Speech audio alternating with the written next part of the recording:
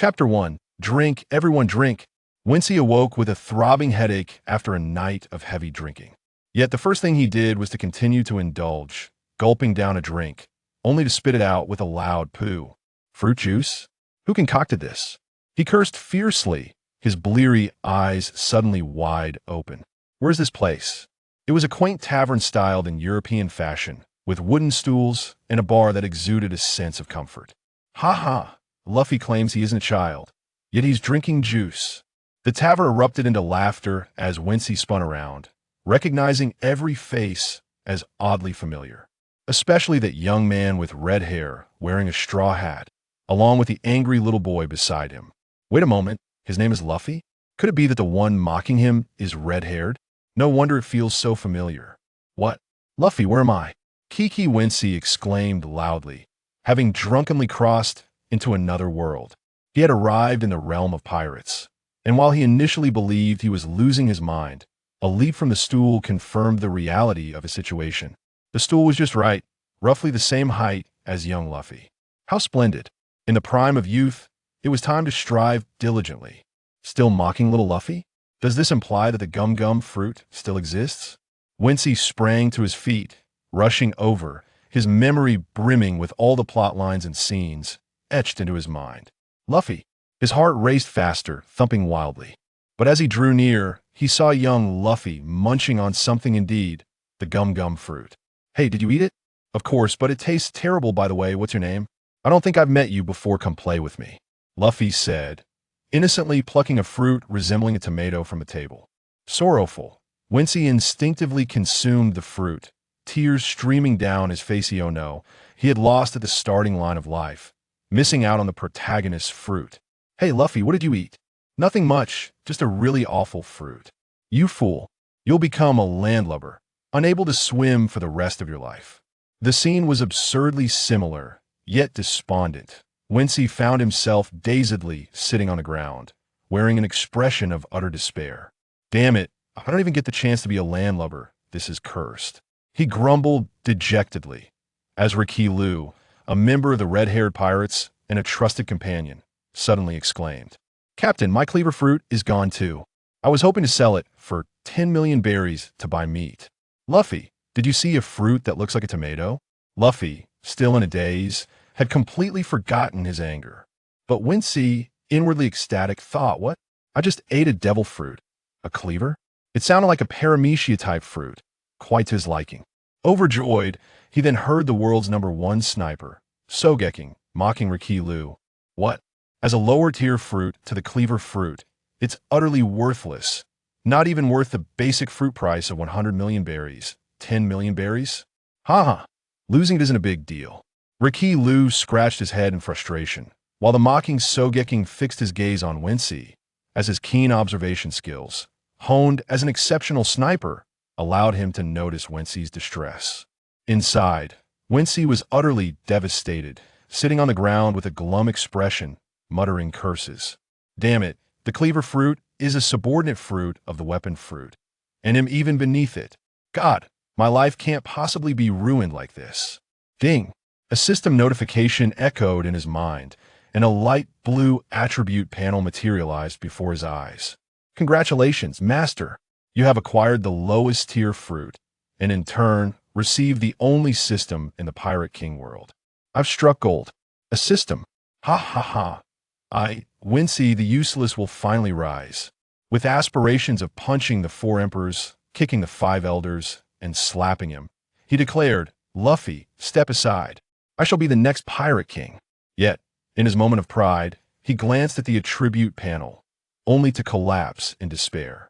Attribute panel. Fruit Mastery. Bronze Beginner 0-100. Health 50.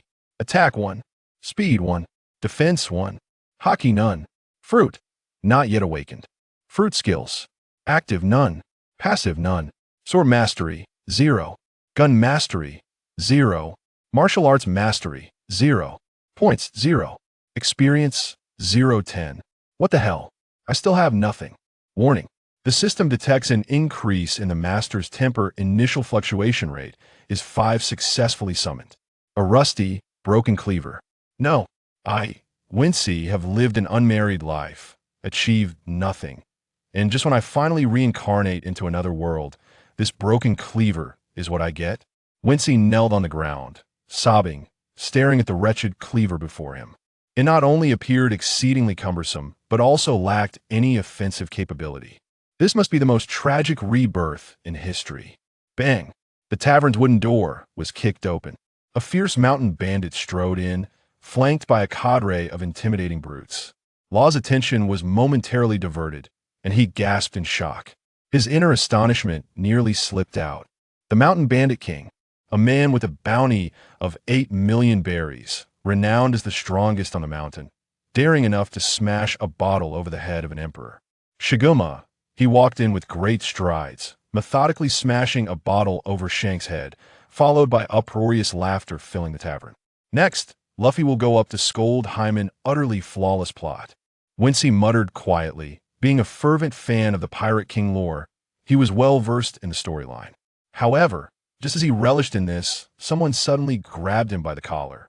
"Look at this pitiful little brat. He seems quite dejected, must be your friend. Let him go, he's my friend." Luffy stepped forward, proving to be the carefree, oblivious type, making friends in mere moments. "Hey, this timeline is off. Could it be that I am to replace the protagonist?" Swish! First mate Ben Beckman fired a shot directly at the mountain bandit king, causing him to instinctively release his grip in pain. "TCH, dare to touch my buddy Wincy? Luffy is my iron bro, and the red-haired pirates are my backing." In a fit of anger, Wincy swung the cleaver at the bandit. It was a minor blow, yet upon doing so, he noticed the health bar above the bandit's head. 1,200. After his strike, the health bar read 0,200. Ding! System notification. Attribute panel updated. Experience gained. 11. Total 130. Level up. Completed the defeat of an ordinary bandit using the cleaver fruit. Health 100. Attack 5. Speed 3. Defense 3. Fruit mastery. Bronze beginner 50100. Awakened sword mastery. Bronze beginner 20100. Notification. A mastery specialization must reach silver before self-point allocation can be activated. In an instant, Wincy felt his overall strength double. But as he surveyed his surroundings, he realized that everyone in the red-haired pirates had a question mark above their health bars. Only Luffy showed 273,300. How resilient is this kid? At such a young age, he already surpassed him threefold. Is this the protagonist's halo? I only gained 100 health from leveling up? Shiguma stormed out of the tavern, furious and arrogant, bringing the chaos to a close. Meanwhile, Luffy, after chastising Shanks for his lack of bravery, had somehow slipped outside without anyone noticing.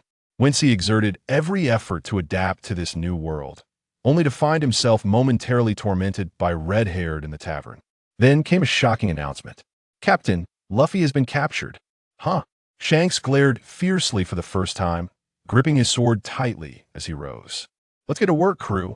Riki Lu raised a large chicken leg, shouting, while first mate Sogekking followed suit, exiting the tavern behind red-haired. The world must heed the mighty emperor of the seas, red-haired Shanks. The strongest mountain bandit in history, Mountain Bandit King Shiguma. The great war of the era was about to ignite. When the name Kiki Wincy appeared on the attribute board, there was a black character obscured behind it. Wincy pondered for a moment and realized that the most enigmatic name in the world of pirates was undoubtedly D. "Hey, can you explain to me? Am I not fully named Kiki D Wincy?" "Ah, Master, your wisdom surpasses that of ordinary men. Awakening a special passive in advance, each D possesses unique attributes and passive skills that continuously enhance as one's strength grows." "Is this for real? Awesome, what a benefit." With the awakening of abilities in the name of D, the passive skill of the Kiki clan enforces a perfect 50-50 balance. Upon a successful trigger, any opponent you encounter can be taken down with just 2 moves, an essential skill for those who wish to escape in style. How ridiculous! After all this, it's merely something for a neighboring universe. What? Do Karp and Luffy also possess special enhancements? Indeed, the former does not suffer a decline in strength with age, while the latter is bound by a health lock. I can't believe it's true. Damn, wait, who just tapped my head? Wincy snapped back to reality, finding the tavern owner, Makino, gazing intently at her. "Shall Wincy, aren't you going to search for Luffy? He is your dear friend. Shanks is strong enough. He doesn't need me." Raising her glass of orange juice, Wincy mused that the progression of the plot certainly did not require her intervention. "Indeed, but little Luffy considers you a good friend. His greatest fear is solitude, and I imagine he must be quite frightened at this moment. Perhaps he is waiting for you to rescue him." Ah, how true. Wincy felt a pang of guilt. The unfolding of the pirate world was not unrelated to her, since Luffy had shared his devil fruit with her. They were friends. "Makino, I shall set off to save Luffy at once." The town was not extensive, and making her way to the most bustling area, she arrived swiftly. Members of the red-haired pirates stood opposite the mountain bandit king, and when he finally halted, Beckman had already retracted his gun. The sound resonated, and all the bandits, save for Shiguma, collapsed. Truly deserving of the title Mountain Bandit King, even when faced with the vice-captain of an emperor, he remains unscathed. In awe, the Mountain Bandit King fled. If memory serves, Shiguma must have headed towards the seaside to pursue quickly if he succeeded in stopping him. Shanks wouldn't have lost an arm. Perhaps history's outcome could be altered. Wincy clenched her small hand around a kitchen knife. Trailing behind Legiti, a hefty fellow nibbled on a chicken leg while lifting him with his other hand. "Damn it. I initially returned to the East Blue to eradicate the last remnants of the bandits. Yet the strongest among them still lives 40 years ago. He stood before the gallows, proclaiming the dawn of the Mountain Bandit era. People believed him dead until over a decade ago, when the Pirate King was executed, heralding the Great Pirate Era, and the bandits swiftly transitioned to a different profession who would have thought he had not perished. So, Shiguma harbors such a background. Wincy was astonished. The kitchen knife in her hand, though worn, felt significantly heavier. "Master, your curiosity has triggered a new kitchen knife mode, following the old, cumbersome kitchen knife. What use is this?" "Fool." One of Shanks' objectives in returning to the East Blue was to eradicate the remnants of the pirate era, bandits from the past who would have imagined encountering the Mountain Bandit King in Windmill Village. It is worth noting that Shiguma's bounty reaches a staggering 8 million berries. Although the kitchen knife fruit may be aged and inexpensive, it remains a devil fruit, uniquely valued at merely 1/10 of a normal fruit's price, amounting to 1 million berries. This highlights the formidable strength of the Mountain Bandit King, Shiguma. No, drawing closer to the coast, Wincy beheld Luffy ensnared by the Mountain Bandit King aboard a small wooden boat. She recalled a chilling realization. This was indeed the near sea. If one were to divide the ocean by distance, it would yield the far sea and the near sea. And it is well known that the Sea Kings are governed by the ancient weapon, the Sea King. Moreover, the ruler of the near sea, the king of the near sea, roams the coastline of Windmill Village. Thus, it becomes evident that the king of the near sea holds a status equivalent to that of the Sea Kings, possessing powers that rival ancient weapons. It is no wonder Shanks had previously engaged in a momentous battle with Mihawk upon his arrival here. Moreover, having ascended as the strongest newcomer, reigning supreme among the emperors in the New World, he would still lose an arm. Wincy's anxiety proved futile. Even if Sabo and Beckman intervened, they would be unable to assist, for this was an ultimate contest of strength. In a flash, nearly in an instant, the white waves crashed down. Shanks cradled Luffy, moving at an incredible speed, and in the peak of their confrontation, he protected the defenseless child. "He lost an arm." "Shanks!" Wincy cried out in excitement. Yet, Beckman murmured softly, "Too formidable. The Mountain Bandit King has been devoured by the King of the Near Sea. Our captain has lost an arm, and it stands to reason that the King of the Near Sea must also be gravely injured in this clash of three peak powers. None would emerge unscathed." Indeed, the sharp-eyed sniper, Sabo, remained silent, his expression laden with concern. Given his immense strength and observation haki, he must have discerned the gravity of this duel, fully aware of its terror. In truth, Wincy was powerless to intervene. She was but an observer. Afterward, she devoted herself to relentless swordplay practice, yet progress was minimal, nearly stagnant, with no advancement in her mastery of blades. This day marked Shanks' return to the sea, and at the port, He personally bent down to place the straw hat upon Luffy's head. In that moment, not only little Luffy, but even Wincy herself was moved to tears. Faintly, one could still hear him murmuring softly, "I have changed nothing. I have remained invisible from start to finish. Am I not the protagonist?" In a quaint tavern, Marquino serves juice to the two little companions. Wincy offers heartfelt consolation, yet the sweetness of the juice elicits a delighted squint and smile from the child. "Oh, Wincy, please don't leave me. When I set sail, you will be my first mate." "Absolutely. But when you encounter that green-haired fellow, make sure he doesn't take the position. It must always be reserved for me." All right. On the third day, after relentless practice with the sword yielded no results, Wincy finally spotted a warship at the harbor. A boisterous man, picking his nose, swaggered down the gangplank, cursing as he headed straight for the tavern. "It's all that damned red-haired guy's fault. This time in the East Sea, he must be here to find Roger's son. Fortunately, I had already entrusted him to the mountain bandit Dayton for safekeeping. I shall toss Luffy his way later." The first mate approached, sword in hand, his expression stoic. "Admiral Karp, we cannot recklessly oppose the four emperors. That command comes from headquarters in Marineford. I suspect it is an edict from the five elders to maintain balance."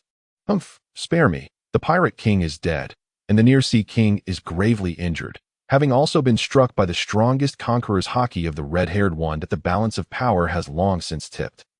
All due to the negligence towards the four emperors. The era is erupting." Karp entered the tavern and seized Luffy, who regularly came for juice, while Wincy joyfully darted about nearby. "If only I could be taken along. I could meet Ace and Sabo. Luffy, come with me. I shall take you to a new place to train. No. Wincy, save me." Little Luffy struggled desperately, while the text beside him bubbled with anticipation in its large, eager eyes. Karp cast a glance at the frail Wincy, perplexed. This kid seems quite excited. What is he up to? What is his name? "I want to grow stronger. My full name is Kiki D. Wincy." "Oh, one of the D clan." Karp laughed heartily, signaling for him to be taken away. "I shall rise against fate. I will set sail early with Sabo, infiltrate Dragon's organization, and eventually become his right hand." Yet, when the first mate seized him, he heard Karp declare, "Take this boy straight to the warship. I intend to hand Luffy over to Dayton." "What? Damn it. This plotline is flawed. No, I do not wish to be severed from the main storyline. I might perish in unfamiliar territory. How can I pretend to be a pig eating a tiger?" Wincy contemplated escape, yet suffered a dismal failure. The first mate had shadowed him the entire time, leaving no space for resistance. His attempts were futile. "I never expected this unassuming individual to possess such formidable strength. Alas, there seems to be no hope in life. What are you lamenting about? You were destined to become a great warrior. Stand up and continue your training." Despairing, Wincy turned back and rose to join the rigorous training alongside the other soldiers.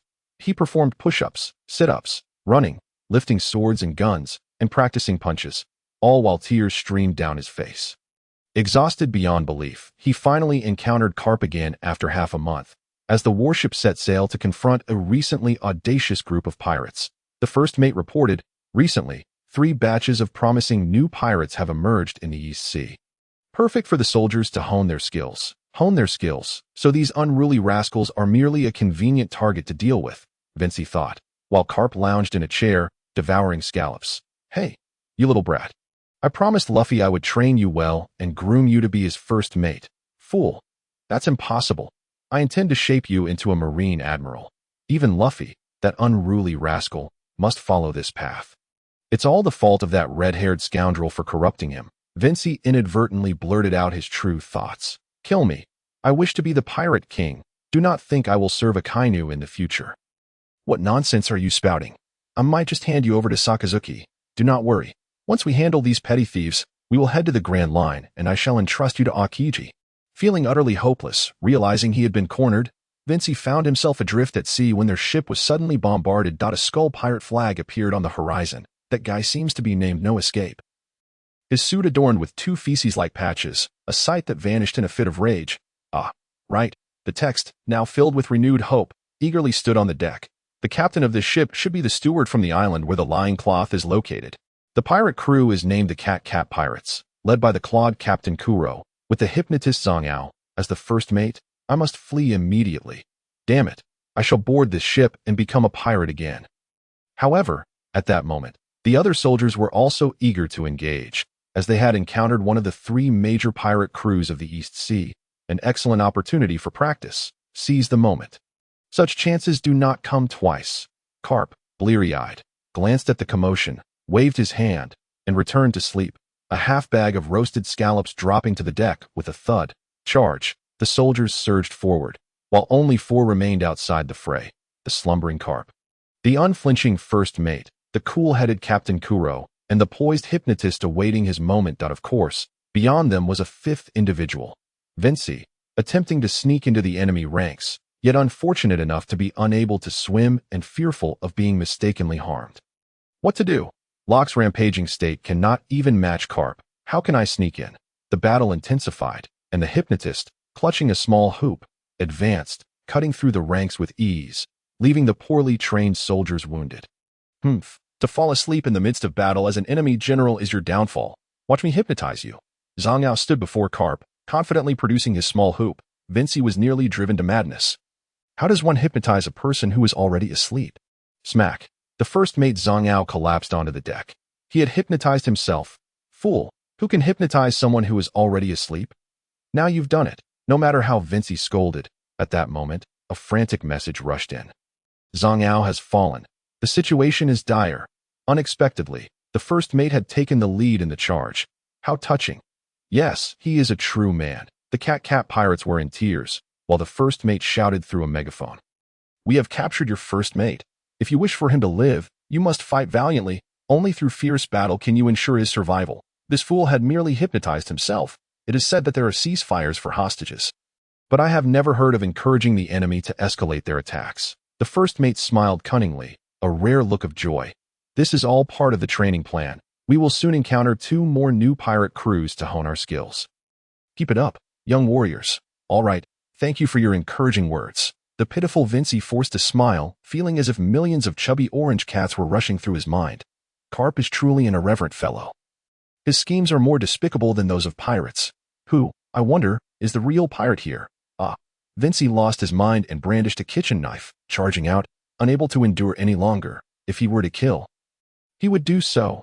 Ding! Congratulations, master. Due to your heightened emotions, you have unlocked a new type of kitchen knife, the enraged heavy kitchen knife. What use is that?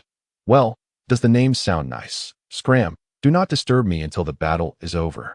Very well, the system replied cheekily. Young Wincy, seething with anger, plunged into the melee of pirates. Get lost, he cursed at the system, while others hurled insults at him. He did not know which wretched soul had kicked him.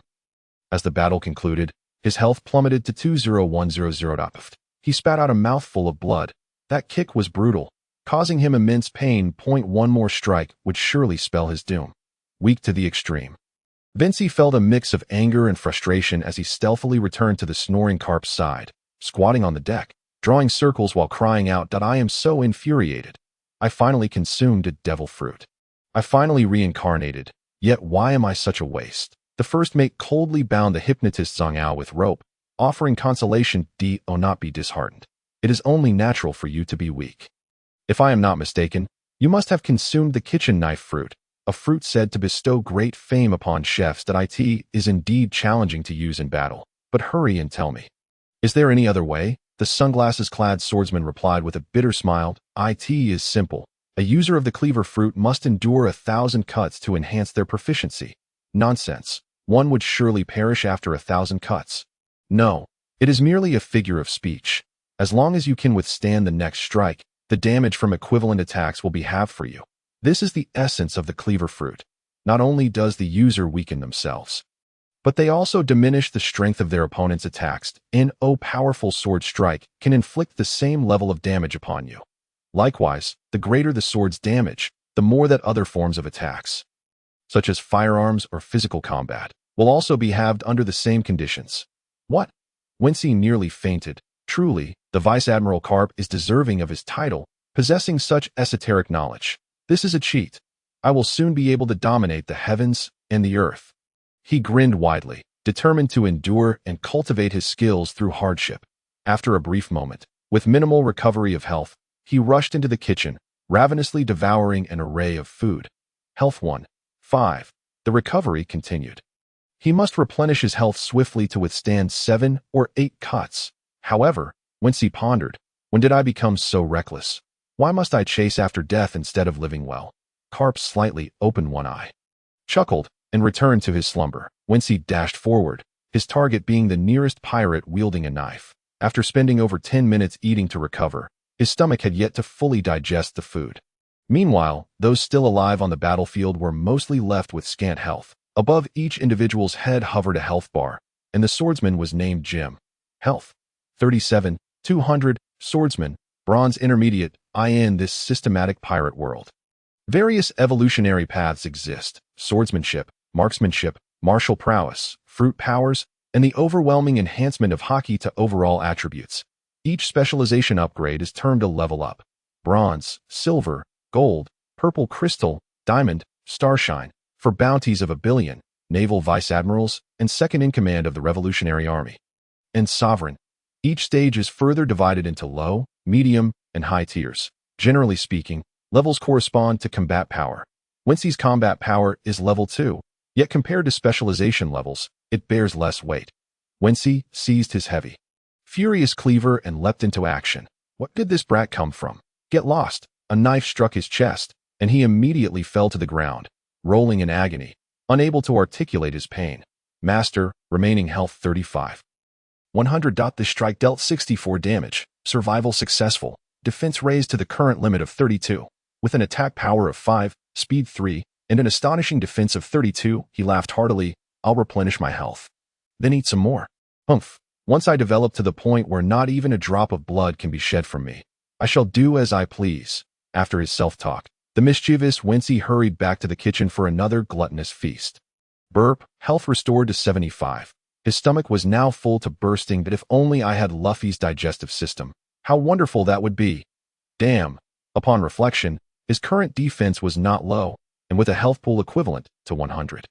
His attack power was dismally weak at only 5, allowing him to strike twice. He crouched behind the door, scanning for a pirate hiding in the back to recover. The fellow, wielding a revolver in one hand and a knife in the other, was named Matthew. Most likely, he had been battered into retreat. Swordsman, bronze intermediate, health 12, 200. Charge. Taking advantage of the situation is my forte. Whoosh, he plunged into the crowd, utilizing his small stature to sprint unimpeded. While it may be shameful to dive between legs, survival is paramount. Wincy resolved to confront Matthew bravely. A battle of life and death. A destitute swordsman versus a cunning underdog. The Cleaver system chimed in. Silence, you insufferable system. Can you not refrain from interjecting? His weakness is my opportunity. In other words, it is equitable. All right, the ultimate battle of fairness, a clash between a pirate armed with both knife and gun against a fledgling chivalrous boy. Humph, I suppose you possess some insight. Wincy, with a heart full of righteousness, charged directly at Matthew. Who is this brat? Underestimating your enemy is the surest path to defeat. One cleaver strike, and he turned to deliver a shout from behind. Secret technique. Cleaver chrysanthemum slash. Matthew let out a harrowing scream before collapsing, blood gushing forth. Congratulations, Master. You have successfully attacked an enemy's weak point for the first time, achieving a critical hit, with damage doubled. Of course, who am I? An effortless victory over a mere fish, whence he boasted, provoking the ire of the other pirates. That brat killed Matthew. Seize him. With an agile retreat, he applied the principles of stratagem. Whoosh, he dashed along the wooden planks. His next target being Jim, who had been reduced to a mere 17 health. Having comprehended his secret technique, Wincy was no longer the same, he had transcended. Jim, already on the brink of death, was engaged in fierce combat with naval soldiers when Wincy, brandishing his bloodied cleaver, delivered a fatal blow. Whoosh, the cleaver stained with fresh blood, he sheathed it with a nonchalant smile. Matthew, in his final moments, mustered the last of his strength to curse him. He could only utter 5 words. Cleaver chrysanthemum slash. Thud. He stepped over the corpse, returning in triumph, the chaos of battle continuing behind him, feeling utterly detached from it all. As the ancients say, conceal one's achievements and reputation. Successful in slaying Jim, he gained 26 combat experience. Successful in slaying Matthew, he gained 35 experience. Combat level 3, combat experience pool, 3, 250. Automatic allocation successful. Attack 15, speed 10, Defense 45. Fruit proficiency increased by 70. Breaking through bronze intermediate. Proficiency 20, 200. Swordsmanship specialization, bronze beginner, 80, 100. Health, 102, 200. With his heart racing, Wincy lay beside the snoring Karp. This battle was nearing its conclusion, and it appeared that Clo's pirate crew was no match for this group of warriors. Congratulations, fruit proficiency increased, awakening the passive skill, Cleaver Chrysanthemum Slash. This skill, named by you, grants a 100 critical damage bonus when attacking an enemy's weak point. TCH. Worthless system. I learned this myself. You shamelessly claim it as an awakening gift. He grumbled in displeasure, glancing over to find Zangao still unconscious. Wait, if I kill this guy, how much experience will I gain? With this thought, he resolved to take action, becoming a man of action, always surpassing the theorists who merely speak sweetly. The somnolent Vice-Captain Zangao instinctively sensed a nefarious presence creeping closer. When he suddenly awoke to find the grinning Wincy approaching with a cleaver, he exclaimed, "Hey, isn't anyone going to check on this in turn?" His motives seem impure. Realizing he was bound, Zangao cried out in despair, "Karp s shackles. How could he possibly escape? Ha! Perish, you shall become a soul beneath my blade." Wincy kicked Zangao, stepping upon his leg. The hypnotist felt a chill run down his spine. Sensing something amiss, why must one choose their angles when killing? What do you want, you little brat? Oh, nothing. I just thought that using the Cleaver Chrysanthemum Slash would yield better damage. That name is rather suspect. I suspect your intentions. Nonsense. I am merely a child. How could my intentions be anything but pure? Ah! With a single strike, Zangao fainted. The double damage was not lethal, merely excruciating. Wincy, do not mistreat him. Quickly, come with me to the medical bay for some ointment. The battle is nearly over. The sunglasses-clad vice-admiral gently tugged him away. Wincy casting reluctant glances back. 10 minutes were spent bandaging wounds, and by the time he emerged, the battle was nearly concluded. However, Clo had captured 2 soldiers. Demanding the vice-captain's life in exchange, "Mr. Bogart, I want to become a pirate. Then you must grow strong enough. Otherwise, you will be beaten, even to death." Well, Wincher nodded, acknowledging the validity of the statement. As they emerged from the cabin, a transaction was underway, with the returning soldiers showing signs of struggle-induced injuries yet remaining conscious. Zangao had indeed been carried off by the pirates. He lay unconscious, bloodied along the way, appearing exceedingly forlorn. "Let us go," ordered Klo. It is said that from that day forth, he gradually faded into obscurity, while Zangao fell into a deep despondency. His strength markedly diminished. How could Buggy be so formidable? Wincher pondered. Isn't he supposed to be a mere clown? He stepped onto the plank, aware that once the cannon fire ceased, both sides would engage in close combat. You know why Rear Admiral Karp is confronting the enemy today? He is, after all, the hidden 5th Emperor of the Sea. He cursed inwardly. Nonsense. The 5th Emperor should be Luffy, not the bumbling Buggy. How ludicrous. Shanks was declared a Yonko at the age of 30, and Rayleigh has remained at large to this day. The ship's doctor, who had once extended the ailing Roger's life, now guards the passage from the East Sea to the Grand Line, while the other crew members remain oblivious to their whereabouts. Let us not forget, there are but a handful of individuals possessing Conqueror's haki aboard their ship. Kings bow to kings. This is the true strength of the pirate king. Indeed, Wincher contemplated, the Roger pirates were truly extraordinary. Filled with masters of the craft, if our conjecture holds true, they have lingered in the East Sea to locate the old captain's son, supporting him to become the new pirate king. The ship's doctor guards the exit, while Rayleigh wanders in the inevitable path to the New World, the Sabaody Archipelago. After Shanks ascended to prominence, Buggy has been steadily building his strength in the East Sea. In a moment, the revelation struck Wincher like a tidal wave. Smack! A slap from the first mate jolted him back. "You little rascal. What are you thinking? Stop looking like you're heading to your doom. Go on. It'll be easy to blend in later." Nodding obediently, Wincher picked up the heavy, blood-stained kitchen knife. The dark, tumultuous sea roared beneath them. "Ha! Karp, you old monster. I cannot possibly lose. I will certainly find Captain Roger's son. Dream on. The demon's son has long since perished. How could that scoundrel Roger possibly have a son? Impossible.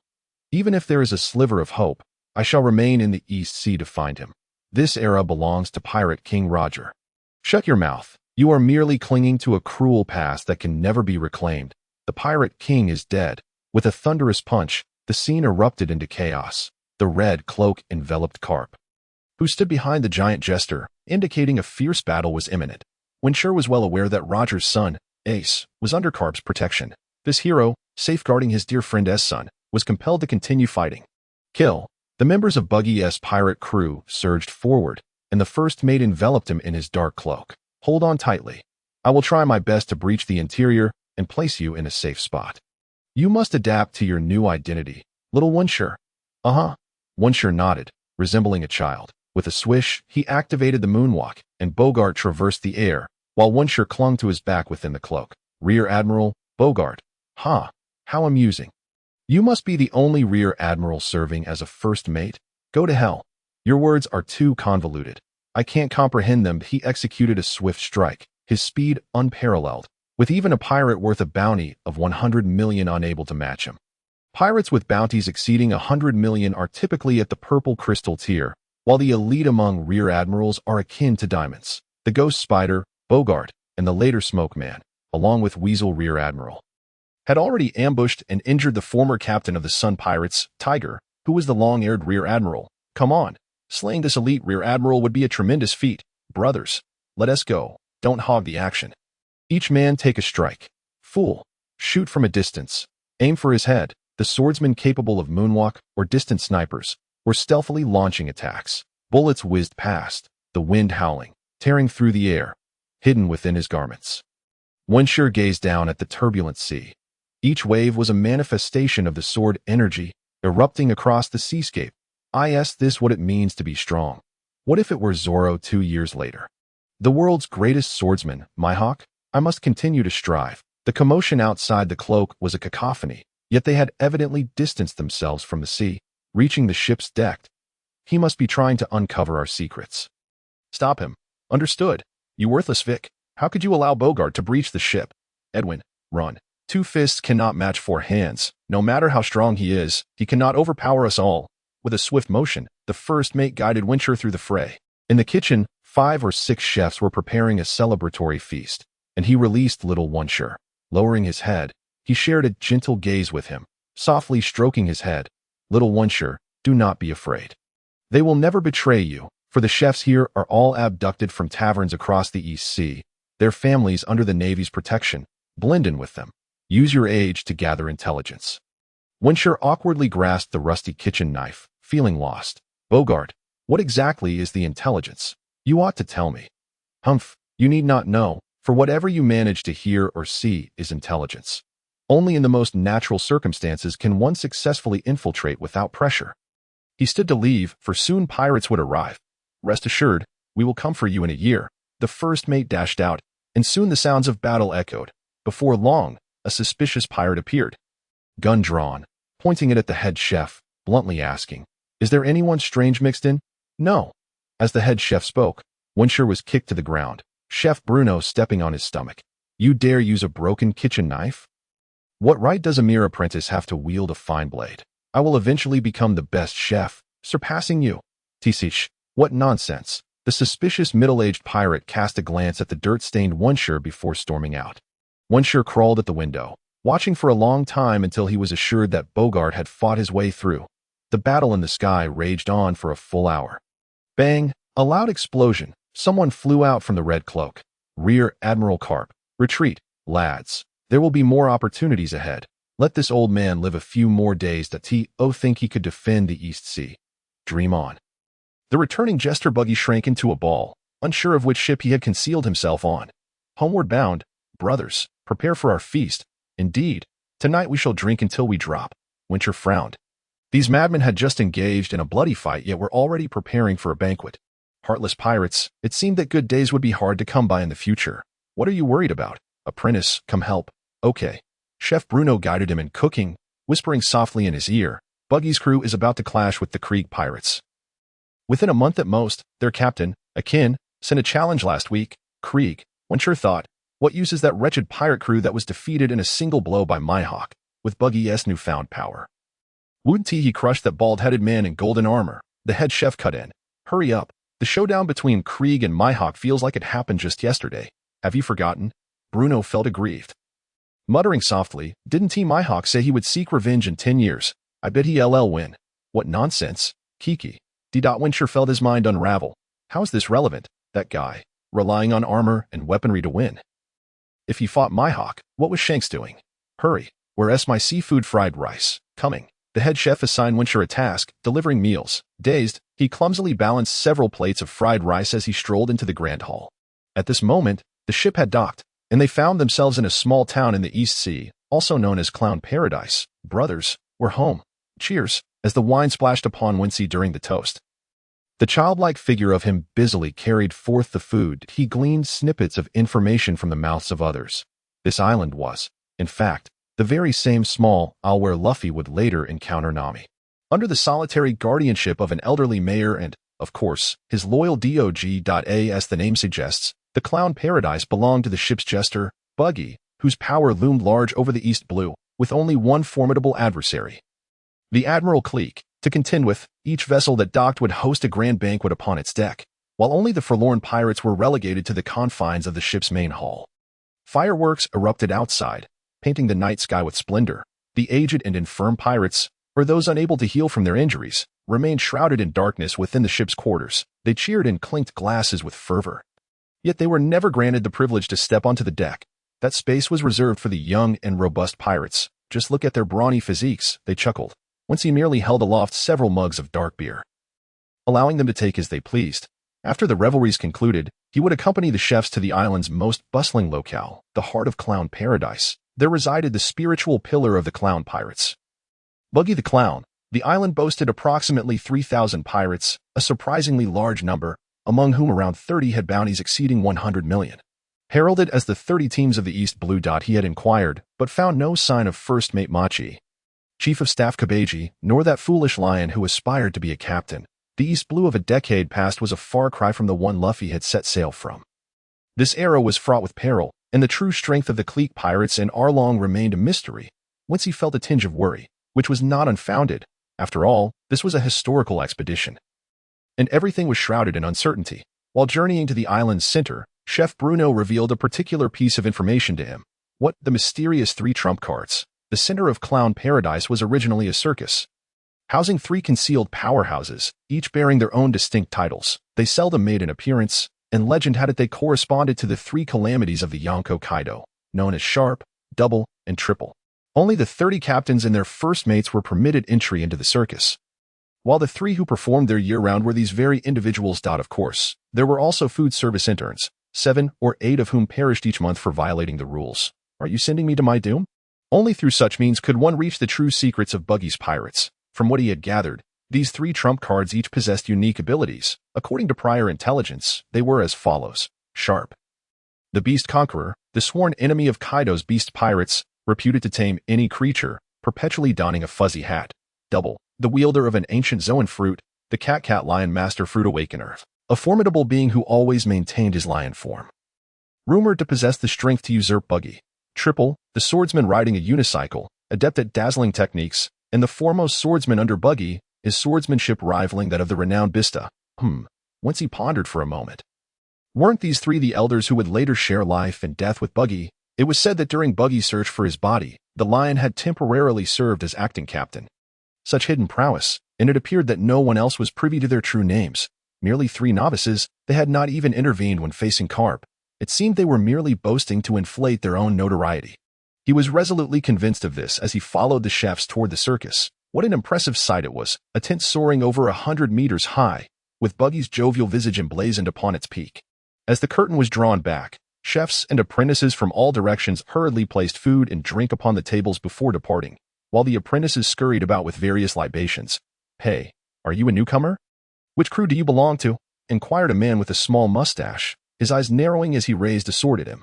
Kid, you seem suspicious. I am Vic, but for the sake of your red wine, I'll spare your life. Let me tell you something. Our Captain Buggy will not tolerate even the slightest mistake. Meet him, and I assure you, you will be utterly astonished. Oh, Wincy thought to himself, that coward Buggy. What else does he have besides luck?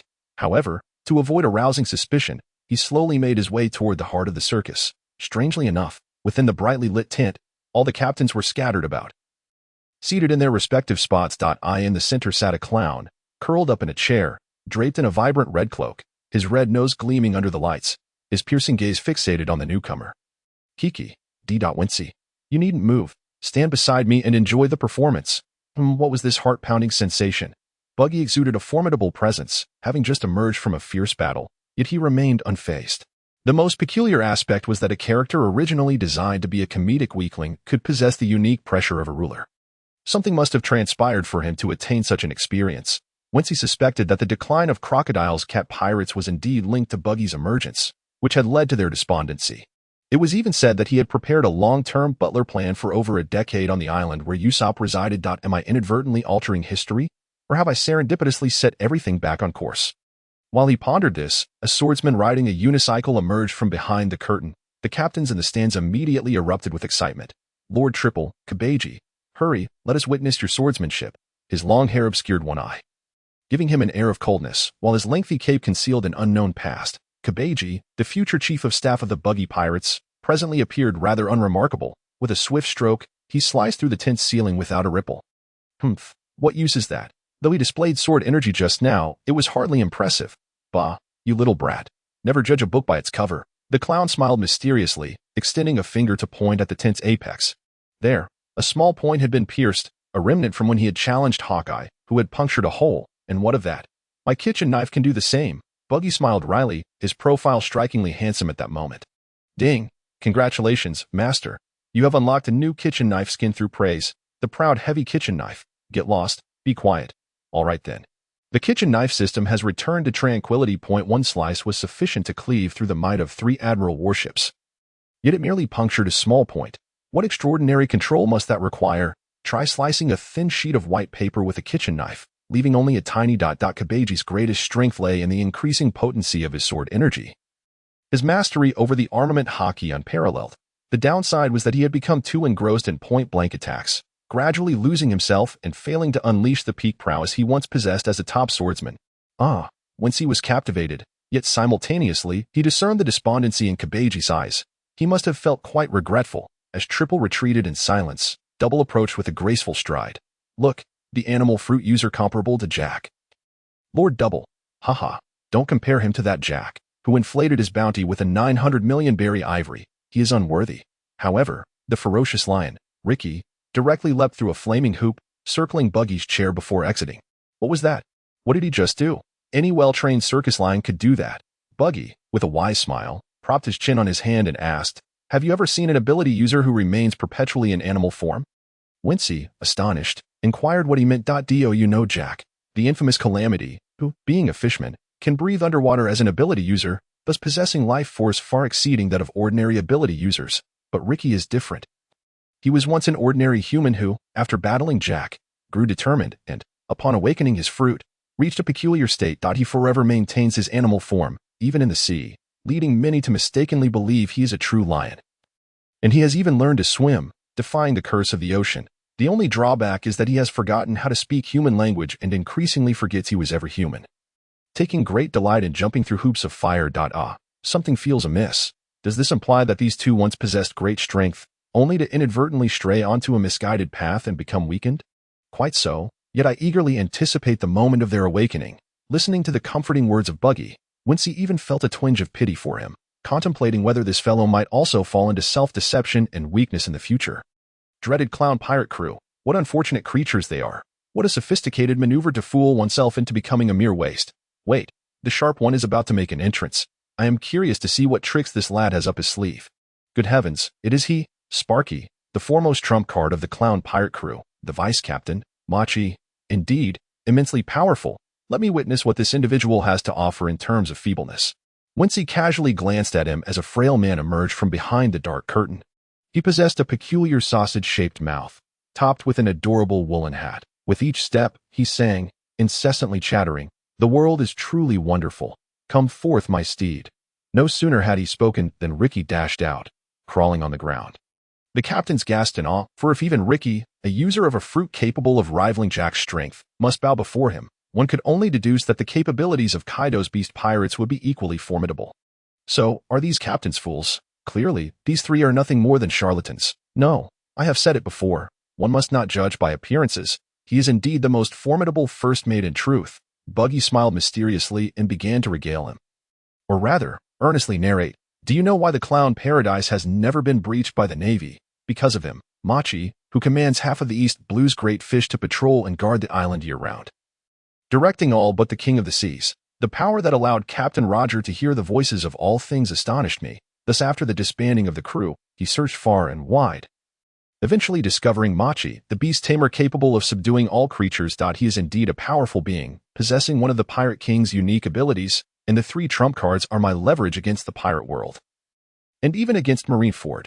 Buggy's eyes sparkled with a chilling brilliance, revealing his ambitions without a doubt. 10 years later, stripped of everything and captured in Logue Town, imprisoned in the depths of the sea, he once harbored such grand ambitions, rivaling anyone. Wait, beads of cold sweat began to form on Wincy's forehead. The underwater prison, indeed. How could a mere petty thief, an unremarkable weakling in the eyes of Marineford, be directly confined to the stronghold of criminals? Behind the Pirate King lies a harsh truth, far from the simplicity I once believed. Everything is chillingly complex. He trembled slightly, one hand cradling a tray of drinks while the other gripped a trembling kitchen knife. Ding! Congratulations, master. You have awakened a new knife skin through fear, the weighty knife of terror. Is it useful? No. I have disturbed you, master. I shall remain silent. This absurd system, aside from occasionally infuriating me, serves no purpose whatsoever. Achoo! He heard a sneeze, and Wincy returned to consciousness from his reverie. At this moment, Sparky collapsed with a thud, falling to the ground of the circus. Someone sighed, feeling anxious for their vice-captain. Why did he faint? Buggy crossed his arms before him, his hands floating in midair, his head not even on his neck. Such is the utility of the chop-chop fruit. Indeed, the beast tamer Machi possesses extraordinary potential in a unique aspect, rivaling Captain Roger. However, let us not forget that he is constantly controlling half of the East Blue's fish species with his abilities. Consequently, he remains in a perpetual state of weakness, with a frail constitution prone to illness. Even a cold could lead to unconsciousness, and a fever might prove fatal. Here, whence he thought, his expression darkening. This fellow boasts of great ability, yet is, in fact, a fragile creature. In summary, none of the Clown Buggy's 3 trump cards possess any genuine utility. This sounds rather pitiable, yet for some reason, he couldn't help but chuckle. Most importantly, he truly laughed out loud. Due to concern for Sparky's condition, all the captains anxiously awaited the doctor's diagnosis, while Wensi secretly chuckled. However, his laughter was too loud, rendering it rather audacious. Yes, the kind that couldn't be concealed by both hands. Everyone turned their gaze towards him, for a moment's inattention could lead to peril. Perhaps someone displeased with him might even take a shot. The atmosphere became unbearably awkward. Humph. What are you all doing? Continue to cheer for your captain. Today is a celebration. We shall not leave sober. Ha! Pirates ought to revel. He did not expect Buggy to come to his rescue. In an instant, the circus resumed its performance. This time, the star was not Sparky, Duel, or Try, but their captain, the illustrious Buggy. For the first time, whence he felt this fellow possessed a certain bravado, Buggy spread his arms and legs, unfurling his red cloak to form a square. His head was positioned at the intersection of the diagonals, laughing maniacally. Buggy, Buggy, the fifth emperor, the fifth emperor. The atmosphere reached a fever pitch as he utilized this grand red cloak as a trampoline, dancing about with the powers of his chop-chop fruit. With a thud, Wincy, who had been standing properly by the edge of his seat, was also astonished by this display, yet he heard the sound of dripping water. Out of the corner of his eye, he noticed a small cushion on the seat seeping blood, droplets falling to the ground. Driven by curiosity, he lifted the cushion, only to discover a small abdomen, bleeding and wrapped in bandages. What a stubborn and peculiar individual. He bandaged himself beneath the cloak, concealing his wounds from his comrades, while also stealing moments to enliven the atmosphere. Is this the responsibility of a captain? Wincy was deeply moved. Indeed, there were no weaklings of inferior strength aboard Roger's ship. Ding! Congratulations, master. You have been moved and have unlocked a new knife skin. The weighty knife of astonishment. Go cool off.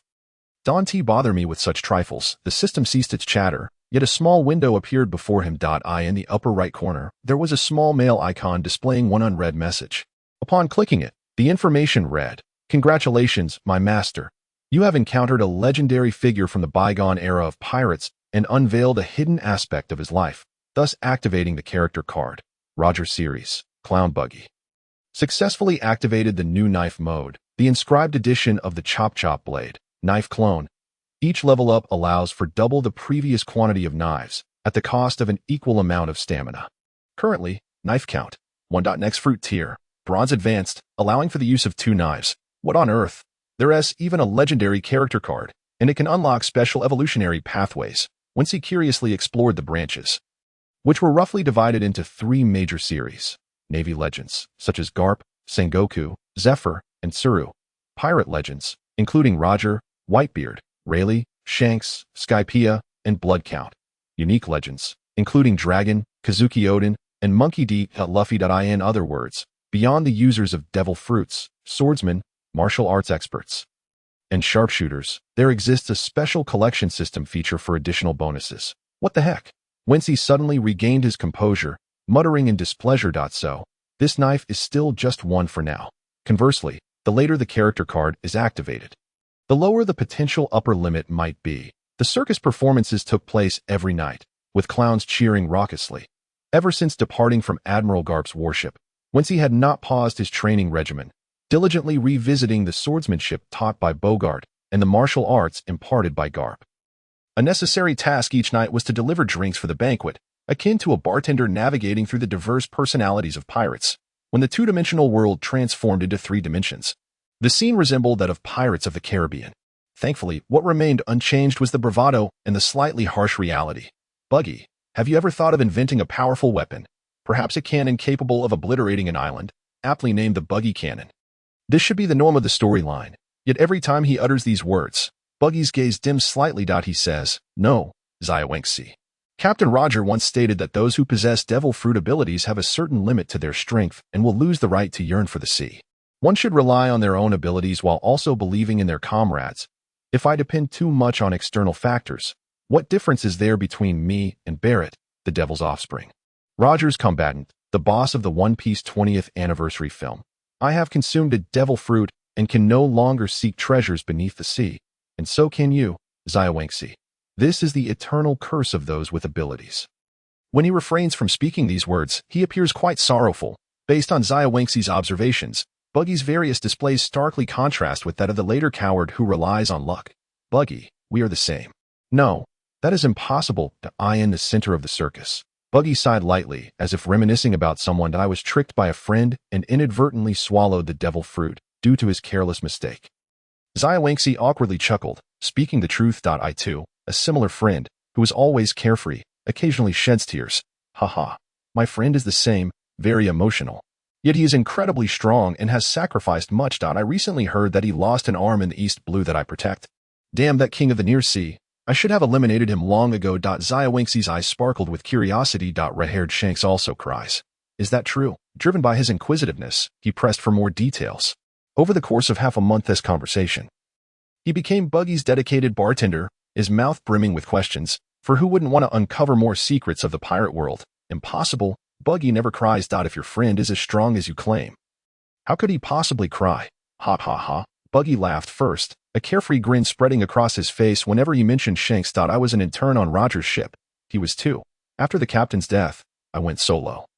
Of course, he had invited me once. I was somewhat tempted, but I refrained due to pride. He is completely unlike me, with the chop chop fruit, unafraid of any attacks as long as he doesn't shield his companions from harm. I can continuously divide my body. Shanks, however, is different. He travels unarmed, wielding only a sword, and has become a renowned emperor in the New World by his own strength. He once said something. Do you wish to know what it was? Wincy appeared astonished, lost in thought. Fool, your foolish expression resembles mine from back then. He said. Only through experiencing setbacks, fleeing in defeat, and shedding helpless tears can one become a man capable of standing alone. Right. After the Marineford War, Shanks mentioned this after attending the funeral. All right, it's your turn now. Fool. Don't disappoint this captain.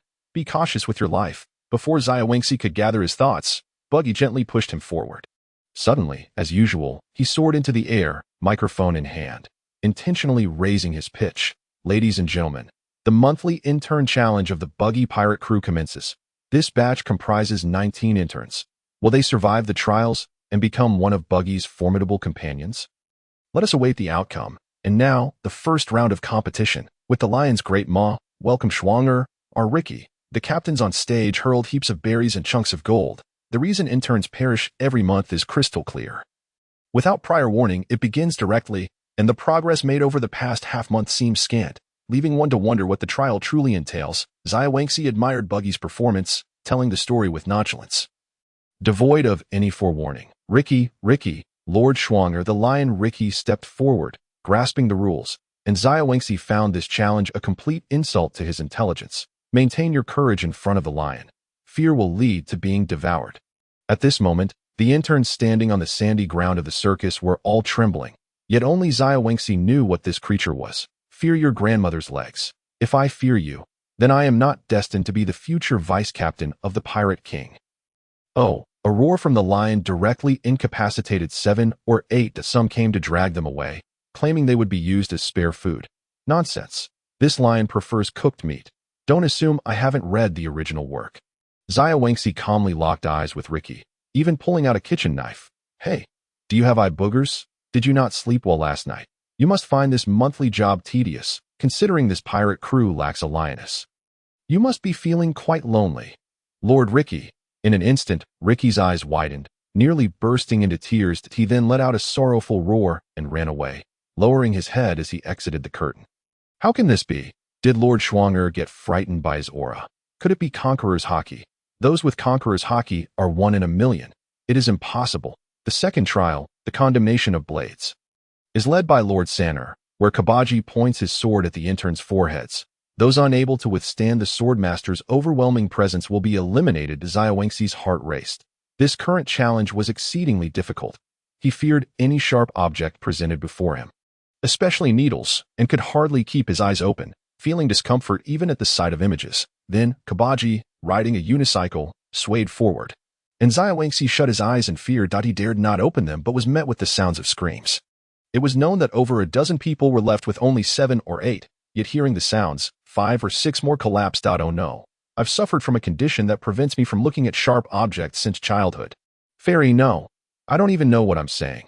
It's just too dazzling that I feel that what you're doing is akin to pointing your fingers at my eyes. A dignified intern. I withdraw from this C-position contest. Gasps of astonishment echoed from the stands. Such incredible composure. He actually withstood the swordmaster's aura.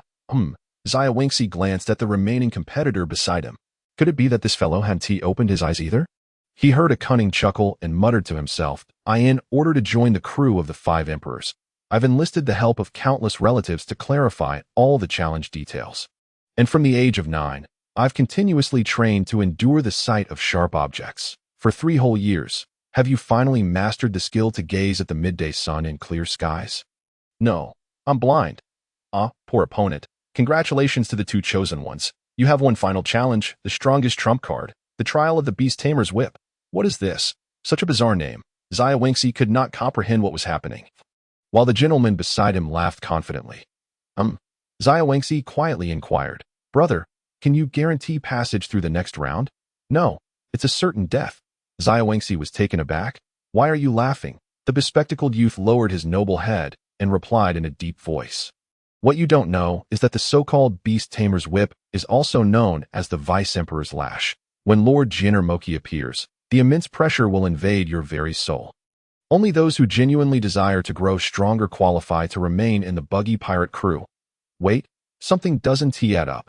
Could it be that all 3,000 members of the clown pirate crew have withstood the trial? The bespectacled young man smiled confidently. No.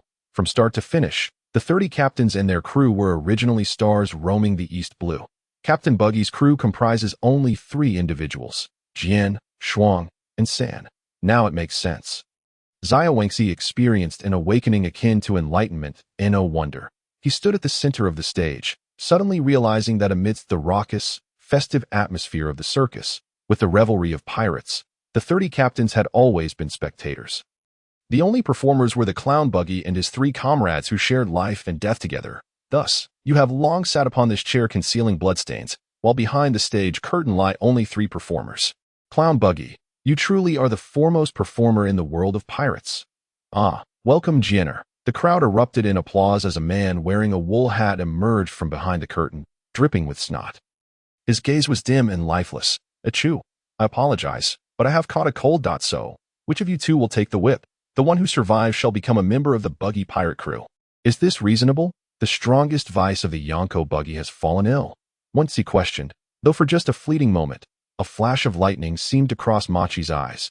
Humph, am I truly that clever? Indeed. How could I be sick? I have a fever today. With a crack, he brought the whip down on Wincy's shoulder, and then, with a thud, he collapsed to the ground, the boy in sunglasses, upon hearing the sound. Suddenly exclaimed in shock, "You are incredibly strong, but I have decided to abandon the path of piracy from this moment onward. Farewell, I hope we shall not meet again, for by then, we would surely be on opposing sides. Don't act so high and mighty, or you will find yourself friendless. Is that so? I intend to join the Navy, and I hope that one day we will both be the elite of our respective factions." Once he stared blankly at the boy, who had just declared his intentions. "Who are you?" "I am Fujitora." Once he was momentarily stunned. It was impossible, at least not alone. "Are you 15 years old?" "No, I am not so young. It is merely that my fruit ability has suppressed my growth, so I have not grown tall easily. By the way, you should call me uncle." The sunglasses-clad youth suddenly drew a sword from behind him, his form expanding in the blink of an eye. "I truly wish to see your face, for how could someone so young and brave become a pirate of such infamy, without the constraints of gravity?" Fujitora reached a height close to that of an admiral in but a breath's time. "You were an undercover agent, deceiving my feelings, my lord. Is it not the same for you?" Fujitora strode out of the circus tent, leaving Wincy standing in a daze that he never anticipated that his first encounter with Fujitora would unfold in such a manner. Could it be that everyone is a master of deception? Why was there no awakening character card? Is this not an undisclosed side of Fujitora? "Apologies, my master." Fujitora's first appearance was after the Alabasta incident, but he is not a legendary character from the old era. Tsich, Wincy thought, this kitchen knife system is utterly useless. At that moment, chaos erupted within the tent, and he suddenly recalled something. Lord Jin controls half of the fish in the East Sea, and his fever signifies he is unconscious. This could potentially drive the great fish of the East Sea into a frenzy. The captains gathered anxiously around the stage, worried yet apprehensive, clamoring noisily. "He took a whip? He has become the fourth trump card. Damn it, this kid has gotten ahead of me. Power can only be obtained by drawing closer to Lord Buggy." Once he looked around in panic and noticed the lion carrying the frothing Machi, Kabaji standing guard, while Buggy sat in his chair, behaving unusually. As pairs of blood-red eyes fixated on Machi as he exited. The isolated Wincy finally understood why the clown Buggy always sat at the center. Because the captains outside the stage had never yielded, they were ever watchful of those upon the platform. The slightest lapse in attention would invite an onslaught. The restless pirates would transform into ravenous wolves and tigers, devouring Buggy to the very last bone. Is this the true reason you must secretly bandage your wounds? In the Buggy pirate crew, there is no one trustworthy. These subordinates crave your immense power rather than being captivated by your charisma. Humph. As the three major trump cards exited, a barely perceptible cold smirk graced the corner of Buggy's mouth. "Celebrate, my comrades. Welcome our fourth trump card of the Buggy pirate crew. From this moment forth, little Wincy shall be your esteemed shovel master." Wow, to have risen to the core members' ranks in just half a month. What merits do I possess? Wait, Wincy exclaimed in surprise. Why am I the esteemed shovel master? 1 for the spear, 2 for the double, 3 for the triple, and 4 for the shovel. Oh, Wincy sighed in exasperation. Why do I feel like the 4th star of the Big Mom pirate crew? The captain celebrated wildly, drink spilled onto the stage, yet not a single person dared to step forward. That person was an undercover agent. And he transformed from a youth into an elder. Why did you not stop him? Buggy took a sip of champagne and burst into laughter. His transformation should only be a one-time occurrence. When he reverted to his normal state, the ground beneath him sank. Besides, there was no need to intervene. From the moment he abandoned his undercover role, he was no longer our enemy. That sounds somewhat audacious.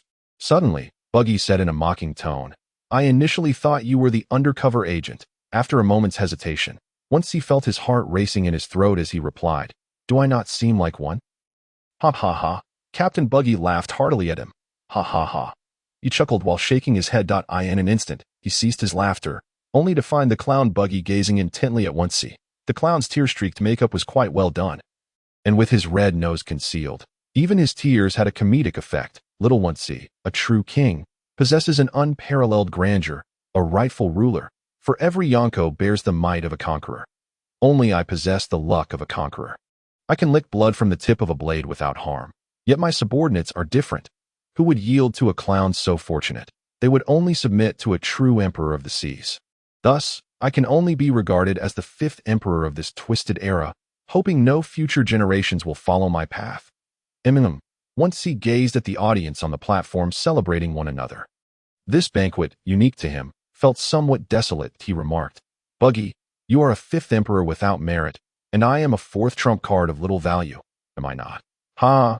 Buggy continued to laugh. Captain Buggy, trouble has arisen. Pirates scouting the waters burst into the tent, appearing disheveled. Speak. Admiral Correja is launching a preemptive strike, attempting a surprise attack, but, the fish of the East Sea have gone berserk, destroying nearly half of both our fleets. And it seems they are still in a frenzy. The ghoul. Jean requests cooperation. Once he felt his head about to explode. He had just successfully risen through the ranks and infiltrated the inner circle. Only for trouble to arise. There is a problem. The fish of the East Sea are not the sea kings of the Grand Line. How could they possibly destroy the fleet? Little Wincy, just stand behind me obediently. With your 3 elder brothers absent, you are my only trump card. Hey, without the chance to express my weakness, Wincy was swiftly wrapped in a robe and propelled out of the circus tent. Comrades, it seems we have new tasks at hand. Damn Correja, let him see our might. The Buggy pirate crew rushed out, while Wincy found himself seated in a grand red robe. Hey, Buggy, this feels a bit like riding a flying carpet. Is it? Soon, you will see countless fish of the East Sea. Buggy unexpectedly laughed in the face of what should have been a dire situation. Wincy pondered whether significant figures often laughed in the face of adversity to mask their own anxiety. Until they soared to the seaside, Wincy was shocked by the harrowing scene before him. In the presence of death, who can maintain elegance? He beheld floating splintered wood, the chaotic cries of despair, and the sea stained with blood. Fish leapt from the water, devouring the pirates clinging to the wreckage, not to mention those submerged in the bloodied waters. This is the power of Lord Jin. Beastmaster, command half the fish of the East Sea to heed your call. The clown Buggy hesitated for a couple of seconds, reluctantly explaining. In truth, Machi's power had long been employed to ensure the fish maintained order in protecting the clown paradise. Afterward, he merely sustained control. Gradually forgetting how to command the fish to attack, these rampaging fish emerged due to his fever-induced unconsciousness. Once he awakens and reasserts control, they will calm once more. Once he felt embarrassed, cursing vehemently. So, he is also useless. None of the Buggy pirate crew's 3 major trump cards are of any worth. No, little Wincy, we are the forgotten ones. The world awaits our awakening. The depth of this statement struck Wincy like a thunderbolt. Leaving him in a daze. On the shore, a man adorned with a headscarf, known as Jean, appeared remarkably youthful. He held the esteemed position of the chief combat leader of the notorious Captain Crick's fleet. Always ready to act in times of peril, Akin cried out for help, having lost nearly all his crew, including Captain Crick, to disaster. Buggy stood firm at the water's edge, resolute in his refusal to harbor these capricious individuals. Knowing full well the trouble they would bring upon him. Akin, our decisive battle is still half a month away. An early ambush is the mark of a pirate's disgrace. Before Jean could respond, 2 figures emerged from behind him, one clad in impenetrable shields, believing himself invincible in defense, known as Ba, and the other, a chief strategist with flames flickering atop his hair, named Eddie Manto. Ba, how dare you disrespect our esteemed captain? Do you not know of Captain Crick's decade-long agreement with Hawkeye? Wincy, bewildered, pondered the absurdity of this melodrama. A decade-long agreement. Don't tell me Hawkeye lay in wait along the Grand Line for you, only to chase you to the East Blue to extinguish potential threats. Pa, you fool. Ba struck Eddie Man across the face, leaving a vivid red handprint. With a swift motion, he seized Ba by the throat, rendering him immobile. The meager Crick pirate crew relies on a rabble. Every commander behind me could easily handle you. Release him. I acknowledge I am no match for you, but our previously occupied waters have been besieged overnight by a multitude of rampaging fish.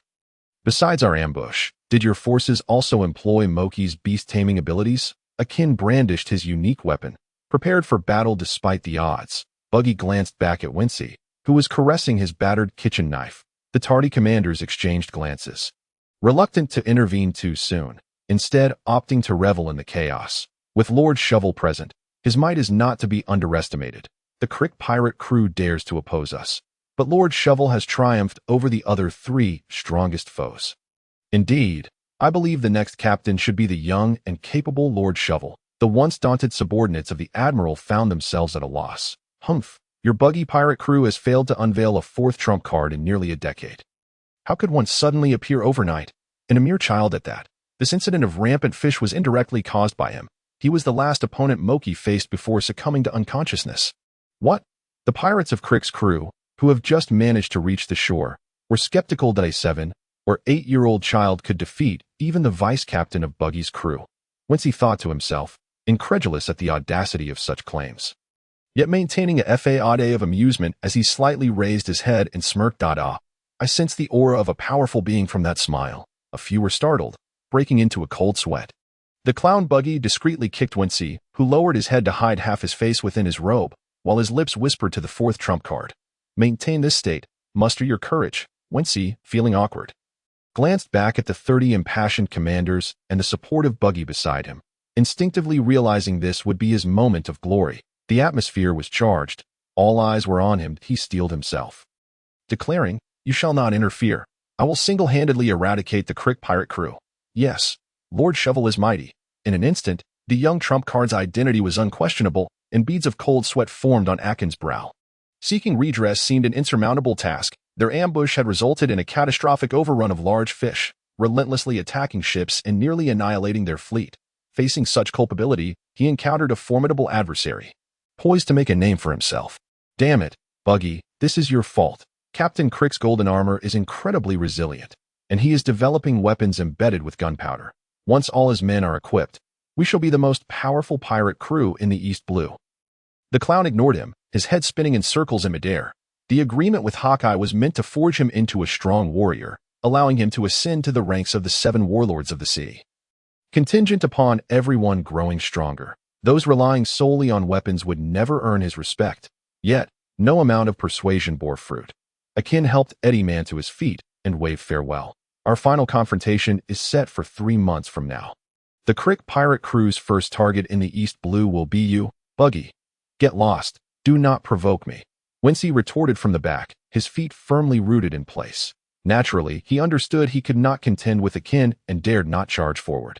Settling instead for verbal sparring that, oh yeah, the Buggy pirate crew erupted into jubilant cheers, while Wincy, still preoccupied with the destroyed ships, found himself swept into a night-long celebration. The following day, awakened by the raucous cries of a seagull delivering newspapers, he paid 100 berries, shaking off sleep and finding several wanted posters landing squarely on his face. Sniffling, he suddenly froze. The photograph of him sipping orange juice in Windmill Village was prominently displayed, with a small hand resting on his shoulder, revealing a portion of a straw HAT name. Shovel, Wincy.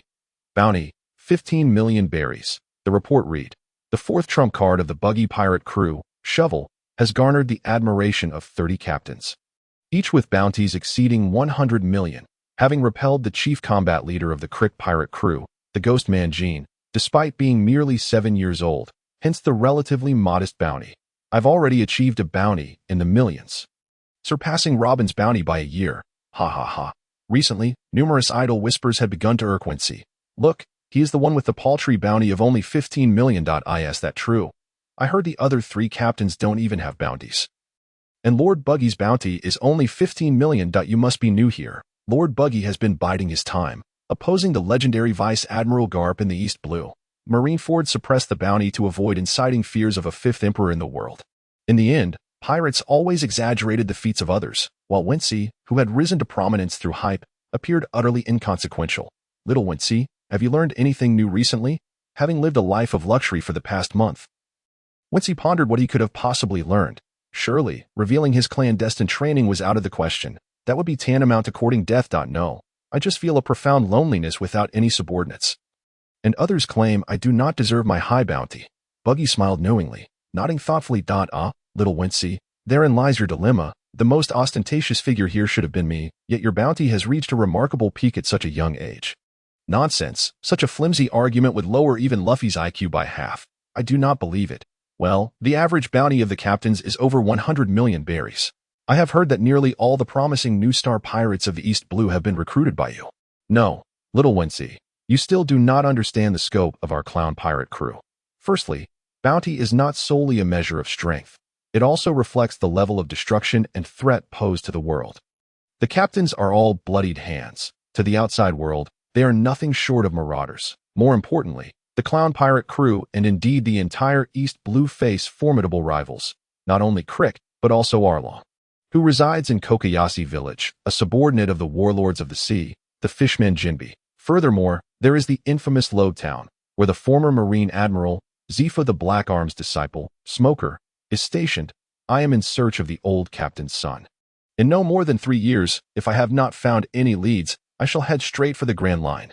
Buggy spoke with conviction, articulating his thoughts with clarity. Wincy, perplexed, wondered why he had remained here for 10 years. Ah, this is yours. Handle it with care. The jester Buggy produced a letter from his bosom and subsequently closed his eyes for a brief respite. A decade had passed, and his erratic personality rendered him inscrutable to Vinsmoke. Yet, the cunning Kitaki D Vinsmoke remained steadfastly dedicated to his duties until that fateful letter arrived. A challenge. Lord Chopper, I am a swordsman from the Edwin ship. It has come to my attention that you are skilled with knives. Hence, I extend this challenge. According to the rules of the Jester fleet, should I emerge victorious, I shall become the new trump card. Is there anyone bold enough to challenge me, the newly appointed overlord? Indeed, there were many. With a flick of his wrist, the captain produced over a dozen letters from the ground, all identical challenges in a fleet of 3,000. There were naturally many who bore discontent towards me. Oh, is that so? The issue lies in the fact that all these letters bear the same handwriting. Someone is scheming against me, wishing to see me humiliated. No, this individual does not fear you. In fact, he has intentionally sent his subordinates to challenge you, and I can say with absolute certainty that it is Edwin.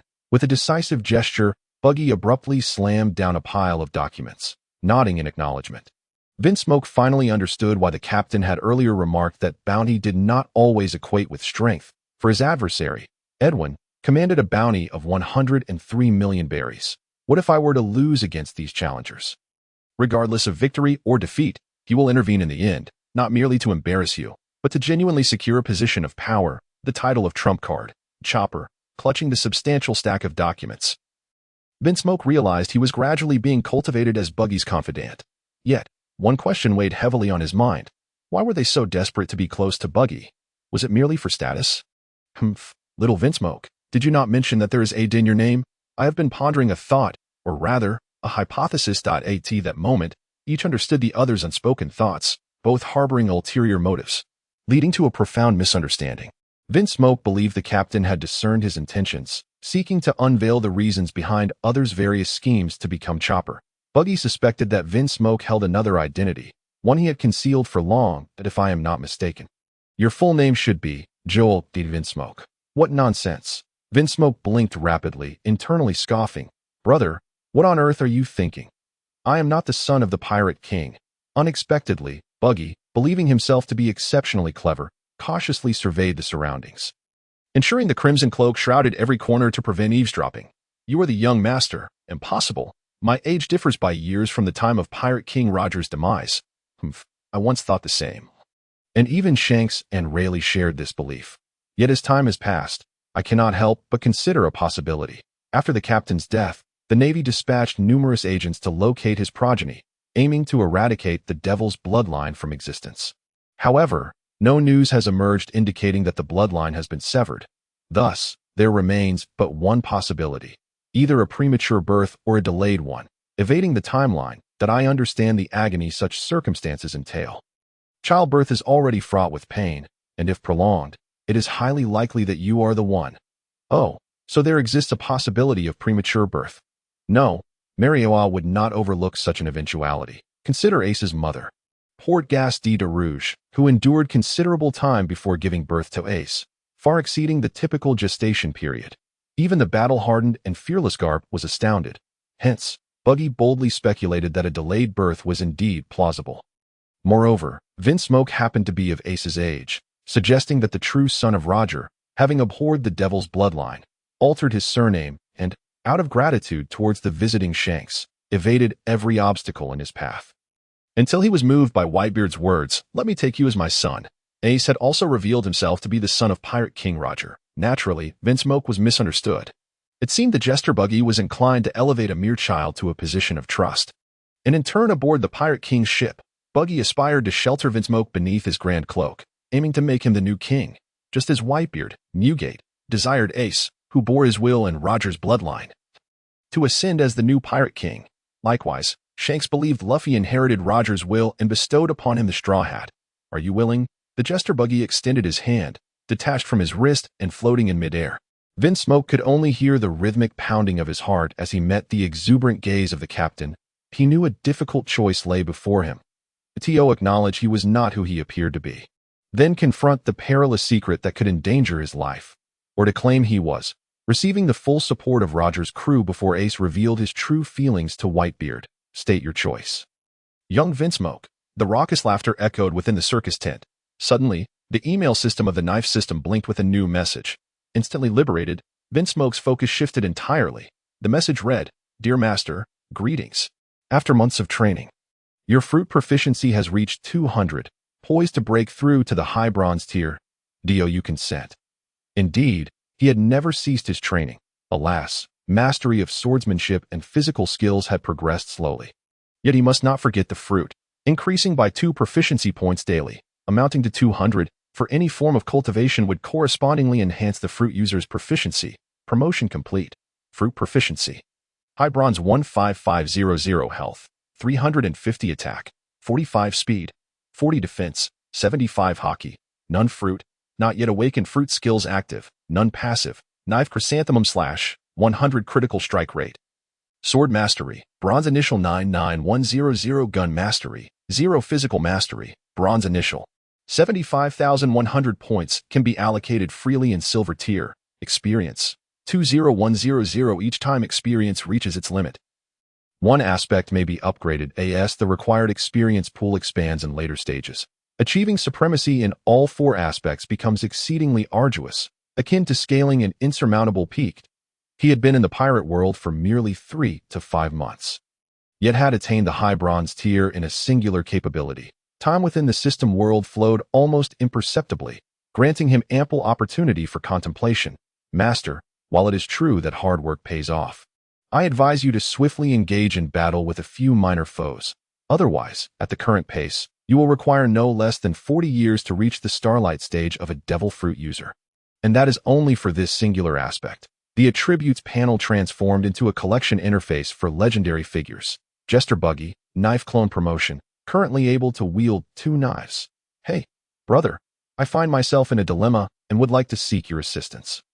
At your service, my esteemed master. What should I do regarding this life and death decision?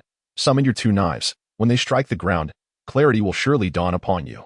With that, he exited the system interface. Vinsmoke suddenly opened his eyes, each hand gripping a hefty knife, flinging them towards the tent's apex. With a thud, the 2 knives embedded themselves in the sandy ground, their rusted surfaces stained with blood, standing out strikingly. Indeed, it was at this critical juncture that the system urged him to promote, revealing that to grow stronger, one must not solely rely on training but also engage in combat to gain further experience.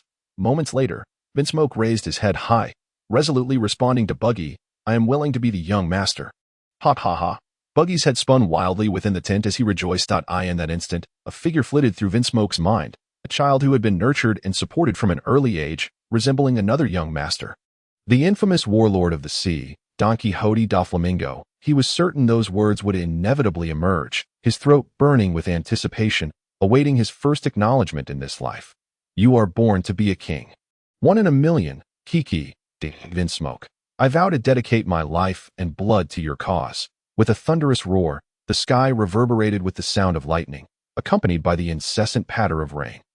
Coincidentally, a solitary raindrop fell through a narrow gap at the apex of the tent, landing squarely on his face. The heavens rumbled, heralding the onset of an era of chaos in the treacherous world of pirates. Regardless of how long this deception might endure, I shall grow stronger with it. Before the world can expose my ruse, I am the chosen one. With the formidable support of the Roger pirates and the backing of the 4 emperors, red-haired Shanks and Whitebeard. Soon, in 10 years' time, Luffy, await my ascension as your first mate.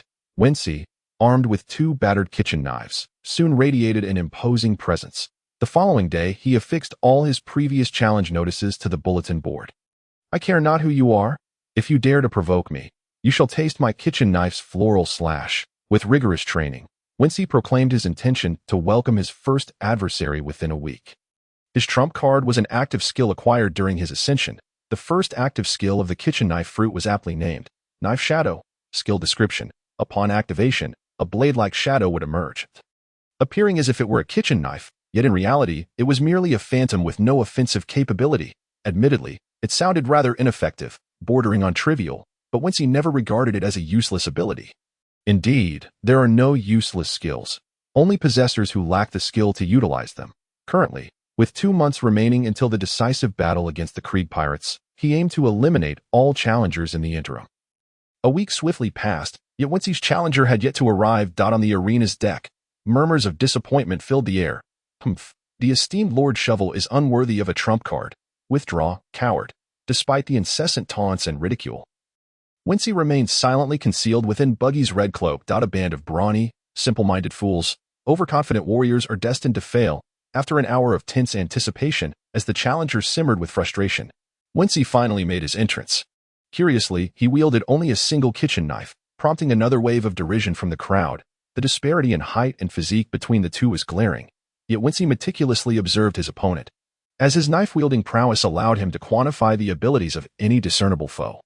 The small pirate with a curved sword, having finally shaken off his lethargy, was momentarily amused by Wincy's presence. In the eyes of his pirate adversaries, he was recognized as a swordsman of bronze tier, possessing 200 health points. My health is superior, yet before achieving victory, I must induce a sense of complacency in him, striking decisively when he becomes careless. If my instincts are correct, he is physically frail, perpetually hunched, not a powerhouse, but rather quick, wielding a Persian scimitar. Average stamina, but swift reactions and attacks, though predictable. A single successful parry could bolster my defenses, providing another opportunity. With a battle cry, Wincy charged forward, carefully evading the blade's edge to avoid injury to his vital points. In a matter of moments, he found himself at a disadvantage, but this was merely a feigned vulnerability, a strategic ruse. He pretended to writhe in agony, then checked his health points. "What? 350. No damage taken. How could your attacks fail to breach a mere 75 defense? How am I to perform?" With a resigned smile, Wincy approached his opponent and delivered a single strike. Considering the calculations, his defensive capabilities were augmented by the attributes of the Thousand Knives fruit, resulting in a doubled offensive capability. Even with the swordsman's close-range prowess, given his bronze tier status, his normal state's double attack would still fall short of Wincy's defense. Moreover, where exists such a grotesque possibility of doubled attack power.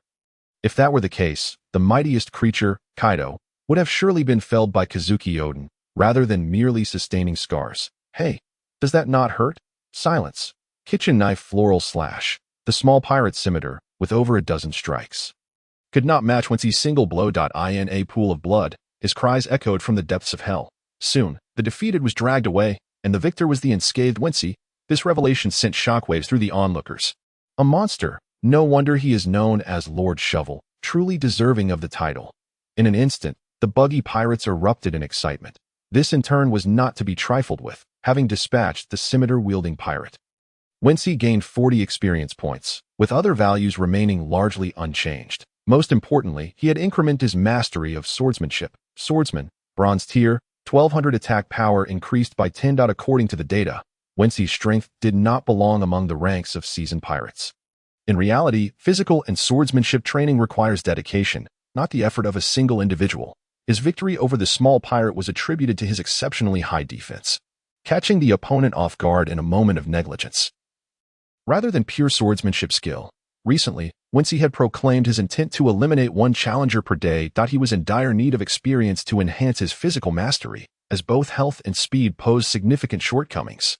On the following day's arena, another swordsman appeared. It was to be expected, as a sword's fabrication generally falls short of a firearm. Not all blades are swift, and certainly not all are great swords. Wincy narrowed his eyes at the newcomer, hands clasped behind his back, weighing his kitchen knife. Still of bronze tier, he was not particularly troublesome, his stats far superior, Yet an overwhelming desire to endure 1,000 cuts compelled him to utter those words. Could you grant me a strike? Huh. The pirate named Arno was momentarily taken aback. What? Is there truly someone so foolish? Indeed, Wincy was that fool. The fastest way to grow stronger is to endure a few strikes. If this individual's attack power were sufficient to breach his defenses, yet not lethal, how delightful. Are you serious? Lord Shovel, of course. If you don't strike me, I shall strike you. Oh, Arno, with a knowing smirk, thought fool. I am a power-type swordsman. One blow from me will suffice. Yet, clang, his attack proved ineffective. Whence he frowned, his health unscathed. It seems only a high-tier bronze swordsman could breach my defenses. How I long to utilize my own techniques, and those invincible trump cards. Alas, you are simply not worthy. As Wincy uttered these words, Arno stood agape, astonished by the strength of this individual, akin to an iron turtle in terms of defense. Prepare to perish. Your garden has already fallen. Kitchen knife floral slash. Immediately, Wincy leaped, unleashing a flurry of frenzied strikes with his battered kitchen knife. Ding. Congratulations, master. Experience gained. 30. Experience pool. 90100. Fruit proficiency. 30500. Invincible? Wincy mused. Do these pathetic pirates even put forth any effort? Lacking any combat prowess, he arrogantly descended from the arena. All challengers recoiled in fear, their hands instinctively reaching for their backs. To perish at his hands would be utterly humiliating. That night, he received his first resignation letter. With a sigh, Wincy tossed aside the envelope and walked solemnly out of the circus tent. Strolling beneath the night sky up by the riverside, he murmured to himself, in this vast clown crew, who else could wound me? This statement was overheard by a pirate relieving himself by the sea, who, startled, hastily retreated to the cabin. Previous rumors regarding this Lord Shovel being a close associate or even the illegitimate son of the clown Buggy were swiftly dismissed. Strength proves all. Indeed, I heard him claim to have battled Crocodile and not lost, merely seeking a defeat. Wow, I heard that on the ship of the pirate King Roger, there was a fierce individual named Barrett, who, at a young age, fought against Crocodile to a standstill. After Roger's death, he became bloodthirsty, ultimately defeated by the combined forces of Karp and Sangoku, leading to the activation of the Demon Slayer Order in Marineford. Are you suggesting that Lord Shovel is the second coming of Barrett? Indeed, he is only 7 years old. Each ship surpasses the last in prowess. Stop boasting. His swordsmanship ranks just below Mihawk. Does that not place him on par with Captain Buggy? Oh, I have already stated that he is too exhausted and wishes to refrain from further combat. Regardless, I have heard that even the 3 great lords' swordsmanship could not harm him in the slightest. A drunken man's drunken words only served to amplify Wency's formidable reputation. For 3 consecutive days, the final challenger was yet another bronze-tier swordsman, merely a gunslinger. Wincy could hardly muster the energy to lift his gaze. A single knife flew forth, causing the man's legs to tremble in fear, his keen senses immediately discerning Wincy's position. Yet, at that very moment he attempted to rise, another knife came slicing through the air, followed by a swift kick from behind. It was as if a waterfall cascaded from the heavens, reminiscent of the Milky Way descending from the sky. Alas, this galaxy possesses a peculiar flavor. The clash of pirates is a matter of life and death. Leaving a gruesome trail of blood upon the ground, Wincy, weary, seated himself upon the steps. Must he truly ascend to great heights, achieving invincibility in this world? No, he bellowed, his voice reverberating through the pirate garden. Chilling the air, how terrifying. His hidden prowess with 2 kitchen knives was just revealed, and the knife system began its incessant chatter. Congratulations, master, you have leveled up, with an automatic increase of 10 points each. Fruit proficiency, 215, 500. Experience pool, 35, 200. According to your allocation, this will be used to elevate your physical skills, now reaching the mid-bronze tier. With 23,200 in swordsmanship expertise, also at mid-bronze, 89, 200 in health, and an enhancement of 5 in all 3 fundamental attributes, attack. 70, speed, 55, defense, 90. He sighed once more, pondering whether he, Wincy, might not be the strongest in all respects beneath the silver tier. Generally speaking, proficiency in various skills can be enhanced through practice, while combat yields experience more readily. Once the experience pool is full, the conversion process is activated. If fruit proficiency requires 1,000 and the experience pool is at 500, only 500 can be allocated. Yet, When swordsmanship expertise necessitates 200, it can be upgraded directly. In the span of a breath, he felt his strength swell, though this was merely in the daylight. Come nightfall, he would mingle among various ships, calculating the approximate distribution of pirate powers, gradually compiling a substantial data set. A bounty exceeding 100 million signifies a threat to the Navy and Marine Fort, as well as an affirmation of power. Among the 30 captains, many had reached the purple crystal tier. Typically, most lowly pirates, fodder, and foot soldiers are at the bronze level, with a few combatants and soldiers at silver, though they are scarce, capable of achieving bounties in the tens of millions. Gold represents a period of inflation. Insufficient compared to the upper echelons, yet abundant compared to the lower. Bellamy, the hyena encountered by Luffy before reaching Skypiea, likely occupies this tier. Therefore, at present, aside from the captain, the strongest member of the clown pirates is the vice-captain. Hovering around the golden level, should Wincy encounter a mid-silver tier opponent, he might unwittingly meet his demise. The swordsmanship skills he acquired include the foundational technique of Iato, striking with speed and high critical hit rates. With the added benefit of looking impressive, his physical skills proved useless, likely a result of learning from Karp, Iron Fist of Love, a sincere punch delivering true damage that ignores defenses. Yet what does it matter if his normal attack damage disregards defenses? Edwin is a bona fide purple crystal. His bounty of 100 million is utterly genuine. A single strike could cleave him in two. In another 10 days or so, he would be picking them off one by one. Yet he must face Edwin, a fellow whose words are laced with sarcasm and who is certainly no pushover. Under the moonlight, he sat alone by the shore, when a figure approached, leaving behind a trail of footprints. Could this mysterious person have a prosthetic leg? Surely not the legendary red-leg Zeph, the proprietor of the floating restaurant, as Sanji calls him. What brings him here at such a late hour? Does he not realize that soon? Clown Buggy will engage in battle with Krieg. Hey, knife! Red-leg Zeph is a seasoned pirate who has traversed the New World. Could he be considered a legendary figure? Theoretically, Zeph's culinary skills have left Big Mom drooling. And he did not return in defeat, making him half a legend. With great effort, he enhances the deliciousness of meals prepared using the knife fruit's abilities, making them tenfold tastier than ordinary food. With effects improving as fruit proficiency increases. Get lost? I am the future Pirate King's vice-captain, not his chef. Beep. Departure initiated. No response from the host within 1 hour. Wincy cursed inwardly, wondering who needed a response. Wishing merely for silence from the most abysmal system in history, he stealthily followed Zeph, leading him to the circus's grand tent, where he discovered that Zeph had come to meet Clown Buggy. You two know each other? Wincy crouched in a corner, eavesdropping, acutely sensing the tension in the air. Zeph, I summoned you for something that could not be older, the historical texts. I have been away from Big Mom for over a decade. Many details elude me, and I prefer not to recall them. Ha! The Clown Buggy laughed maniacally. We are old acquaintances. Back when you were cooking for the Emperor Big Mom, we crossed paths. And what of it?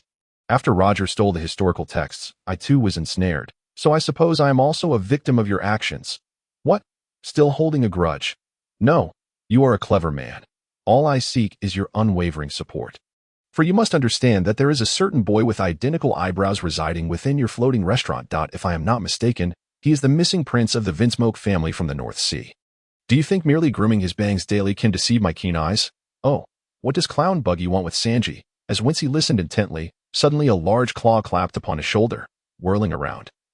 He exclaimed, Hey, Schwanger, what are you doing here? The trainer atop the lioness back, Jenner, smiled slyly. Come along, Shovel. Captain Buggy calls for you. Do not linger outside. You are our trump card. And must we still resort to stealth for such secrets? All four of us possess this right. I almost forgot. I am already the trump card of the Buggy pirate crew, yet his heart raced with 1,000 llamas. How deeply rooted was his lack of confidence. Even as an insider of the enemy, needing to eavesdrop, bang, the door slammed shut, leaving Jenner and Schwanger outside. In that moment, Jenner, weary from travel, held back tears, as Wincy recalled his earlier confident declaration. We are the trump cards. All four of us are qualified. The poor vice-captain, Machi, seemed pitiable, even his small horns evoking sympathy. Inside the circus, Zeph scrutinized young Wensi, his gaze brimming with skepticism. Are you certain? Does he possess the conqueror's haki of the generations? No. The voice of all things? No. The name D? Could he not be a passerby from the D lineage? Perhaps one day he might stroll down the street and run into Garp's grandson. Wow, the old chef's ability for wild speculation is indeed formidable. Even Wincy broke into a cold sweat. Not important, yet I have proven, by my own methods, that he is indeed the son of Captain Roger. And you? Are you willing to engage in a fair exchange? Do you believe your plan is feasible? You fool, to leverage Sanji to connect with Germa 66, the Vinsmoke family, and then marry his sister. The devil child of the Pirate King, allying with the demon of the North Sea? Nonsense. How could such a plan possibly work? Zeph vehemently rejected this notion, which even Wincy had not contemplated. The most frightening part is that years later, Sanji would unwittingly become a part of the scheme, marrying Big Mom's daughter instead. Alas, what once seemed a possibility of marrying Sanji's sister now appears hopeless. Wincy gazed at Zeph's departure, symbolizing his lost love, the butterfly-like woman who could never be his wife. Just as despair settled in, Zeph unexpectedly turned back, lifting Wincy into an embrace. I cannot allow the marriage or the exposure of Sanji, but assisting you in training him to better utilize his fruit abilities is entirely agreeable. Buggy grinned widely, tossing a small transponder snail to Wincy. Little Wincy, keep your transponder snail safe. When you battle Krieg in 2 months, Zeph will come to guide you. A thorough training session will undoubtedly benefit you. What? Becoming a chef without warning? I still need to face a challenge. Buggy waved his hands in exasperation, tossing his head about. Wincy, we still require manpower for the impending battle. After all, those who possess the knife fruit are renowned chefs throughout history. Go. This time will greatly aid you in mastering the use of your knives. Indeed, you speak as if it were effortless at a restaurant upon the sea, encountering Sanji in advance. How awkward it would be upon their next meeting. The futile explanations, the expressionless phone bug, adorned with 2 kitchen knives, seemed to counsel him to abandon his struggle against fate. What Wincy did not anticipate was that the scheming Buggy had arranged everything in the shadows, yet he provided not a single vessel. I am an ability user. I cannot swim. No worries, I can, and I can even dive. What do you mean? Wincy was flabbergasted. Could this fellow be contemplating swimming back? Do the strong all have a penchant for swimming?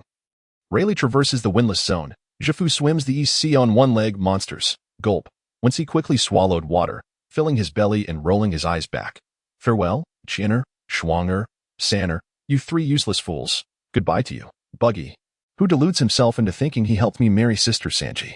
Farewell to those scoundrels whom I couldn't even defend myself against. The sea spray battered his scalp as Zhifu bound him to himself, propelling them like a yacht, and soon he lost consciousness. 3 days later, a sensational rumor circulated among Buggy's fleet, spreading like wildfire through the gossip circles of pirates. Lord Chopper has been captured by the Creek pirates. How despicable, impossible. I heard he went alone to challenge them. His fate unknown. Look at you spouting nonsense. How could Lord Chopper's fate be uncertain? His defenses are impeccable. In my view, that bald, greasy man Creek could not harm him in the slightest. Meanwhile, the fighting spirit of the clown pirates grew ever stronger. For their ace had been taken, and their pride was truly at stake. What nonsense. I have never captured Lord Chopper. Which of his cards could I possibly contend with, on a small island in the East Sea? Creek was so furious he spat blood. The baseless accusations were one thing, but to have it said that he, the Admiral, had captured a mere child and refused to release him. Where was his dignity? In the East Sea, at the Bartai restaurant, Sanji was embroiled in an unending argument with Patty in the kitchen. I say, the old man brought back a truly remarkable fish the other day. You little fool, what do you know? What fish would hide in a bedroom? I tell you, it must be a stunning beauty. The old man is not that kind of vile old man. Chef Karn, while slicing meat, chuckled at their bickering. What are you doing? Hurry up and help. Let us not allow this curly-haired brat to gain the upper hand. Humph. In a fit of anger, Sanji stormed out of the kitchen to catch his breath. Bang! A boy stumbled out of Zhifu's room and collapsed, uttering only one word before losing consciousness. Hungry. When Wincy awoke, all the chefs of the restaurant surrounded him. Boss, are you saying he is a devil fruit user? And he's soaked in water all night, only just now regaining his strength. That is about the gist of it, but he is too stubborn, insisting on going out to find food, resulting in yet another exhaustion. Beside the bed, only Sanji looked overjoyed. He was delighted to finally meet someone his age. Here, have some water, and then eat this seafood fried rice I personally made for you. Sanji stood with his hands on his hips, a smug expression on his face. Damn little rascal, can you eat what you made? Be careful not to upset our esteemed guest. Zhifu crossed his arms, confidently denying it. He is here as a restaurant intern. All the dirty, laborious, and exhausting tasks can be assigned to him. However, Patty, Karn, and Sanji, starting today, regardless of how busy he is, each of you must teach him to wield a knife for 1 hour. Understood? All right. The duo of the extreme path exchanged knowing smiles. Since he wasn't a valued guest, it would be much easier to handle. Before long, Wincy, having barely finished the fried rice and regained some strength, was called by Patty to wash vegetables. You can refuse. Those two are truly wicked. Sanji huffed indignantly, but Wincy shook his head, knowing the two merely enjoyed banter and were fundamentally not bad. Complaints were kept to himself. Cultivating skills was essential, yet he did not expect that a day's work would stretch on endlessly. In the dead of night, as patrons gradually departed, he found himself washing dishes and wiping tables once more. With everyone gone, he shared a small room with Sanji, lying side by side on a narrow bed. Discussing their dreams that I want to find the all blue. What about you? Everyone should have dreams. For me, it's simple. I want to be the foolish vice captain, accompanying him on adventures. So, you have a pact with someone. Yes, he is a complete fool, but he is worth every effort to accompany, for his charisma will imbue the lost with the courage to pursue their dreams. Exhausted, Wincy felt his eyelids growing heavy as he softly spoke. He might even come to your side, helping you realize all your absurd and ridiculous dreams. Sanji turned to observe his profile, his tone laced with skepticism. Really? I feel like I will remain here at the Bartai forever. I fear the old man has no one to care for him. I owe him too much. Hearing you say that reminds me of a scene from a comic, when Sanji bids farewell to the Bartai. Kneeling before Jafu. A man kneels before the heavens and the earth, and before his parents he resolved to sleep soundly, dreaming of a bright future ahead. Knock, knock, knock. Someone pounded on the door, followed by shouts. Fool, get out here and learn to use a kitchen knife. You in turn. Patty hammered on the small door with his hefty fists. Ignore him, Wincy. With no choice, he slipped on his slippers and trudged toward the kitchen. For a full hour, his drowsiness led to him injuring his fingers thrice. But at last, he completed the basic steps of knife handling, holding, and chopping vegetables. I shall sleep well and work harder tomorrow morning. Knock, knock, knock. Again, someone knocked, this time with even more vitriol. Get up, you good-for-nothing who only eats and doesn't work. Sanji merely kicked his foot, yawning and saying, Wincy, don't listen to him. Oh ho ho, you really do care for me, yet you only ever speak. Is there any real action behind it? This time, Wincy didn't even wear his wooden clogs. For a whole hour, he awakened each time due to a cut on his hand. What kind of suffering is this? The vice captain of the Pirate King has come to be a kitchen in turn. Wait a moment. Suddenly, he perked up, questioning the kitchen knife system. Explain this. My defense is higher than my attack. How then did I injure myself with these knives? Ding. My dear Night Owl Master, greetings. The situation is as follows. Ordinarily, your attack is lower than your defense, and the cumbersome kitchen knife hinders you, resulting in a reduction in your initial attack power. A punch would deal 70 damage, but with the kitchen knife, it only does 60. However, the knives you practiced with were others, incredibly sharp. If your heavy, rusty kitchen knife has a negative attack power of -10, then that knife would have 10. Adding to your late-night fatigue. Your defense decreases, naturally leading to self-injury. What nonsense. Once he was near tears, had he not cut himself 7 or 8 times while chopping vegetables late at night, he might never have realized that his own kitchen knife reduced damage. Truly, it was the cheapest of fruits. No wonder it was worth only 10 million berries. Who would want to consume a devil fruit that lowers attack power and renders one unable to swim? His bounty already stood at 15 million berries. He suspected this fruit had diminished his worth. With a disgruntled expression, he just lay down again. Sanji rubbed his eyes, gently approaching his side and carefully spreading a blanket over him. What a considerate gentleman. Puff! Wincy's stomach expanded, as if embraced tightly by someone. Indeed, he was wrapped in the blanket. Bang! It fell to the floor. Who kicked me? Thud, thud, thud. This person hoisted him up and dashed off. Another loud crash. Wincy opened his eyes, dizzy and disoriented, finding a half-asleep Sanji brandishing a kitchen knife at him.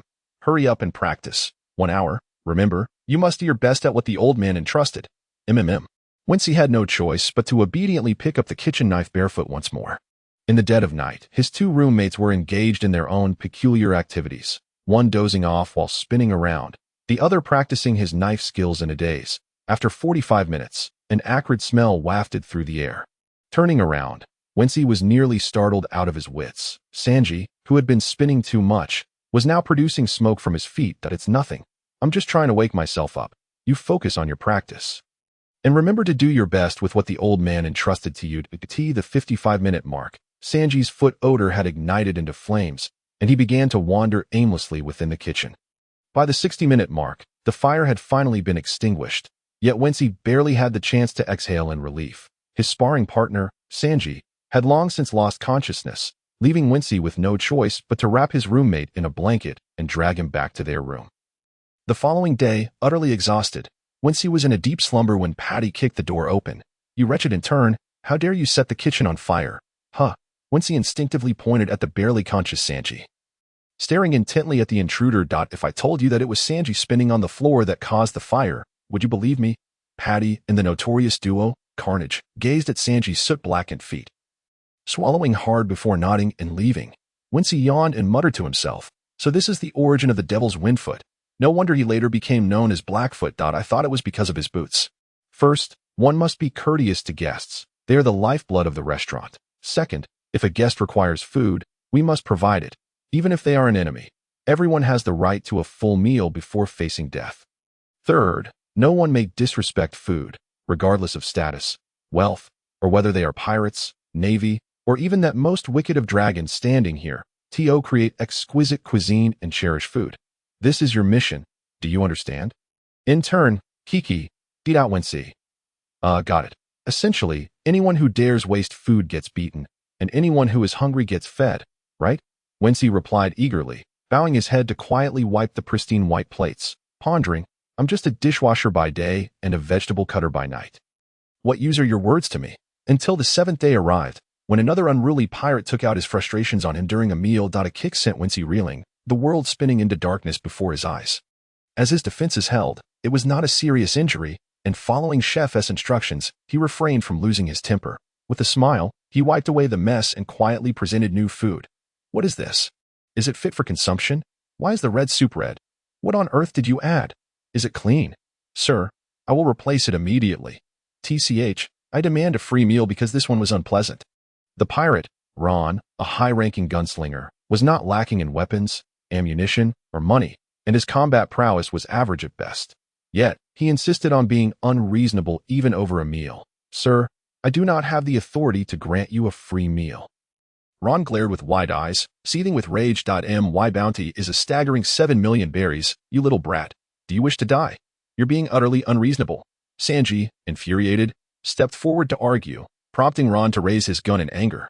Nearby diners watched the unfolding drama, but Wincy's gaze remained fixed on Ron, overhearing whispers among the patrons. "He is such a fool. Does he really think he can leave the sea restaurant alive? Give me a break. Pirates disappear every month. No one wants to end up like that. Useless, to dine at a sea restaurant and play tough, only to lose one's life. Who would believe such a tale?" Regulars were well aware of the sea restaurant's ways and couldn't help but sweat for Ron, who fancied himself strong. Suddenly, a bowl of soup was splashed onto Wincy's head, and in that moment, his veins bulged with rage. However, having lived 2 lives, his temperament had matured considerably, and he managed to suppress his fury.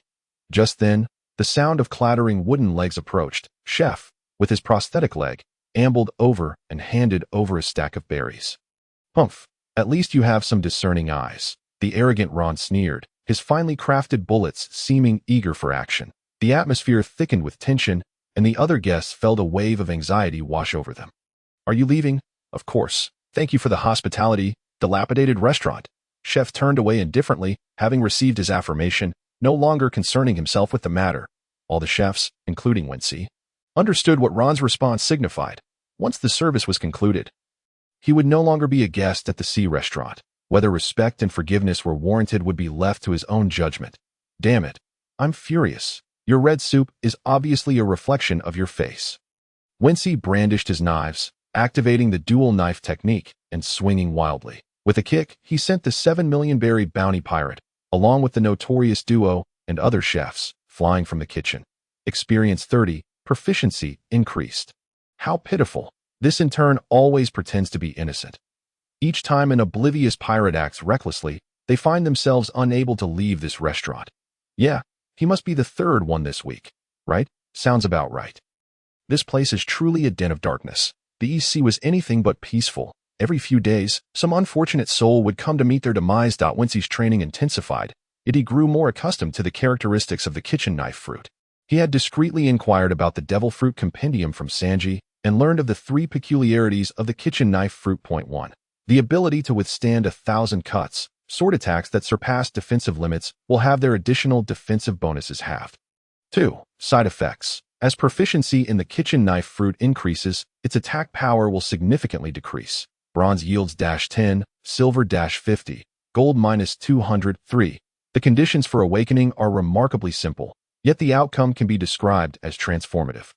Proficiency must reach star brilliance to awaken. I understand now, Wincy declared, lifting a chair to smash it down. So, my development path is to slash at people, take hits, accumulate proficiency, and then flaunt my skills. Developing in the shadows. What a depraved ambition. Indeed, there's no such thing as a free lunch. Consuming such a fruit may seem harmless, but it harbors endless calamities. That night, after practicing his knife skills, he did not fall into a stupor immediately. As during the day, someone had slipped him a letter amidst the chaos, by the light of the moon. He hastily read it and nearly spewed the tea he had just drunk. Wensi, the seas have been calm lately. I never expected that after sending you off, the East Sea would be so tranquil. To be honest, I'm quite bored. Recently, my men have tracked your actions and whereabouts. Indeed, the pirates you've dispatched are sufficient to shed your identity as a Navy intern. You might as well be a sergeant for now. Be patient, young Wensi. The day of the fall of Buggy's crew will be when you return. Also, the Navy's 6 styles are formidable martial arts, greatly enhancing one's potential. It is challenging for an average person to master. Breaking through one's limits is essential, and since you are not by my side, it will be difficult to teach you. You are permitted to grasp it on your own. Wincy burned the letter in the restroom, cursing under his breath that I'm a pirate, yet I've been conferred by Karp. How can I live like this? Am I a double agent? That night, for the sake of his own dignity, he found it hard to fall asleep, unable to suppress his tears. First, I am destined to be the future vice-captain of the Pirate King. Then I will become the captain and sergeant of the legendary Vice Admiral Karp. Furthermore, as a spy, I infiltrated the Buggy pirate crew, becoming the trump card under the alias Shovel Lord, and now I'm reduced to a mere kitchen apprentice. Why has my life become so miserable? Having endured countless hardships, once he reminisced about his previous mundane life, methodically studying, working, dating, only to be laid off, dumped, and drinking his days away every morning, ultimately becoming Kitaki D. Wincy. Forget it. This life is far more interesting. Everything is filled with hope. The haggard Wincy concluded that his past life seemed rather trivial, merely a series of setbacks and failures. Now, at the very least, damn it. What am I fooling myself about? At the very least, my grand future has devolved into that of an apprentice, allowing lowly scum to rain soup on my head, tears streaming down his face. Wincy resigned himself to the grim reality as the kitchen knife system incessantly beeped. Congratulations, Master, you have activated a new skin for the kitchen knife, the tear-stained broken knife. Isn't that just a broken kitchen knife? No, my dear Master, each new skin you unlock for the kitchen knife enhances the active bewilderment skill, Shadow of the Knife. Although it lacks offensive power, it can evoke emotions. The current skins include bloodstained, weeping, anger, excitement, and even jealousy. Is that true? Wincy returned to the room and, facing the peacefully sleeping Sanji, flung a kitchen knife, unlocking the bloodstained skin. Observing his achievement, Wincy nodded in satisfaction, quite impressive. The next day, Patty burst through the door, ready to chastise the 2 lazy sluggards. Boss, Sanji is dead. What? With furrowed brows, Sanji awoke from his slumber, his feet charred from excessive friction, now covered in blood. It was a farce, yet Wincy felt a surge of excitement. He finally possessed a somewhat decent skill. No, he must awaken more knife skins. Unrestrained laughter and chaos ensued. Go ahead and be as boisterous as you like. That little girl dared to swindle my money. If I don't teach her a lesson, she'll never know who the most beautiful woman in the world is. The hefty pirate Yerlita dragged a short-haired girl with orange hair into the restaurant. After more than a month here, Wincy encountered a familiar figure for the first time. Yerlita, the ruler of Goat Island, was a place comparable to the island where Luffy had his encounter. It was utterly unexpected that this narcissistic woman would come to the floating restaurant. Could that little girl be Nami? Wincy suddenly perked up. He had seen the young cat burglar in her childhood form, both in his memories of Arlong Park and in the theatrical release Strongest World. Sanji, there's a beauty. Hey, how can you be so rude? Furrowed brows approached slowly, momentarily stunned.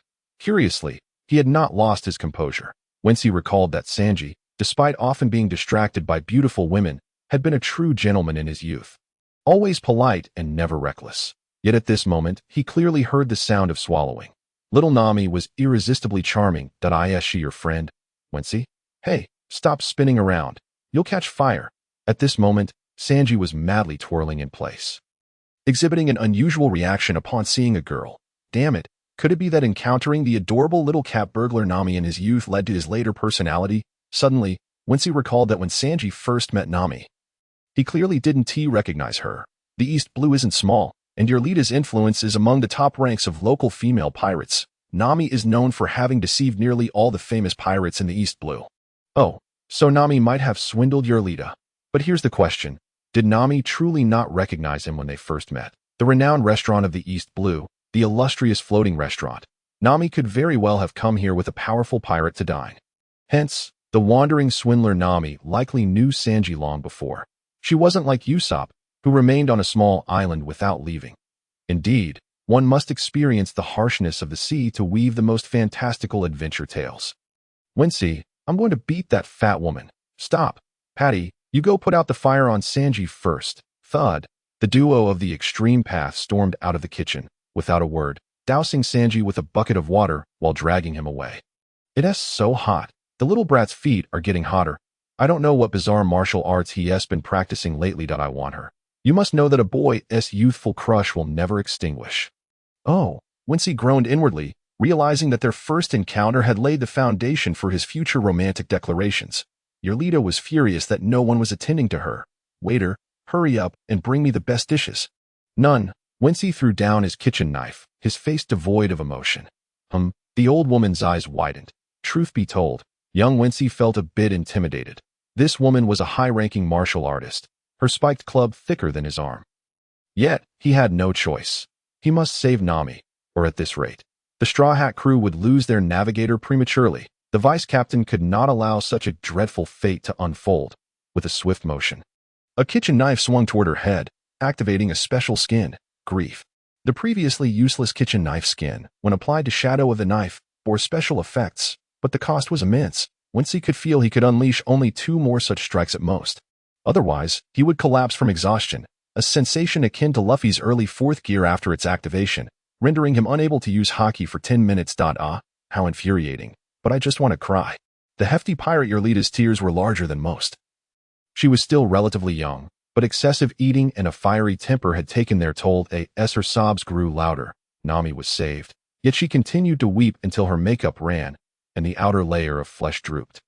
Her subordinates were all outside the ship, ordered not to enter the floating restaurant. She intended to deal with the little traitor herself. Nami, you look stunning. Thank you. I think you're quite handsome too. Overjoyed, Wincy felt blissful at receiving praise from a goddess. Yet it seemed impossible to quell this woman's tears. Boss, do you need our help? Get lost. Don't come in. The lobster is too delicious. I love to cry. In an instant, Yorlita's demeanor shifted completely. To her subordinates, she remained the robust captain, but to Wincy and Nami, she was a stunning beauty. Nami whispered softly, leaning close to Wincy's ear. See, she really is beautiful. I saw her at night. But strangely, Yorlita said if I dared to tell anyone, she would kill me. Oh, then why did she bring you to the floating restaurant Baratai? She said she would help me sneak away, but I must never reveal the truth. As Nami's hushed words sent shivers through Wincy, Yorlita had been sent flying by Luffy, fortuitously acquiring the slip-slit fruit, becoming a great beauty. She had formed a pirate alliance with the clown Buggy before being swiftly taken down by Smoker. Shouldn't the slip-slit fruit have made her beautiful? Dear master, congratulations on your curiosity. Allow me to enlighten you. Firstly, the slip-slit fruit improves one's skin by eliminating impurities, but beauty lies in the bone. Not merely the skin. If a person's overall appearance is unattractive, consuming the fruit will only enhance what is already there, not transform them into a great beauty, unless they were already 1.0. Wincy gazed in astonishment at the tear-streaked Yorlita. Her clothes mere shells yet quite thick, her face small, adorned with long eyelashes, large eyes, a high-bridged nose, and a cherry-like mouth. What fell from her embrace was a discarded fat mask, a layer of fake flesh. The special effect of the knife skin lasted only 5 minutes. Yarlita donned her mask and fixed her fake flesh in front of everyone. Coldly addressing the two children, she declared, "Don't think the sea is your playhouse. You are the father, and she is the mother. Every beauty must pay a price before desire. Those filthy scoundrels outside are not to be trifled with. By the way, if you dare speak of this recklessly, I will surely slay you. Remember, little girls must never reveal their beauty to greedy pirates." The old woman rose, hefting her spiked club, striding boldly out of the restaurant. Upon exiting, she roared in anger, "Hurry up. I still have a banquet to host on Goat Island tonight." Her tone had grown coarse, starkly contrasting with her previous gentleness toward Wincy and the others. Wincy thought to himself, how could such a thing happen? She must be a woman with a story. He shook his head and asked Nami, but received no response. Turning around, he found no trace of anyone. Oh, but one thing was evident, his wallet was empty. All that remained was a small note, with childish handwriting stating. She forgot to say the next line. "Never trust a girl's beauty, control your greed. Little cat burglar, I hate you. I've saved up tips for a month." Suddenly, two small hands tightened around his neck. A voice filled with resentment whispering in his ear. He could only feel Sanji's eyes sparkling with golden light, gritting his teeth. "Wincy, where is my first love? No, she truly left. Don't choke me. Help? 2 months have slipped by in the blink of an eye, or rather, they have been endured through torment. Wincy, I shall miss you, yet I do not blame you for this matter of first love. What madness is this? Does Nami even know you? Oh, so her name is Nami. What a delightful name. How infuriating that you know her name and still claim it matters not. Help." After a hard-fought struggle to escape Sanji's suffocating grip, Wincy's arduous life as a trainee has finally come to an end. However, what awaits him is a battlefield. Above the vast East Sea, the clown pirate crew faces off against Admiral Kuro. Wincy sits in a small boat. He cannot help but feel that this battle lacks any strategy. It is said that Kuro's pirate crew boasts thousands, yet they are only a third of Buggy's crew. If Clown Buggy were to dispatch 2 more captains, victory would be beyond dispute. What is there to fight against? Are they even on the same level? Little Wincy, how have you fared during this time? Are you still happy? I suppose it has been tolerable. I feel my skills in chopping vegetables have improved considerably, and my proficiency with the fruit has grown significantly. Indeed, there has been progress. Fruit proficiency is at a bronze high level of 495,500. As for other aspects, they are roughly equivalent to 0. Swordsmanship. After all this time spent chopping vegetables, what sword techniques have I practiced? Humans cannot be compared to shrimp, meat, or vegetables. Wincy, a fruit user's greatest fear is the sea. Yet you must overcome your own trepidation. Ah, no. Old man. Without warning, Red-Leg Zeph yanked Wincy and tossed him into the sea, followed immediately by a rapid spin akin to a turbine propeller. Captain, how fast were you back in your prime before your injuries? Don't say such things. Be careful not to be kicked by a monkey that resembles a human. He always brags about having been kicked at light speed. Oh, did he injure you? Well, Zeph remained silent for a moment before softly saying, "My foot was not injured by his light-speed kick." Gurgling, the seawater filled Wincy's stomach, and he gradually lost consciousness. He was unaware of how long he had been asleep. He only recalled floating in midair when he regained awareness. Pooh, where am I? Who am I? What sins have I committed? Approximately 3 minutes prior, the two great pirate crews were locked in a tense standoff. The atmosphere was so thick with tension it was almost palpable when suddenly a shark surged forth from the distance, creating massive waves. With a rush, Wincy was hurled into the air by Zeph, tracing an elegant parabolic arc. "Captain Kuro, the shark has lost its pup." "Nonsense. Do not bother me during this critical battle." Kuro, astonished, watched as Wincy soared past, the latter barely managing to open his eyes and expel a mouthful of seawater. A great red cloak flew in to envelop Wincy, and he managed a foolish smile before nearly fainting. Buggy immediately seized a megaphone and shouted, "Kuro, you despicable fiend. How dare you kidnap my trump card? He has returned, yet it is of no use. This is a disgrace to our clown pirate crew.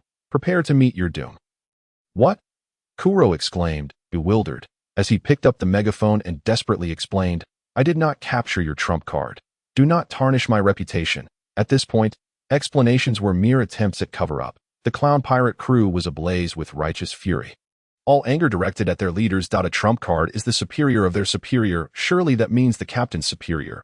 Such honor must be upheld. The flat-headed warrior, consumed by rage, could not comprehend how Buggy could slander him.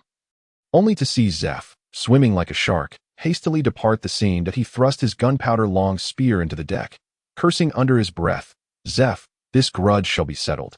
A gentleman's vengeance is not to be rushed." Pooh! Wincy expelled another mouthful of seawater and struggled to rise, supported by the concerned beast tamer, Machi. Both were incapable of battle, one half dead, the other, if injured, would endanger half the fish population of the East Sea. "Help me up. I want to see what this scoundrel Kuro has up his sleeve, or I shall die with my eyes closed." His eyelids trembled, and through his blurred vision, he discerned countless golden armors and rows of gunpowder-long spears. Impossible! A cold sweat broke out as he realized that Kuro's pirate crew had equipped every member with armor, identical to Kuro's preparations years later. Where did he procure the funds for such an army? Indeed, a team of this caliber cooperating would not be weak. 10 years hence, when they first encountered the yet-to-be-formed Straw Hat pirate crew in the East Sea, they could easily obliterate them. Little Wincy. What you see is indeed Kuro's trump card. Do you know that the title Demon Mannequin actually comprises two parts? One is his formidable combat prowess and ghostly vitality, while the other is the might of Kuro's pirate crew. In the East Sea, they are also known as the Golden Pirate Crew, renowned for their exceptional defense, and their long spears unleash gunpowder upon attack, causing tremendous damage. Cough, cough. But how could they possibly have amassed such a vast quantity of gold? Of course, they have assistance. In the East Sea, there exists a nation that is part of the Celestial Dragons World Conference. They provide Kuro with substantial amounts of gold seized from ordinary folk every month. All to establish an absolute stronghold in the East Sea, defeating our clown pirate crew in the Arlong Park. What Captain Buggy is doing is dismantling this conspiracy, waiting for the person he seeks. Oh, I see. Since the person that Clown Buggy awaits has been mistaken for Wincy, what will happen next? Will we continue to linger in the East Sea? Captain, what does he truly intend to do? If we defeat Kuro's pirate crew today and eventually find that person, where will we go? Will we remain in the East Sea? Machi pondered for a moment, then lay on the deck, speaking in a tone he himself found hard to believe. The Grand Line, vying for the position of the four emperors, is the closest to the Pirate King. The person he awaits must be extraordinary. The illustrious fifth emperor, the one who has spent 10 years searching, must be seeking someone even greater, the Pirate King. Wincy expelled a jet of seawater with a splash, cursing inwardly that he was far too close to the path of success. In his ears, the sounds of gunfire, clashing swords, shouts, and wails filled the air. The Kuro pirate crew surged forward like a relentless tide, each member a warrior, while simultaneously, the 30 captains refrained from engaging. They stood at the bow, braving the winds and waves, quietly awaiting the opportune moment, hoping to reap the benefits. Yet standing at the bow was Buggy, allowing the towering waves to crash against him, facing all alone. That moment, Wincy recalled the lonely clown Buggy, who had once shared with him. Not a single one of the 30 captains is genuinely loyal. They seek only strength. Only a true king can command the respect of the strong. What Buggy possesses is merely the luck of conqueror's hockey, not the hockey itself. A 1 in a million chance is hardly easy to come by, even if this large crew reaches the Grand Line. They may boast arrogance in the early stages, but when faced with a formidable four-emperor in the New World, terror is not something to be trifled with. The strongest creature, Kaido, can strike down several captains in an instant. The rest will kneel without hesitation. Crash! Someone leapt onto the bow, wielding twin sticks, their gaze as cold as frost. The Forerunner, Demon Man, Akin. Buggy still refrained from making a move, for he saw Ironwall Ba and the fiery-haired Eddy Man charging forth. Along with Admiral Kuro and the flat-headed warrior, he sneered disdainfully, tears blurring his vision like an eternal stain, his red nose concealing his sorrow as he murmured to himself, "Captain Roger, am I truly an inept captain? Or merely an inexperienced intern? I think, regardless, the tides of change cannot be halted." A thrust. Lord Sanji, Kabaji lunged forward with a sword aimed directly at Ironwall. Lord Shiro, Lion Ricky bit into Demon Man. Akin, they would not be afforded the opportunity to attack Captain Buggy directly.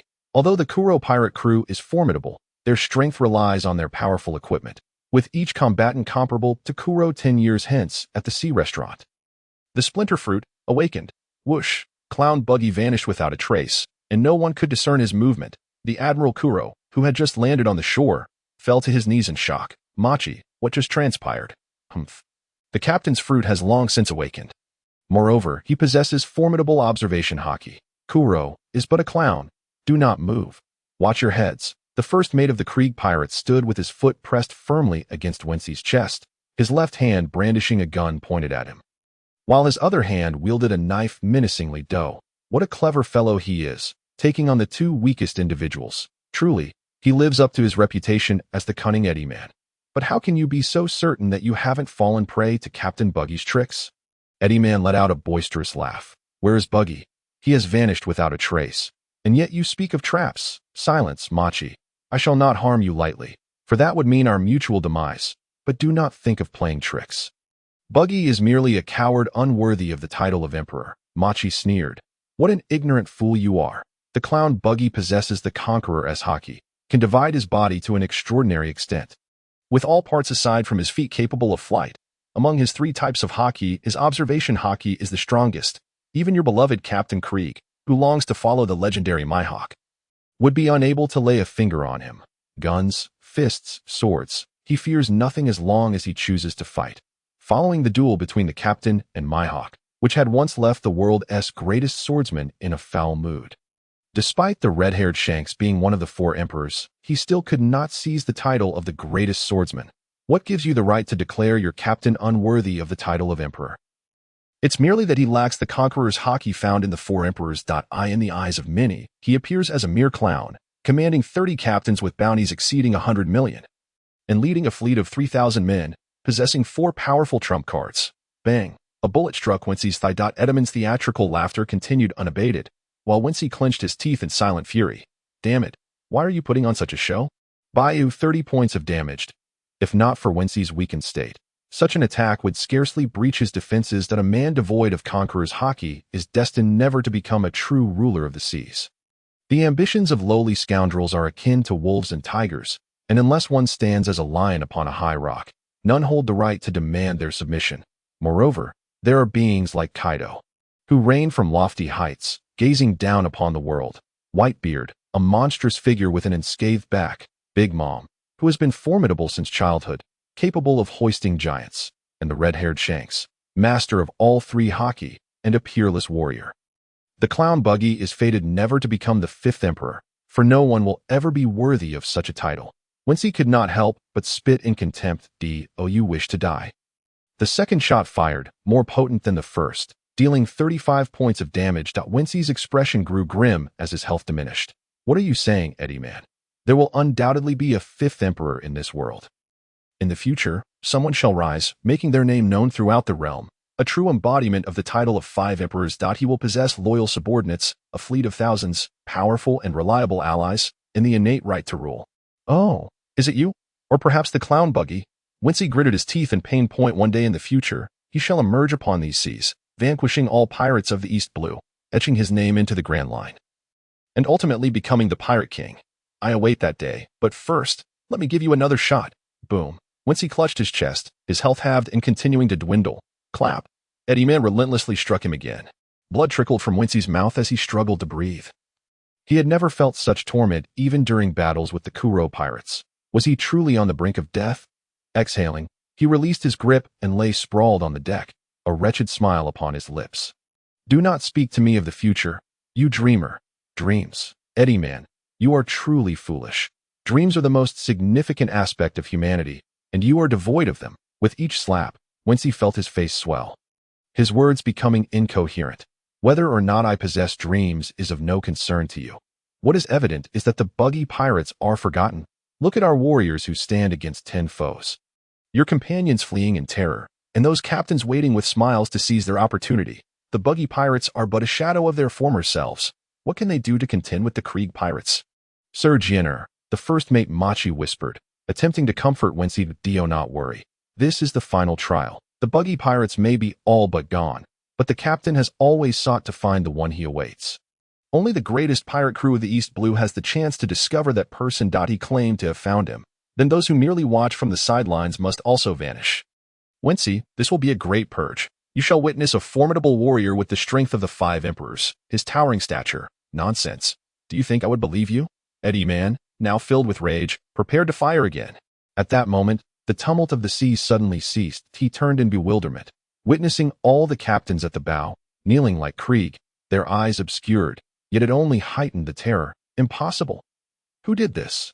How was it accomplished? Boom! 1,000 golden armors clashed, blood mist enveloping the sea, and Krieg trembled as blood seeped from the seams of his golden armor. Swish! The strike from Sir Jenner, a powerful technique infused with sword energy. Shattered steel defenses with the force of a battering ram.so powerful. Your wounds heal at a rate that exceeds my attack speed. This must be the remarkable strength of a Zoan fruit user. Demon! Akin's words fell short as his body collapsed, face to the sky. The Krieg pirates were utterly defeated. A small cluster gathered, the red robe reappearing. Wincy thought, this figure indeed commands great presence. Not everyone needs to be a king. If a clown's performance is sufficiently splendid, then it is worth the journey. Buggy, if you dare to make a move, I will kill him. Buggy smirked and spread his arms wide. How do you know you haven't fallen victim to my tricks? When, monster, the ability of the chop fruit, when awakened, can divide to an even greater extent, obliterating your internal organs and even controlling a person through their nerves when focused. Pfft. Eddie Man knelt in disbelief, struggling not to fully succumb. What a formidable power! He had never witnessed the legendary 4 emperors and could not ascertain if Buggy was indeed a match. But one thing was certain. In the East Blue, the clown Buggy was indeed worthy of the title of emperor. Phew! You scared me. I thought my life was truly at an end. Wincy chuckled, yet the next thunderous shout shattered his fleeting relief. Clown Buggy, I am Vice Admiral Karp. I give you one last chance. Surrender. Oh no. Karp has come to pick up the scraps. Captain Buggy, Karp is here. Oh, and what of it? This is our era. In an instant, the clown Buggy vanished without a trace, leaving behind a rather convincing pirate hat and a letter. Sir Jenner calmly picked up the envelope and slowly opened it. The lion carried the beast tamer, while Sir Jenner struggled to lean against the wall that T.O. perish before the journey truly begins. I must admit, those slaps were indeed painful, yet they also offered me an unprecedented glimpse into Buggy's formidable strength. The true chop fruit should possess such immense power. The trump cards in a deck of cards. The Joker is colorful, a blend of black and white, yet the true cards hold 10. In this world, the best arrangement is to possess 10 trump cards to face the might of J. Q. K. If you are to establish a pirate crew from this day forth, then simply gather 10 companions. No one can survive alone in these seas, not even that reckless Barrett. Wincy, wear this hat, or cherish it. You know, Shanks possesses a hat gifted by Captain Roger, a straw hat, while I have Roger's later pirate hat. You are deserving of it, for it represents the will passed down through generations. When we meet again, I hope it will be at the pinnacle of piracy. Buggy, is he truly going to confront the hero Karp to allow Wincy to escape? What a complete fool. Captain, prepare for this decisive battle. The pirate crew cannot endure for long. Just as you see these scurrying rats, they have never had the courage to face the sea's challenges. Jenner, you should go. Perhaps you are the one the captain has been waiting for. The esteemed Jenner extended his hand, presenting the pirate hat to Wincy, poised to gently place it upon his head. However, Wincy vehemently declined. Having departed from Karp's ship nearly a year ago, all his growth during this time was a gift from Buggy. He would not don this hat lightly, merely securing it at his waist. I must take my leave. Should Buggy return, kindly inform him that we shall meet again one day in the future. I may not stand at the pinnacle of piracy, but I will undoubtedly have steadfast and reliable companions by my side.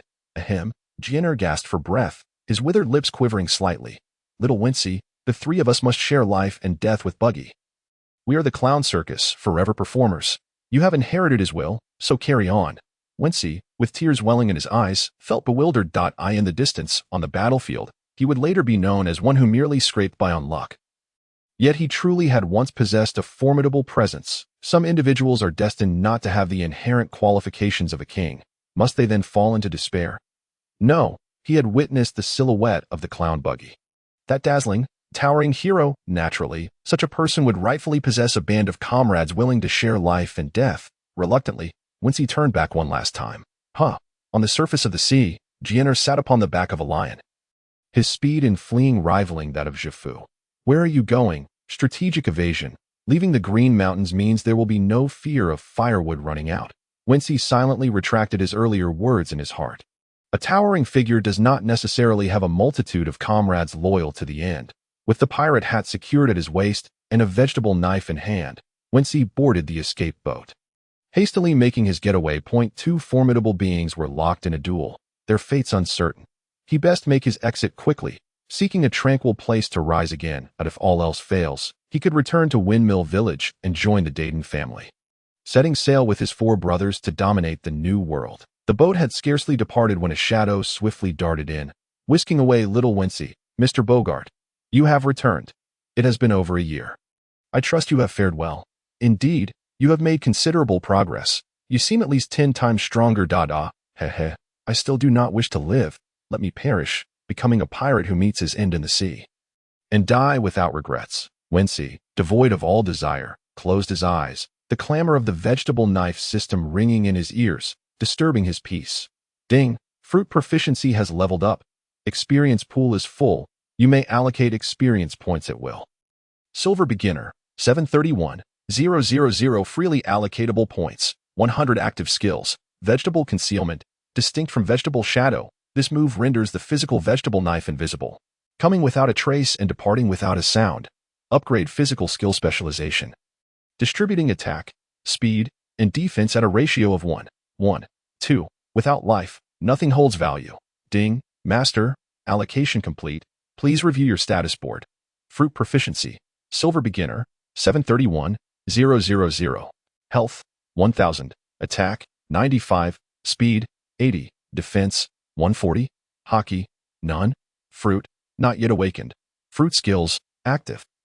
Vegetable shadow, vegetable concealment, passive, vegetable knife chrysanthemum slash, 100 critical hit rate for assassination, swordsmanship specialization, bronze intermediate, 121, 200, gun specialization, 0. Physical skill specialization, bronze advanced, 23, 500, experience, 35, 500, legendary character card, complete clown buggy, vegetable knife clone, can reach up to 4. Phew, I am utterly exhausted. This year has felt like a nightmare, but don't even think about sending me to my death. Of course not. Look, here is your new bounty notice. Huh. Wincy was startled by the bounty notice he received. Titled, The Fugitive Shovel, Wincy, with a bounty of 32 million buried at Mr. Bogart. Does Buggy stand a chance of winning? The sunglasses-clad aide smiled confidently. Impossible. A year ago, he sustained injuries that are difficult to heal. Wincy was taken aback.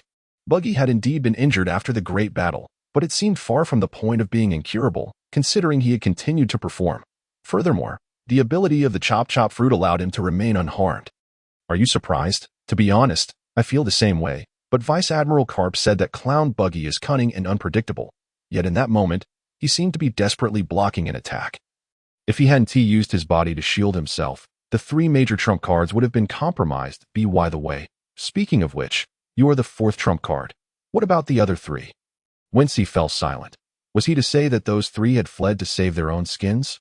Poor Buggy. His later stroke of extraordinary luck was indeed bought with his life, that I had thought Buggy's big red cloak was impenetrable. Yet he sustained such heavy injuries. Ha. It seems the fruit is no match for Vice Admiral Karp's fists. Indeed, the two chuckled foolishly. Ding, Master, congratulations on successfully guessing this round of randomly assigned skills. Physical skill, Iron Plate, enhances daily recovery of life force. When activated, it doubles defensive power, though it consumes a great deal of stamina. How annoying. Skills are all randomly assigned. When will I have the right to choose for myself? Simple. Just reach the golden tier in a single area, and you can unlock the skill library for all professions. Damn it. This was my closest chance at reaching the pinnacle of life. Half a step to the 4 emperors. Tears streamed down Wency's face. He cried until he no longer knew whether it was for Clown Buggy or for himself. Both were indeed pitiable, were they not? The battle raged on for half a day. And in the end, Buggy escaped through sheer luck, disappearing without a trace. Karp clenched his fists, standing at the bow of the ship. It was hard to discern if he was injured, but he had not moved for a long time. He simply told the returning Wincy, "Stop crying. You have suffered a significant psychological blow this time. I will arrange for you to recuperate for a while. Go spend 3 months in West Rob Village." Huh? ISNT West Rob Village, the place where the great Usopp resides. I want to take him on an adventure, to see. Bang. Wincy was unceremoniously tossed off the ship, left to sway alone for quite some time. West Rob Village, a legendary place, the hiding spot of the great Usopp. Even his father, the world's greatest sniper, hailed from here. How dreadfully boring. The village is peculiar in structure, but nothing special, resembling a miniature Dressrosa. Where is Usopp? The lonely little town welcomed a visitor early in the morning, yet the diligent villagers remained blissfully unaware. However, Usopp, punctual as ever, had already begun to shout throughout the village, "Pirates are coming! Pirates are coming! Everyone flee!" Wincy stood at the village entrance, staring blankly at the long-nosed figure, inadvertently breaking into laughter, the kind-hearted lie. Usopp's childhood woven with tales was not as rosy as it seemed. Now, the little ones were mere children, unable to join in his antics. They must be quite bored, he mused. "Usopp, if you keep lying, I will beat you up." The kind-hearted villagers played along with his act, angrily brandishing brooms as they emerged from their homes, shouting loudly. By the time Usopp reached the edge of the village, Wincy stood there, grinning foolishly. "Hey, who are you? And that pirate captain's hat you're wearing? But those rusty vegetable knives at your waist betray you, you little trickster. I am truly a pirate, and I have a bounty. How much is it? 50 berry? No, 30 million berry. Huh?" Usopp burst into raucous laughter, having encountered a child skilled in the art of deception. "All right, I understand. You big liar, but what about your family?" "None. I'm an orphan." Usopp's eyes squinted into crescent moons, a wicked grin spreading across his face as he embraced this little trickster. "I admire you. You can lie without blushing. This is the first step. Captain Usopp has decided to let you join the crew of 5,000. Gurgle, gurgle. Both their stomachs growled simultaneously, and they exchanged awkward glances. With a chuckle, Wincy pulled out a few hundred berry from his oversized backpack, deciding to exchange it for something to eat. Having spent a long time in West Rob Village, Usopp yearned for the outside world, incessantly peppering Wincy with questions. Moreover, the mysterious newcomer was viewed by Usopp as a homeless little con man, leading to a delightful conversation. "Wincy, you just said you're a pirate. Why are you still wearing wooden clogs? Can't you afford boots?" "Ah, you'll understand in time. Among pirates, those who wear sandals are the truly formidable ones." "Oh, right. Right." Usopp nodded vigorously. "You are absolutely right." Yet his expression conveyed a hint of skepticism, as if to say, "Come on, you can't fool me with such trivial tricks. I'm an expert." "Yo, Usopp, is this your new friend?" "Certainly. He is a notorious pirate in the East Sea and a member of my Usopp's great crew." The villagers mock him, echoing their laughter, saying, "Indeed, the bounty is a staggering 30 million berries. Alas," Winchur thought to himself, "why is it that no one believes in me? I have come to seek you out for an adventure. And the first significant hurdle is Logtown. I have resolved to visit Winter Island first to meet Chopper, amidst the sprawling fields of pink cherry blossoms. Oh, do you have a ship? We can build one. But it must be completed swiftly, within 3 months, or the Navy will come to capture me." Upon hearing this, Usopp chuckled slyly, waving a hand and clearing his throat. "Of course, you speak nothing but the truth. From now on, you shall join me. Usopp the Great. Forget about 30 million berries. 300 million. No. 30 billion is but a trifle. I speak earnestly." Winchur was exasperated. It seemed that persuading this fellow to venture out to sea was more challenging than he had anticipated. Originally, he had intended to seize the opportunity to rescue Nami from her dire straits, but it appeared that would not come to pass. Am I lying? Proud Usopp, having finished his boast, suddenly dashed toward the largest residence in the village. "Where are you going? Stop dawdling. Vice Captain Winchur, follow me. The captain's wife is awaiting me, and your dreams. My position has long been reserved for another trustworthy individual." Winchur trailed behind Usopp, reflecting that this fellow was surprisingly swift. No wonder he excelled in fleeing.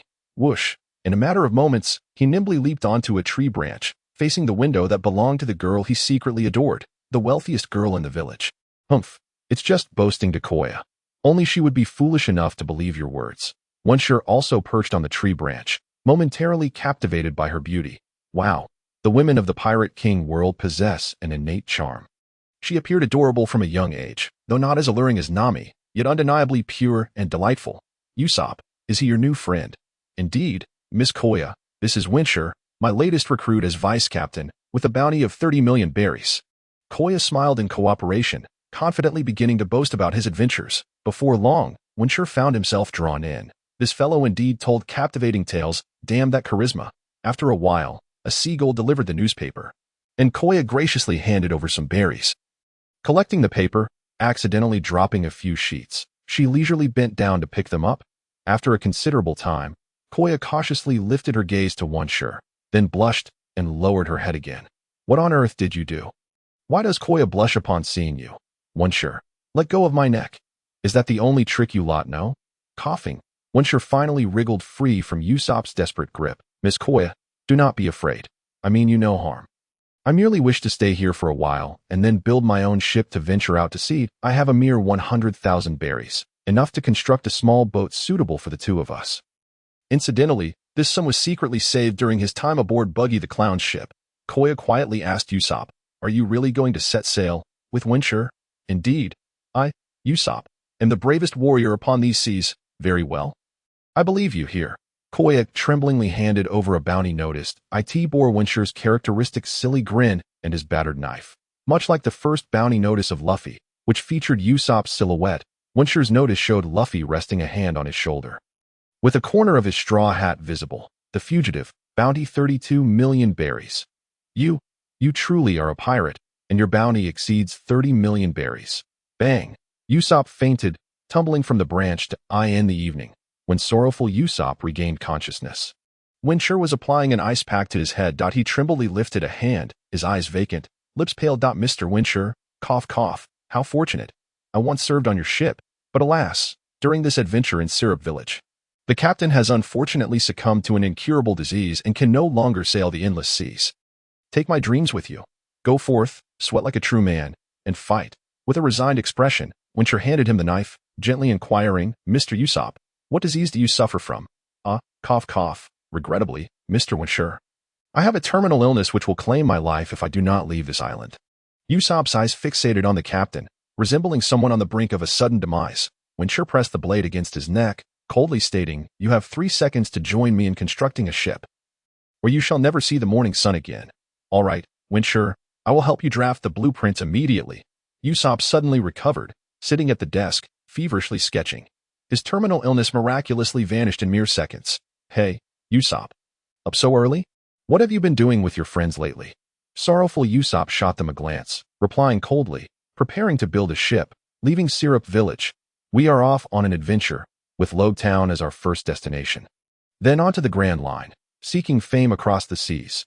Ha! Good luck. May someone believe your lies. Usopp was left speechless while Wincy laughed heartily beside him. This fellow turned out to be quite the craftsman. Producing remarkably realistic blueprints. It wouldn't be long before they could set sail and conquer the seas. Hey, Wincy, my knife is broken.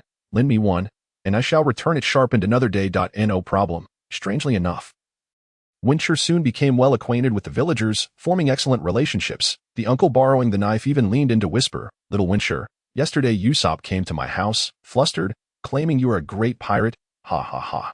Let the whole village catch you. The enthusiastic villagers made Wincy blush shyly, standing with hands on his hips and grinning foolishly. Indeed, I am a notorious pirate of the East Sea with a bounty of 30 million berries. The villagers laughed together, while only Usopp wore a scowl. You little brat, how dare you deceive me? Usopp the Great. I will make you pay for this. That said, Claw would likely take some time to arrive at Syrup Village. Before that, he wanted to set sail to avoid any familiar faces. Koya's servant, Mary, would sneak a peek outside the window daily, likely fearing that Wincy, the scoundrel, might harm Usopp. It was evident that there was mutual affection.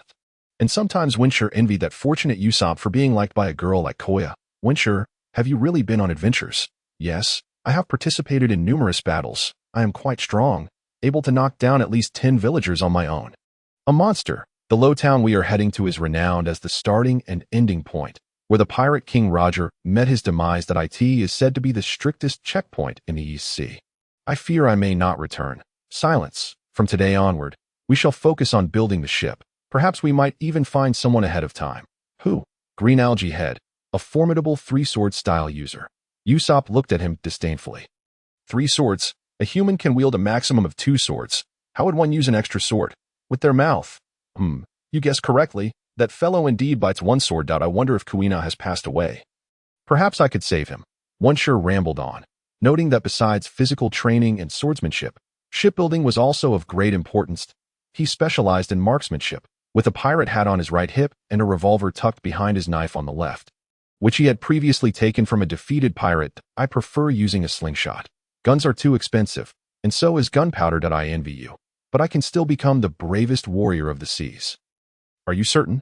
I can give you one. Usopp could only choose to shirk responsibility in this matter. In truth, the superiority of firearms lies in the swiftness of ammunition loading compared to slingshots. The lesser expenditure of human effort and the heightened accuracy that minimizes unnecessary waste. He learned the most about marksmanship from the Sniper King, Sogeking, and although his training lasted just a month, his precision saw remarkable improvement, as his physical attributes had been comprehensively enhanced, with talent clearly evident. Meanwhile, the duo's small vessel was finally completed, adorned with a modest pirate flag featuring a simple skull, with a slingshot on the left and a kitchen knife on the right. Brave warrior Usopp, remember, we temporarily call ourselves the Vegetable Egg Pirates, and we are utterly serious about conquering the East Sea. First mate, why do we have such a foolish name? Because the name Knife Skills Pirates sounds more like a bunch of desperate chefs seeking employment at sea. Usopp glanced at the kitchen knife at Sogeking's waist. For days, it had been Sogeking preparing the meals, and it was evident he had undergone systematic training, possessing decent skills. At least he had the fundamentals. Moreover, the villagers claimed that using this rusty knife would enhance the flavor of the food. Half-legendary character card, Redfoot Zeph, increases flavor by 10%. Current enhancement rate post-silver is 15%. Sogeking muttered to himself. Sogeking, you still claim you're not a chef. Let's go, Sogeking, and commence our adventure. Sogeking exclaimed as he pulled Usopp aboard their little ship, which featured merely a sleeping area and storage for drinking water and food. Relying entirely on human power for navigation. Push forward. Usopp, we must strive with all our might for the grand adventure. The two little pirates meandered across the ocean for a full 2 months. They had exhausted their food supplies and lay helplessly on the deck, utterly drained. Seagulls flew overhead, and Usopp lamented, even with money, one can only buy a newspaper. Sensational news, Usopp. Vice Admiral Karp has announced that the greatest force in the East Sea, the Clown Buggy and the Creek Pirates, have been shattered. The East Sea is about to become a symbol of justice. Is that so? Usopp, nearly lifeless, weakly grabbed the newspaper, lying back at the edge of the cabin. Squinting at the words as tears welled up, Sogeking, are we going to die? I'm so hungry. If I had known, I wouldn't have gone to sea. How can we find a small island? I might just perish here. Cough, cough. Sogeking, I think I hear the sound of a large ship cutting through the waves. Stop dreaming. How could anyone suddenly appear in this vast sea? True, perhaps it is merely my imagination, but Usopp. If I'm hungry, can I eat you? Hey, are you insane? It's not an issue of imagination. You've completely lost your rationality as a human. A cool breeze brushed their faces. Shadows enveloped the small boat. Is it going to rain? Splendid. We could use some fresh water. Fool. Sogeking, are you planning to go solo? I shall undoubtedly thrash you. Salvation. If it's about escaping, let's forget it. Survival is paramount. Upon seeing soldiers boarding their little vessel, they anxiously closed their eyes, thinking to themselves, finally, we haven't perished. When they awoke, it was dusk. Usopp stepped out of the cabin to find Navy soldiers surrounding them, and he thought, this is bad. The great pirate Sogeking must have been captured. And as his accomplice, my fate cannot be any better. However, what he beheld was Sogeking clad in a military sergeant's uniform, standing at the edge of the deck, striking a cool pose against the wind. Usopp, you've arrived. I have been waiting for you. Sogeking, you aren't a pirate, correct? Sogeking turned around with a cold smile, strolling around him, speaking in an odd tone. I apologize. I am Winton, an intern sergeant under Karp. And the person you know is my twin brother. Sogeking. Usopp was taken aback. The identical brothers had chosen entirely different paths. This is painful. I never expected to capture my own brother. Depart, for we have discovered that you were merely deceived. Someone will return you to Syrup Village. But he must face the consequences of his actions. Sogeking. Oh no. Winton, he clenched his fists, his expression resolute. Damn it. Are you going to kill Sogeking? He is a good person, has never done any wrong, and his culinary skills are commendable. He treats the villagers of Syrup Village well. If you don't believe me, you can investigate. In a hurried explanation, Usopp's face flushed red as he defended his friend, while Sogeking felt a stir in his heart. Realizing that this fool truly valued his comrades at a critical moment. Fool, stop defending my foolish brother. Otherwise, how do you explain the bounty of over 30 million berries on his head? Usopp was stunned. And Sogeking gently patted his shoulder. With a wave of his hand, two soldiers stepped forward to escort the sorrowful Usopp away. After a while, Garp emerged from the cabin, laughing heartily. You little rascal still want to be a pirate? Dream on.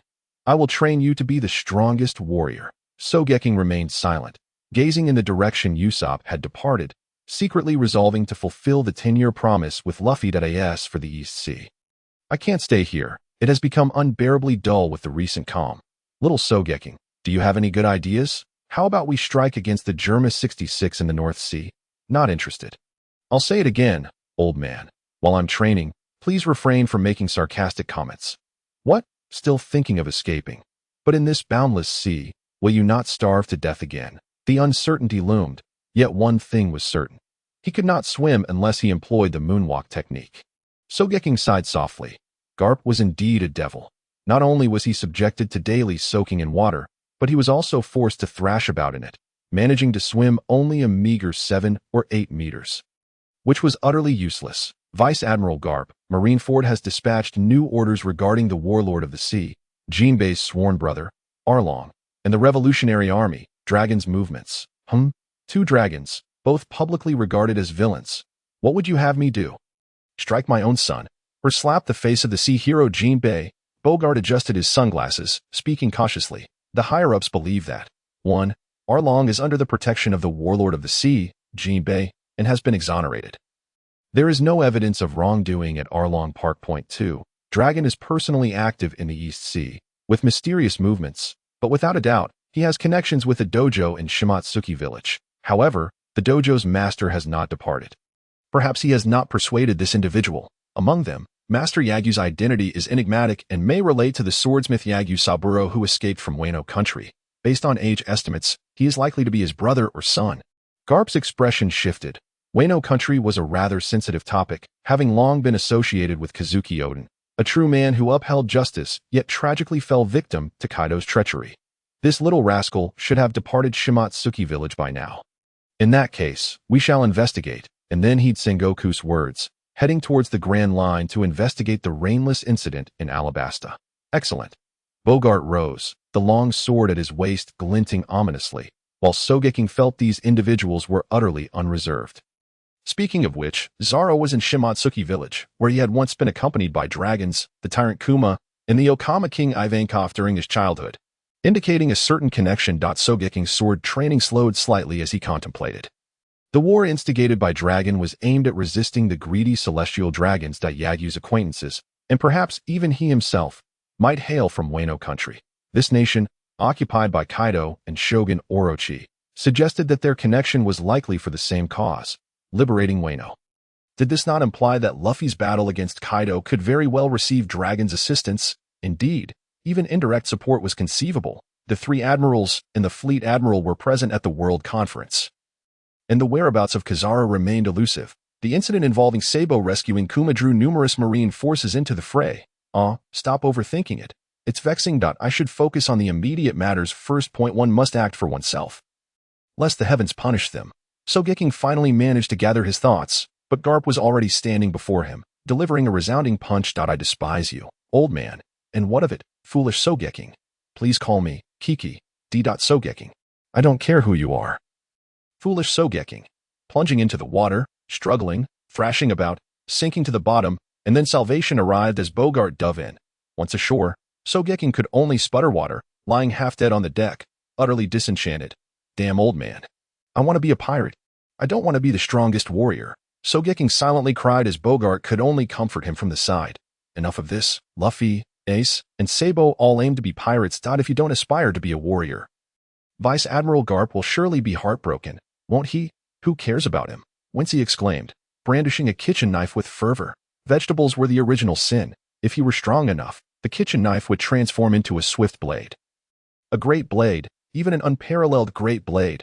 The island where Shuangyue village was located was not particularly close. It took 2 days for the ship to arrive. However, per Karp's orders, only Bogart accompanied Wincy aside from himself. Be cautious. The people here are traditional, and their swordsmanship is exceptional. Dealing with 100 fools would pose no challenge to Wincy. When did I become a unit of combat measurement? Wincy thought, his expression darkening as he walked in frustration. The island, while not large, soon resonated with the focused shouts of boys practicing their swordplay. Esteemed guest, Please enter. Mr. Jingsalang greeted the arrivals at the dojo with a warm smile. Karp let out his signature hearty laugh. They both understood each other without words, yet pretended to feign ignorance. Could it be that the sound of our worship is too loud? Indeed. But it matters not, since we have guests from afar. There is no reason to withhold our welcome. Wincy chuckled softly, thinking how adept these two were at acting. Despite the tumultuous journey, the noise was hardly loud enough for casual recognition, and they stood calmly at the door, hands confidently poised in front of them, without drawing their swords in preparation for combat. One could only say that Jingsalang's keen observation was remarkable, and as for the advanced application of armament hockey in Wano country, one could not expect a swordsman of his caliber to lack mastery over internal destruction. This illustrated Jingsalang's formidable strength. If the world's greatest swordsman capable of severing all was Mihawk, then the first swordsman who could not sever anything should rightfully belong to Jingsalang. Hey, Zoro, guests have arrived at the dojo. You should stop your obsessive training. Did you not see that big-headed fellow and that beastly creature last time? In the dojo's courtyard, several defeated subordinates were addressing Zoro. Oh, who is it this time? Is there a shoe print on their face? No. Among them is a boy around our age, about 8 or 9 years old. He is a swordsman, but curiously, he carries 2 worn kitchen knives at his waist. Huh. Zoro released the large stone, curiosity urging him to check out this young swordsman. What are you doing? Zoro. Shut up, Kuina. I want to meet that little swordsman up front. To his surprise, the competitive Zoro did not evoke disdain from the short-haired Kuina. Instead, she offered him a gentle smile. What a strange girl, Zoro thought, his face flushed with anger as he stormed into the courtyard, still wielding his dual swords. Where is that little swordsman? He quickly spotted Wincy, leisurely eating grilled scallops in the courtyard, and swung his sword at him. Wincy, caught off guard, instinctively raised his arms to shield himself. The iron plate combined with an extraordinary defense diminished the impact of Zoro's strike. Merely drawing a bit of blood. Impressive. He couldn't even injure Zoro. The dojo's young practitioners watched the unfolding duel with keen interest. Zoro was now second only to Kuina in the dojo, with a bright future ahead. Yet this lazy kitchen knife swordsman clearly possessed remarkable strength. Zoro. Ha! It seems we have stumbled upon a hidden gem, Wincy exclaimed excitedly, brandishing his blade. What a thrill it is to battle a demigod. You know me, of course. The name Zoro resonates far and wide. The two faced each other, the competition for the position of vice captain imminent. Strike first, or face dire consequences. Taste my kitchen shadow, having reached the silver tier. Wincy's kitchen shadow skill doubled in effect, allowing him to simultaneously control 2 kitchen knives. The knife clones multiplied to an astonishing 4. The 2 flying knives were, in fact, mere illusions, devoid of offensive power, yet each carrying the effects of joy and sorrow. Meanwhile, he secretly launched 2 real throwing knives, kitchen concealment. The concealed knives were formidable, one aimed at Zoro's waist, and the other soaring toward his shoulder. In the meantime, he held tightly to his dual knives, eagerly awaiting the right moment. Over a year of training had heightened Wincy's sensitivity to combat. He was no longer the reckless fool who simply rolled up his sleeves to fight. Zoro deftly blocked one of the kitchen shadows with each of his dual swords. However, the dreamlike illusion was both real and unreal. Dissipating into thin air before his eyes, he suddenly erupted into laughter, and with a swift motion, he instinctively raised his sword to block the incoming throwing knife aimed at his shoulder. Why do I feel such an overwhelming urge to cry? Wincy thought, feelings of both joy and sorrow flooding over him. Although he had grown considerably stronger, he could only endure the accumulation of emotional skin effects 5 times. And with the repeated use of 2 active skills, his stamina was depleting rapidly. No worries. The Marine 6 styles will grow stronger alongside my power, and the iron plate should speed up my recovery. I can withstand Zoro's onslaught, but that guy can take me out in a heartbeat. He glanced at young Zoro, a swordsman of bronze tier with 320,500 health. Prepare to meet your end. Not so fast. Their blades clashed, creating sparks that dazzled the onlookers. The spectators gasped in astonishment. Incredible, this kitchen knife swordsman's techniques are peculiar, both real and illusionary, and his attacks are fierce. He is certainly no ordinary foe. Upon recognizing Zoro, it dawned on them that he might be a rival, and there was a strong possibility he was a genius swordsman from another dojo. Wait, does this mean the master is actually welcoming challengers to the dojo? They thought, we must cheer for Zoro. We cannot lose. Come on, Zoro. All the apprentices in the dojo rallied behind Zoro. Even Kuina wore a proud smile. Wincy, feeling exasperated, thought, is this what it means to be part of the main cast? Even a simple fight can rally support. Yet here I am, their future vice captain, with no boost in popularity. Both combatants were now gasping for breath. As their stamina waned and minor wounds accumulated, their defenses, attacks, and speed began to decline, the gap between them diminishing. Conversely, Zoro's eyes gleamed like those of a hungry wolf, fixated on Wincy, his prey. The hungrier they became, the stronger they grew, waiting for the opportune moment. No wonder Zoro grows stronger with each battle, returning from trials akin to hell. His ferocious spirit is entirely different from mine. Darn it, I must train even harder. Yet, seizing the slight advantage he still held, Wincy thought, forgive me, my three-sword-style demigod. Taste my signature move. Kitaki D. Wincy resolved, throwing out 2 kitchen knives, stepping back while bending halfway, and then kicking out 2 more kitchen knives from his waist. Ha ha, what a joy. But even in my emotional turmoil, I won't allow your tricks to succeed. Zoro blocked the 2 flying kitchen knives with one sword while using the other to prepare to deflect Wincy's kitchen knife. Yet, a peculiar smile crept across Wincy's face as his dual knives vanished with a puff. Fool, did you think the blades in my hands were the real ones? Damn it, cunning scoundrel. Wincy swiftly conjured 2 final kitchen knives using his fruit powers, aiming to strike down in an instant. With the use of the passive skill, the kitchen dahlia slash would deliver a critical blow to Zoro, but he abruptly halted his actions, sheathing the knives back at his waist. At that very moment, unaware, Zoro seized the opportunity to turn and strike with his sword. The rusty kitchen knives clashed against the sturdy wooden sword. A sufficiently strong wooden sword could still pierce the skin.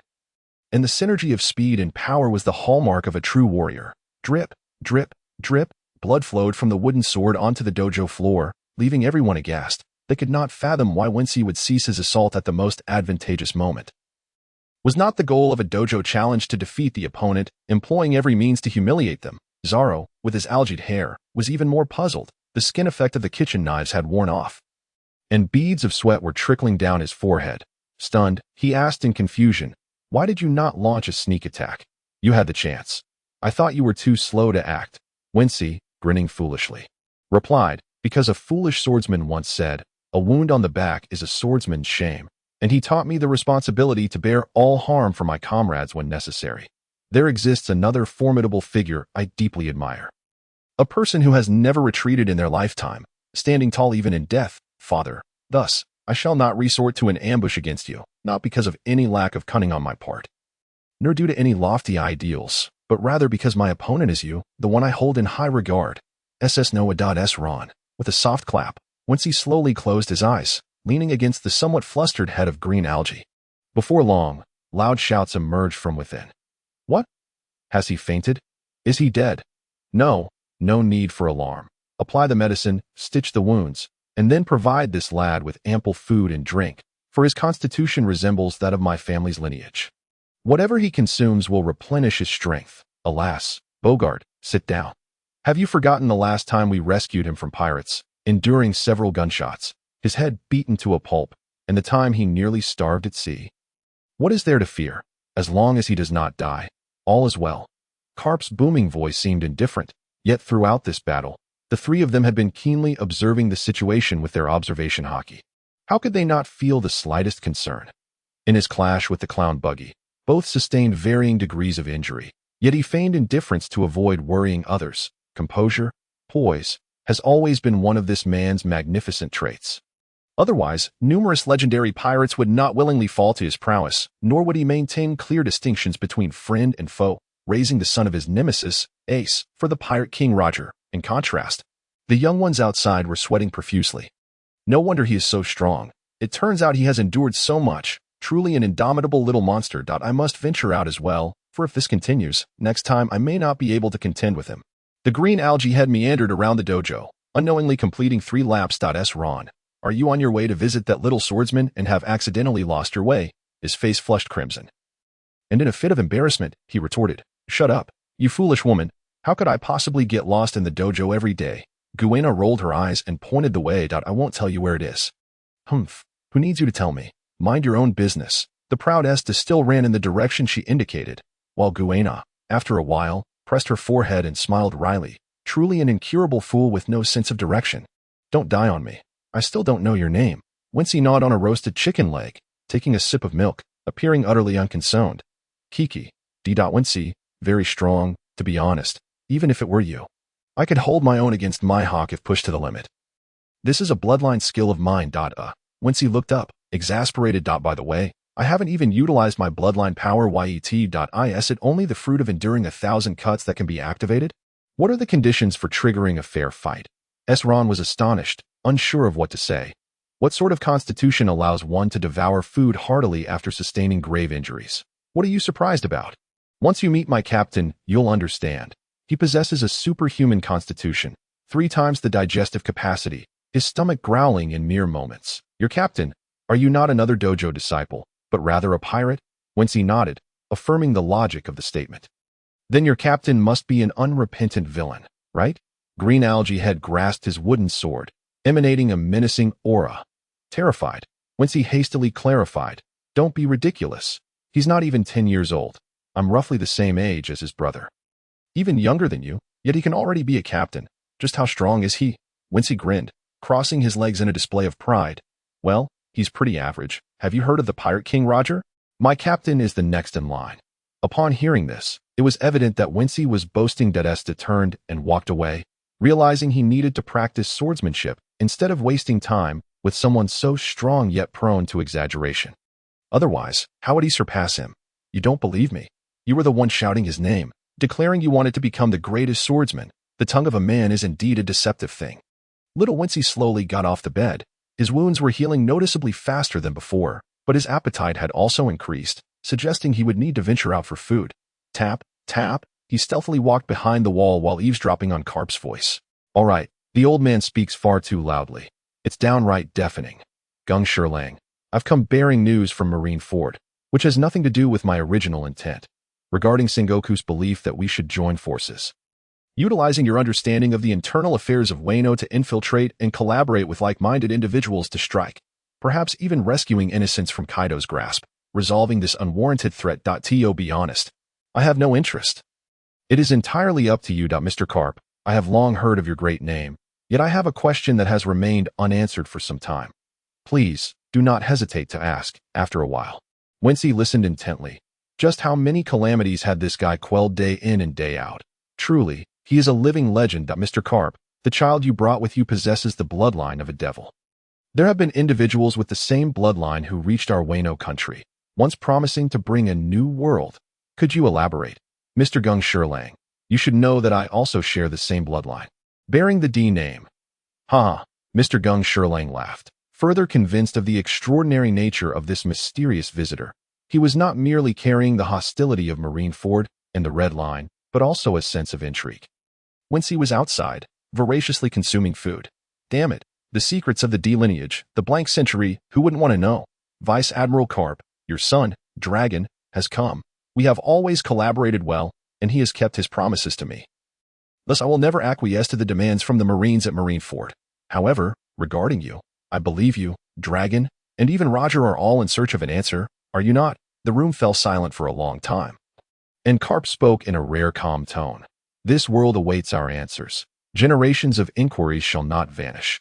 This is a 900-year-long pursuit and a testament of unwavering will. Please answer me, Mr. Gung Shirlang. Very well, I shall share what I can, for my knowledge is limited. During the blank years, there were 2 individuals in pursuit of answers. One was a hero who promised equality to Fishman Island and extended a hand of congratulations to the golden country in the sky. He is indeed an extraordinary figure, also belonging to your D lineage. What remains unknown is the Ship of Oath, Noah. It had 2 masters, one of whom was the individual who allied with 20 ancient kingdoms to destroy the kingdom of D. Wow, what a dramatic turn of events. Once he pressed his ear against the wall, fearful of missing a single word. Yes, when the hero's great ship bore the oath, it united countless races scattered across the world. In that cursed land of demons, the kingdom of D stood tall, with Poseidon guiding the sea kings, summoning Noah from the depths. As they sailed against the wind and waves, the king of the underworld would thwart all malicious intent. The will of the heavens, with storms and thunder clashing, never yielding to the faith of the gods, born as humans, we must row together. Karp recited the ancient mantra, leaving Wincy's mind in a daze. What on earth was this old man rambling about? On the contrary, Gung Shirlang laughed heartily, and Karp's laughter was particularly thunderous. So you will definitely not obstruct Dragon's ambitions because this is the D lineage. Regardless of the unresolved matters during that blank century, what was lost, even if nations were destroyed and greedy individuals shattered the ancient tree of demons, you shall never compromise the will of D.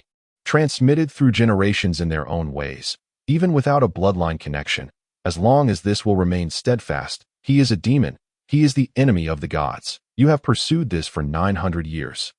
Once again stirring up a great wave, Roger opened the tumultuous era of great pirates with his death. Countless formidable beings flock to it, even in the most perilous seas, when the truth is unveiled. Will the world tremble in fear? Upon witnessing the departure of the powerful who opened the era, Dragon awaits the emergence of those who inherit Roger's will, and he himself has begun the pursuit. 900 years. The first time such a perfect synergy has occurred. Ha ha ha, Karp sipped his tea, laughing heartily. Ha ha ha, I truly do not comprehend what you are saying, as if we are conspiring together to commit misdeeds. Gungsureo's tone subtly shifted, sounding as though he were issuing an unassailable inquiry to Mr. Karp. You are merely upholding the baseline, tidying up the mess left by the two of them in this joint tempest of blood and carnage. There exists both good and evil, whether intentionally wrought or born of circumstance. The weight of the word justice behind you is too burdensome. We are merely pitiable beings of the same kind. With a sharp crack, the teacup shattered, plunging the room into a profound silence. No one daring to speak further in Wincy's ears.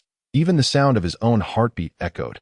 Thumping loudly, he felt as though he, too, were caught in an inescapable tide. Trapped in a dilemma, Karp, who appeared to care for nothing on the surface, was indeed ensnared in such a predicament. After a long pause, he finally heard Karp's last words, the will inherited by the ages. The dreams of mankind, the vicissitudes of time. These cannot be resisted as long as people continue to seek answers to their yearning for freedom. This quest shall never cease. With a creak, the old sea captain, who had wandered for decades, gently opened the wooden door and lingered there for a moment. Mr. Gungsureo did not emerge to greet him, but instead bellowed in an uncharacteristic manner, I have also been in pursuit of answers. Wincy, Karp's roar jolted him from his daze. Let us go. Before we leave the East Sea, we must meet a little rascal who loves to smoke. I haven't had the chance to bid farewell to Sorty yet. Farewell, my idol. Wincy waved his hand, bitterly clutching his bandaged abdomen, continuing to indulge in gluttony as his vitality rapidly restored. Karp, shootin' tea, we continue rescuing the ordinary folk in the East Sea. Or deal with those audacious new pirates? Karp scoffed at Wincy's deliberately mocking remarks and delivered a punch to his head. You fool, it has tea rained in Alabasta for nearly a month. Something must be amiss. Moreover, that little rascal Crocodile has secretly slipped in there recently. Who knows if he is up to no good? Oh, Wincy recalled the timeline. When Luffy and his crew encountered Princess Vivi, Crocodile had posed as a hero in Alabasta for 3 years, which was approximately 5 years from now. By all accounts, this was atypical. Especially considering that Robin was still on the run at this time. Crocodile was after the Pluton. Without the assistance of archaeologist Robin, his cautious nature would prevent him from acting rashly. What is the purpose of going there? To scout the area. As for the little rascal Karp mentioned who enjoys smoking, that would be Smoker, the chain-smoking fool. He should have held a higher rank and status, yet his mistakes and stubbornness cost him many opportunities. As a hero of the Navy and a disciple of the Black Arm Zephyr, the early rising Smoker mirrored his early mentor, albeit with slightly less gentleness. After his interactions with Luffy, he gradually adopted more color, resembling Karp more closely. With Luffy's departure to sea still about 8 years away, I wonder if this chain-smoking fool detests him. Lost in thought, he drifted into a deep slumber, a bubble of snot forming. Karp burst into laughter. Look at that. The little rascal fell asleep while devouring meat. What a fool, ha. As soon as he finished speaking, Karp yawned, and soon after, the thunderous sound of his snoring filled the air. Bogart felt a twinge of embarrassment, thinking, a case of the pot calling the kettle black. Aren't you both just monsters of the same ilk? After half a week at sea, when they finally docked, Wincy was just being pulled from the water by Bogart, resembling a pickled cucumber, languidly sprawled on the deck, counting the stars. We're off. Little Wincy, let us go meet your senior. Speaking of which, he also wields dual swords. So you can certainly seek his insights on swordsmanship. Wincy mused, more like insights on staff techniques, you foolish old man. That guy clearly wields 2 short batons made from sea prism stone. In an instant, Karp hoisted the despondent Wincy and leaped off the ship without a second thought. Initially breathing easily, Wincy now writhed in agony from the jolt, retching uncontrollably. Are you trying to kill me, old man? Shut up. You're not brave at all. Damn, what does bravery have to do with this? I'm about to be shaken to death. Are you not merely trying to hasten my demise? Don't dream. Vice Captain of the Pirate King, I've already made up my mind. With a thud, a fist of love struck his head, leaving a large bump, causing him pain so intense that he couldn't even cry out. No wonder the first martial skill he grasped was the Iron Fist of Love. It was, after all, the most frequently failed attack. As for why his second martial skill was Iron Plate, it was easily explained. His body quickly realized that it could not overpower this man and opted to endure longer to master a defensive technique. Karp, what brings you to Rogue Town? Wow, truly worthy of the chain smoker. Already standing at the port to greet Karp, the Tio's safe face, he even arrogantly held a cigar in his mouth. You little rascal, what airs are you putting on? Unfazed, Karp delivered a punch, prompting Smoker to obediently extinguish his cigar and stand behind him, awaiting instructions.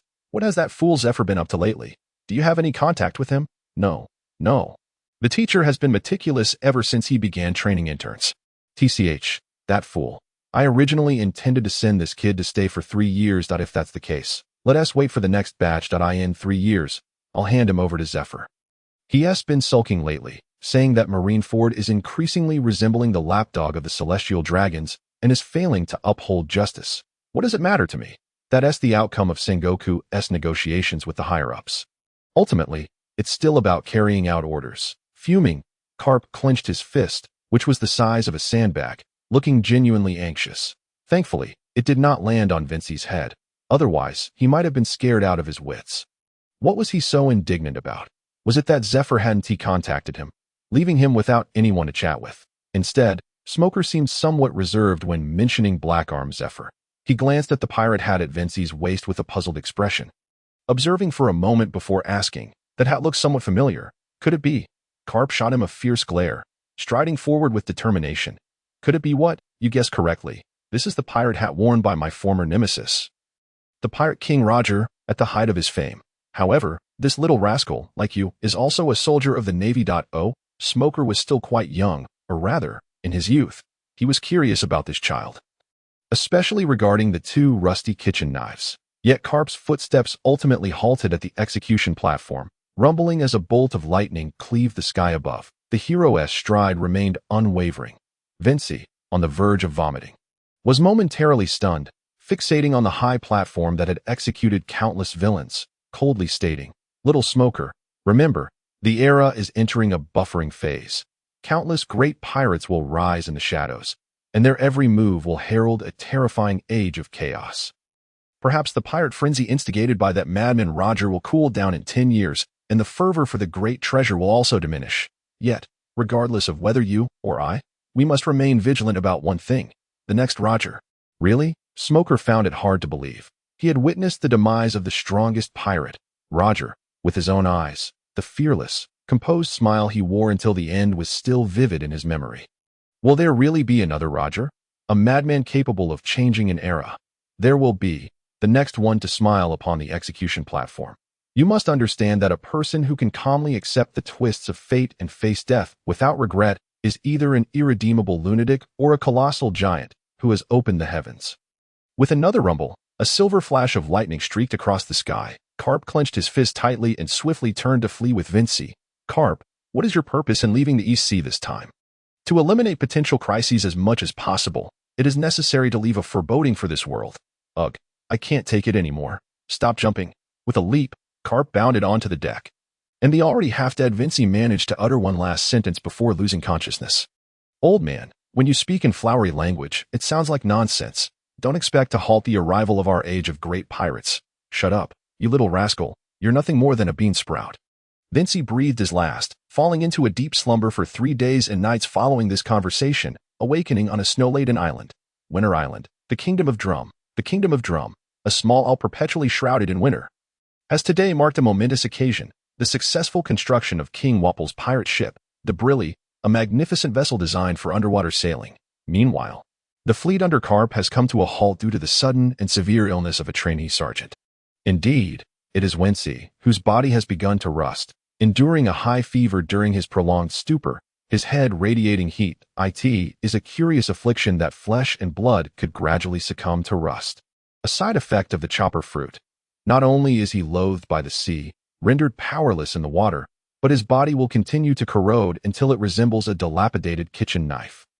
In a desperate bid for survival, Karp commanded the warship to accelerate, making the impromptu decision to dock here. At this moment, Drum Island exists in a timeline approximately 8 years apart from Luffy's voyage.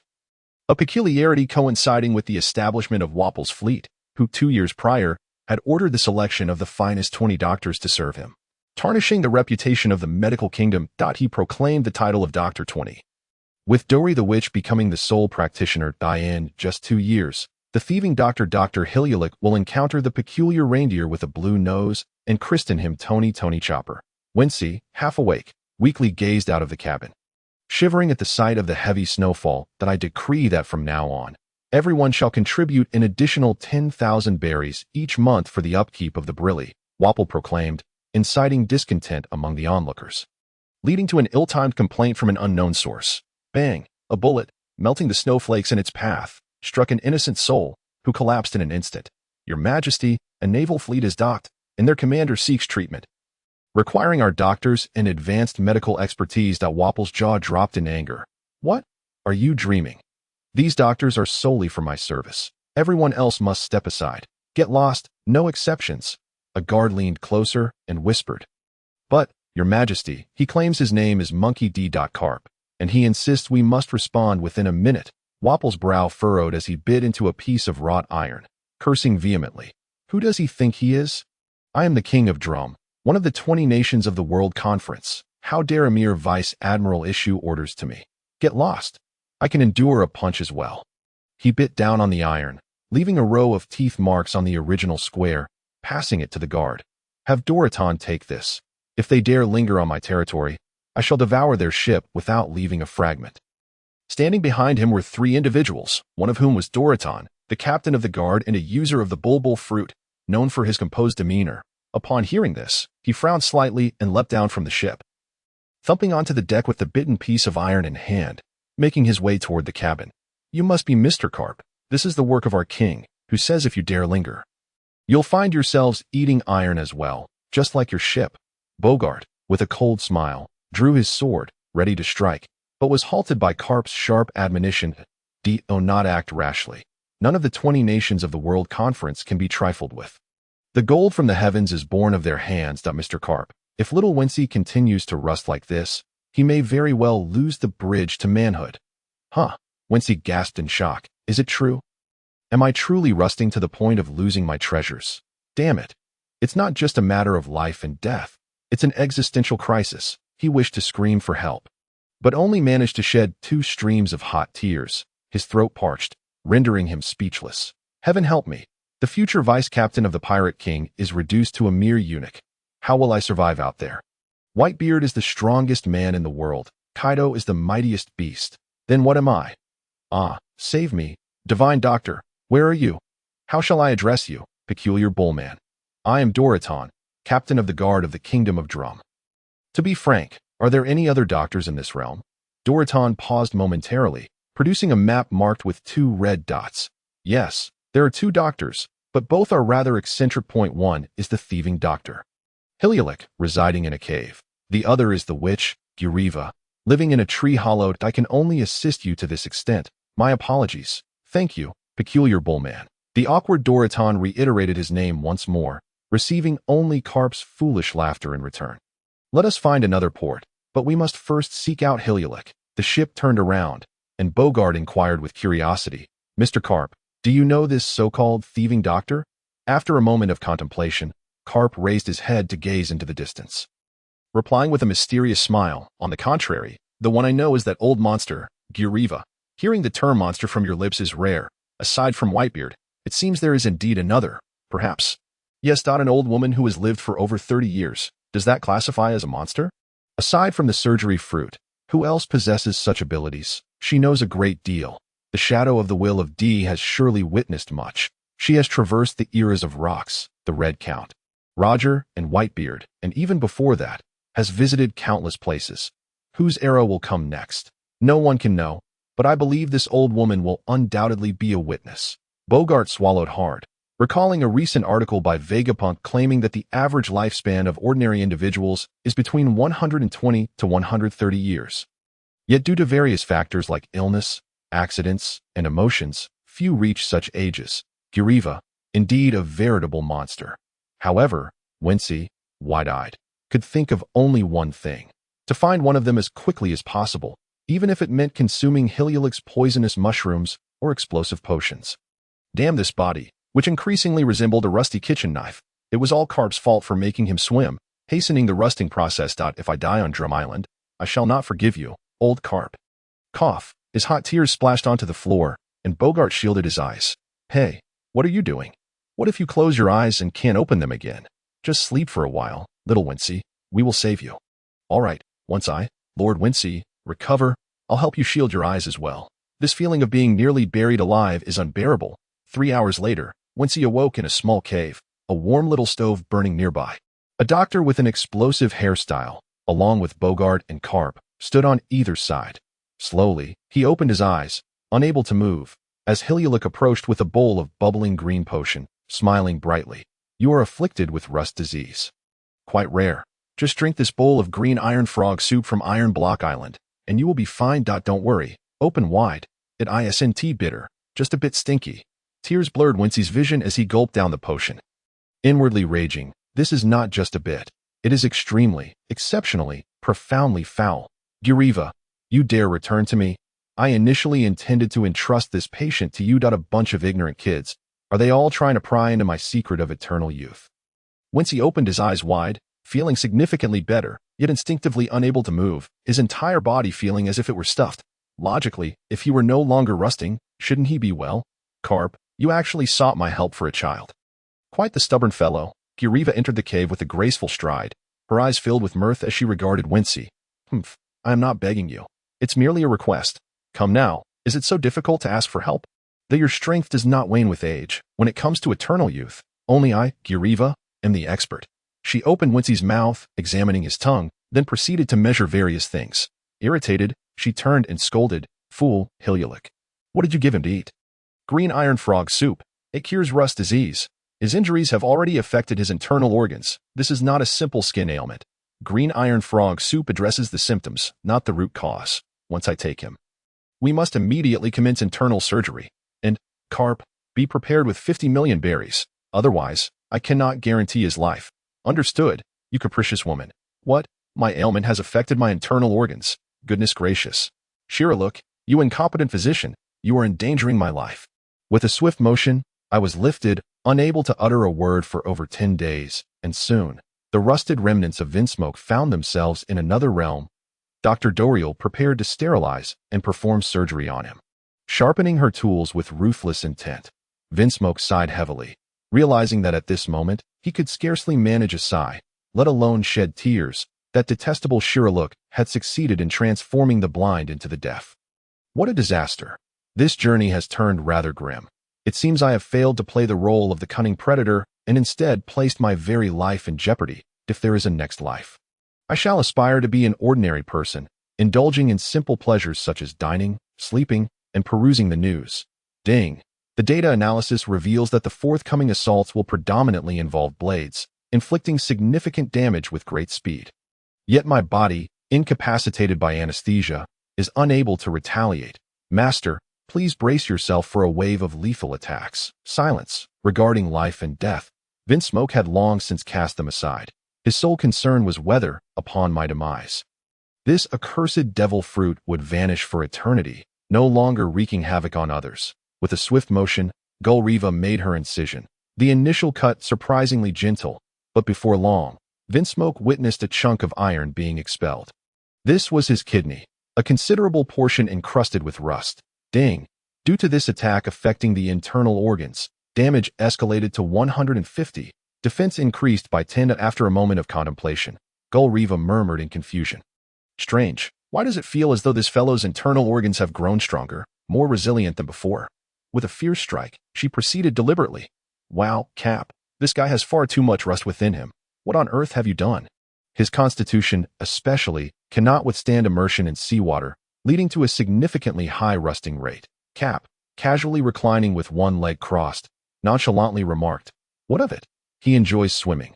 What can I do? I must assist him, for he refuses to heed any warnings. It seems that you two are the ones deserving 1,000 cuts. One rusts me, another exacerbates my illness, and now this one is actively dismantling my kidney. Ding. This attack was a critical hit. Inflicting 180 damage. Defense increased by 30 to damn it. This method of becoming stronger. Through 1,000 cuts. Am I not provoking you? At such a time, what good is enhanced permanent defense? Is it not merely compelling Dr. Doriel to be even more violent? Oh dear, this fellow's constitution is indeed peculiar. He's becoming increasingly formidable that it appears I must change my instruments, or I shan't be able to endure. Vinsmoke remained silent, thinking, am I truly growing stronger? Surely, this is not merely disassembly. I feel like a machine, with parts casually removed. The issue lies in whether I can replace the old with the new. Golriva, will this fellow's parts regenerate after being removed? I'm not well acquainted with his fruit abilities. After all, previous users were chefs, not combatants, and the data is inconsistent. Golriva seized a scalpel and plunged it down with force, responding, those at the outset should have perished. As more died, certain truths became apparent.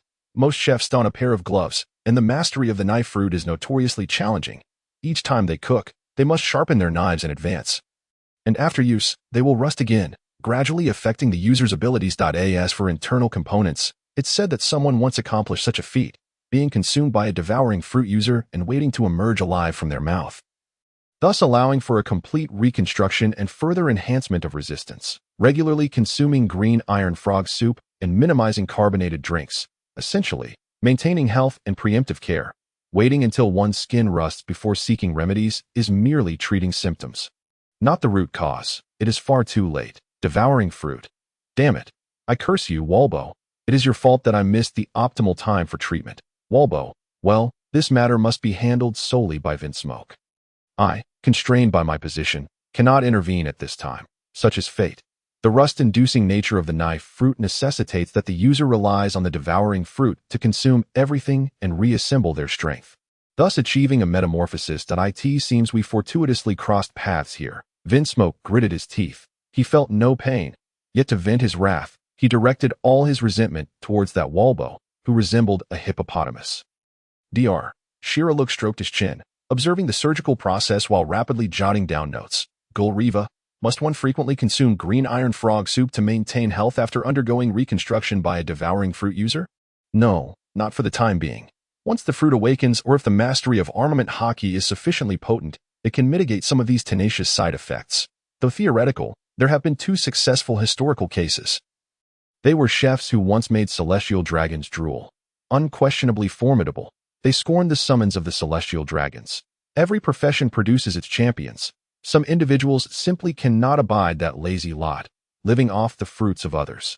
Very well, if there is still a chance, hope is not entirely lost. Vinsmoke closed his eyes, his ears filled with the sounds of the knife system.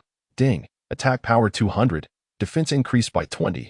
Oh dear, my flesh is becoming increasingly resilient. I cannot kill you. Oh no, I cannot even slice through you. Ding, blade critical hit damage 215, surpassing the highest defense. Defense increased. In a daze, Vinsmoke only remembered being disassembled by an old woman. Parts flying in every direction. The system notification sounds multiplying incessantly. His defense was soaring, yet his consciousness was fading. Whom have I offended? Even swimming feels like being reduced to rusted scrap metal. Truly, cheap goods are never good, and good goods are never cheap. The knife fruit is indeed worthy of its staggering price of 90 million berries. After the surgery concluded, Vinsmoke recuperated for a week. On the 8th morning, he, filled with rage, prepared to ascend the mountain amidst the chilling winds. He would confront that King Walbo and make him eat his words. Wait, is something amiss? Am I truly that foolish? Or do I simply lack cunning? Before dawn's light graced the sky, a multitude of red eyes fixated on Vinsmoke from the shadows. Raven, a monstrous rabbit, possessing the agility of a hare and the strength of a bear, in a way. I, Vinsmoke, am on the brink of death, my condition grave, and you still wish to devour me. Vinsmoke, with tears streaming down his face, found himself in a precarious state. His defense was deceptively high, yet his attack and speed were lacking, making the Raven rabbit before him akin to a death wish. Please, I am a good person. With a thunderous crash, the frenzied Raven rabbit charged forth, its half-buried leg in the snow causing Vinsmoke to tremble in fright. Curse you all. Once my captain arrives, I will deal with you. in the art of war. One must strategize, flee. Vinsmoke bolted, knowing he could not outrun the horde of rabbits, but he had no choice. The capacity of this body was diminishing rapidly, even running brought forth coughs, and scaling a 90-degree incline felt akin to climbing a mountain. Useless brat, I shall assist you. With a swish, Cap finally made his entrance, using his immense strength to hurl a giant iron ball, propelling the cornered Vinsmoke away. Hey, are you actively trying to kill me? You old fool. Before he could finish his retort, he crashed into the mountainside, instinctively gripping his knives, one plunging into the snow. In comparison to Luffy, my only advantage lies in possessing two knives suitable for climbing icy peaks. In an environment where even breath crystallizes, all he could do was gradually stab his knife into the ice, inching upwards. Damn it. Is it so easy for them to want to consume me? Unyielding, Vinsmoke's valiant silhouette inspired the Raven rabbits. They resolved to give it a try. If humans exerted effort, why should rabbits be complacent? With a whoosh, the wind howled around Vinsmoke, peculiarly interspersed with gusts of intensified air.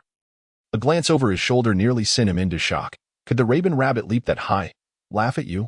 Gurgle. One with a long tongue slapped him, and after a fleeting warmth, an icy chill enveloped him. I am not delectable. Why, as rabbits, do you not feast on carrots and vegetables, yet constantly yearn to consume rusted scrap? Complaining vocally, yet his pace did not falter. He climbed with all his might, only to notice that the Raven rabbits had ceased their leaps and were now retreating in a panic. Humph, foolish rabbits, are you frightened? I, Vinsmoke, a legendary hero, conquer the seas, and the heavens fall at my fingertips. What do a few insignificant rabbits think they can achieve? A rumble echoed overhead. What was happening? The noise above was rather thunderous. He suddenly lifted his head, only to be met with a vast expanse of white. The avalanche. Damn it. The frenetic leaps of this herd of giant rabbits were so intense that they triggered the snow slide. Not even a novelist would dare to write such absurdity. This is it. There's no escaping death now. Drawing his blade with a swift motion, he plunged it in with all his might, mirroring the action with his other hand. Letting out a long sigh, he slowly closed his eyes. My life is destined to end here. Nothing could be heard, nothing could be seen. A hazy sensation enveloped him as the heavy snow swept him away. If only he had sneaked onto Shanks' ship back then, he wouldn't have had to endure the madness of that lunatic. Karp. No wonder Luffy's vitality is so formidable, surviving under his watch.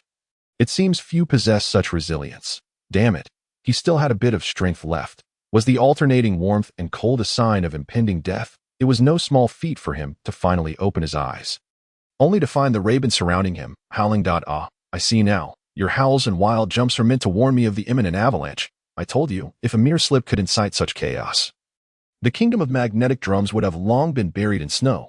Coughing, he lamented his wretched state. The rabbit's drool had dried, and an icy chill surged through him, causing his scalp to prickle with cold. Wincy gazed earnestly at the largest Raven rabbit and said, My friend, could you do me a favor and take me to the foot of the mountain? I have an urgent matter. Saving a life is worth more than building a magnificent pagoda. When I attain enlightenment, I shall surely guide you to the mountain, where you will enjoy eternal bliss. Ugh, my fevered mind is muddled. I suppose you too despise Valbo, right? Yes, that hippo-headed tyrant. One day I shall return with my comrades to banish him entirely. The Raven leader, with its portly belly, somewhat comprehending, lifted him with one hand and swaggered towards the mountain's base. Phew, these rabbits are 100 times better than that hippo-headed Valbo. Just wait. If you dare to withhold food from me, I will ensure we perish together, one stroke after another. Wency's ascent was slow but steadfast. To be devoured, he must exert every ounce of strength. As he climbed higher, the frigid air grew denser, rendering his limbs nearly immobile. Phew, Valbo, I am coming for you.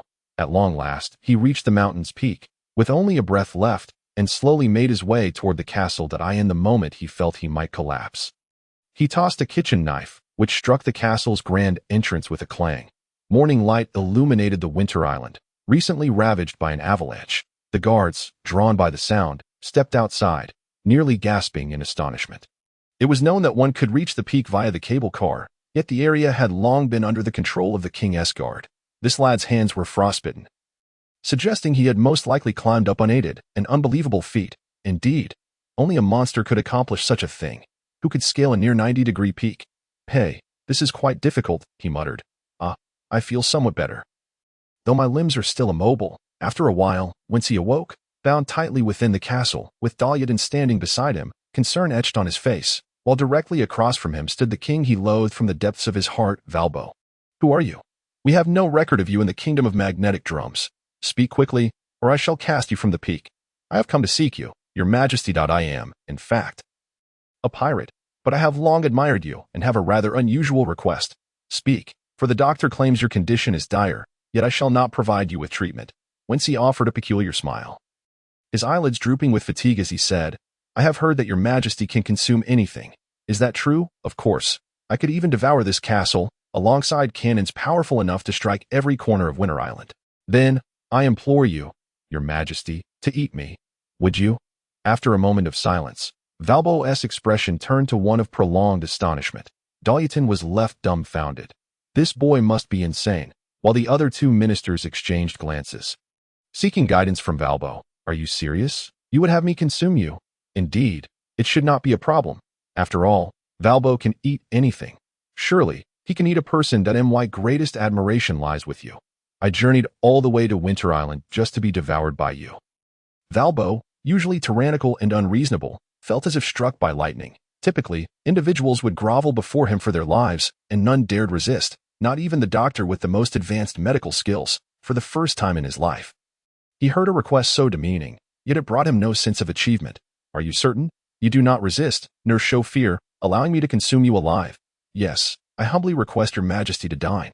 In an instant, the previously arrogant Valbo deflated, dejectedly waving his hand, finally questioning him.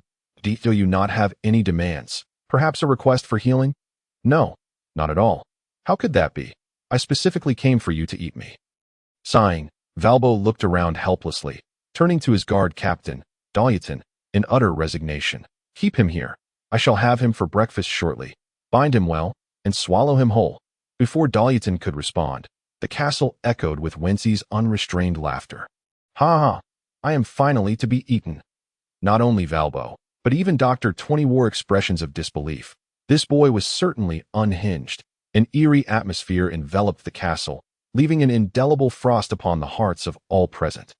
Their long-held beliefs began to crumble as this distant guest shattered their fragile self-confidence with his absurd request, particularly Valbo, who found himself wanting to discuss life with this peculiar boy in the sunlit chamber. Upon the soft, comfortable bed, Wincy, looking weary, sipped hot cocoa, while King Valbo sat across, looking a tad melancholic. What's the matter? Is there something wrong? Why aren't you eating? If you delay any longer, it will soon be noon. You haven't uttered a word. Are you feeling depressed? Does the kingdom of magnetic drums have a psychiatrist? No. What is depression? Can it explain your behavior? Wincy clutched the blanket tightly, munching on a donut. Perplexed by the peculiar demeanor of those around him, they hovered anxiously around the room, not daring to leave, which was quite bothersome. Whereunto you going to eat me? Hurry, devour me whole. Theoretically, your belly is about the size of a castle. Your gastric juice is robust, and in theory, conducive to reconstituting one's body. Valbo, the hippo-headed king, swallowed hard, beads of cold sweat forming you truly have no demands. One must have logic when undertaking an action. To simply arrive and request to be eaten, what sense does that make? Furthermore, I have never consumed a person. Well, Wincy nodded, patiently explaining, your gulp fruit indeed cannot consume humans. However, I am the exception that we can engage in mutual assistance. Now, open wide, and I shall crawl inside. No need to chew. Valbo was utterly at a loss, determined to find a reason. Was this boy truly sane? An uninvited guest arrives early in the morning, wakes up smiling, and says, Brother, eat me, then eagerly awaits your mouth to open. Damn it. None of the absurd stories he had ever heard could compare to this. Unless this fellow was indeed troubled, perhaps even mentally ill, he was unequivocally mad. How could one explain such a violation of human logic? Your Majesty, our observations indicate this boy speaks nonsensically, is lethargic, and appears to desire death. He is undoubtedly insane. I recommend exile, if you consume him. You risk illness. Dr. 20 sent a representative to report their findings to Valbo with utmost respect. Wincy, infuriated, slammed his fist against the wall in a fit of rage. Shut up. I am not ill. You quacks, how could insanity be contagious? It's not rabies, Your Majesty. Based on his statements, he may simultaneously suffer from rabies. Valbo sprang to his feet, waving his hand to summon Captain Dollyton. Quick, exile him, for the first time. Wincy found the man before him quite astute. Was it not simply a matter of him opening his mouth to eat him? Why overthink? Thus, one hid behind the guards, trembling in fear, while the other, filled with fury, stood up and shouted, "Eat me, open wide." The king of Winter Island, known as the tyrant Valbo, felt fear for the first time from a commoner. In your dreams, I would rather die than eat you. You have no choice. Today, whether you wish to or not, you must eat. Wincy leaped up, hurling the kitchen knife, which whirled through the air like a phantom. He spun around, jumping behind the guards, pressing a kitchen knife against Valbo's neck. Utterly deranged, with a frenzied shout, he exclaimed, "Get lost! All of you! Get out! Today, Walpo, your king, must consume me, or I shall take his life." Walpo, drenched in cold sweat, stammered, "Calm down. It's merely a matter of eating you, right? No problem. Just give me a moment. I overindulged in iron blocks last night and need to digest. Shut your mouth and open the door. We shall ascend to the rooftop. No one else is permitted to follow, or I will kill you," Wincy declared, brandishing his knife as he slowly backed away. Chop, chop. With a clang, Walpo barely suffered a scratch, hardly losing any blood. Damn, a person with abilities at the initial stage of gold, his health bar is exceptionally robust. The capacity to replenish is indeed remarkable. If it weren't for the knife lodged at his throat, there was no way he would comply so readily. On the rooftop, he kicked the door shut. Footsteps echoed outside the castle, seemingly signaling the guards were preparing to assist. Outside the door and by the window stood a group of people. Wincy's situation was dire. He shouted with a quiver in his voice, "Fool, open your mouth wide, the kind that can swallow me whole." Seizing the moment, Wincy grasped Walpo's tongue, stepping firmly on the head of this hippo. "Hurry, open wide. Lie still. I intend to leap inside if you dare close your mouth and refuse to consume me. This tongue will be swiftly severed by my knife." "Fine, fine." Walpo, having transformed into a small castle when confronting Luffy, could be likened to a diminutive version of the stronghold fruit, also known as Becky's fruit. The castle fruit. This gaping maw was no smaller than a door, and Wincy stood atop his belly, ready to jump in. Walpo wept, tears streaming down his face in despair. "Why are you crying? I'm not toxic. Open your mouth and digest properly." The King Walpo shed his last tears of defiance, closing his eyes as Wincy seized the opportunity to leap down. Gulp, the light vanished, and the mouth snapped shut. Wincy was engulfed, swallowed whole, surrounded by darkness. With a snap, he retrieved a flashlight to illuminate the path ahead. As suspected, while the swallowing fruit did not allow for free manifestation like a castle, nor did it enable the opening of windows or manipulation of space.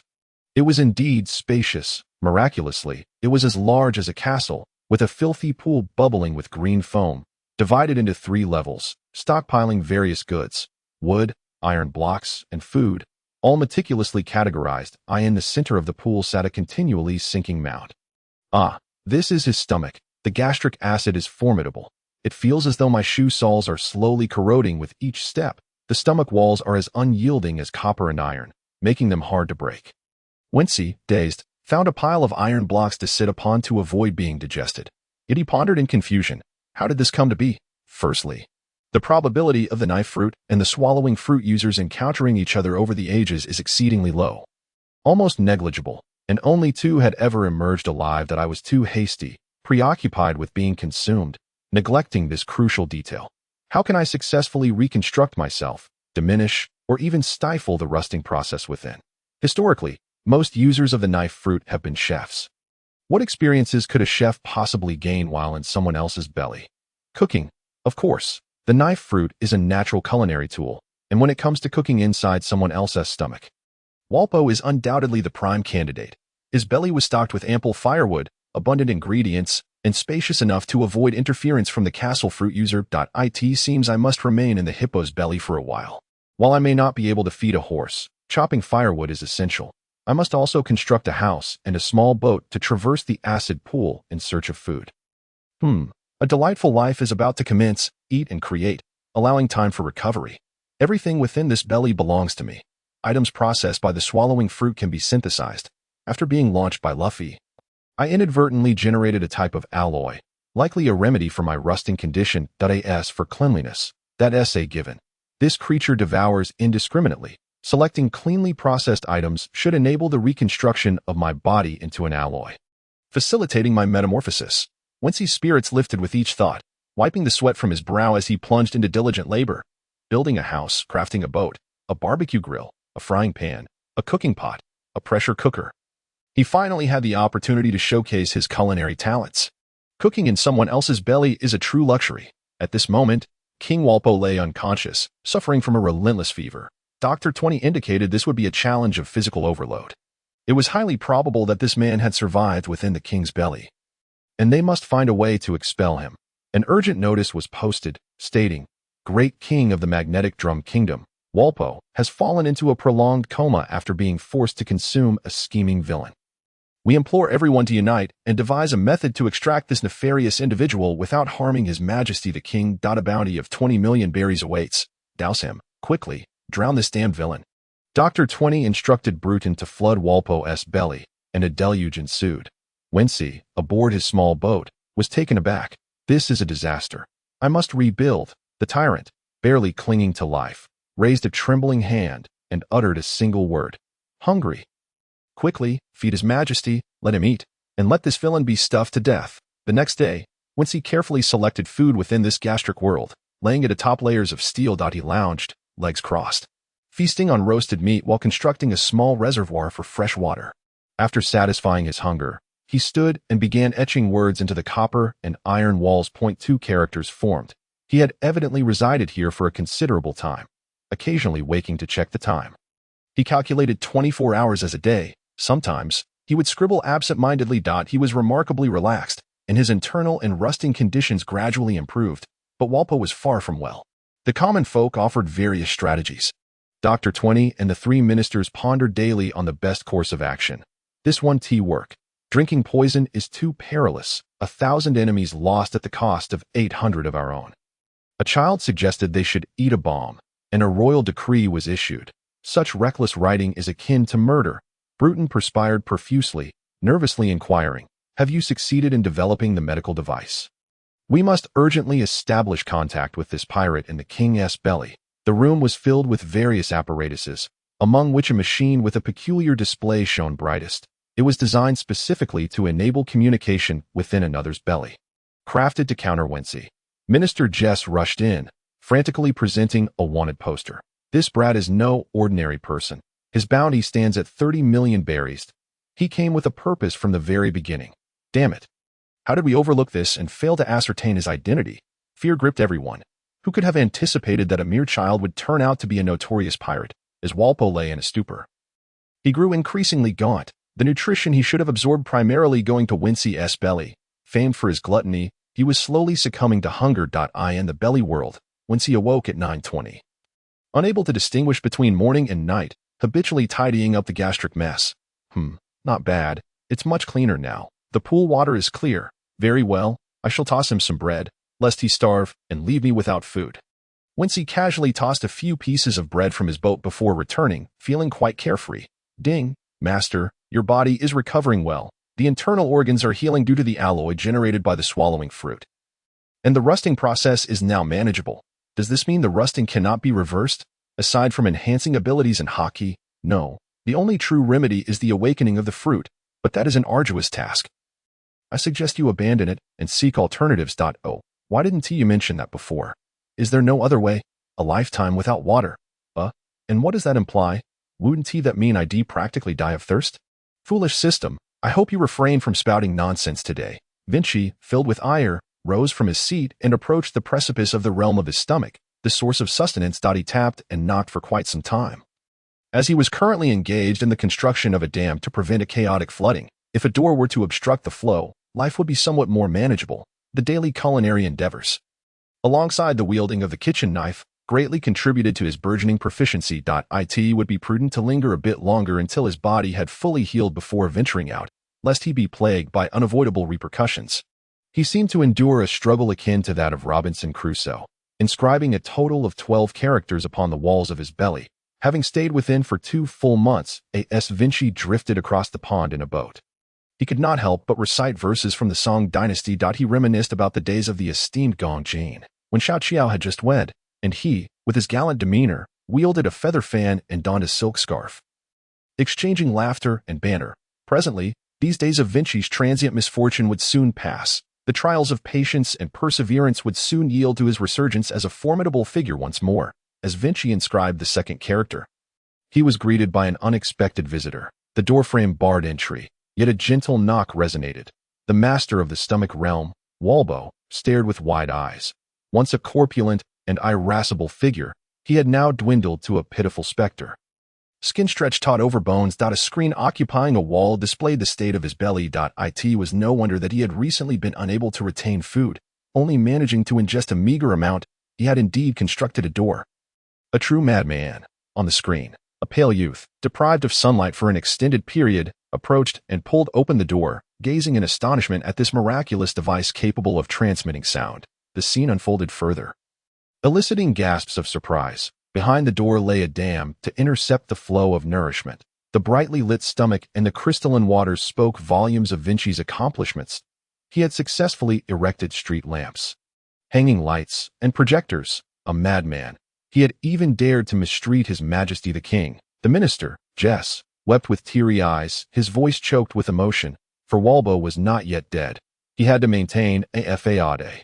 Additionally, a small harbor housed 2 vessels, alongside a quaint villa, with the stomach furnished with iron blocks and wooden boards, featuring an outdoor barbecue stall, a hot pot table, and a fully equipped kitchen.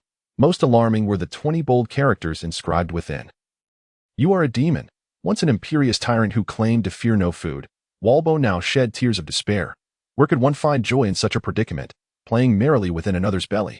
Meanwhile, Vinci overheard the voices from the transmitter. With a smile, he retorted, "Silence. Do not compel me to inscribe another character within your belly. Sir, we have uncovered your true identity. There is no need for further flattery. Tell us, how many berries do you require? We believe 60 million berries would suffice. After all, that is double your worth. More money." This was a profitable venture indeed. Vinci nodded, feigning pompousness. Perceptive indeed. Only a lunatic would convalesce within another's belly. You have guessed my intentions well. Very well. Step aside. Throw the money into his belly, and by tomorrow morning, I shall depart. Remember to prepare a grand banquet to welcome me.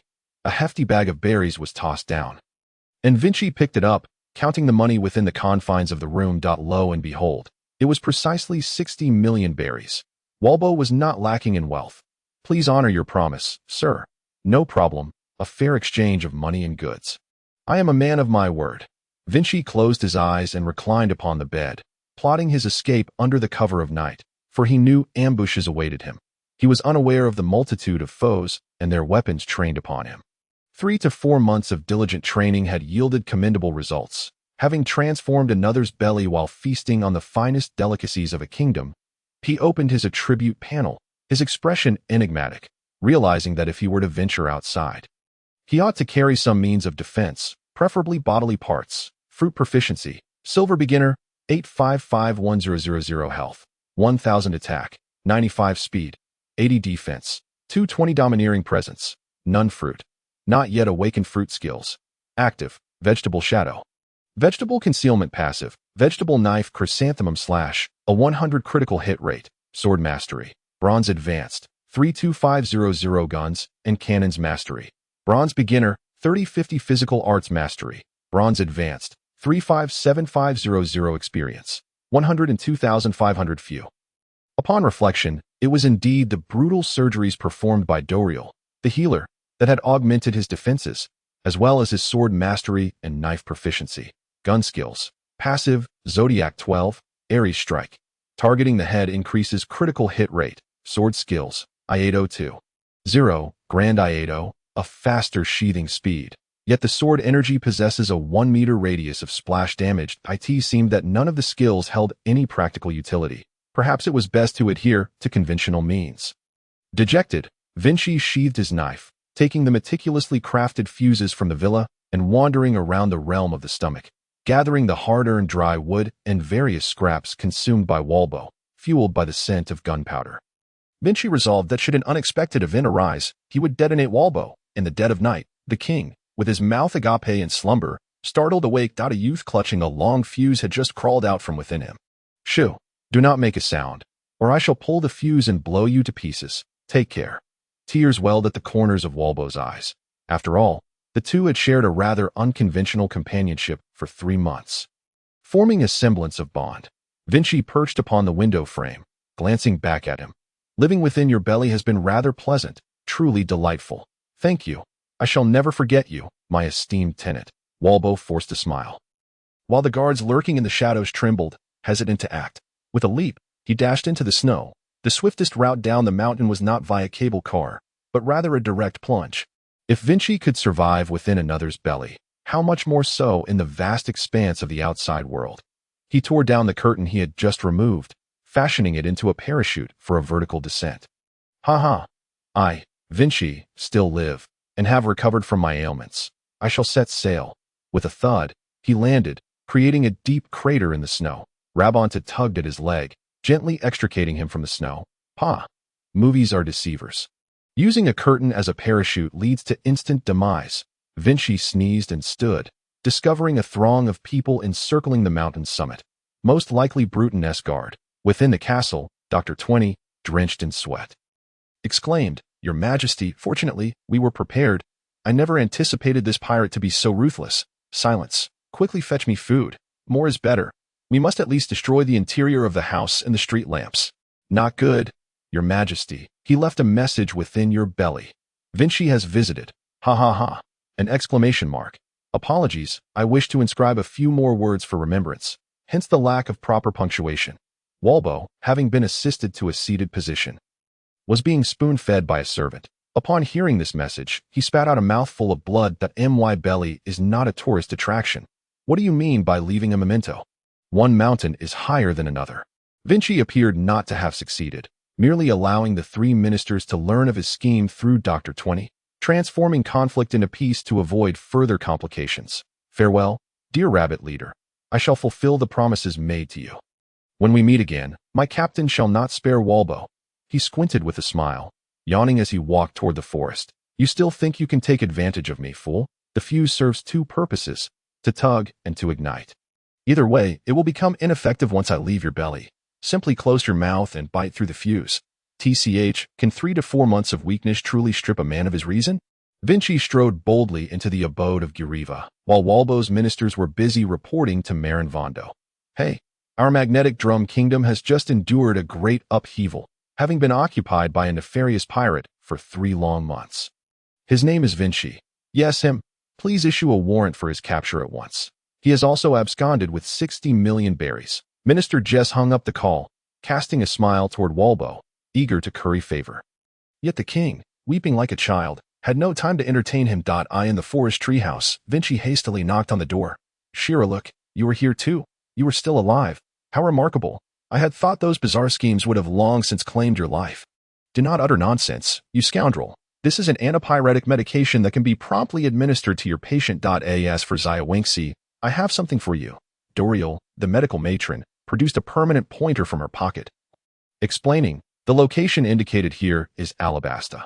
Approximately 2 months ago, that rascal Karp was urged by his superiors to head there. He instructed you to take this and set off without delay. 2 months have passed. By now, the situation may have cooled considerably. Would Karp still be lingering there? Even Crocodile, who is merely scouting, should have retreated by now. Do not ask me anything further. I am quite occupied, and do not even think about the secret to eternal youth. With a clang, Shiraluk and Wincy were unceremoniously thrown outside into the icy grip of Winter Island, where the cold left their hands and feet numb.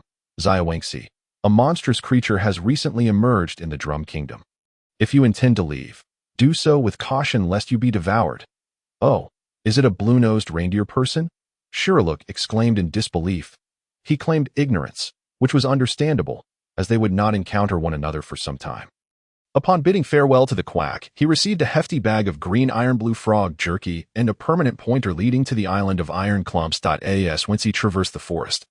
An unsettling feeling crept over him, as though someone were following him. But a glance over his shoulder revealed only a fleeting glimpse of a blue-nosed reindeer, prompting him to flee in terror. Chopper, do not be afraid. Soon, we shall come to invite you to join our ranks. After all, you, I, and our captain are all creatures of the extraordinary, he muttered to himself while patting down his belongings, ensuring his kitchen knife, revolver, and pirate hat were all present, along with a massive backpack. Mister, would you be willing to sell me this sailing ship? Little rascal, do not be foolish. I am setting out to fish, without hesitation. Whence he tossed 100,000 berries and leapt aboard.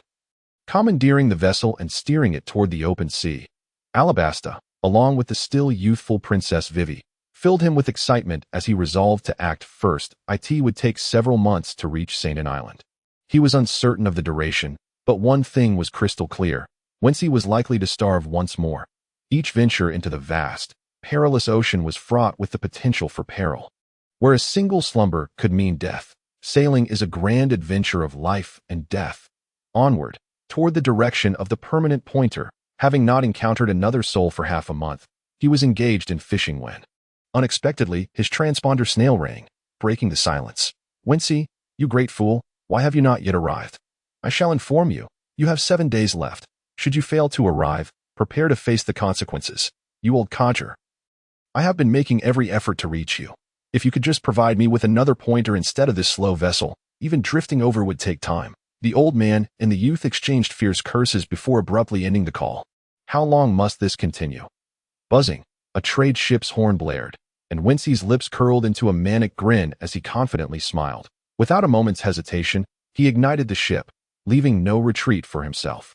Approximately 10 minutes later, a sailor slapped Wincy awake. A crowd of merchants surrounded him, eyes fixed upon him, whispering amongst themselves, "What a ruthless individual. He set his own ship ablaze to escape, nearly drowning in the process. Huh? Why is this bearded uncle puzzled? If he had a ship, why would he seek rescue? What if no one saw him? Wouldn't he perish? Impossible." He fired a shot to draw our attention, and the captain, patrolling the deck, was knocked unconscious. Is he dead? Indeed, the bullet ricocheted and struck him on the head, rendering him instantly unconscious. These sailors are here to apprehend him. Enough of this, whether it's burning the ship or shooting the captain. None of his actions are normal. The disdainful crowd parted, and Wincy, still retching seawater, was seized by a sturdy sailor and taken toward the cabin for interrogation. I, the great Wincy, did not fire a shot. His indifferent gaze suddenly sparkled with recognition as he noticed a sniper with a monocle descending from behind the watching merchants. He recognized the man as Van Oka, a future crew member of Blackbeard, and felt a surge of betrayal. "You scoundrel!" The latter casually picked up a wanted poster. "A bounty hunter. You dare frame me to claim the reward? Dream on." Just as Wincy finished his tirade, the captain's cabin door slammed shut, and over a dozen guns were aimed directly at him. Had I known, I would not have burned the ship. The once homeless youth found himself once more teetering on the brink of peril. "Big brother, please spare my life. Recently, I took in a little brother who claims to be a pirate hunter. He says the captain is a notorious villain. In a moment of folly, I listened to him." Wincy lied with an unwavering facade, his heart steady, as he calmly surveyed the towering figure outside, measuring 340 centimeters. Clearly no ordinary individual. The great rout is filled with formidable figures, yet such height cannot belong to the average person. The sailors, witnessing this scene, began to believe him, though they were equally concerned. Wincy, the blonde-haired youth, seemed manageable, while the armed figure outside was another matter entirely. Is he out to kill our captain? Why? The captain has lived a life of virtue. Wincy pondered. You ask me, but who can answer? That fellow has not even allied with Whitebeard yet. My knowledge of his past is no better than yours. The identity of a pirate hunter is merely a fabrication of mine. No, gentlemen, he has long harbored ambitions of usurpation. My ship was the one he burned. We are, in fact, kindred spirits in misfortune. Eliminating him is not difficult. One individual, no matter how strong, has limits. As the saying goes, 2 fists cannot compete with 4 hands. If we concentrate our firepower, with bullets raining down from all directions, he will surely perish. The first mate, taken aback, stammered. Wait, are you suggesting you've been plotting to eliminate your subordinates? How else would you know so much? Wincy awkwardly chuckled. What nonsense is this? Your question is quite absurd. No, you have misunderstood. It was merely a fleeting thought. No. The sailors who had brought him in were equally astonished. Hey, do you have any other expressions? Utter shock would suffice. Your faces are all too similar. First mate, look, he only has a single gun at his waist, yet 2 kitchen knives. He isn't wearing a pirate hat. I deduce he must be a chef. The sniper outside is actually the captain. They are indeed pirates. With a clatter, a multitude of guns clattered to the ground as the sailors immediately descended into a state of paranoia. You are truly cunning. Impersonating the captain to draw fire. This ship might very well be surrounded. Wow, you all have quite the imagination. There are truly only 2 of us. The one outside is merely trying to frame me. I urge you to use your feeble minds to ponder this carefully. Pirates outside, listen well. We are indeed surrounded. If you desire anything, speak quickly, but do not resort to violence. This ship is bound for the Alabasta Kingdom on Seinen Island.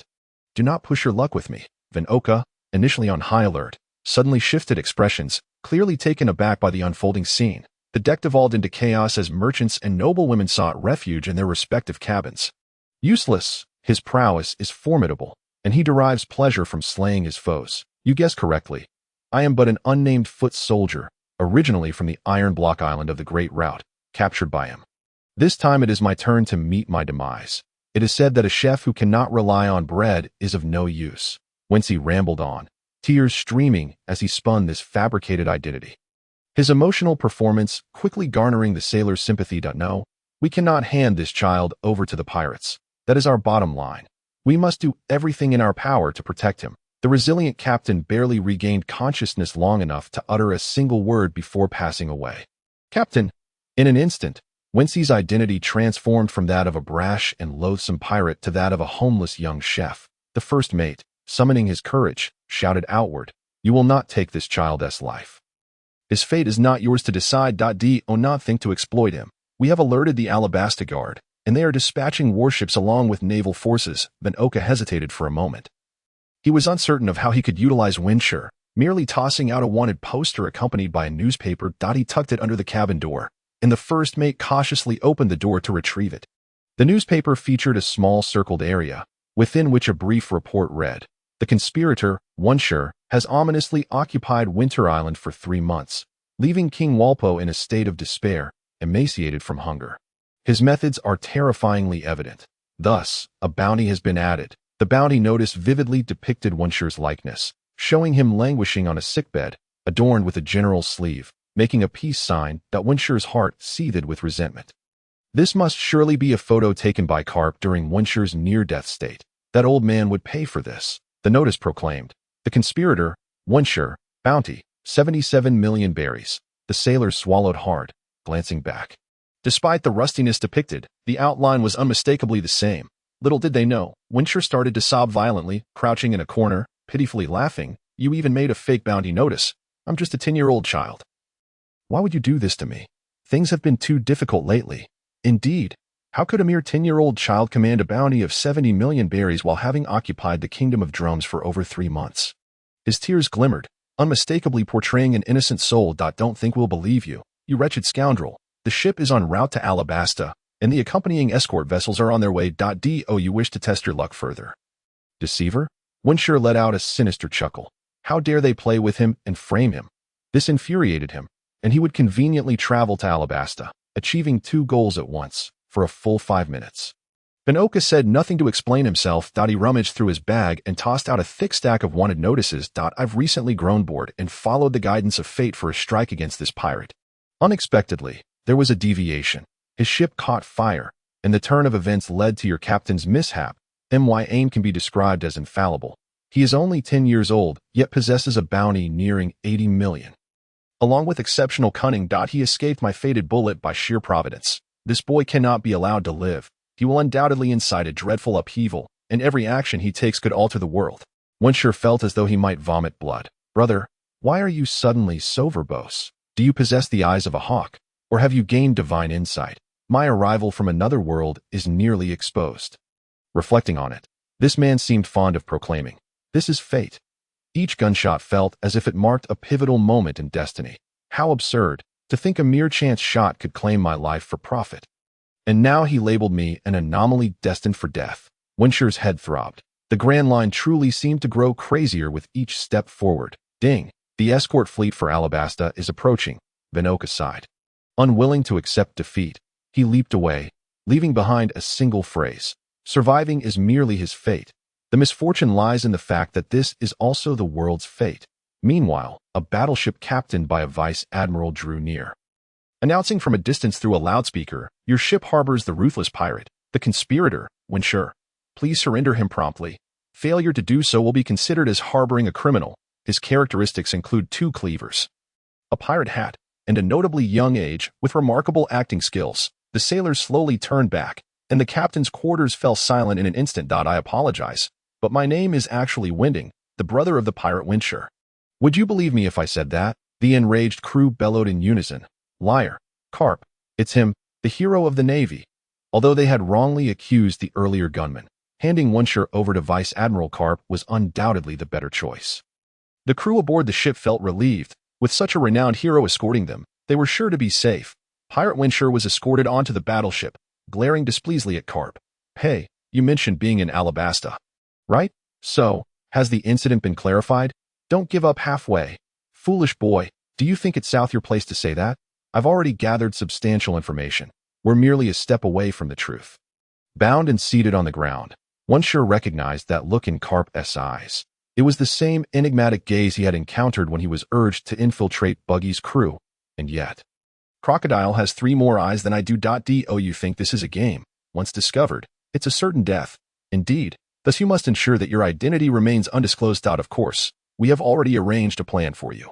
What? Listening to Karp's so-called plan, Windsure felt that the old man was out of his mind. As the ship navigated closer to the port of Nina on St. Ding Island, renowned for its perfume production, Windsure remained silent.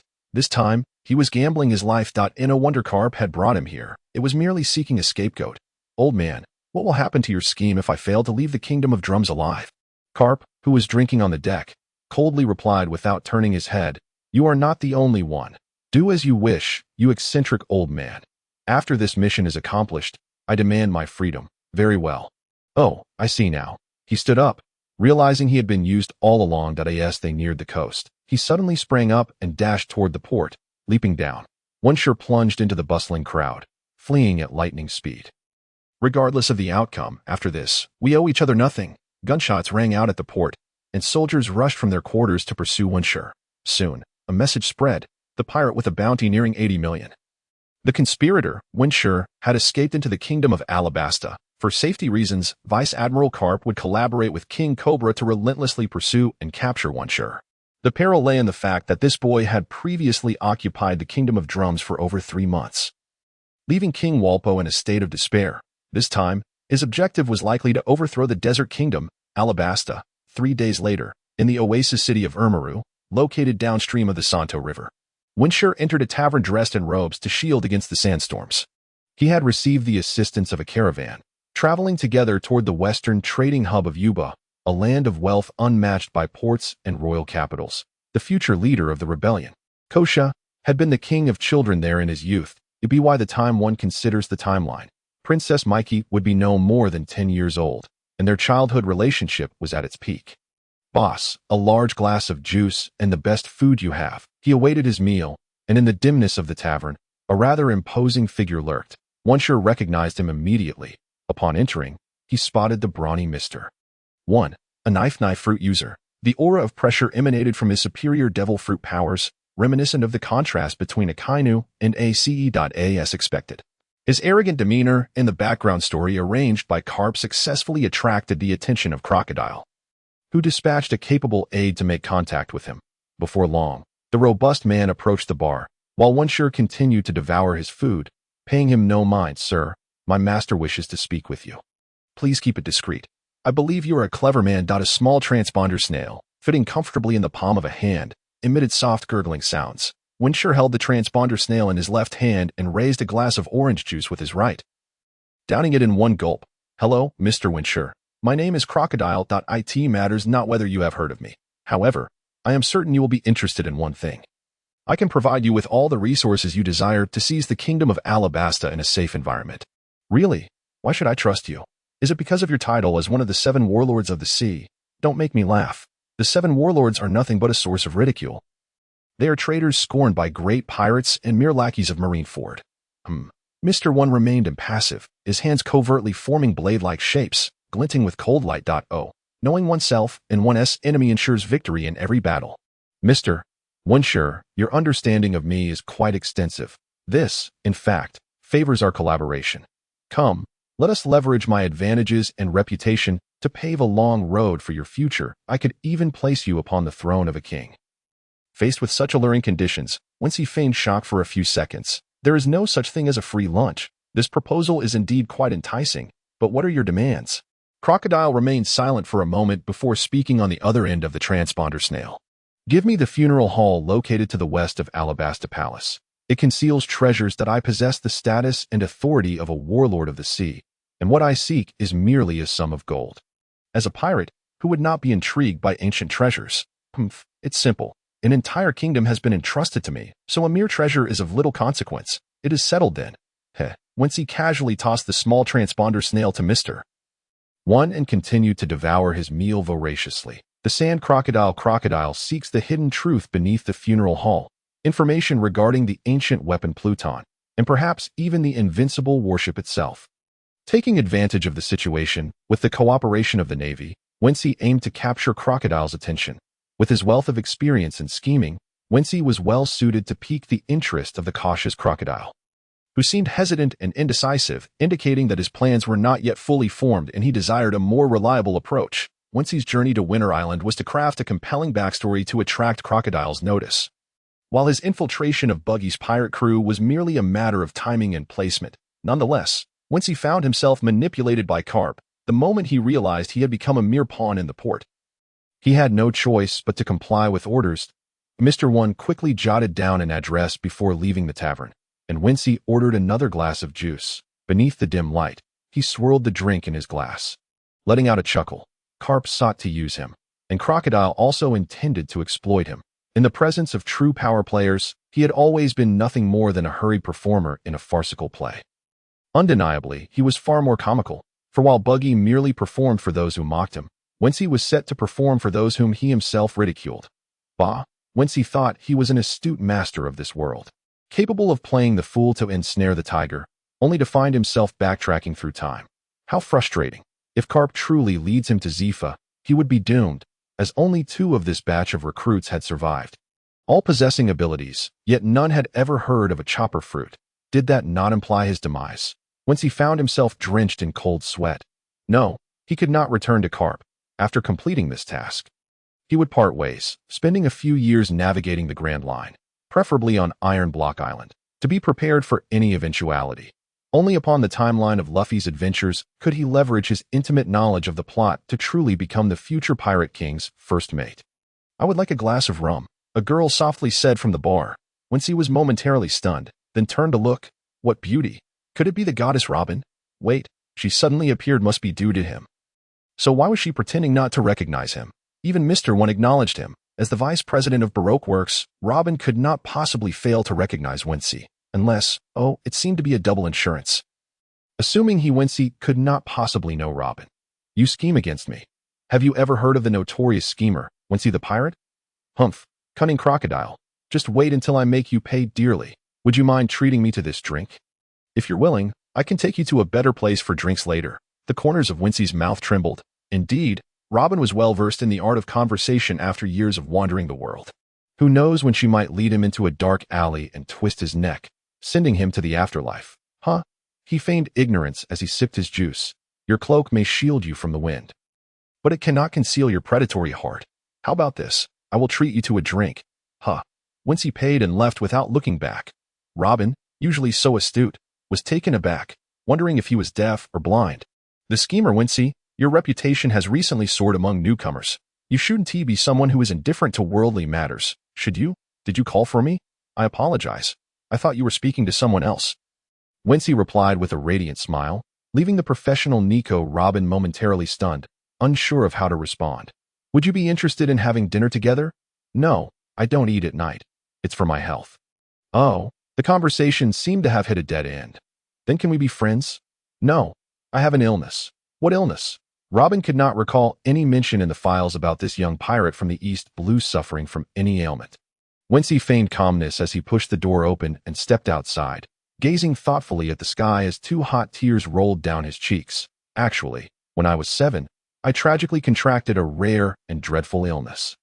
Since then, I've been unable to make friends. This extraordinarily rare and terrifying condition is called I have an illness and do not make friends.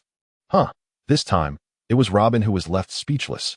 He had taken the conversation to such an extreme that there was nothing left to say. I apologize. I do not understand your childhood. I must take my leave. Robin, her face darkened, was left at a loss for words. Astonished by his apparent lack of desires and needs at such a young age, I in the corner, Watching Wincy follow the caravan into the distance, Robin picked up the transponder snail. Mr. Zero, this individual is quite difficult to recruit.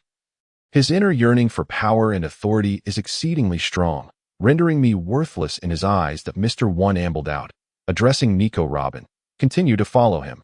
Infiltrate the caravan. You must not let down your guard before reaching Yuba. The less one indulges in desires, the greater their greed becomes. Why could it not be that he is devoid of desires? Oh, in response to Robin's question, Mr. One rubbed his bald head, unless he has been reciting scriptures from the moment he was born. In the distance, Wincy sat atop a camel, drowsily reflecting on recent events, his mind calculating. Princess Vivi should be playing with Kusha and the others in Yuba, right? Nami, Robin, Princess Vivi, who should I be with? Suddenly, a fierce wind swept through, stirring up yellow sand that formed a large mouth in the sky. The leading camel driver exclaimed, "This is bad. According to the desert legends of Alabasta, someone must be daydreaming, a toad wishing to eat swan meat, angering the ancestors above. Is that true?" Wensi questioned. It was merely a sandstorm. How could it involve supernatural beings? As everyone hunched down against the wind, Wensi felt an absence of sand around him, as if there were an empty layer. Suddenly, a massive hand of yellow sand lunged towards him, and Wincy felt himself being swept away by the sand, as if he were being towed by a yacht. "Crocodile, do you intend to kill me?" He instinctively drew his knife. In the face of a Logia-type devil fruit user, if one could not wield haki, they were essentially courting death. As Wincy vanished, the camel drivers exchanged relieved glances, for from that day forth, a legend would echo throughout the desert. Once there was a young man wielding a kitchen knife who ventured into the desert, perishing from daydreaming atop a camel. Yes, until Luffy heard of this tale. Worrying for Wincy, unaware that the protagonist of this melodramatic story, the one who perished from daydreaming, was none other than his first mate. "Wincy, you think you can deceive me?" Wincy bit his fingertip, smearing blood across the blade of his knife.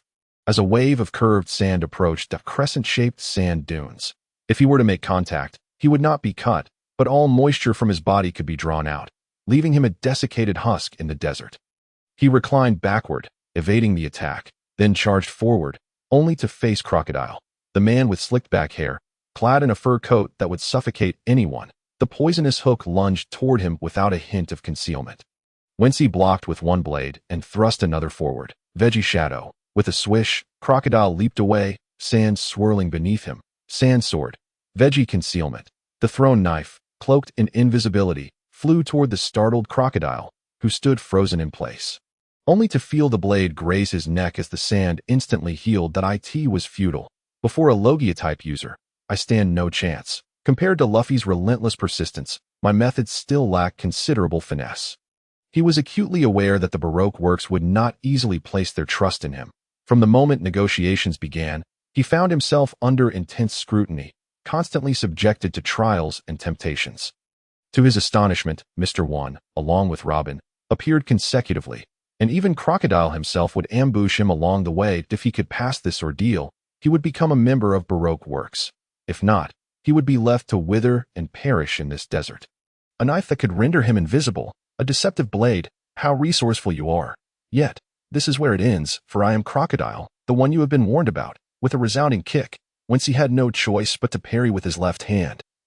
While his right arm concealed itself behind him, blood pouring incessantly, saturating the blade, figures began to encircle him, one after another. This was dire. Even Phone Cly and the Candle Man were present.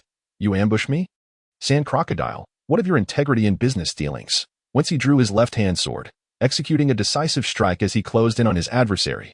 The blade cleaved through, yet Sand Crocodile remained undaunted. Indeed, this technique could unleash sword energy, carving 7 or 8 long, deep gashes in the yellow sand within a meter's radius. It was futile. You cannot trace my movements, nor wield your haki.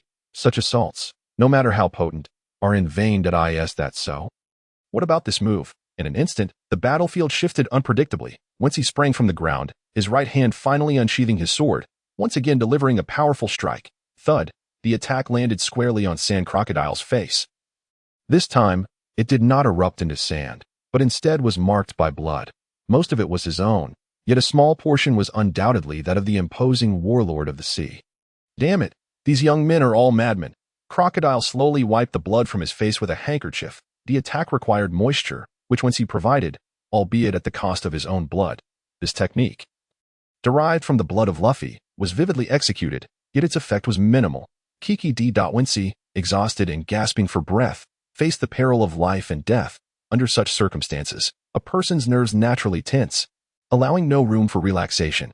He struggled to rise, resolved to fight to the death, when Crocodile seized the opportunity to deliver a kick to his abdomen, sending him sprawling to the ground. The warlord of the sea looked down upon him once more, his golden poison hook menacingly aimed at him, while his black leather boot pressed against Wincy's lower abdomen, declaring in an unmistakably authoritative tone, "Let us collaborate, Wincy." "Oh dear, Wincy, your youthful charm is truly remarkable. Your robe cannot conceal such a handsome visage," the Candleman jested, as the unfortunate Wincy, bloodied and battered, was drawn into Crocodile's organization. "Wincy boy, they genuinely appreciate your flesh and blood character. Your efforts are commendable, truly admirable." Little Fong mimicked the movements of a swan, leaving Kitaki D. Wincy feeling exasperated. He thought to himself, "Brothers, it is evident that I have no choice but to cooperate. Besides, I am entirely at a disadvantage. With authority firmly in your president's hands." Yet, the lightly injured Crocodile strolled nonchalantly through the desert, approaching a large rock that offered shade, smiling as he said, "Come now, Mr. Wincy, from this moment forth, you shall be the CEO of Baroque Works. Our strategist." He spoke while walking, uttering words that Wincy would never believe. "That we shall establish a utopia in Alabasta, allowing those constrained by the desert to rise to glory once more. Will you join us?" "Oh, give me a break. If I believed you, that would be a miracle." "Of course, you are always right. I shall respond to any inquiries you may have." The cheeky Wincy sheathed his kitchen knife, his right hand being bandaged by the androgynous Fongcly. The journey to Yuba was still long, and if he was not mistaken, the homeland of Kusha would undoubtedly become a sacrificial pawn in the disruption of this nation's trade hub. "Mr. Wincy, do you have any valuable suggestions?" Crocodile retrieved a dozen planks from beneath the boulder, seemingly well prepared. Today's situation was dire, fully ensnared in the machinations of this schemer. "President, why don't you share your thoughts first? Perhaps our ideas will align." Sand Crocodile's gaze was as inscrutable as a still pond, revealing no intentions. Little Wincy, seeing others standing on the planks, chose one for himself as well. Storms of sand, the train on the sand. A thunderous roar resounded as the desert quaked. Suddenly the sand surged like a great wave, lifting the planks high into the air. In an instant, the once desolate desert transformed into a vast sea, especially beneath their feet, where the Sand Crocodile alone commanded the sandy sea, rushing forward like a train upon the seas of the seven seas. This was Crocodile, the true power of a natural type ability user. My earlier skirmish with him had been mere child's play, designed solely to make me recognize the vast chasm that lay between us, compelling me to become his subordinate. Infuriatingly, I still fell far short of the strength exhibited by the older generation of powerhouses. Only in the desert kingdom of Alabasta could his powers be maximized, especially coupled with the ancient weapon, Pluton. What a shrewd calculation. "Wincy, do you know what is most vital for survival in the desert?" "Water. As long as I employ the dance powder to control the rainfall over Sandring Island, everything will be within my grasp." Wincy, casting a sidelong glance, disdainfully replied, "Indeed, compared to Doflamingo's grotesque tactics, your methods seem rather shallow." "That's right. Even if I were to appear here as a hero, it would be of no use, for their trust in the king is too unwavering." Wincy seized the opportunity to retort, "Ha! Don Quixote descended upon Dressrosa years ago in a heroic manner, and what of you? At that time, their king was tyrannical, providing a chance to exploit. What gives you the right?" Suddenly alarmed, he realized he had misspoken, as Sand Crocodile's gaze fixated intently upon him. This was a probing inquiry, utilizing his unintentional words. "What if, I say, what if Mr. Two were to masquerade as the king and create a ruckus?" Truly a schemer. Only 3 individuals stood at the forefront: Vice President Robin, President Crocodile, and CEO Wincy. Yet it was solely Wincy who perceived the spark in Crocodile's eye, which ordinarily is dull as that of a crocodile. Ignited with fervor, like the reaper of the desert wielding a scythe, he laughed heartily, proclaiming, "Congratulations, welcome to the trap." In contrast to Luffy's timeline, this world's Sand Crocodile altered his strategy due to Wincy's emergence. Seeking to pin the blame on this mere 10-year-old boy, does he have no shame? He thought, yet dared not voice it. Indeed, Wincy bore the burden of the Magnetic Drum Kingdom incident, making him the perfect candidate to bear the blame for the cunning and powerful warlord of the sea. However, neither he nor Karp anticipated that Sand Crocodile had devised an even more ruthless plan to make him a puppet. After impersonating the father of Princess Vivi, the king, he would not only incite rebellion using dance powder, but also craft an evil pirate outside the conflicts, granting him a more legitimate claim, for in Luffy's timeline, Sand Crocodile had been secretly supplying weapons to Kusha to combat the king's army, although his renown among the common folk surged. He remained a figure of contention due to his identity as a warlord of the sea. As Wincy pondered over these revelations, Crocodile placed a hand on his shoulder, offering reassurance. Your strategy is commendable. We shall proceed according to your plan. He withdrew a cigar and turned to address the others. Ladies and gentlemen, we shall act according to Mr. Wensi's strategy from here on out. Let us not squander his efforts. Well, succinctly put, the entirety of the responsibility was thrust upon him, for the reputation of the schemer was at its peak. Let me bear the blame. A gentleman avenges himself. Wensi's anger surged, causing him to spew a mouthful of black blood. We have decided to prepare everything for our return to the Alabasta Kingdom in 5 years. Until then, I hope Mr. Wincy can play his role well. What role? Wincy, clutching his chest, inquired with a furrowed brow. A pirate. A notorious, malevolent pirate. Then, 5 years hence, we shall rendezvous amidst chaos and drought, under the guise of confronting you while covertly supporting the villains. Rest assured, in this manner, I shall be the unassailable hero, the people's choice. At that time, the rightful master of this kingdom shall be you, while I shall merely don a title to shield you from the storm. Ha ha! Sand Crocodile's signature laughter resonated across the desert. The laughter sent chills down Wency's spine. He felt as though the sun-drenched desert had turned into an immense ice cellar. Karp, you old fool, you've truly done me in. How on earth do I escape this wretched ship? My reputation matters not. The real issue is how to return to the timeline. He crouched on the wooden board, beads of cold sweat trickling down his forehead, sinking into the vast expanse of yellow sand. The blood seeping from the corner of his mouth could not be wiped clean, and it seemed that even plunging into the yellow river would not wash away this stain. As the system's notifications buzzed incessantly in his ears, he gradually lost consciousness. Ding! In the battle against Sir Crocodile, the sand alligator, under the command of the 7 warlords of the sea, his fruit proficiency and swordsmanship expertise increased. Fruit proficiency 215, swordsmanship expertise 211, fruit proficiency, silver intermediate, 702,000, health 2,000, attack 95, speed 80, defense 220, hockey none, fruit.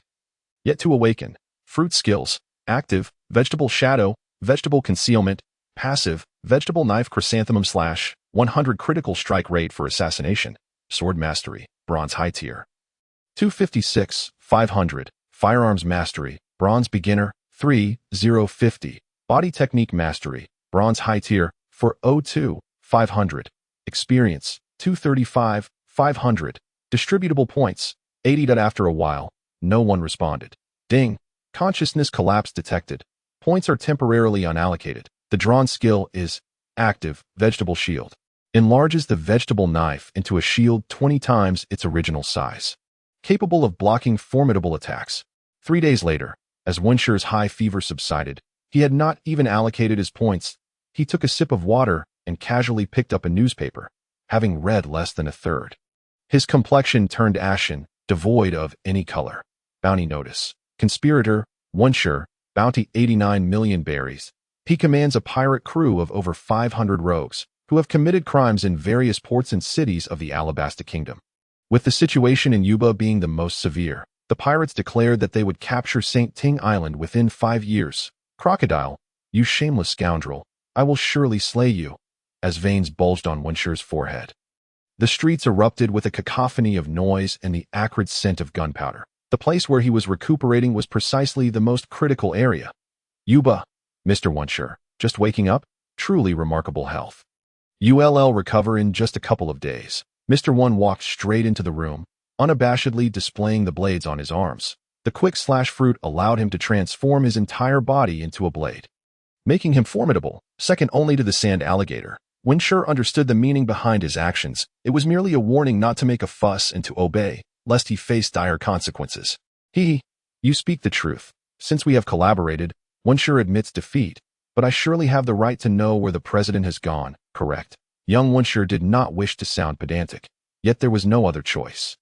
Unable to overpower him, he could only feign an air of cultured amiability. Mr. Zoro is currently in the royal capital of Alabasta, where he and Robin have more significant matters to attend to. The president entrusted you with full authority over this situation. All right, then listen well. Kneel, will you? What are you pretending to be? I am the CEO of the Intelligence Brigade. With a creak, the door swung open, and Von Cray circled around Wincy's bed. Young Wincy, do not be angry. The three of us will assist you in becoming king in the time to come. King? A joke. Even a child wouldn't believe such nonsense. At the entrance stood another figure, Mr. 3, the Candle Man, arms crossed against the wall, smiling.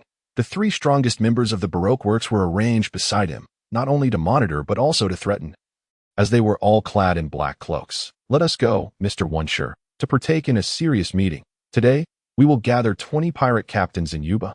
Make your entrance and declare your plans to them.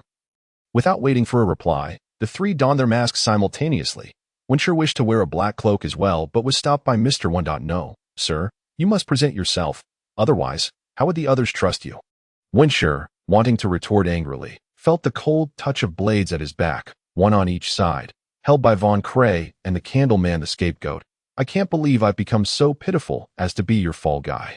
Damn it, just don't let me find any loopholes. Wincy entered the living room, where a hidden passage lay behind a cupboard. He walked through the dark tunnel for a while, and soon arrived at the underground sewer. In the foul, dark world, 20 fearsome men lounged in wooden chairs, their legs crossed, as the lit lamps illuminated the grimy walls. Lord Wincy, the boy, unwilling, stepped into the crowd, followed closely by his 3 guards. My lord. To be honest, I believe this plan is unfeasible. How can 500 men contend against an army of a nation? Indeed, the money you sent shows audacity, and it is not uncommon for pirates to wager their lives. But why undertake something utterly impossible? These men were not of good character. Those who would commit wrongdoing for the sake of wealth are hardly trustworthy. They had come only to meet their demise for the money Wincy offered. And it was evident that this was a scheme orchestrated by Crocodile, using Wincy's name as a fa. Wincy suddenly broke into a cold sweat, realizing something. Unless Sand Alligator was already aware of the source of this scheme. Cap's plan against Sand Alligator must still be known to someone. It could only mean that someone had betrayed Wincy, depriving him of the time to prepare for this plan. Vice Admiral Bogart? No, his presence beside Cap confirmed everything. Fleet Admiral Sengoku, Admiral Tsuru. Upon careful reflection, the implications were chilling. Understanding dawned upon him, although difficult to accept. He had no choice but to acknowledge it. On the surface, Wincy covered his face, trembling, his smile gradually turning maniacal. Suddenly, he erupted into loud laughter, standing on his chair, shouting, "Yes, everything can be accomplished. What are you afraid of? I've paid you, so you will work for me. Who just now looked down upon me?" He swiftly turned around, ordering Mr. 1, "Kill him." The previously indifferent Mr. 1 was startled by this scene. What was happening? This boy's resolve had shifted in the blink of an eye, almost ascending to a new level. "Hurry, that brat appeared displeased from the moment we met. Kill him, or it will be hard to quell the crowd. Are you responsible?" Von Cray was taken aback, whispering, "Young Wincy is terrifying," with a swift strike. Blood splattered, and the defiant pirate captain fell to the ground. Wincy leaned back against the high chair, crossing his legs, confidently gesturing grandly with both hands. "Ladies and gentlemen, from this point forward, behave yourselves. Remember this. I have the funds to hire you. And I also have the means to hire someone to take you out. Let us cooperate well. We are partners, or you will become prey. Pay heed to my plan. I will not repeat myself. Execute it well, and you will be richly rewarded. Fail, and you may as well die." In mere moments, the man's aura and control over the room shifted dramatically, leaving the 3 guards in disbelief at the unfolding scene. They realized that things had turned around. None could fathom how this boy, disguised as a puppet, could embody the essence of his master. That man had to die, for indeed, authority was necessary to command this group. And secondly, he had successfully leveraged Mr. 1 to establish his credibility, becoming the true conspirator before these pirates. In the underground sewer, Wincy spoke eloquently, his words flowing like a river as he unveiled his madcap plan conceived in a moment of inspiration. Regarding the truth, he chose silence. Unless he could clarify things directly before Cap, he would not divulge it to anyone. In simple terms, St. Ting Island's Alabasta stemmed from 20 nations. whose ancestors could have ascended to the lofty heights of celestial dragons but ultimately chose to return here. Coincidentally, one of the three ancient weapons, the Pluto, lies buried beneath the palace outside the royal capital. This is no mere coincidence. Could the celestial dragons be unaware of what their former allies are up to? Even if hidden deep, would they not know that the indestructible historical text lay beneath the palace? Unless Crocodile has someone backing him, who could it be? It cannot be the Marines of Marineford. For it was Admiral Fujitora who later proposed the abolition of the 7 warlords of the sea system, while the true power brokers, the 5 elders, have always believed they could maintain a balancing act and influence the entire situation. Crocodile's ambitions have always had supporters, even providing leads, namely those who harbor resentment against this traitorous ally of the celestial dragons. The celestial dragons themselves. Seizing Pluto must be under the guidance of the 5 elders, who support the 7 warlords of the sea system. This is evident from the disdainful attitude displayed by the 5 elders when discussing the defector, Princess Vivi's ancestors, who betrayed the 20 nations 900 years ago. This proves they have been secretly monitoring the Alabasta kingdom continuously. Even after 9 centuries, the bitterness lingers. Why was he not eliminated at the site of betrayal, unless Alabasta possessed a power that threatened them? Hades, an ancient weapon, was already in existence at that time.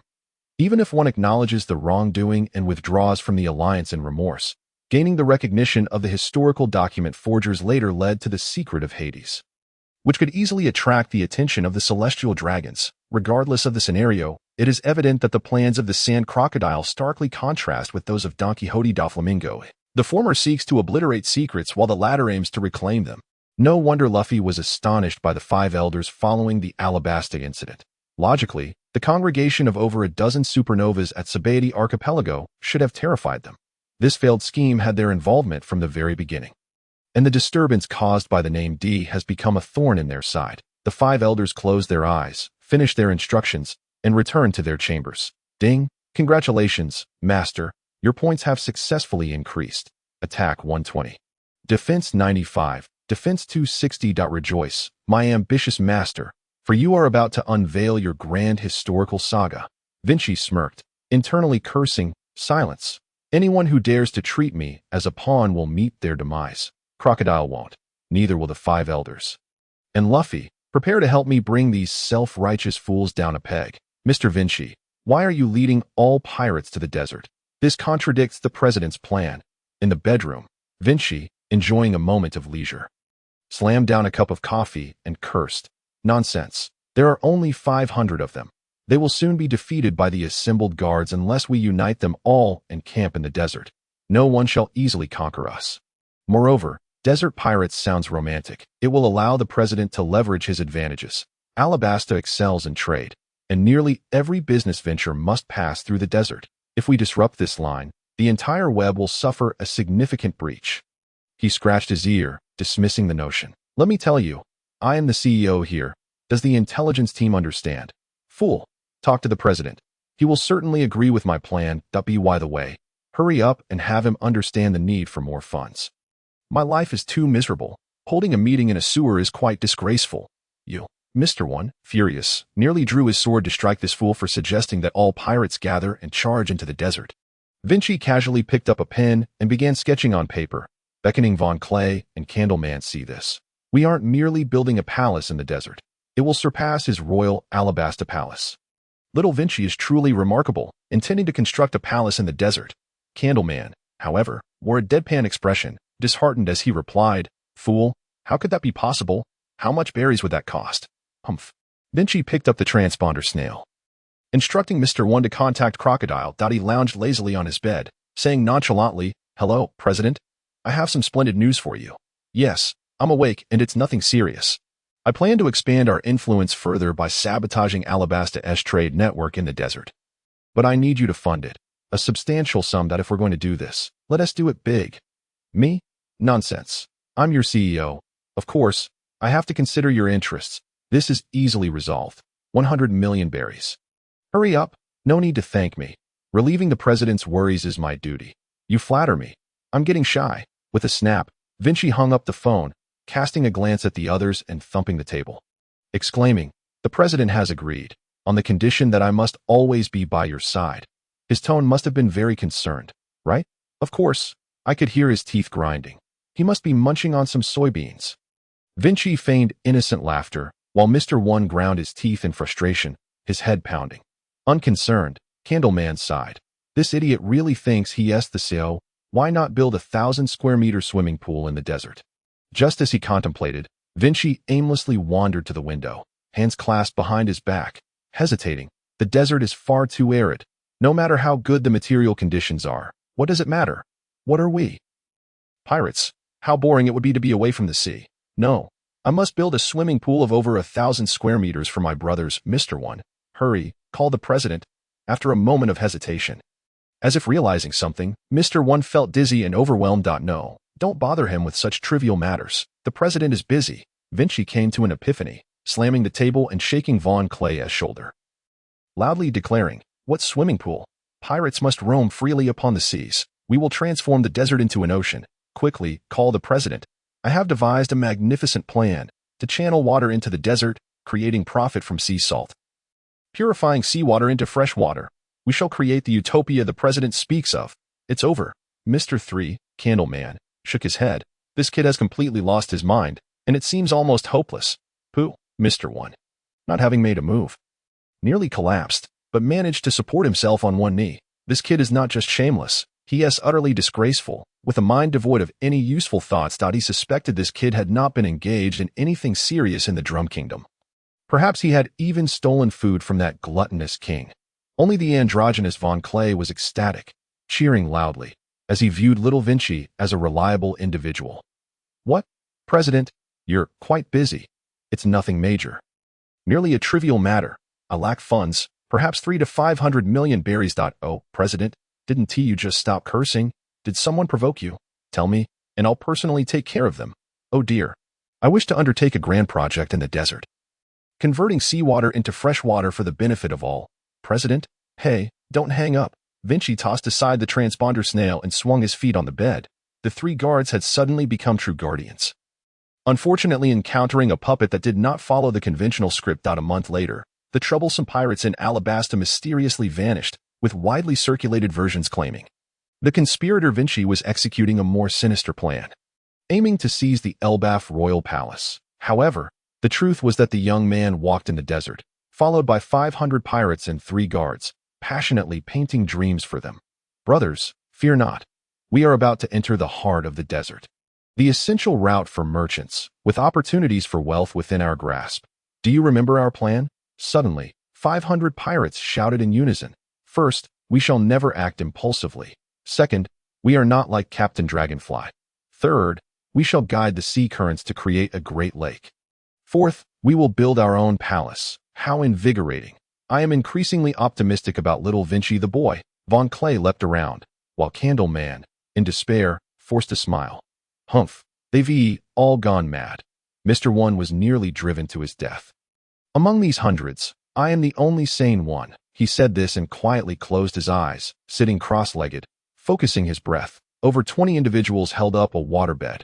He obediently sat atop, merely because Wincy instructed that candles must be kept cool, or they would have little chance of solidifying. Meditating on the waterbed would enhance the proficiency of the candle fruit, a lesson he learned from a grand martial arts tome, albeit the original was a cold bed. Mr. Wincy, is my meditation posture incorrect? Completely correct. Keep it up, Candleman. You are the best. Mr. 3 wiped away tears, weeping. Thank you, Mr. Wincy. You are truly the finest in the intelligence team, worth 3 of anyone else. Indeed, through Wincy's brainwashing persuasion, they were all swayed that a cohort of pirates fantasizing about establishing a utopia surged into the desert center, their first challenge being to construct their palace and then lay pipes to channel water from the sea. Yes, anyone could understand that these ideas were absurd, but Wincy convinced everyone that the reason the red line separated the 4 seas was due to the celestial dragons constructing it with bricks, merely layered with red earth outside. This proved that nothing in the world is difficult. It merely requires determination. True or false, regardless, the pirates, who bristled at the mention of celestial dragons, believed it. On the 4th night, the exhausted Candleman stretched and opened a secret letter. Eliminate Wincy, this uncontrollable factor. He has become an obstacle. From all directions, there were minions of Wincy, who stood outside the door, preparing for his grand performance. Clearing his throat and adjusting his attire, He feigned profundity as he spoke. Surely, the president would never allow me to remain in this world. The more capable one is, the less he likes them. The so-called establishment of a utopian kingdom is nothing but a deception. Wincy leisurely emerged from behind the door, confidently greeting the others. What are your orders, Lord Wincy? Nothing much, merely that someone wishes to kill me. What do you think we should do? Let us kill him first. The pirates outside drew their weapons, reminiscent of a scene that had unfolded a month prior, when the power still seemed to lie with Crocodile. Everything had changed. Wincy held an unexpectedly dominant influence over these individuals. The more absurd the claims, the easier it was to intimidate, not to mention the farcical notion of drawing seawater to create an inland lake. Castles and palaces were equally impossible. Yet, Wincy painted a grand vision for these people. They gazed longingly at the prospect, determined to take a chance, regardless of whether it materialized. Wincy had seized upon their weaknesses, their defenses crumbling beneath the surface. Why become a pirate? Because of the celestial dragons. Today, over a decade after Roger's demise, the search for the One Piece seems distant. Few are willing to believe in such an elusive treasure, especially those from the Grand Line. The places they inhabit must pay tribute to the celestial dragons above, often leaving them with no choice. Ladies and gentlemen, let us establish our utopia, akin to the great pirates. Claiming our own territory without suffering the indignities of the celestial dragons. What could be more delightful? Wincy was acutely aware of the narrative direction in the tale of the Pirate King. Naturally, he understood what these individuals desired. Indeed, he had ensnared the hearts of 500 pirates, firmly establishing himself as the king of the desert. Truly, he was the illustrious Lord Wincy. At that moment, Wincy knocked on the door outside, calmly stating, "Mr. 3, you should know the consequences of failing your task. Your abilities are indeed formidable, but 2 fists cannot contend with 4 hands. Even if you were to flee, the president would deal with you." The Candleman's face turned grim. It was terrifying that this task had fallen to him first, indicating that Crocodile understood Mr. 1 and Mr. 2 had lost their combat capabilities. That it's over. This brat has turned the tables. While these pirates may be fond of berries, most are capricious and mindless. Who would have thought that Wincy was truly a schemer? We underestimated him and fell into his trap. The Candleman sighed in resignation, collapsing onto the waterbed, lamenting how adeptly Wincy manipulated the hearts of others. Comfortable, since I am destined to die anyway. I might as well enjoy this moment. He resolved to sleep. Behind Wincy, numerous followers lingered closely as he approached the infirmary. "Mr. 1, have your injuries healed at all?" Coughing. The pale and weak user of the Quick/Fruit Weekly waved his hand. Meanwhile, Phone Keeley was sound asleep, sprawled in a starfish position, snoring. Wincy's joy gradually faded. His actors were all born performers. The moment his subordinate delivered a message to the Candleman, he realized that the 3 were merely cooperating in his performance. Drip, drip, hot wax fell to the ground. Wincy didn't need to look back, as he sensed someone standing behind him. The reason for the eerie silence was simple. There was no one around. If he wasn't mistaken, they must have all turned into wax figures. The wax fruit, a peculiar superpower fruit capable of creating candles for combat, solidified to the hardness of iron. How vexing. If you are so certain you wish to kill me, why the charade? It's unavoidable. In your most relaxed state, success comes easier. Dealing with them is not difficult. The challenge lies in ensuring you do not escape. Do you truly believe that Sand Crocodile is stronger than me? If not him, then who? A fledgling who can only boast. We can easily dispose of you. Let me think. Why not strike directly? Firstly, I fear that acting in public would invite an assault. After all, I have already borne the brunt of the blame in death. I could bestow all honors upon Sand Crocodile, but losing a significant number of men would be counterproductive. Secondly, though these individuals were hired in my name with substantial berries. You know better than I what a band of directionless pirates might do. Surrendering casually is a disgrace. Mr. 3 coldly approached, wax powder swirling in the air, exuding murderous intent. You shall die because you were too clever. Wincy raised a hand, a fearless smile gracing his lips. How can you be so certain that the clever me did not prepare in advance? People. Impossible. Monitoring these 3 is already my limit. Arranging an ambush without their knowledge is utterly unfeasible. Blade shield, clang. A large kitchen knife blocked the way. Blade shield, let the circus begin. One after another, kitchen knives fell, and as a mid-tier silver user, he could wield up to 8 knives simultaneously, a skill derived from the legendary figure. The clown Buggy termed this multi-knife technique the circus. With 8 knives forming a shield before him, Wincy turned to leave, but with a kick, he sent the door flying. Soon after, Fong Keeley strolled in, striking a pose like a swan. Little Wensi, you have two choices. Die here or obediently comply and do what you must, do you understand? Facing a wolf in front and a tiger behind. There was no way to retreat. Candleman, user of the wax fruit, mid-tier gold. Health, 20,000. Fong Keeley, user of the mimic fruit, mid-tier gold. Health, 20,000. Above their heads floated a hovering nameplate, a blossoming flower of a lady boy. With a punch, the glass shattered, and the fanning Mr. One sauntered in, his entire being shimmering with the light of blades. Even Robin could not harm him with her flower fruit, for even a mere twist of the neck could lead to grievous injury. A devil fruit known for its unapproachable nature, this presence, who had once overwhelmingly dominated Zoro, bore information that was even more despairing. Mr. One, user of the quick/fruit, high-tier gold, health, 50,000. The absence of a hovering nameplate above his head signified that his health was 5 times greater than Wincy's. A staggering increase. No wonder pirates with bounties exceeding millions purple crystal would overlook petty pirates with bounties in the mere tens of millions. When Luffy surpassed 500 million diamond, it astonished everyone. And his subordinates boasted bounties over 100 million. Star-level pirates held bounties in the billions, starlight, far surpassing the advanced cadres with bounties of 7 or 800 million. The disparities were immense.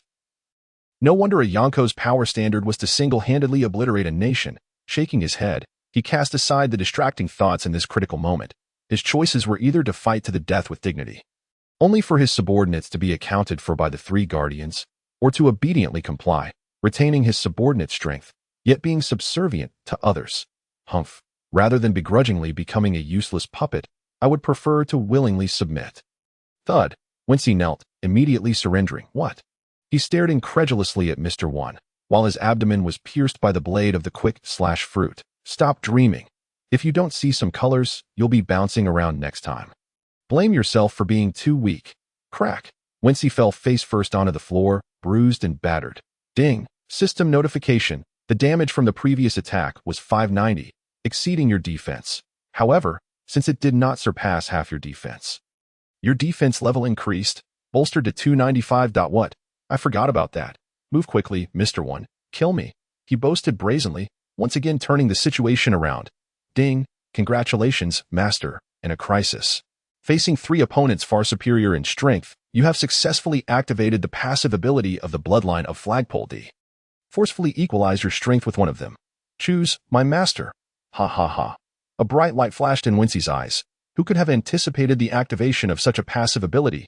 Glancing at his health bar, 17,202 out of 20. 000. No. I still possess martial arts, the iron fist of love, an attack that ignores defense. There was hope. He might still survive. Kitchen knife system. I shall forcibly equalize with Mr. One. With a beep, a crimson arrow materialized above Mr. One's head, signifying that he was about to lose considerable advantages. The blade of a kitchen knife clashed with the swift slice. Mr. One did not rely on his speed or strength to overpower Wincy this time. Instead, they engaged in a stalemate. Attempting to use physical techniques against Mr. One would undoubtedly result in injury, for this fellow's blade-wielding physique was akin to an innate defensive armor, with your health towering at 50,000. It would be impossible for me to defeat you, even if your damage were to rebound and slay me today. However, as long as I can endure and swiftly enhance my defenses, even if I am left with but a breath, I must strive to break through. I wager that you would never willingly discard me as a pawn. Crocodile has witnessed my absurdity, and he understands my equivalent value as well. In this exchange, Wency's mastery of physical techniques stemmed from Karp, his swordsmanship from Bogart, and his marksmanship bore the shadow of Usopp. His prowess was commendable, yet he was too young and prone to missteps. Bang! When the Candleman shattered the blade shield and approached the fray, he beheld Wency, drenched in blood. 31 punches, a pure physical assault, inflicted over 3,000 points of damage on Mr. One, while Wincy himself sustained grievous wounds, his fists and feet tearing through flesh, leaving a gash across his chest. Wincy was left with a mere 200 health points, his defense now at 330. Yet, should he endure another strike, it would spell his demise, for throughout this encounter, aside from the brutal blow to his chest, Mr. One had hardly taken him seriously. He allowed this boy's insignificant attacks to persist, and after a deadlock, the levels of physical and sword techniques reached a near parity, the Wincy still suffered from a fundamental disadvantage. In comparison to his offense, his defense was thrice as robust. The synergy of enduring countless strikes while maintaining a 50-50 engagement proved significant, coupled with Karp's genuine teachings of the Iron Fist of Love. Even formidable foes could bleed out of course. This was contingent upon not possessing the innate defensive capabilities like Mr. One, whose swift slice fruit endowed him with a blade-like physique that could withstand blows without issue. Hey, when the day comes that I master armament hockey, will you still dare to endure so many punches from me? Wincy squinted one eye, his left hand drooping weakly, swaying as he jested. Mr. One crushed him with raw power. His hands positioned forward, ultimately warning, "Are you willing to submit? TCH, a temporary alliance. Very well, then let me teach you a lesson." Firm in his belief that one cannot simply expect genuine obedience, he deemed that betrayers should face consequences. Swift slice fruit, destruction slash, a strike capable of cleaving stone into fragments. Wincy stood resolute, bellowing defiantly, "Blade shield, let the circus commence." This time, only 3 blades descended from the heavens, shielding him, yet they still absorbed the majority of the damage. "I am not dead. I still have a breath left. Even if our collaboration persists, I will not relinquish the chance to escape. You 3 shall inevitably become my defeated foes." "Impossible," Mr. One declared coldly, outside the palace construction base. Wincy lay face down in a pool of blood. "Mr. Zoro, we have dealt with him. I recommend a direct resolution. For this fellow refuses to yield and will continuously attempt to flee. No, quite the opposite. Such individuals must be retained. The accumulation of crimes will leave him with no retreat. That a slowly obedient, intelligent person is far more useful than a fool." Understood. Upon awakening, Wincy found himself in a fortified space adorned with thriving trees and solidified structures. His body was wrapped in bandages, and his wounds had healed considerably. Generally speaking, health and defense were indicative of vitality recovery speed, especially as his physical techniques followed Karp's path: bring food, and also clean. Cool water. Upon his call, someone promptly presented a tray of food, indicating his apparent house arrest. The palace was fervently under construction, and even the absurd incident of the sea incident was gradually progressing. For today, the newspaper in Alabasta boldly proclaimed, "The conspirator Wincy has not remained silent. A 1,000-strong pirate crew is carving out a port, with vast quantities of seawater being drawn daily." Speculation arises that this notorious pirate seeks to induce desert salinization for substantial profit. The Royal Guard had surrounded the port, preparing for battle. The tension mounted as Wincy announced, "War will commence in 3 days to seize the port named Sahak." Damn it, he clenched his fists, veins bulging as blood oozed forth. Crocodile opted not to incite small-scale disturbances, but instead provoked large-scale conflict. The palace I had intended to infuriate him with has instead become a prison. What a clever scheme. Indeed, he is far more astute than I had anticipated. The tides of fortune turn, and there will come a time for him to reap what he sows. Click, click. Mr. One stood behind him, coldly stating, "Lord Wincy, Sahak Port is attempting to contact you via snail phone." He presented a snail phone adorned with 2 kitchen knives, which after a brief moment connected. "Lord Wincy, is it true that you intend to construct a palace in the desert that rivals the royal palace of Alabasta?" He replied with a single word, promptly disconnecting the call. Absurd. A simple alteration of meaning had completely transformed its essence. The palace was no longer a futile expenditure of berry, but rather evolved into a means of consolidating the hearts of pirates. Strength, unable to surpass the sand crocodile. Wisdom, outmaneuvered at every turn. Life in these times is unbearable, yet what can be done? Weakness is the original sin in the world of pirates. Outside, complaints resounded. Disgruntled voices murmuring against Wincy at the base of the wall. Crazy. I should have never believed his nonsense, coming to the desert to build a palace, only to suffer from the scorching heat by day and freezing cold by night. This wretched climate makes me want to find someone to thrash. Enough. The Foundation utilizes the legendary solidification technique of Vegapunk, and the trees planted outside to fend off the sand grow at an alarming rate, reportedly purchased at great expense. Lord Wincy has ample berry.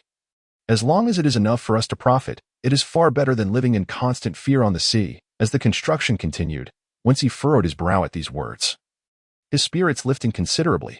Soon, a new decree emerged, one that even Mr. One did not question, for he too required Wincy's directive: temporarily construct a coliseum to provide combat for pirates accustomed to bloodshed and battle, where masks must be worn to conceal identities during combat.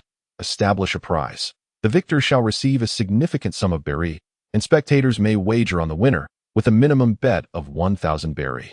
Simultaneously, a command was issued to immediately construct taverns and restaurants.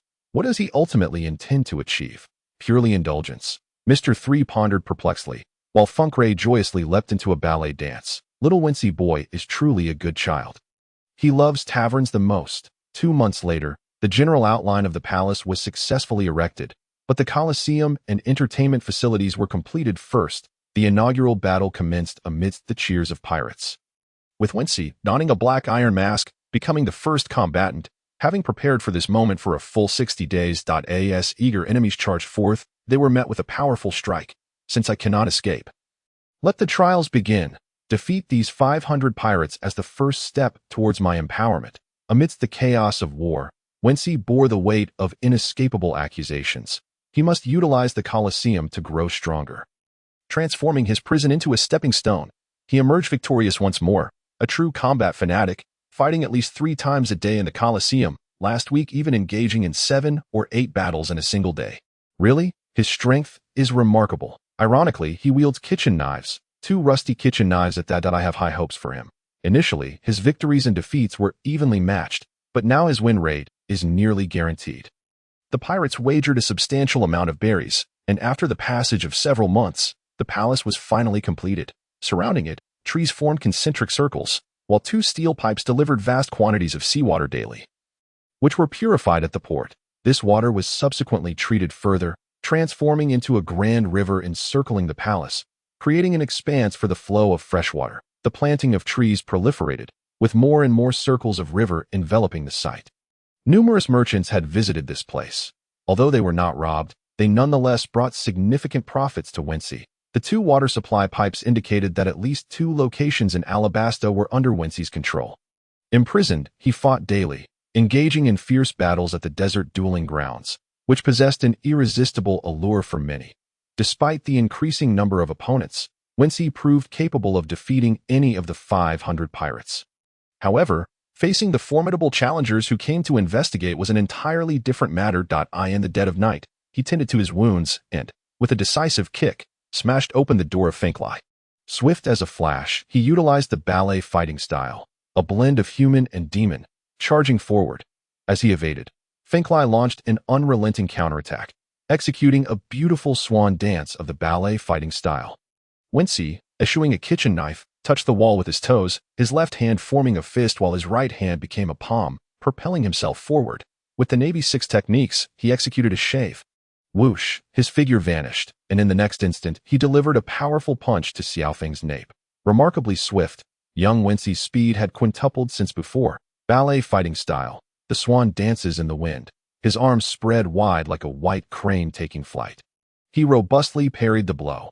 Wincy swiftly returned to his original position, his training partner evolving from 500 pirates to Mr. 2 Finklai, with the arena's records documenting as many as 974 battles. Specializing in martial arts, he reached the initial stage of silver proficiency with 720. 100. He acquired skills akin to those of KB, mastering the shave. Determined, he resolved to confront Mr. 1 and make him taste defeat. After enduring a grueling battle, the only achievement he could claim was having withstood the ordeal, still possessing a modicum of strength. Armed with dual blades, he sought to strike, while Mr. 1 slumbered, but his defenses proved impenetrable. The quick-slash fruit user boasted skin as hard as steel, and when entering the immovable state, akin to an iron plate, he grew even more formidable. Fool, how could you ever hope to match me? After 6 months of combat, Wincy had never claimed victory over him, yet he remained brimming with confidence. This young man emerged from every confrontation bloodied and bandaged, only to rise anew for the next duel. Strangely, Mr. 1 felt that with each encounter, his martial prowess and agility diminished, while this youth's physique appeared almost monstrous. Half a year prior, a casual strike would have left him wounded and bleeding, yet now he found himself compelled to engage Wincy earnestly, as his attack seemed to inflict less damage than before. Are you lost in thought, you iron lump? With blades in hand, Wincy roared, Aido, dual sword style. Why, oh why? Did his swordsmanship consist of the same move? This technique excelled in honing both his left and right hands, utilizing dual swords to simultaneously unleash Aido, capable of delivering an X-shaped strike against multiple foes. He learned from Mr. One, who favored transforming both arms into lethal blades during combat. In this lightless struggle, Wincy gradually grew stronger, drawing from those closest to him, mastering the blade. He reached the initial stage of silver proficiency with 832. 100 to skill, dual Iato. Much like Crocodile, sheltered beneath the grand umbrella of the Seven Warlords, they had lost the will to grow stronger, yet he persevered in relentless training. Attack, 520. Damage, 201. At last, he managed to inflict a wound with his blades, achieving what his martial attacks could not without self-harm. In truth, the recoil damage inflicted upon him was insufficient to breach Wincy's defenses, yet he was far from an unyielding fortress. Each strike would leave him battered and bruised. The true source of his grave injuries was Mr. One's domineering blade. Do you treat me like air? Why do you never fight me? Did they truly look down upon a melee mage, the Candleman? Scratching his ear, was astounded by Wincy's rapid advancement, yet felt saddened that this young man never engaged him, leaving him perplexed about his hidden capabilities. Ding, Master, proficiency has reached its limit. The initial stage of gold serves as a threshold. Also known as a career choice. To put it simply, it signifies a job change. Purple crystal's second transition, diamond third transition, awakening of the starlight. Although fruits vary in rank, they do not impose absolute limitations on strength. The kitchen knife fruit is among the lowest tier of devil fruits and consistently limits personal power, diminishing further as one grows stronger. This is the curse of the devil fruit tree. And yours is doubly cursed by both the sea and the devil fruit tree. Enough with the nonsense. Is there really such information during a fight? Isn't it supposed to be proficiency that leads to upgrades? Wency's blood soaked the blade as he swung it toward the wall, his left blade pointing horizontally while the right blade angled upward, ready to surge forth. What are you contemplating? I wish to know if you feel a limit to your strength. A barrier to improvement? And what of it? Not everyone can ascend effortlessly. I shall surpass this blade threshold. You guessed correctly. Even the high-ranking Mr. One finds himself at the limits of his power. Ding. Master, 3 months ago you successfully broke through to the high stage of silver, augmenting proficiency through countless life-or-death battles. However, if you wish to transition to gold, it cannot solely rely on proficiency. Fruit proficiency, high stage of silver, 27, 655, 000. Health, 5, 000. Attack, 160. Speed, 140. Defense, 380. Experience pool, 500, 500. Passive skill, rusting flower. Blooming on enemies as a rust flower. Attacks cause ongoing bleeding. Blade wounds inflict an added corrosive rust effect. Characteristic. Healing leaves behind a small rusted flower. After half a year of effort. The accomplishments gained were neither too few nor too many. Mr. One's recoil damage compelled him, subconsciously, to desire a skill capable of breaching defenses or inflicting continuous bleeding. Shave. He flashed behind Mr. One, finally discovering an opportunity. In terms of sheer power, he was lacking, but he excelled in martial arts and swordsmanship. He struck, having awaited this moment for nearly a year. Passive, kitchen knife chrysanthemum / activated. The rust flower persisted as he executed a horizontal slash with great Iato. His sword was characterized by speed, employing Iato even in basic attacks. With 3 sword skills all centered around Iato, he could unleash strikes effortlessly, transitioning seamlessly into a powerful Iato. The sword was not sheathed. The air served as its sheath, allowing for fluidity. Searing through the air, Mr. One hesitated for a moment before turning in shock. Critical hit. 1, 300. Damage. 930. Blood flowed from his calf, pooling uncontrollably on the ground. The atmosphere grew tense. Even Finklai instinctively took a half-step back. Having only lost 1/50th of his health, Mr. One erupted in fury. A common saying goes, a soldier can be killed but not humiliated. Angry? Come at me. Wincy felt no fear. Based on his calculations, Mr. One's strongest attack could reach around 3,000, while a terrifying 10,000 would be enough to annihilate an entire ship. Only the purple crystal tier, with a bounty exceeding 100 million, possessed the absolute strength to obliterate a ship. Gold merely differentiated between combatants and mere fodder. In the pirate world, the significance of health was minimal. As injuries mounted, health loss and stamina depletion accelerated the decline of health. Few possessed formidable defenses, such as Big Mom and Kaido, while others, like Luffy and Karp, restricted their health. Considering the facts, Wincy, equipped with the kitchen knife system, could perceive the health bars and strength tiers of these individuals, rendering the data more intuitive, though not absolute. Thus, a seemingly inflated health bar was commonplace. An attack of 3,000 could easily slay a high-stage silver, while a golden initial stage with 10,000 health losing 3,000 equated to one-third of their vitality vanishing in an instant. Difficult to survive. Wincy's bloodline, known as D, was the reason he could retain strength even at low health, allowing him to consume food to regain vitality. Furthermore, he often fainted when his health dipped dramatically, losing all consciousness. If he could merely endure this wave of adversity and then bolster his defenses through the pain of 1,000 cuts, the threat posed by Mr. One would diminish considerably. While he may not be able to kill him, it was preferable to being pummeled, for not everyone could perpetually unleash their ultimate abilities.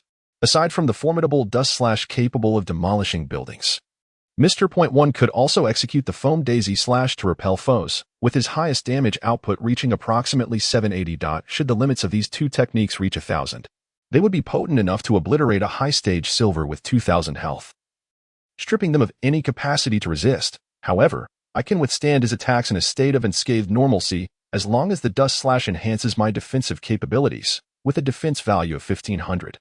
I can boldly depart from the heart of the desert, impervious to their harm. This is the true scheme of Wincy, the culmination of a year's arduous training. His demand is to remain unyielding in the face of repeated injuries, solely to withstand Mr. One's most formidable strike and emerge unscathed.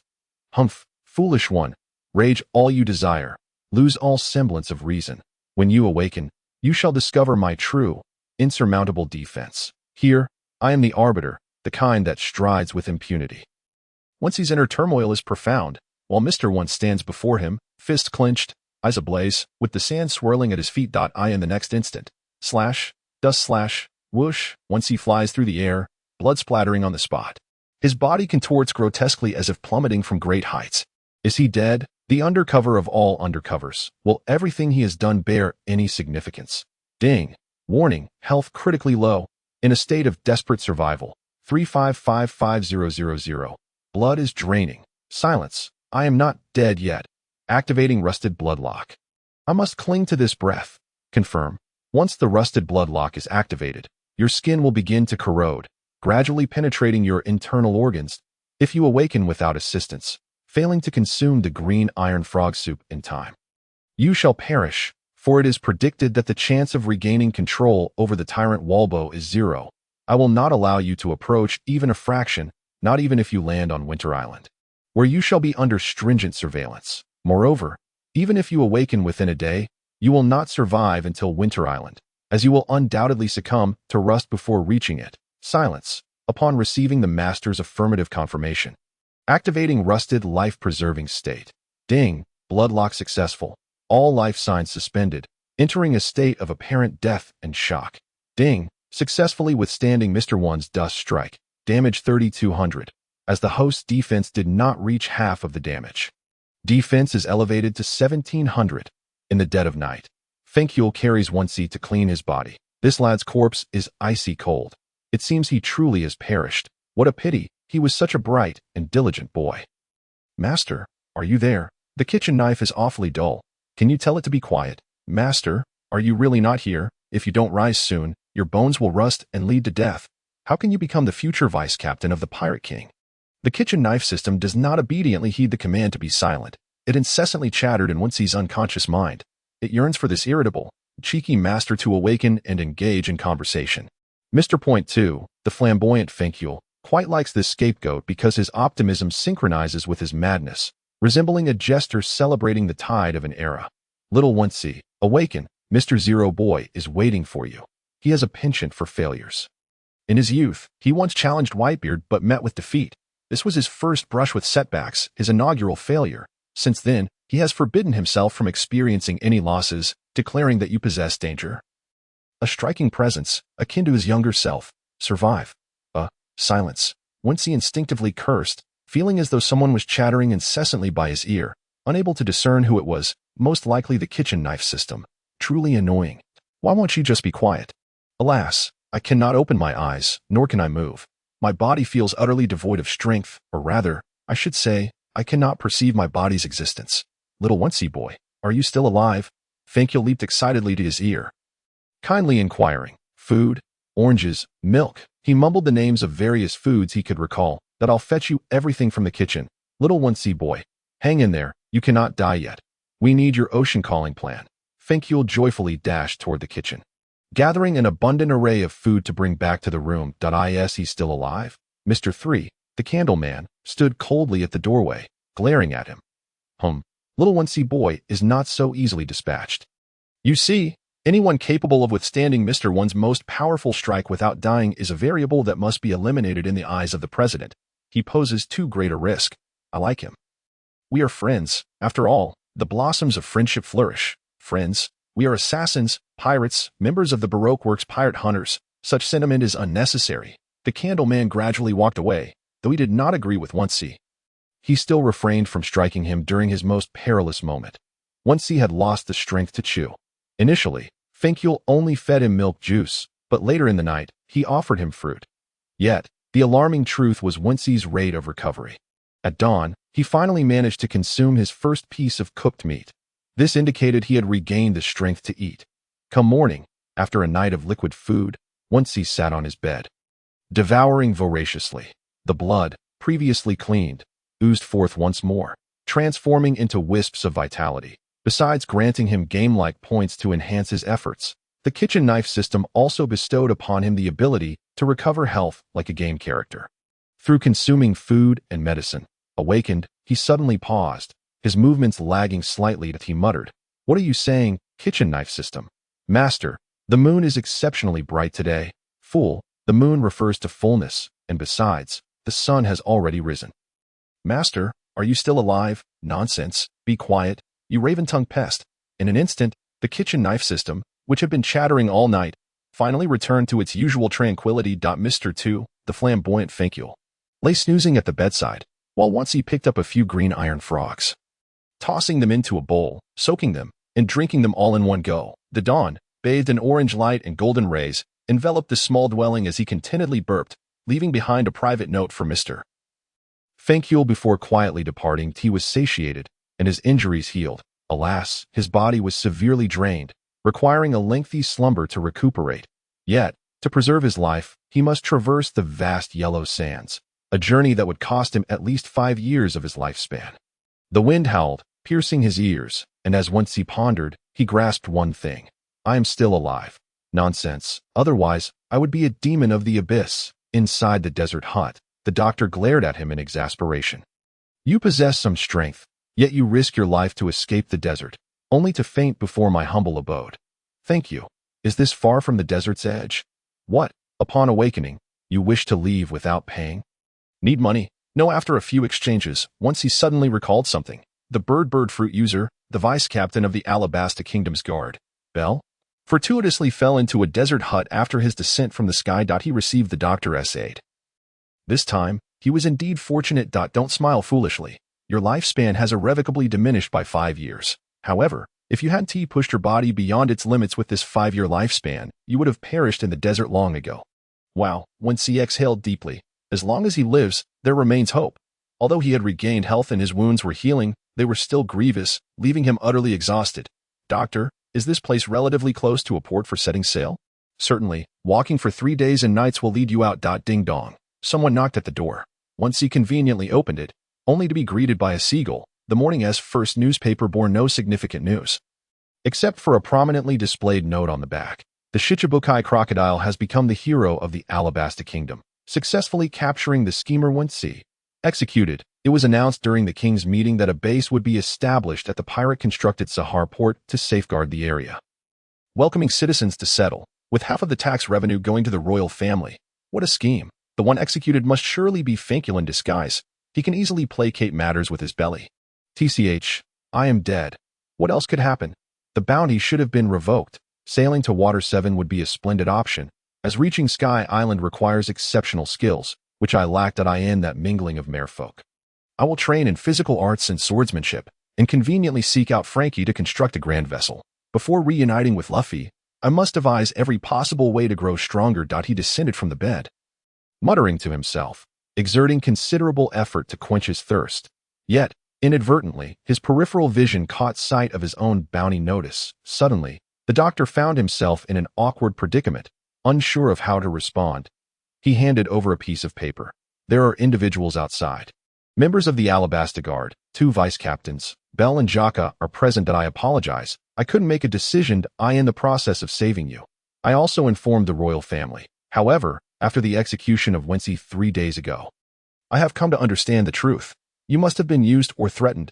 Trust in the benevolence of the king, for he will patiently listen to your explanation. He chuckled. To betray oneself and write such comforting words is merely a sign of fear from a scoundrel's threats. Wincy disdainfully swallowed the plain water and retorted, saving me was your choice. Exposing me is your duty. There is no need for such lengthy discourse. Rest assured, I will not resort to violence. He gently pushed open the door, the blazing sun causing a dizzying sensation. After taking no more than 3 steps, a soldier from the guarding team, concealed beneath the sand, leaped forth, brandishing a blade against his throat from either side. Pirate Wincy, I advise you not to act rashly. Otherwise, your head will surely be drenched in yellow sand. As he spoke, Bell gradually transformed into a falcon-human hybrid, while Jaka appeared as a half-beast, half-human. Both were Zoan-type devil fruit users. At the initial stage of their powers, with a health bar of 10,000, Zoan-type users possess remarkable vitality and healing capabilities, allowing them to recover more swiftly after sustaining equivalent damage, and enabling them to survive dire situations. In contrast, if a vulnerable paramecia user loses a third of their strength, they become incapacitated, but a Zoan user can endure at least 2/3 of their vitality, granting them an innate advantage. Logia users do not necessarily exhibit superior life force. They evade attacks by manipulating natural elements, and if they were to withstand an assault directly, their resilience would only slightly surpass that of paramecia users, albeit with unparalleled destructive power. Paramecia users excel in flamboyant abilities, such as the disheartening princess ghost or the sugar that transforms individuals into toys. That aside, every devil fruit user has their strengths and weaknesses, dictated by the extent of their development. For instance, during Luffy's childhood, his rubber fruit bore no significant power, rendering him merely a bouncy, ordinary individual, propelling not his enemies but himself. Tisich, if you have something to say, just say. I no need for all this fluff. Wincy chuckled softly, contemplating a stay in the dungeons of the Alabasta Kingdom to recuperate. His current situation was essentially one of being unable to articulate his innocence. He resolved to escape and return to expose Crocodile's schemes when the timeline normalized. Jaka offered a transponder snail, and King Cobra's deep voice resonated. Pirate Wincy, I hope you can be forthcoming. As it stands, I have ample reason to suspect that you are in league with the warlord Crocodile. Am I correct? Our undercover agent has informed us that an early collaboration was established between you, possibly with ulterior motives, offering you lucrative terms. Is that not so? At such a juncture, a vague response was imperative. For affirmatives or negatives would be construed as justifications. Cobra, I wish to speak with you in person if you genuinely seek to uncover some truths. Very well, please prepare to answer all inquiries and face the scrutiny of the Alabasta Kingdom. After this stern exchange, the call ended. Wincy, having achieved his goal, closed his eyes. With the sea stone handcuffs clamped on him, he submissively lowered his head, allowing himself to be taken away, reassured that he would neither starve nor thirst. Thus far, at least 2 favorable points emerged. First, Alabasta was not idly standing by. They had swiftly eliminated the infiltrator. Second, there remained a vigilant awareness regarding the hero who had claimed the title of warlord and seized the port of Sahara. On the 5th day, he was led out from the royal palace's dungeon to find King Cobra waiting in a secluded chamber, a familiar yet benevolent figure. He regretted granting Crocodile the title of hero too early, as it had propelled his plans toward realization. Pirate Wincy, let us discuss your conspiracy. Have them withdraw.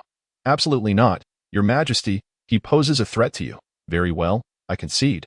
The guards exited, and Wincy remained unfazed. If you dispatch someone to monitor Crocodile, he will also keep watch over you. Thus I insist they depart. I have a pressing question regarding this matter. Alabasta should be one of the original 20 nations in the World Conference, meant to be a stronghold of world nobility. Yet now it is merely one of over 50 affiliates. Beneath that palace behind your royal residence, there must be secrets that ought not to exist. King Cobra's expression darkened as he suddenly grasped the gravity of the situation.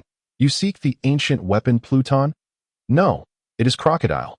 I am merely a pawn threatened by him, and my true identity should be that of a Navy undercover trainee. Kitaki D. Winton, revealing such a crucial secret, the king's gaze filled with doubt, hesitating and uncertainty. We must reach a decisive conclusion. Please, Your Majesty, contact Vice Admiral Garp without delay. I need to meet with him personally.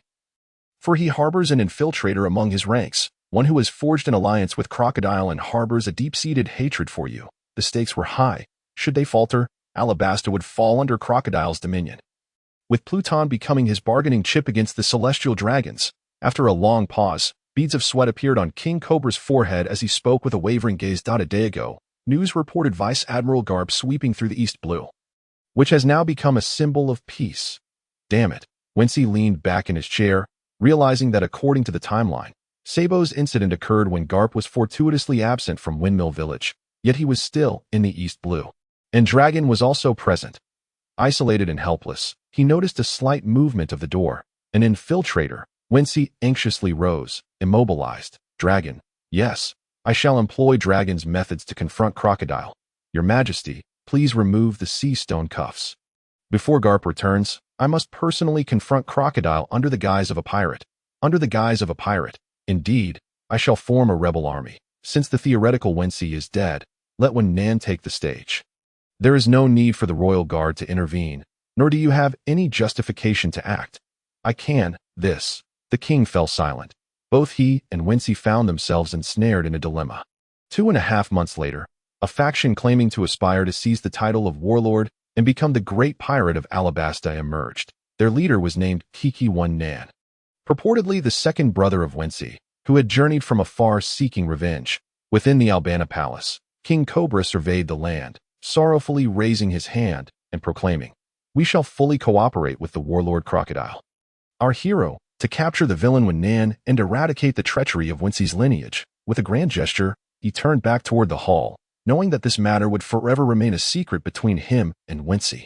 Bear the burden of guilt. Wincy, the desert of Yuba, the capital of Western commerce. The rebel leader Wincy arrived here first, mounted on a warhorse, raising his hand, cloaked in gray, leaving no vulnerabilities exposed. The thousands behind him halted. Encircling the wealthy town. My Lord Nan, let us charge in and seize all the riches. Silence. I have already stated that such words belong to a lawless pirate. Opposed the warlord Crocodile.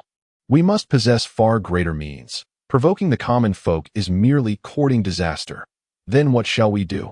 Enter the city, replenish our supplies. We must depart for Sahara Port before nightfall. As Wincy galloped swiftly into Yuba, he found himself in a desolate landscape, devoid of any soul, with the streets barricaded, rendering the acquisition of supplies nearly impossible.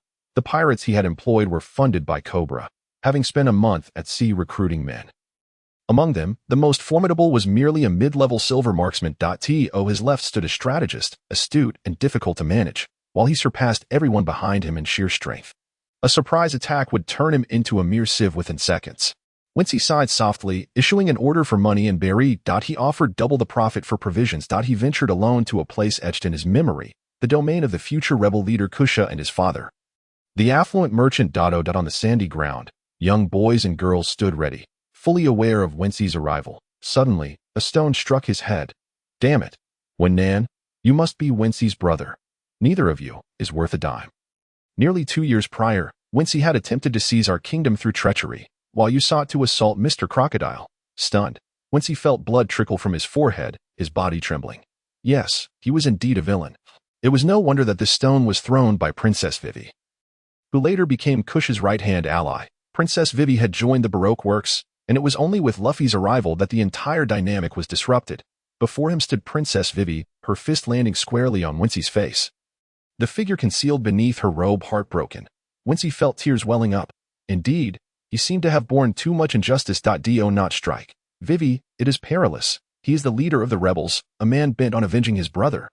Kusha shielded his beloved girl behind him, preventing Wincy from making any move. I have embraced my fate and yet achieved nothing, so why should I adhere to its dictates? Wincy turned stubbornly, his expression resolute. His strength could not quell the sand crocodile. All he could do was to anchor himself at the harbor, impeding its further advance. As dusk fell, the rebel army basked in the remnants of the setting sun. Donning a layer of crimson battle armor, this doomed battalion had stationed itself outside Sahara Harbor, truly embodying the essence of desert pirates. Lord Nan, the King's Guard has dispatched 500 men. What shall we do? Fight. With the weather turning ominous, should they seize the opportunity to assault the harbor? Kill. His aide Brandon would invariably launch an attack at the opportune moment, while Wincy merely held the line. His subordinates were divided into 3 factions. 1. Hidden in the desert, ready to assist under Brandon's command. 2. Moving about to distract Crocodile. And 3. The men he personally led, the Sand Crocodile, in his quest to gather dance powder. Sought to maintain his heroic reputation while engaging in a struggle against the rebel Nan, making territorial expansion difficult. How vexing. All day long, it is either the guard's bell or Gaka attempting to slay me. Or confronting my old friend Mr. 2, Bonclade A.S. Wensi prepared to sleep. A figure rushed in from outside. Lord Nan, Crocodile's subordinate, the Candle Man, has already defeated numerous foes, and those who fell have invariably become Candlemen. The situation is dire. Finally, he had arrived. It had been a long time. Wincy felt no anger, but rather excitement, for this signified an opportunity to enhance his strength. The figure lingered outside the door, the flame atop his head flickering. Mr. Point 3, my old comrade. I have awaited your return for a year. Do you still stand a chance against me? Fool. How could a weakling transform in just a year? Tisich, try tasting my cleaver before spouting such nonsense. Candle Lance, a spear as hard as steel lunged forth, whence he caught it with one hand, unfazed, and retaliated with a swift slash, who remained stationary for a lifetime. That would be akin to a turtle. Cleaver, great slash. The blade's aura sliced through Mr. 3's shoulder, tearing his attire, blood spraying upward. You have underestimated me, old friend. In the year since he became the leader of the rebels, whence he had honed his skills to perfection, and daily skirmishes had served as rigorous training. Zodiac, Taurus, foot strike. He spun the revolver in his left hand, aiming to incapacitate the Candle Man with a single shot. Gun mastery, bronze high level, 350, 500. Candle wall, a wall of steel wax erupted from the ground.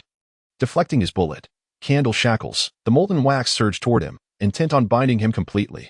Slash, phantom draw. The candle wax, still liquid before solidifying, lacked the hardness of steel. This maneuver mirrored Wincy's own. His phantom draw was essentially an assault. A feint with no real utility, but its speed and explosiveness made it fearsome enough to instill terror in an instant. In the battles with Gaka and Mr. 1, Wincy had acquired skills through breakthroughs in his realm. Swordsmanship, silver mid-level, 130, 720, 000, blade skill, phantom draw. Indeed, it proved effective. The Candle Man flinched, the molten wax severed. Candle Beast, Iron Bull. An Iron Bull rapidly solidified, its head plummeting from the air, resembling a raging beast. Do you think I have squandered this year? Shave, Gale Foot. He evaded and leaped into the air, kicking away the candle bowl that he stood before Mr. 3, delivering a powerful punch to the left side of his face. Martial arts, silver mid-level, 146, 020, 000. Navy 6 styles, Gale Foot. Huh. He rubbed his fist, coldly gazing at the flung Candle Man. I have been pursued by both your factions for a year, surviving death's door 7 or 8 times. You truly believe I have made no progress? Humph. Mr. 3 clenched his fists, forming a ball of white wax, his eyes briefly closing in concentration. Bonclay, that useless little Wincy you saved has, as you wished, grown stronger. Now, I must take my adversary seriously. Don't cry now. Little Wincy, fool, the tides of time are changing, and the moment of reckoning is nigh. You truly think you can remain complacent? Dream on. No, little Wincy, we have already weathered great storms, the era of the Pirate King. Roger is but a memory, and that man has perished at the execution platform. What grounds do we have to triumph? Dual draw. 2 cleavers erupted in an instant, blocking the Candle Man's massive snowball. Candle Sculpture Gallery. Mr. Point 3 unleashed a long-prepared technique, filling the surroundings with various animated figures of himself. You cannot find me, yet for me, you have never vanished. Even the shave, renowned for its speed, cannot touch me. How can you ascertain my true form? Fool, is your half-truth necessarily my reality? Blade Shield, Circus debut. 8 cleaver shields emerged, protecting him from all directions. Moments later, a deluge of wax cascaded from above, intent on burying him. But oh, Mr. 3, your speed is your greatest weakness. How dare you belittle my martial arts? I know I lack overwhelming skills, and my fruit abilities are quite inadequate. Hence, I have strived for balance in all aspects, leaving me with nearly no weaknesses. This Gale Foot strike, prepare to endure. With a flurry of kicks, the wind howled. Each blow landed squarely on the Candleman's chest as Wincy utilized the shave to evade the 8 Cleaver shields. Seizing the moment to strike, the true form of Mr. 3 had finally been identified, and Wincy unleashed a series of attacks. Candle Champion Cup, plowing fist. The Candleman was engulfed in wax, encased in armor reminiscent of a trophy. Save for his unprotected head. Yet, his fists moved with remarkable speed that in such a state. Though laborious, his strikes were amplified by his indomitable body and iron fists. What difference is there between this and an iron tortoise? You cannot break through, and do you really think I cannot evade your blows? Moreover, do you genuinely believe your defenses surpass mine?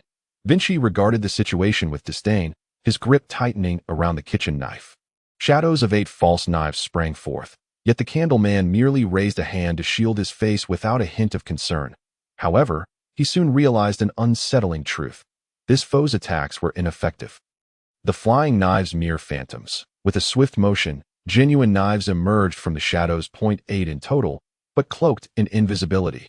Despite his quick defense, one blade nearly cleaved the Candleman's head, such a terrifying weapon. Who would have thought that even the most rudimentary of fruits could be developed to such an extent? Truly remarkable. Surely your stamina must be waning by now. I have been conserving my energy all this while. Spare me your nonsense. You've unleashed more attacks than I have, depleting your own stamina significantly. Besides, I possess a move to counter you. The Candleman was incredulous. How could Wincy possibly discern his weakness? Compared to MR1 and MR2, their encounters had been the least frequent, suggesting a lack of understanding between them. Yet, Wincy had often engaged in duels with the Candleman's colleagues. His techniques should have been thoroughly studied by now. Ridiculous. If I were to employ tricks daily, how could I ever grow stronger? Am I to await your torment? Drawing a long line, Wincy unveiled the gunpowder concealed behind him. Are you suggesting that I perish here? You must be mad. Surely those powders you carry daily are not intended to eliminate me. Indeed, they are. Nodding in affirmation, Wincy was well aware of the Candleman's vulnerability to heat. However, to avoid unforeseen circumstances, all his powders were non-explosive as he ignited them. The temperature of the surrounding air surged dramatically. Damn it! You scoundrel! You've become increasingly treacherous. Tsh. As an old acquaintance, why not experience my signature technique? With an air of nonchalance, Wincy slowly approached the beleaguered Candleman from behind and a chill ran down MR3's spine. This position, this move, it could only be the one that had driven MR1 to madness. Enough with the wild imaginings. He grits his teeth every time he encounters me, that I hope you do not harbor any hatred towards me. As the heat caused the wax of the Candleman to drip, Wincy brandished 2 knives and let out a triumphant howl. Dual technique. Kitchen knife chrysanthemum slash. No, the Candleman, overwhelmed by regret, felt tears brimming at the corners of his eyes. Why must he assassinate this man who had set a banquet of death? A despicable wretch.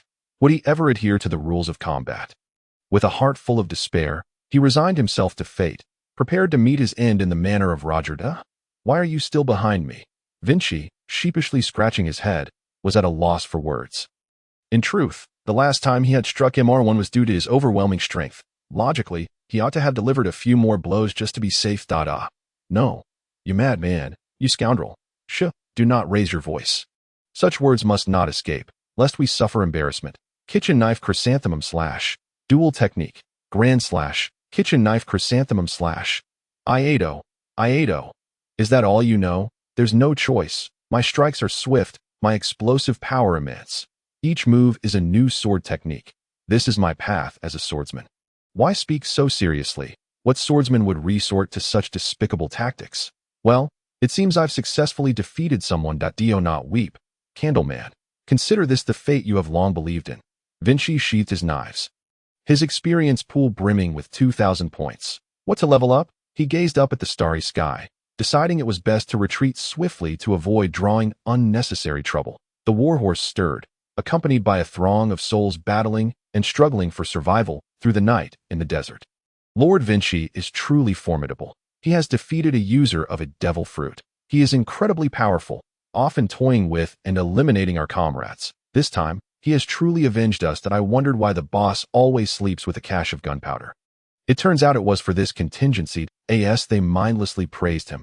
Wincy lowered his head in silence. Heavens, I must endure for over a year until the crocodile plan is fully developed. Utilizing the dance powder. Only then shall I return to the embrace of the sea. Presently, the most pressing matter was the advancement of his fruit. The initial stage of gold represented a significant transformation. Comprehension and breakthrough. What enlightenment could a kitchen knife possibly yield? Ah, boss, my knife has broken. What should I do? Awaken, Jerry. Who repairs a broken knife daily? Now that it's shattered, replace it with a new one. The honest pirate Jerry grinned foolishly. No, I want to have it reforged. After melting it down and adding some fine iron, it will become a splendid blade, crafted for me by the smith of my hometown. I cannot part with it. Ah, still thinking of his son who became a Navy soldier? A group of them laughed at Jerry. In the pirate world, it was not uncommon for a father to be a pirate while his son served in the Navy. Or vice versa. A rather dramatic jest. Reforged? Isn't that akin to the trope in web novels where something is broken only to be reborn? Speaking of which, ever since acquiring the kitchen knife fruit, this knife, though rusty and often unserviceable, has never broken once. I must challenge MR1 to a duel someday. At the very least, I will have him break this knife, and it will surely fulfill its purpose. Lost in thought, Wincy began to envision the days ahead, seemingly not so distant from the four emperors. The following dawn, MR3 lay amidst a pool of blood, his fingers trembling slightly, desperation gnawing at his heart. Tears of frustration slipped down his cheeks. That you're still alive? How does it feel? Not so pleasant, is it? The lofty MR1 spoke in a hushed tone, to which MR3 merely nodded in acquiescence, soon succumbing to unconsciousness. After encountering the rebels who had been roaming to disrupt Crocodile, Wincy finally found a moment of peace to indulge in a well-deserved slumber. What of the boss? He is asleep. He just dealt with MR3 and is utterly exhausted. In need of rest. Damn it. The situation is critical. The base held by Commander Brandon was breached by the King's Guard. AGO.TO conceal this news. They allied with the 7 warlords and dispatched personnel to disrupt you. Is that so? Mr. Brandon is the closest ally of our boss. They are practically inseparable friends. This matter must not reach Lord Wincy. Let us conceal it for a while. As the intruders withdrew, Wincy, who had been dozing lightly, turned in his sleep and tumbled to the ground, managing a bitter smile. Just my luck. Is fate intent on ending me? If they wish to eliminate me, with Crocodile's cautious nature, he would not merely send a candle man. The strongest, MR1, is likely lurking behind, and a bloody battle shall surely ensue within half a month. Enough of that. I must check on Brandon. His snail has gone silent. I hope he is unharmed. There's no time to waste. On the third day, a dozen individuals stealthily infiltrated the rebel base, which was now devoid of the King's Guard, leaving it in a state of ruin, riddled with scars. I told you we must intercept Lord Wincy. Look at what has transpired. How could they withstand such a calamity? Silence. The boss has been unusually quiet. He must be formulating a strategy. Wincy hesitated briefly, gazing into the distance. Let us proceed to the former council hall. Remember, you few must remain outside.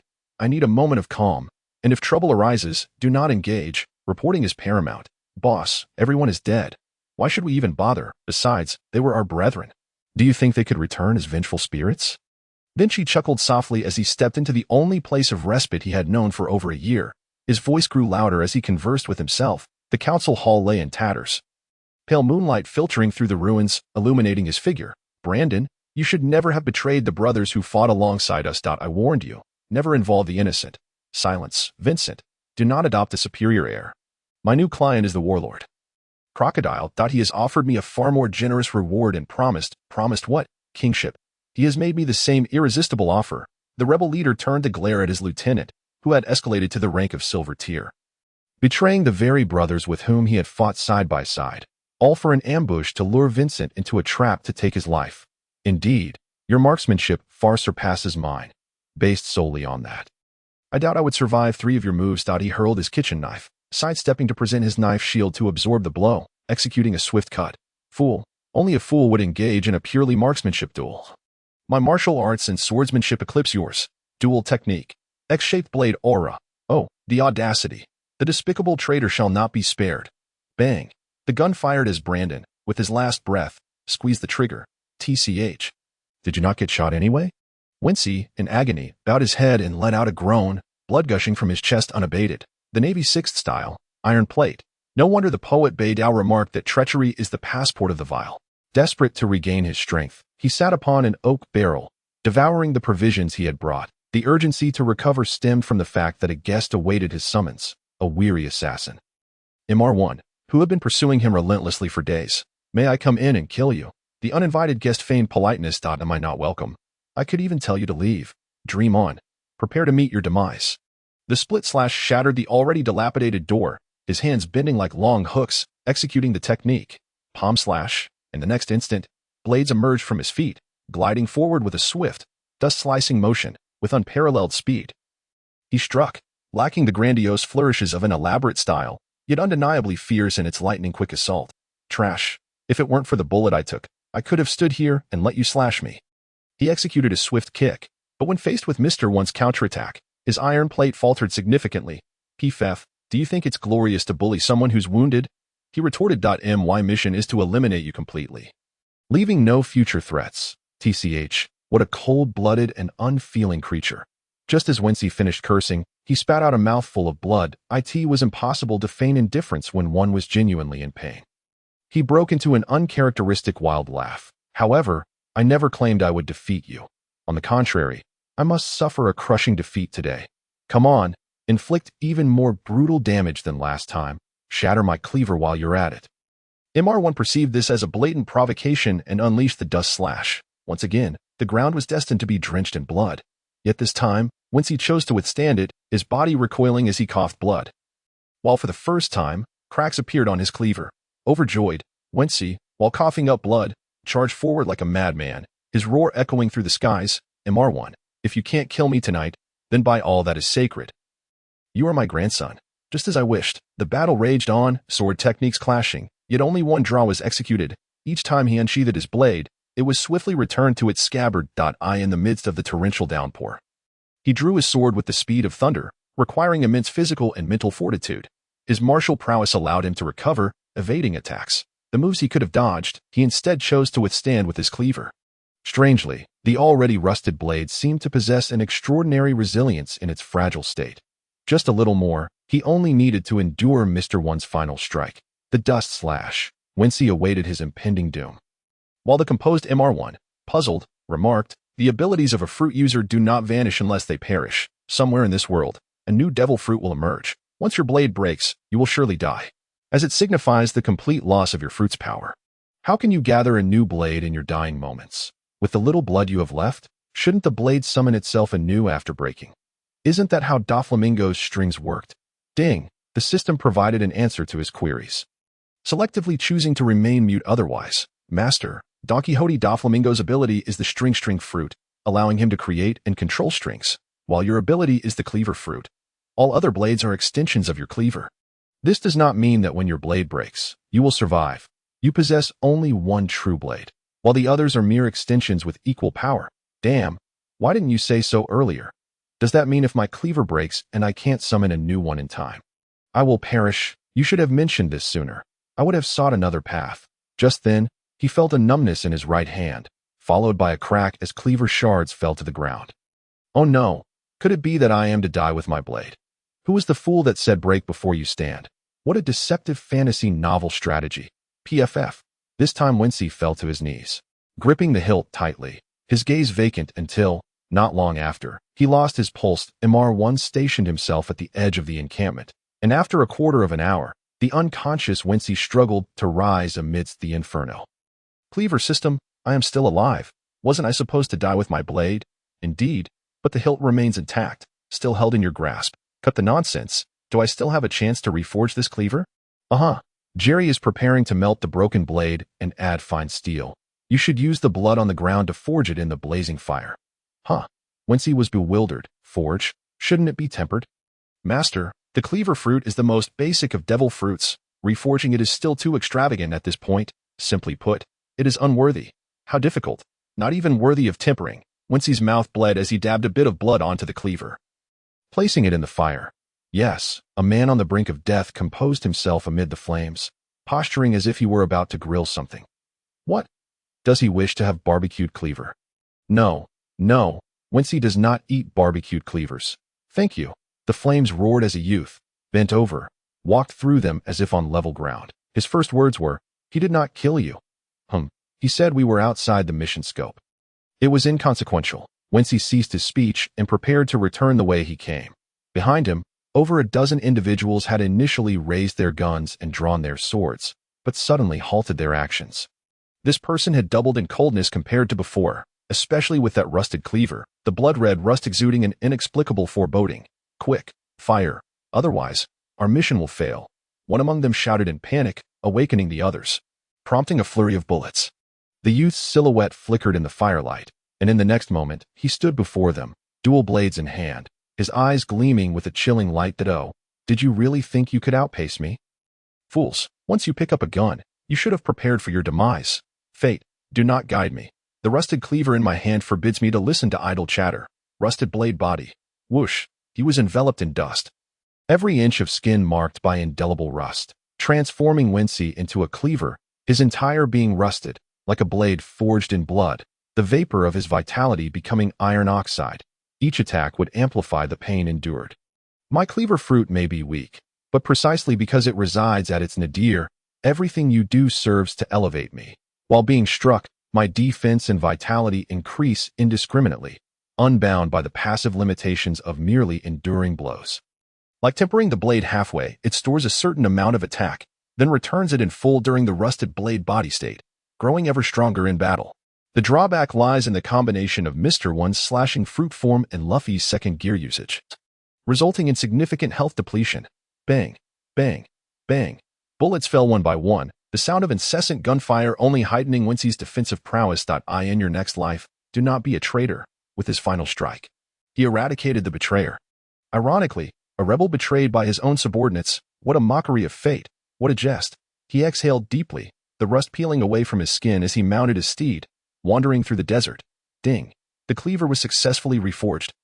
Choosing the path of strength over speed. Fruit proficiency. Golden level, 5301000. Power type. Health, 10,000. Attack, 220. Speed, 190. Defense, 1620. Hockey. None. Fruit. Not yet awakened. Fruit skills. Active, Cleaver Shadow, Cleaver Concealment, Cleaver Shield. Passive, Cleaver Chrysanthemum / 100 critical hit rate. Cleaver Flower. Attacks will cause continuous bleeding, with wounds carrying corrosive rust. Power type. Rusted Blade Body. Sword Specialization. Silver Intermediate. 1670200. Gunpowder Specialization. Bronze Intermediate. 95100. Martial Arts Specialization. Silver Intermediate. 1780200. Experience. 32002000. Allocatable points. 200. Ding. Master, the experience pool is full. It is advisable to address it promptly, or it will collapse and reset. Oh, I shall seek out Crocodile to enhance my defense and offense by 100 each. Additionally, I shall allocate experience points separately to maximize my proficiency in firearms. Ding. Allocation complete. Experience pool, 0. Attack, 320. Speed, 290. Experience pool, 5,000. Swordsmanship. Silver Advanced, 20500. Skill Mastery. Spiral Iado. A technique that combines sword energy and circular motions, using oneself as the center for self-defense, instantly obliterating those surrounding. Body Technique. Silver Advanced, 20500. Skill Mastery.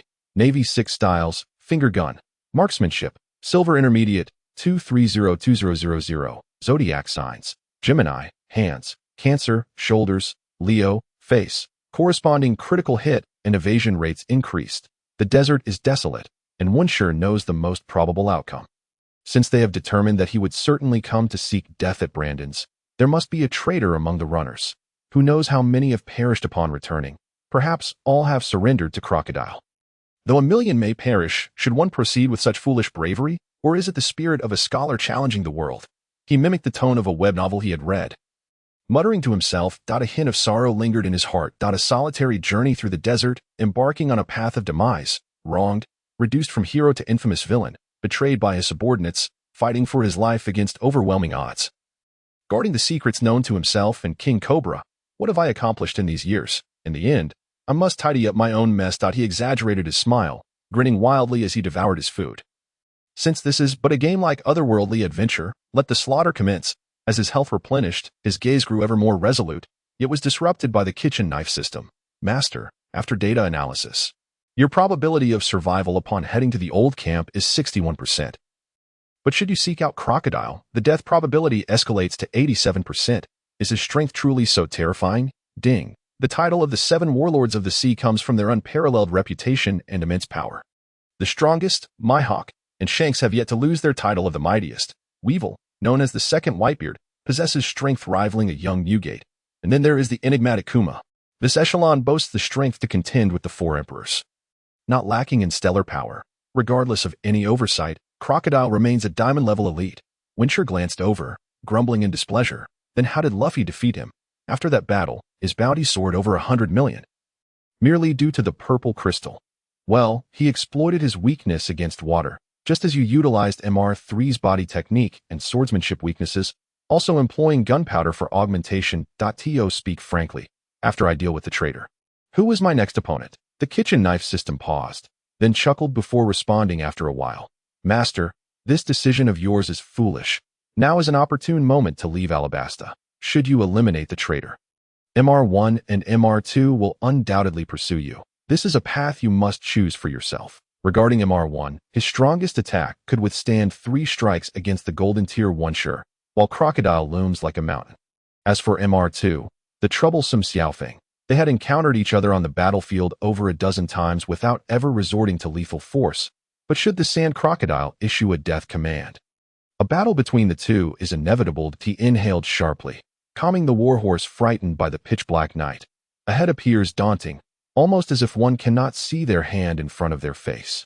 TCH, why cower? It will take a year to restore the normal timeline, so as long as I don't die, it's all good. Moreover, he smirked, recalling someone he yearned to meet. Kitchen knife, will Ace go to Water 7? If you survive until the normal timeline, you may meet Ace there. However, I am curious. Master, what do you intend to do? To battle him. Before that, I must clear the traitors, if I cannot sweep my own house. How can I conquer the world? By the time Wincher reached his base, it was already deserted. No ambush awaited him, that he felt lost and desolate. Indeed, in Mr. One's eyes, he held no semblance of life. These individuals should now belong to Crocodile. And the countless days of effort he had invested had come to naught in a single night. Kitchen knife, I have lost everything. I am once again a solitary figure. Master, Crocodile's expanding influence is not what is terrifying. Rather, it is the other members of Baroque Works, including the Vice President, Nico Robin, who have yet to make an appearance. This is your final opportunity to escape, should you become embroiled in this conflict for Alabasta. Danger will be imminent, and you will face attacks from former subordinates, as well as assassins. Ding. Just as the kitchen knife system finished speaking, a long-awaited message arrived. Wincher opened the message in the empty camp. A bitter smile gracing his lips. Nico Robin is on her way. The probability of her killing you is 53%. Since you have been confirmed as Monkey D. Luffy's vice captain, there is a special reminder function for future partners. So what? Are you suggesting she come to kill me? By the way, how did MR1 fall for this trick? Where did Robin obtain her information? Well, in fact, Master, your observation hockey has yet to awaken, leaving you weak. Otherwise, you would have sensed your surroundings immediately. What do you mean? Wincher was puzzled when suddenly, a commotion erupted as numerous figures emerged. What is happening? I have mastered most of the Navy's 6 styles. How could I not detect their presence? Ding, Master. In truth, they were successfully bought off by Crocodile about a month ago. You lost King Cobra's support half a year ago. These people, who have been following you for 5 months, have shown their loyalty. Should I thank them for their great kindness in ambushing me? Though Wincher said this, he nonetheless positioned the back of his blade forward, aside from the few who had come for his life. These individuals were merely a rabble, unworthy of exterminating former brothers. He truly was a contradictory fool. The crowd parted, creating a long pathway as Robin approached, her heels clicking softly, trailing stardust. When Nan, today marks your demise. She crossed her arms, ready to unleash the powers of the flower fruit. That oh no. Wincher was drenched in cold sweat, directly activating the rusty blade form, his blood surging to in an instant, for arms sprouted from him, twisting their necks with force. Forgive me, Robin-san. He slashed at the hands Robin conjured, drawing blood. The limbs produced by the flower fruit could be injured, and a portion of the damage would reflect back to the user. Such swift reflexes. And what is that strange substance surrounding you? Do not attempt to ambush me. Your techniques are ineffective against me. But what if your former subordinates join forces to ambush me instead? Without further ado, One sure witnessed Robin's forearm sprout a wound that oozed blood. Die. When Nan, you traitor, disrupting the kingdom of Alabasta. Familiar faces rushed forward, and in an instant, one sure wielded the back of his knife to parry left and right. Soon, you realized something. These individuals did not intend to harm him. They merely put on a show, urging him to leave one by one. Lord When Nan, hurry, your brother has perished here. You cannot die as well. We will stake our lives to rescue you once more. Fools, we have each pledged allegiance to our respective masters. Should we meet again, I will not show you mercy. Nonsense. Even if Lord When Nan is as strong as you, we will not regard you with any respect. The clamor and chaos ensued. A desolate youth fleeing through the night at a fallen former rebel, an infamous villain, the pirate. When Nan reaches his conclusion, he leaped onto a horse, shouting aloud, escaping to safety, which was indeed a cause for celebration, especially under the cover of his companions. He boasted on horseback, kitchen knife, you knew they would not harm me, hence no warning was given. Right? It is Robin who intends to kill me, hence the use of the notification. No, I am under no obligation. To be frank, it is the master who has accumulated this friendship. Your audacity has grown. After all, not every fledgling pirate dares to contest the infamous warlords of the sea. Audacity, then tell me honestly, do I possess the conqueror's haki? Ding, no comment. TCH, miserly system, yet fortunately, I have managed to escape. Crocodile, you rascal. Do not think you will have it easy. Wait, who is pursuing me from behind? She runs with remarkable speed. Hey, why are there so many hands on the ground? My horse has stopped. Run, oh black steed. A throng of people, wielding knives and shouting, sent cold sweat cascading down Wensi's back. I told you, I won't let you escape. After all, I must bring you back to account for your actions on the back of the warhorse. Dozens of hands sprouted from his own body, restraining him, and Wincy became a giant rice dumpling, tumbling off the horse. In a moment of negligence, I had forgotten the perilous fruit user was not far away. What a miscalculation! He furrowed his brow, as his rusted blade of a body struggled to endure for long. Yet fortunately, his defensive points were substantial. For now, a twisted neck would not lead to his demise. Little Wincy, do you still wish to flee? Do you think it is feasible? Robin's prominent nose accentuated her features, and her thin lips were merely inches from Wincy's. She pressed a kiss to his cheek, gazing at him for a moment before waving her large hand. Take him away. The president requires him alive. Yes, at your command. A group awkwardly bound Wincy, escorting him away. Lord When Nan, we sincerely apologize. We never anticipated your misfortune. Just as you escaped, you were captured.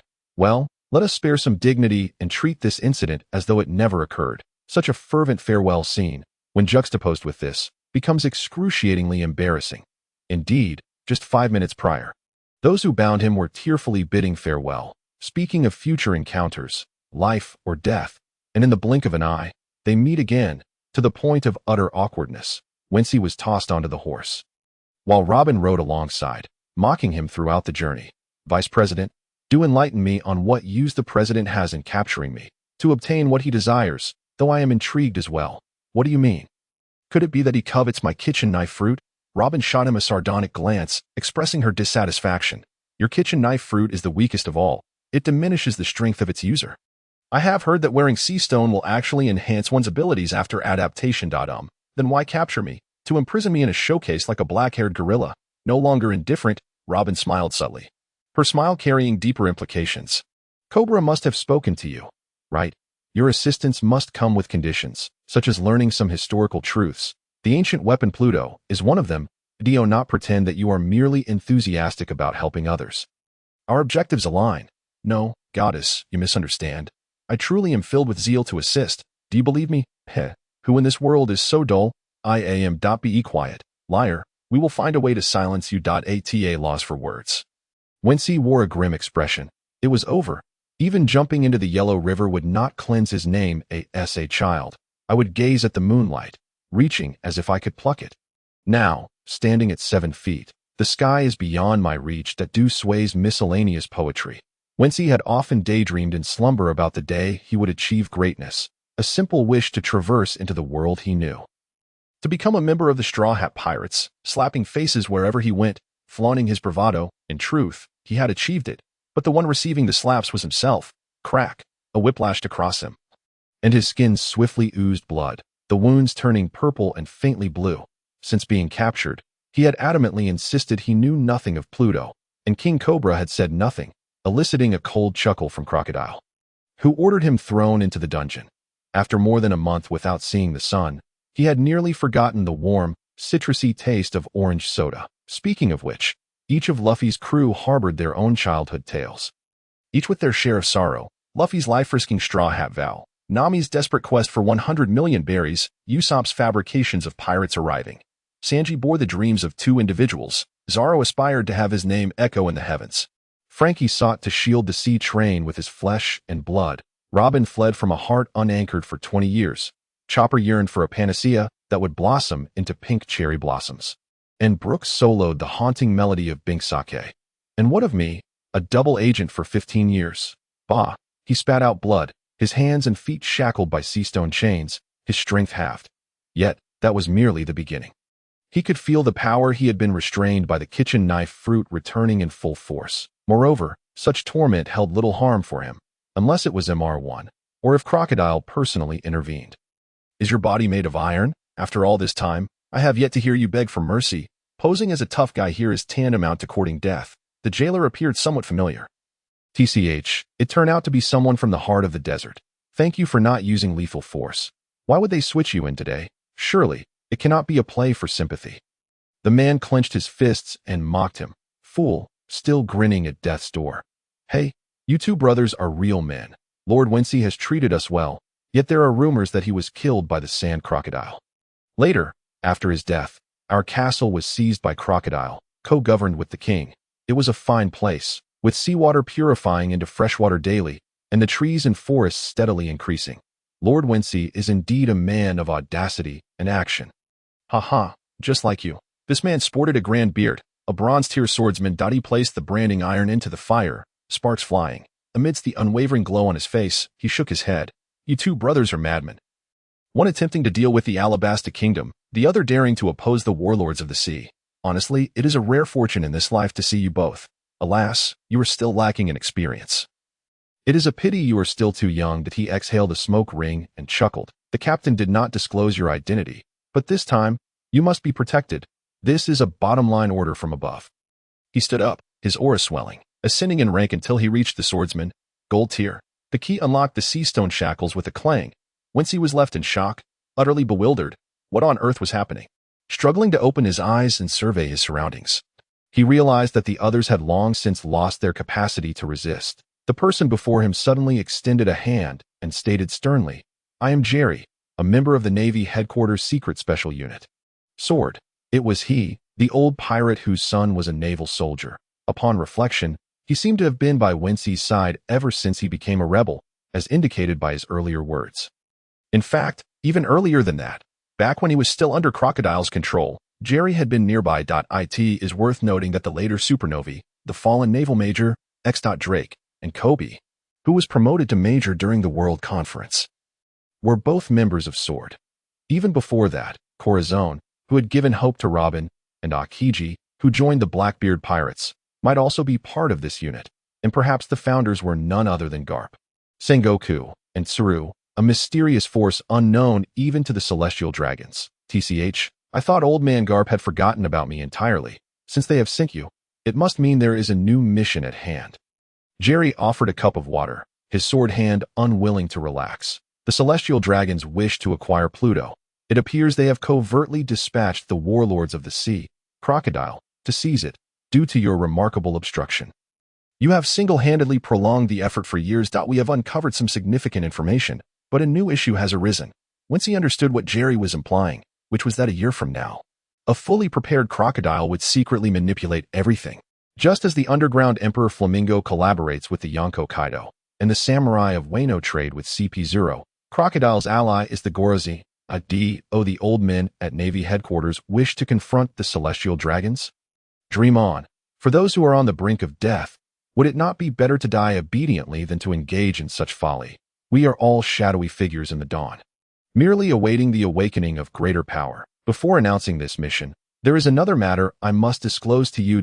In recognition of the exceptional performance in the infiltration task, the Naval Headquarters has promoted Kiki Winton to the rank of Lieutenant Colonel and has inducted him into a clandestine Special Forces unit.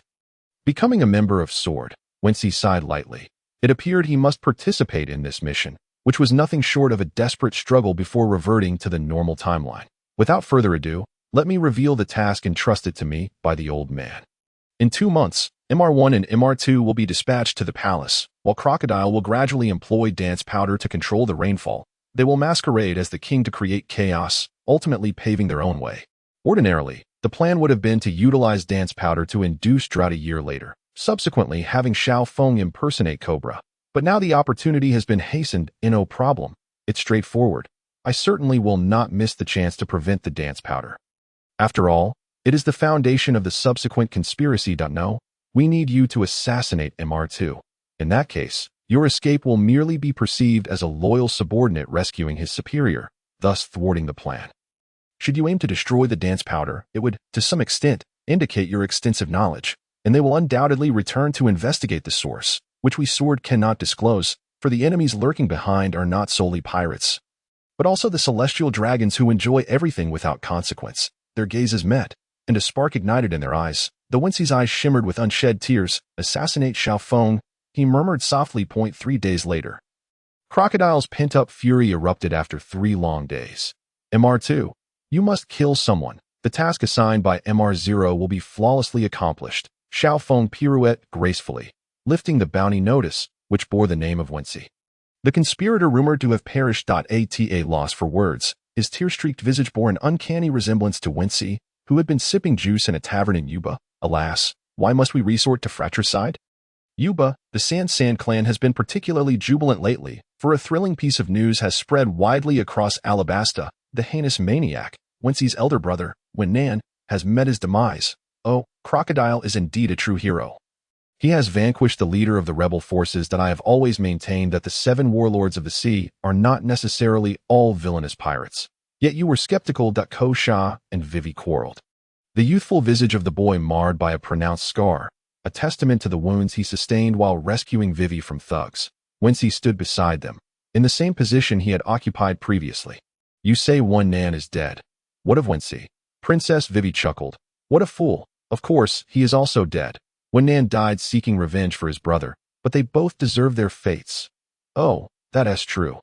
The Wincy you knew is indeed no more. So, who am I to seek? He unveiled his cloak, revealing a face both familiar and foreign. It was utterly impossible. Who are you truly? He adjusted his cloak and swiftly evaded Ko Sha's attack. Who am I? You inquire of me, while I ponder this world. A flustered Vivi rushed forward, desperate to uncover the truth. It is futile. No one can prevent me from initiating the prologue to an era of chaos. The rise of the Sand Crocodile will herald the eve of the 7 warlords' downfall. Await the return of Kitaki D at Wincy to this desert kingdom, for the chosen one who will dismantle over a decade of maritime order shall emerge. Who is the person you always mention? Your puppet master? No, he is the divine enemy, the one who will join me in overturning the world. Wincy strode away, bearing the weight of the new crime of assassinating the king upon his shoulders. In the Alubarna palace, King Cobra incredulously questioned him. You masquerade as me to commit nefarious deeds and then frame me. How do you intend to stop it? Once the strike is initiated, it will be tantamount to assassinating the king, bearing even greater infamy. Wincy, and so what? After this battle, I shall bear all the blame and depart. Your gratitude is unnecessary, but believe me, the one who will save you will undoubtedly arrive, and you will witness his unparalleled charm. On what grounds do you assert this? Because I bear the name D, and I am the only man who knows the course of this world's history. Henceforth, address me as the Oracle. Oracle. Wincy leapt from the heights of the palace, his adversary awaiting him at the base. Striding forward, it was none other than the one who would save him. MR2, Feng Klai. Ouch, that hurt. Xiao Feng, lend me a hand. Unable to perform the moonwalk, he had focused too much on aesthetics while jumping, landing awkwardly. Hey, little Wincy boy, why did you jump down from the palace? You could have died. Xiao Feng had assumed the king's form. During previous negotiations with the king, Cobra had shaken hands with each significant member of the Baroque works, granting him the power to impersonate the king. With Xiao Feng as assistance, Wincy rose, rubbing his head as he spoke. Of course, I am here to stop you. You fool. Why agree to the Sand Crocodile to undertake such foolishness? This is my stance, you dolt. You wouldn't truly be a Navy man, would you? Who is it that saves you? I thought you were truly doomed this time. Humph. I shall not perish, my friend."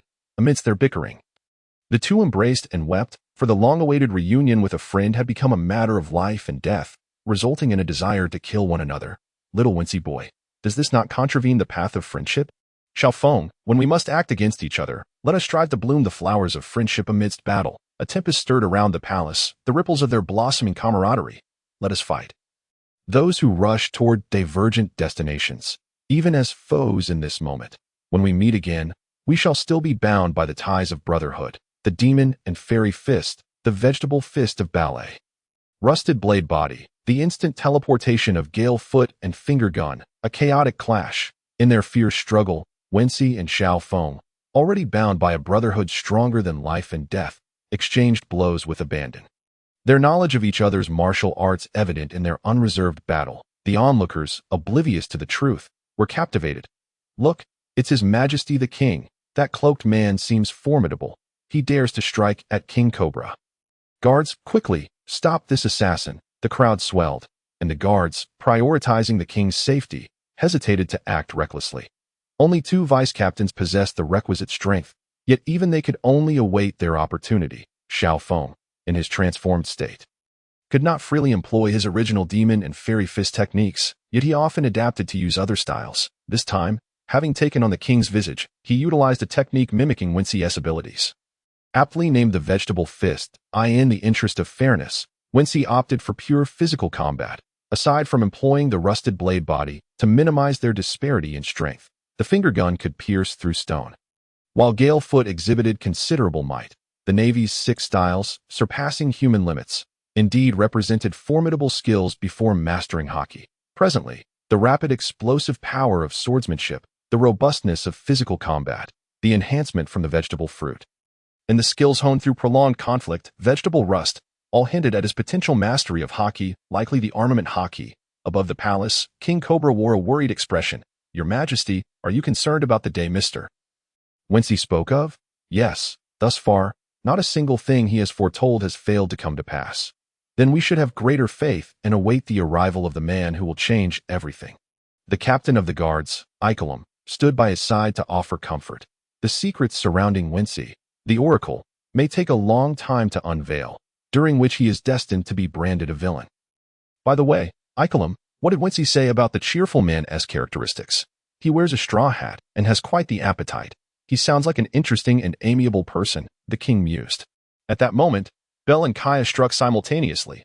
"Halt, you mysterious intruder." The jackal moves swiftly, its momentum fierce, while the falcon enjoys an advantageous height. Fortunately, repeated encounters have allowed Wincy to gain a profound understanding of their techniques. This battle is destined to be unequal. Against an old friend, Wincy can only strive until they are both utterly exhausted.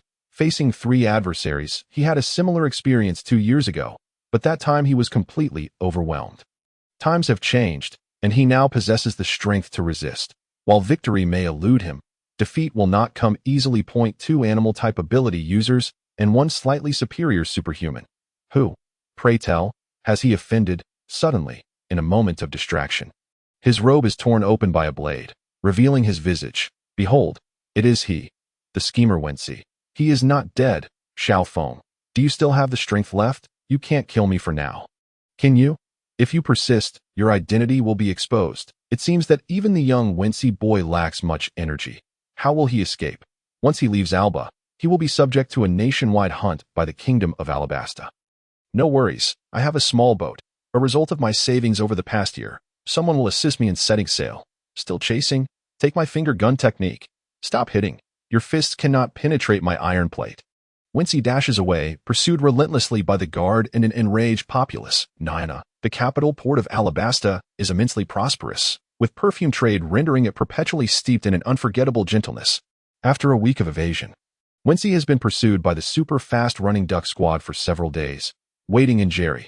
"Hey, this boat is rather shabby, isn't it?" The trembling little wooden vessel fills Wincy with despair.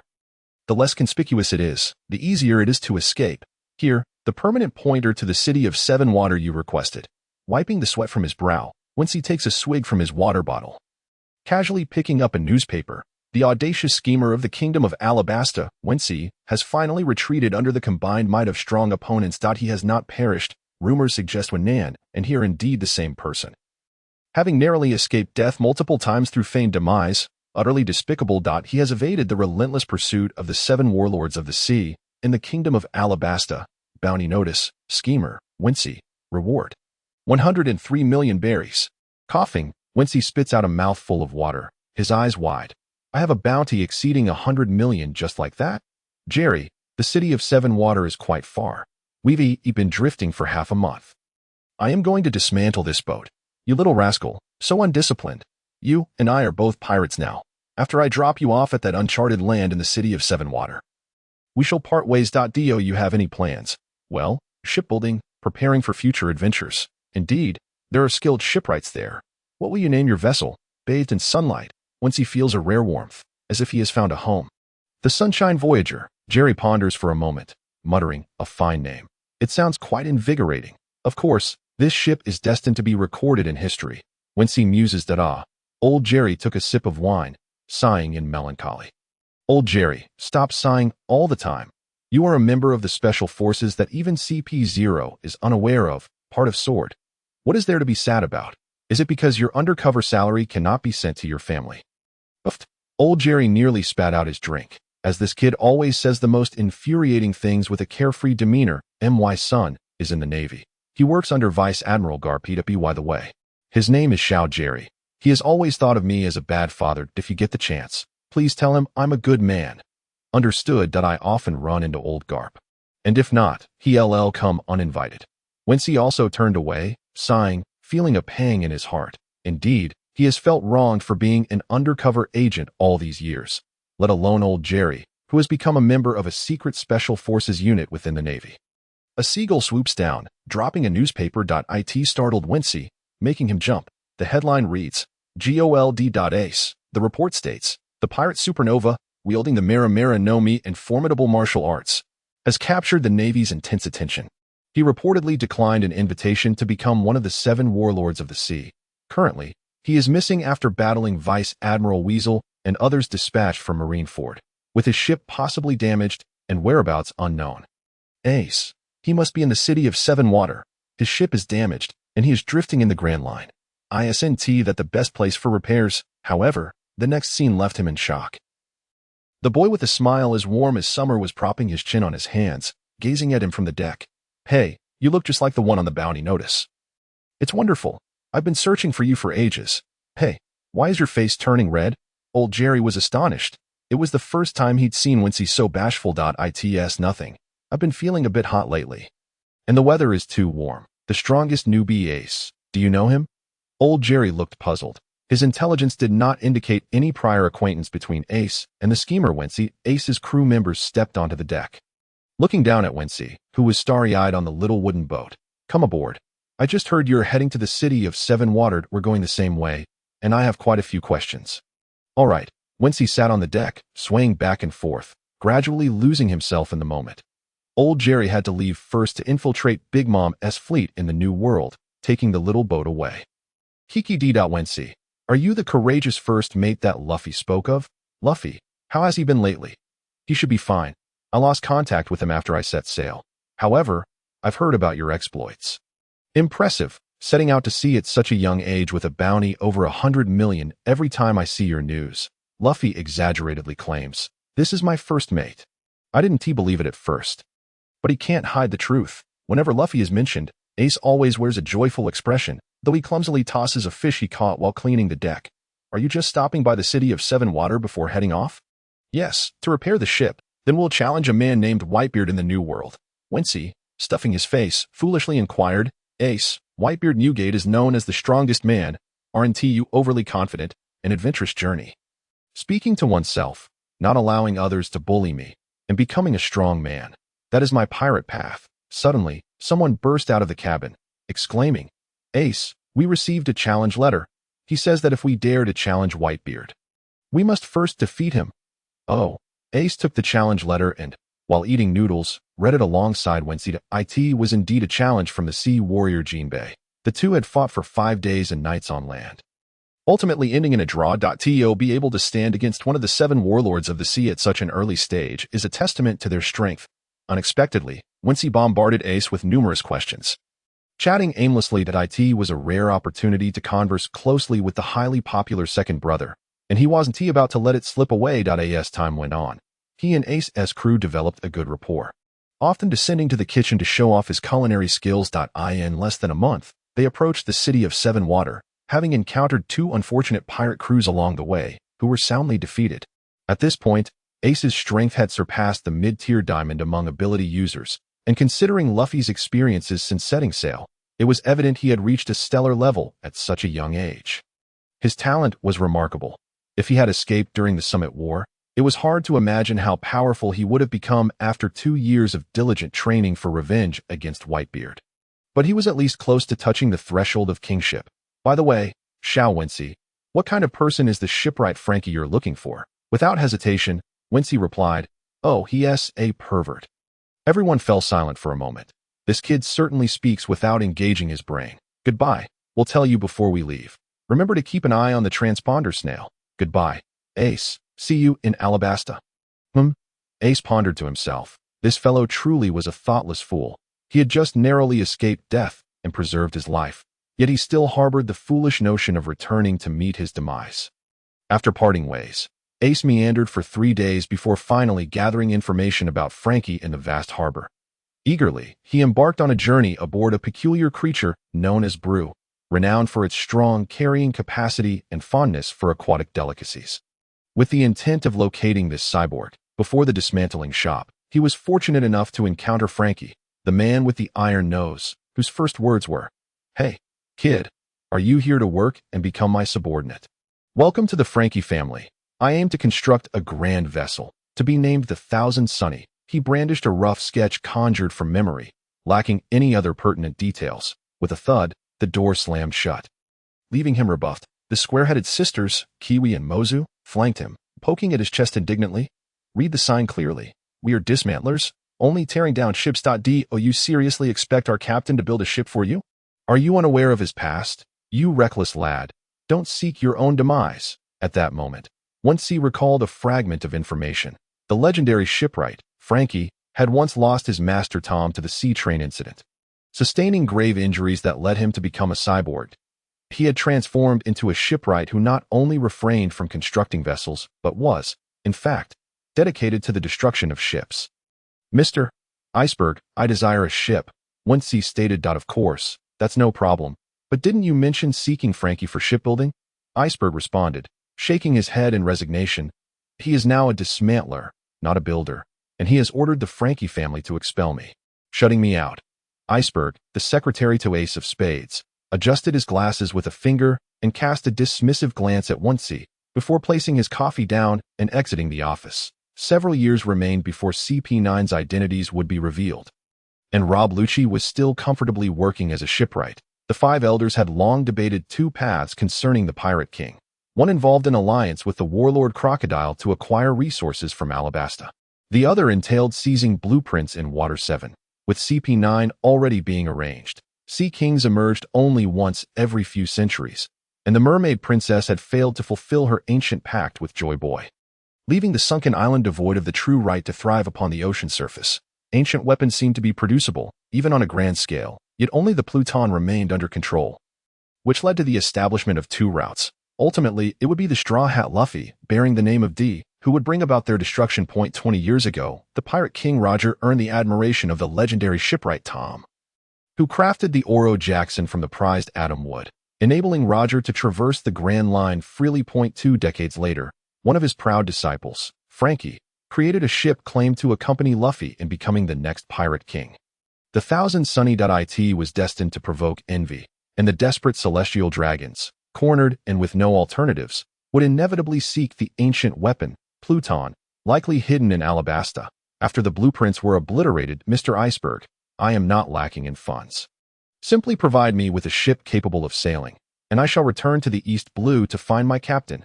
Ace's expression shifted slightly, puzzled as he inquired further. "I've heard about the notorious pirate causing a stir lately. I assumed he was your captain. Is the person you speak of even stronger?" Once he rolled his eyes, thinking, strength is difficult to quantify, but he has certainly caused quite a ruckus, declaring enmity against Marineford and even the celestial dragons. "No, you must accomplish this task. Even if I cannot afford to pay you, I will gift you a vessel that can brave the seas and return to East Blue. What do you say? Ah, but Brother Frankie has no desire to build ships. Would I truly need to approach him and plead? Although Iceberg spoke sparingly, his words carried intent, rarely veering into idle chatter. Mr. Wincy, Frankie is my junior, a favored student of my master Tom. I cannot, and do not wish to, witness him forsake shipbuilding for life. I sincerely hope you can assist me in this matter. What are you suggesting? You cannot possibly expect me to risk my life by confronting the sea train. Can you? No, the icy Iceberg replied coolly, sliding a letter across the desk toward him. Following this course of action, Wincy was certain he would comply. Frankie bore the essence of flames, being a fervent individual. Thank you, Uncle Iceberg, Wincy said, rising to leave, only to have a gun suddenly aimed at the back of his head. Iceberg, every word you utter is chillingly sharp, he remarked. How do you know Frankie? That was not his original name. And the reason he did not leave after the sea train collision was due to his lingering guilt towards his master, which compelled him to remain in Water 7. That the name change was forced upon him. A fact known only to us at Tom's shipbuilding company. Since you arrived days ago proclaiming your intent to find him, what is the true nature of your connection? Kitaki D, the Wincy, found himself momentarily speechless. Having overlooked the most fundamental aspect, after Frankie transformed into a cyborg, Iceberg had entrusted him with the blueprints for Pluton, advising him to assume a new identity and depart from Water 7. Frankie, disheartened by the harm his ship had caused to his master, had resolved never to construct battleships again, adopting a new name and establishing a dismantling yard. Logically, even CP9 was unaware that the family of Frankie, who now took in drifters, was actually Tom's most cherished disciple. Reflecting on the conversation that had just transpired, Iceberg only spoke after Caifan, a CP9 secretary, had left, cleverly coaxing Wincy into revealing his thoughts. Even Caifan, with whom he spent his days, had not fully garnered his trust. The true custodian of secrets remained Frankie, the most significant figure in his heart. Thus, when Wincy sought out Frankie for shipbuilding and his subsequent actions, he had unwittingly become a target in Iceberg's eyes, someone who must be eliminated. Regardless of his intentions, this enigmatic young man, whose speech was disjointed, could not possibly be benign. I suspect you might view me as a villain. Am I right? Is that so? Your reputation certainly precedes you, the schemer Wincy. The situation had grown dire. If he failed to clarify his position, the trigger would inevitably be pulled in an instant. Wincy refrained from movement, acutely aware that he could evade the shot, and Iceberg would not stand a chance against him at full strength. Yet if he failed to speak, matters would complicate. Mr. Iceberg, 20 years ago, your master Tom crafted a magnificent ship for an extraordinary individual. Did he not? If I profess that I have come here for the same purpose, to construct a vessel worthy of the next pirate king, would you believe me? Humph, I know not where you gleaned such words. But since the demise of Pirate King Roger, the sea has been rife with reckless pirates seeking their doom daily. The 4 emperors, the 7 warlords, even that supernova ace, all aspire to ascend as the strongest pirate king. How can a mere statement dispel my doubts? No, I possess another secret, one that will undoubtedly validate my innocence, for only the late Pirate King Roger and you are privy to this information. He swiftly moved, whispering just 2 words in Iceberg's ear, leaving the latter momentarily stunned before he slowly lowered the weapon. Pluton. How do you know? Because Master Tom admired Roger, and you, because the ship I wish Frankie to build will belong to the next pirate king. Wincy's gaze was resolute, his eyes gleaming with determination as they locked onto Iceberg's, dispelling his suspicions. This whispered exchange was intentionally subdued, aimed at preventing eavesdroppers from overhearing. If Wincy wished for Frankie to construct a ship, it was not an impossible feat. Frankie thrived on grand, passionate endeavors. One merely needed to present this naive fellow with a seemingly impossible wager, and upon its completion, he would surely regard you with newfound respect. But what if this wager leads to the heavens and cannot be fulfilled? That is of no concern to me. Wincy was nearly driven to expletives. Should Frankie instruct him to confront the sea train, it would likely result in a swift demise. Simply put, an unattainable request. Indeed, as he once again stood before the threshold of the Frankie family, he fervently declared his intention to wager against Frankie, the shipwright who moonlighted as a pirate hunter. Should he lose, he would be obliged to construct the Thousand Sunny for him. Without hesitation, Frankie seized him and pulled him inside, where all eyes were fixed upon him. save for Frankie, who turned his back and suddenly performed the classic gesture of backhand meeting backhand. Whirling around with fiery passion, he exclaimed, "Are you aware of a fellow named Ace? He appears quite arrogant. Yet defeating him could yield 500 million berries. If you wish to construct the 1,000 Sunny, it's simple. Defeat him and prove your worth to me." Huh. His bounty is a staggering 500 million. Indeed, you little rascal, you are a pirate with a bounty of 100 million, are you not? Observing the peculiar smiles of the Frankie family, Wincy quickly grasped their foolish scheme to pit him against Ace in a life-and-death struggle. While they sat back and reaped the benefits. Fine, no problem. Defeating Ace, you say? Simple enough. Just wait and see. Wincy casually dismissed them, thinking it was merely a formality to create a ship for his brother Luffy, and that this group of wickedly foolish individuals would soon find themselves outsmarted. Recently, there had been much chatter in Water 7 about a significant event, the confrontation between the strongest representatives of the supernovas and the cunning strategists of the two kingdoms. In essence, it was a high-profile clash between two individuals, culminating in Wincy directly issuing a challenge, the schemer Wincy versus the Fire Fist Ace. Wincy, do you truly have confidence in defeating Ace? Spare me the trivialities. Soon you shall witness my prowess firsthand. I ask that so? Then I shall place my bets on Ace. Get lost. Why ask so many questions, you lunatic? Wincy sat alone upon an old wooden crate, while Ace was surrounded by his crewmates. Oddly enough, both sides were sharing laughter. The onlookers awaited the audacious Wincy to speak. As to outsiders, he seemed to be courting death. Ace had received an invitation to join the warlords of the sea from Marineford, proving his strength was on par with Crocodile. Humph. The cunning Wincy finally spoke, his lips parting, capturing everyone's attention. He suddenly shouted, "Ace, remember our agreement. Do not kill me." "Oh, I thought you were about to say something impressive. But instead, you are just shouting the most cowardly words with the loudest voice," Frankie retorted angrily from the sidelines. Unable to comprehend such a statement, that in stark contrast was Wincy, who had vanished for over 10 days after the wager was set. Even before his appearance, the news of his duel with Ace had spread throughout Water 7. Even the shipwrights under Mr. Iceberg had secretly come to witness the battle. Among them was the notable Rob Lucci. "This is my battle. I ask that you all watch closely," Wincy declared, one hand gripping a knife and the other a revolver, still refusing to don the pirate hat he believed he was unworthy of. "Sir." In an instant, he dashed behind Ace, delivering a swift slash, only to retract his blade in a crouch. Swordsmanship, great Iato, the strike aimed for Ace's midsection, but he merely transformed into a blaze, unharmed and smiling as he turned back. "Wincy, you're quite fast. That strike had considerable power. Liar, you weren't injured at all," Wincy complained, as did the others, particularly the spectators. "Good heavens, this is the power of the Marimara Nami. It's formidable. Logia-type devil fruits inherently possess an advantage. Blades are unlikely to harm them unless one wields haki." Rob Lucci's eyes flickered with doubt. This kid actually knows the Marine 6 styles. His skills are extraordinary. Recently, there has been little intelligence on new pirates. But without a doubt, the schemer Wincy is not merely a man of intellect. In the midst of the fray, Ace stepped back effortlessly, one fingertip igniting into flames while his arm crossed over. Flame wall, block the attack, fire pistol, quick strike, so many tricks, vegetable shield. The descending vegetable shield successfully intercepted the fire pistol, but before any new tactic could be executed, a figure leapt into the air, divine fire, unknown fire. Gathering flames in both hands, he hurled a fiery spear at his opponent. "Damn it, I can summon at most 16 vegetable shields, unless you can steam me like a bun. Otherwise, don't even dream." The iron plate could not withstand the flames, so he had to resort to using the vegetable shield to defend, as he fired 3 bullets from the revolver. Ineffectual. "Wincy, guns and blades are unlikely to harm me." Fire fist. With a punch, an explosion of intense heat engulfed the area, and Wincy hurled 8 vegetable shields while using Sara to retreat frantically, battered and bruised. Am I not the protagonist? Shouldn't I be the one pretending to be a pig to eat the tiger? Ding.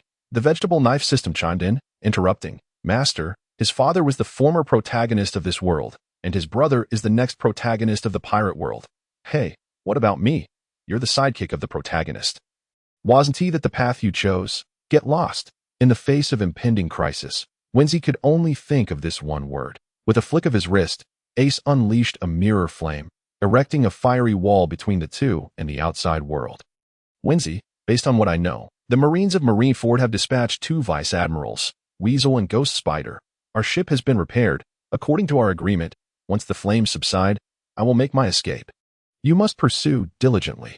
At that moment, my crew and I will set sail from Water 7. Even if there is no clear victor, my departure will count as a victory for you." Wensi nodded. Having explained the Thousand Sunny and his plans, Ace concurred and devised this plan, though the most daunting challenge lay in the formidable vice admirals approaching. Ghost Spider and Weasel were among the elite of the Marines' vice admirals. Disciples of the former admiral, Black Arm Zephyr, having participated in numerous extermination missions, including the O'Hara incident, the aftermath of which affected Luffy, and Zephyr's final battle. With a crash, the fiery wall collapsed, and a figure burst forth from the battlefield. Rushing towards the shore without hesitation, closely followed by the crew of Ace's pirate gang, silent and resolute. Meanwhile, Wensi, who had initially been at a disadvantage, pursued relentlessly, exuding a formidable spirit. Frankie was left agape. Indeed, his ironclad jaw literally dropped. Was the strongest newcomer Ace truly fleeing? What had transpired within the fiery wall? Impossible. How could this fellow possess such strength? Rob Lucci gritted his teeth and muttered, "Damn it, these two are undoubtedly toying with those present. Are they testing our intelligence?" Although the fiery wall obscured their view, Lucci felt no trace of combat energy emanating from within. "Hey, don't go, Ace. Witness my magnificent revolver." He fired several shots, all missing, clearly intentional. Yet Frankie was oblivious to this scene, disheartened as he retrieved a crudely drawn blueprint from his cola-filled belly. Thousand Sunny. A splendid name, but must I truly build a ship for a stranger? Tom-sensei, can you provide me with the right answer? Suddenly, the square-headed sisters fervently shook the despondent Frankie. "Captain, there are Marines, and they are Vice Admiral's warships." "Warships? I loathe such things. Leave me be. No, it's not that. How do I explain? The one who wagered you to build the ship, Wensi, is currently fighting alongside Ace against the formidable Vice Admiral. On the sea, Ace had just set sail, with Wensi closely following, determined to assist Ace, who had helped him in his escape. Ace, you refuse to become a warlord of the sea. Your crimes are unforgivable. Surrender now. If you want to fight, then fight. Spare me the unnecessary words. Surrender. Do you think that's a possibility? What? Those two are actually attacking the Vice Admiral. That fool Wensi, Frankie exclaimed, leaping to his feet and utilizing a wind cannon to propel himself to the shore. This scene would forever be etched in his memory, the towering flames evaporating the seawater. A rust-covered dual-wielding swordsman flickering like stars, unleashing powerful Iaedo strikes upon his foes. Ghost Spider, you have 8 arms. I have 16 knives. Come on, attack me with all 8. Wensi was indeed a true man. Extending a hand of assistance to his previous adversary, I misjudged him. Oh, super. Tears fell onto the blueprint as he resolved to construct a ship for this self-proclaimed prophet, naming it the Thousand Sunny. The treasure ship, conspirator Vinci, you vile wretch who disrupts the tranquility of multiple kingdoms. How dare you associate with the nefarious Ace? Today, you both shall face dire consequences. The ominous hat atop Ghost Spider's head bears the emblem of twin dragons. A symbol of both cruelty and formidable strength. Most detestable of all is his unwavering allegiance to Akainu. After Ace's unfortunate defeat at the hands of Blackbeard, it was he who escorted Ace to Marineford, and ultimately to the Great Prison. During the war on the top, he seized a moment of carelessness from the immortal bird, Marshall, capturing him with handcuffs made of sea prism stone, with 8 spider-like legs capable of wielding swords, and hair that moves with the dexterity of limbs, complemented by his 2 hands. He possesses both the 6 powers of the Navy and the dual hockey. I must admit, you are quite powerful. No wonder Marineford sent you here. Truth be told, upon our first meeting, I should have shown you more courtesy, but I am compelled to eliminate you to avert future troubles. This aligns perfectly with my intentions. Your collaboration must be eradicated. Vinci, utilizing fleeting techniques of Iaedo, strikes with ferocity. Despite wielding 16 kitchen knives, Ghost Spider's true prowess lies in his 8 spider legs, each capable of wielding a blade. While he himself is limited to just 2 hands, the shadow of the blade, with its ecstatic effects, combined with the spiral Iaedo, bears little actual offensive power. Ha ha ha. Wait, what is this? The intel indicated you possess the kitchen knife fruit. How can you exhibit such effects? Ha ha. I cannot help but laugh.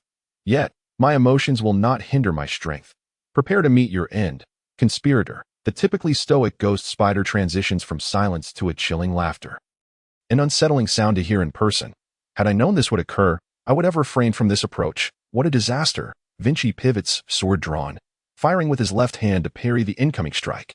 Damn it! I can only wield 2 knives. The others must be thrown as concealed weapons, though the shadow technique proves a worthy assassination style. Among the Marines at Marineford, many are swordsmen, some even famed as sword masters. Ghost Spider's rank is no lowly one. The hovering icon of his current strength indicates a high-level amethyst. Whether there remains room for growth is uncertain. For example, when confronted by the Empress Hancock. The weasel self-inflicted wounds to invigorate himself, and at that moment, his power likely peaked at low-level diamond. Unlike the absolute might of the 3 admirals, the strength and performance of the vice admirals appears somewhat inconsistent. They excel due to their command over ships and troops, while their individual capabilities are relatively comprehensive. Conversely, candidates for admiralcy like the likes of Pudding and Peach Rabbit possess strength at least at the level of the ship's first mate, indicating a clear disparity in power. Later figures like Smoker, Tina, and the formerly undercover Virgo are no slouches. Even among the vice admirals, there are anomalies such as Kobe and X-Drake. It is a complex situation, as the 2-year conscription has created vacancies for new admirals and has seen the retirement of formidable figures like Karp and Sengoku, alongside the newly appointed fleet admiral, Akainu, whose legacy is profound. That said, this was all before the war on the top. The enhancements for the human weapons were still in development. Boom. Ace flames sweep across the ocean surface, the intense heat evaporating moisture, prompting even Wincy to break into a sweat. This is becoming increasingly troublesome. Should this lad gain further experience in the new world, even mastering the 3 forms of haki, he would undoubtedly become a monumental threat that must be eliminated promptly.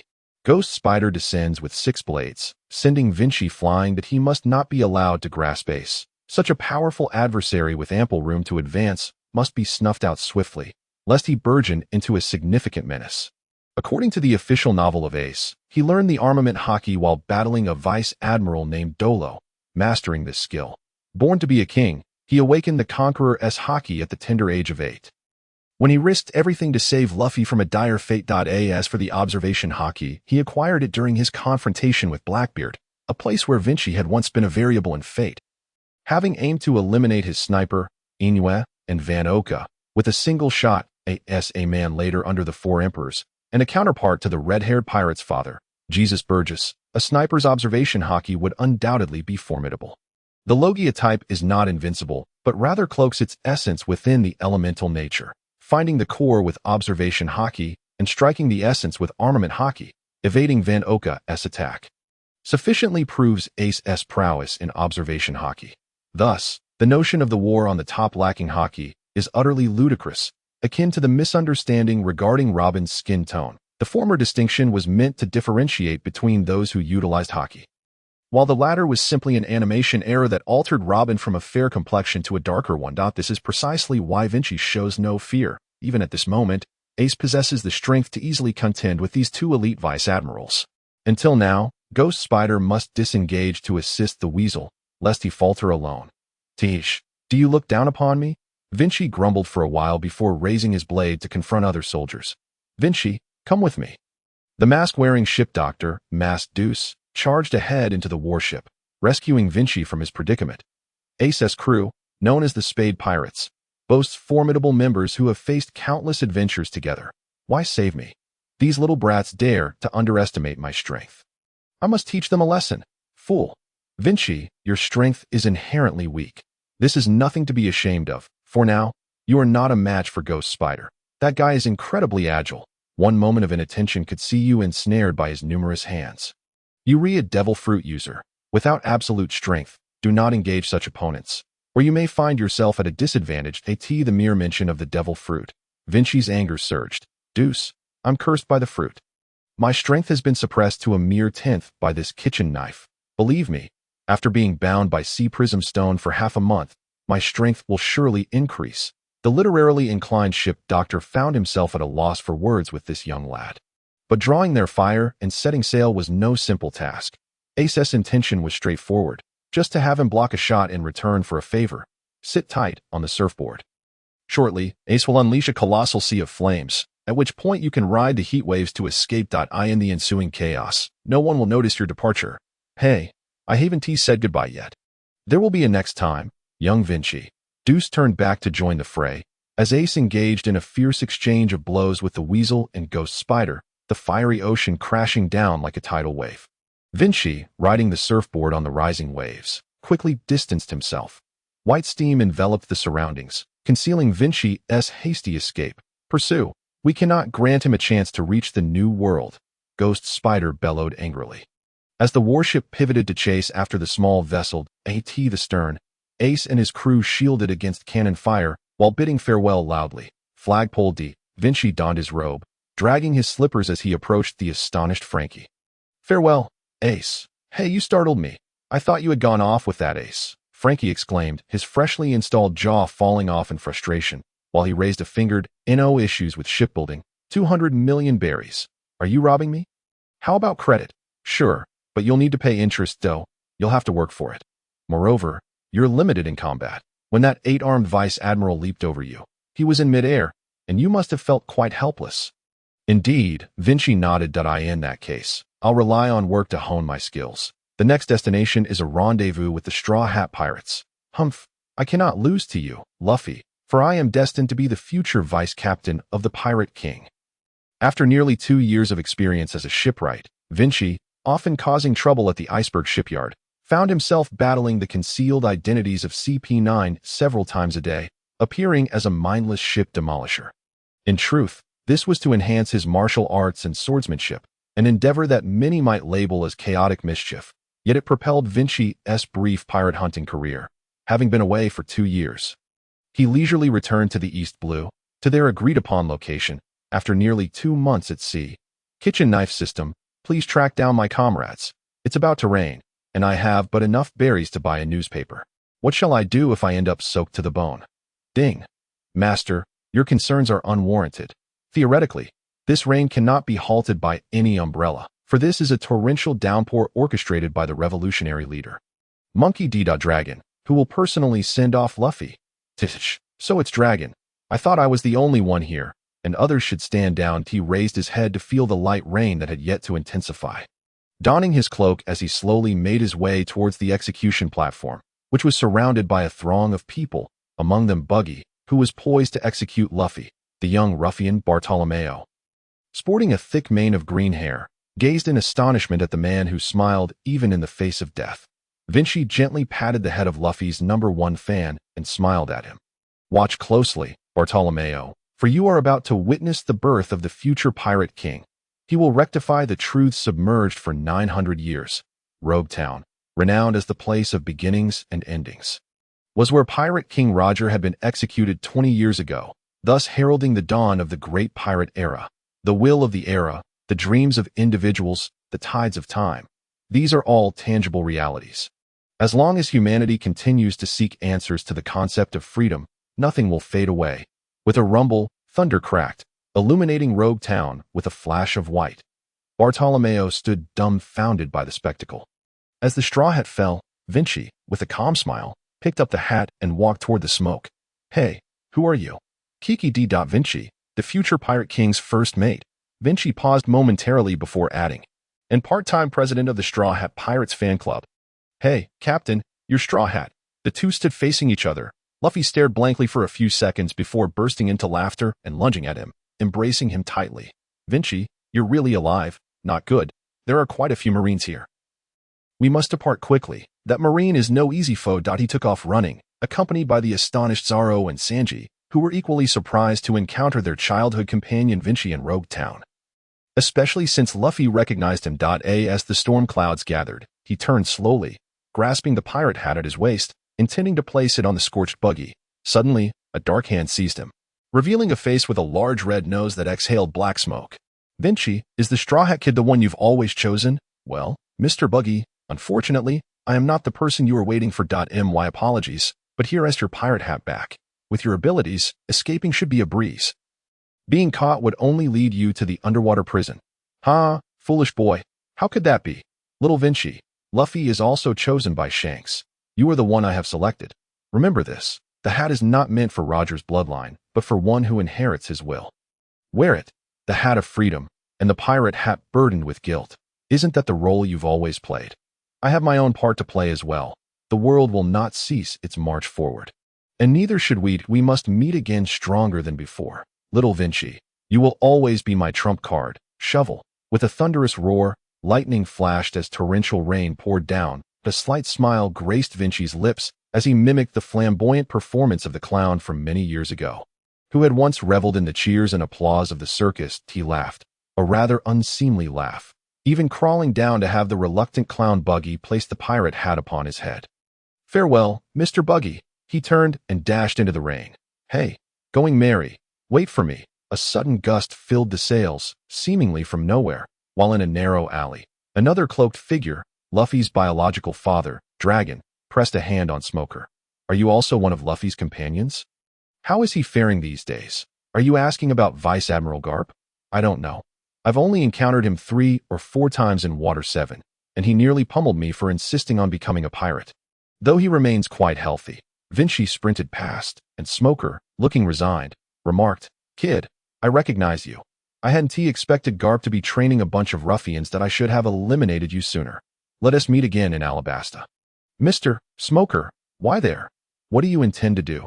Do you have ill intentions towards Alabasta? Smoker pressed anxiously, yet Wincy merely shot a bullet in greeting before making a hasty exit. That you're a bit slow. I might miss the boarding incident. Upon reaching the shore, he found that the Mary had already sailed a fair distance. Luffy stood at the bow, shouting, Hey, Wincy, grab my hand, quickly. No need, Luffy, I'll make it over myself. But you're a devil fruit user. You can't swim, you fool. Wincy offered no further explanation. He stepped forward, then another foot followed. He ascended into the air, his left foot stepping on nothingness, right foot following suit. Walking upon the ethereal essence and successfully soaring into the sky. Step by step, Wincy swiftly traversed the void towards the going merry, Marine 6 styles, moonwalk, a technique learned through the trials of daily battles with CP9. Honed while escaping from a throng of adversaries, Luffy, brimming with excitement, threw a punch at him, which sent Wincy crashing against the edge of the deck. Damn it, Rubber Man. Could you be any more enthusiastic in your greetings? Wincy, ha! Look, he's the first mate I mentioned. Of course, everyone aboard knew Kitaki D. Wincy, but Nami appeared somewhat puzzled. The schemer, Wincy, could it be you? Indeed. Do you miss me? Luffy, what kind of lunatic have you recruited into our crew?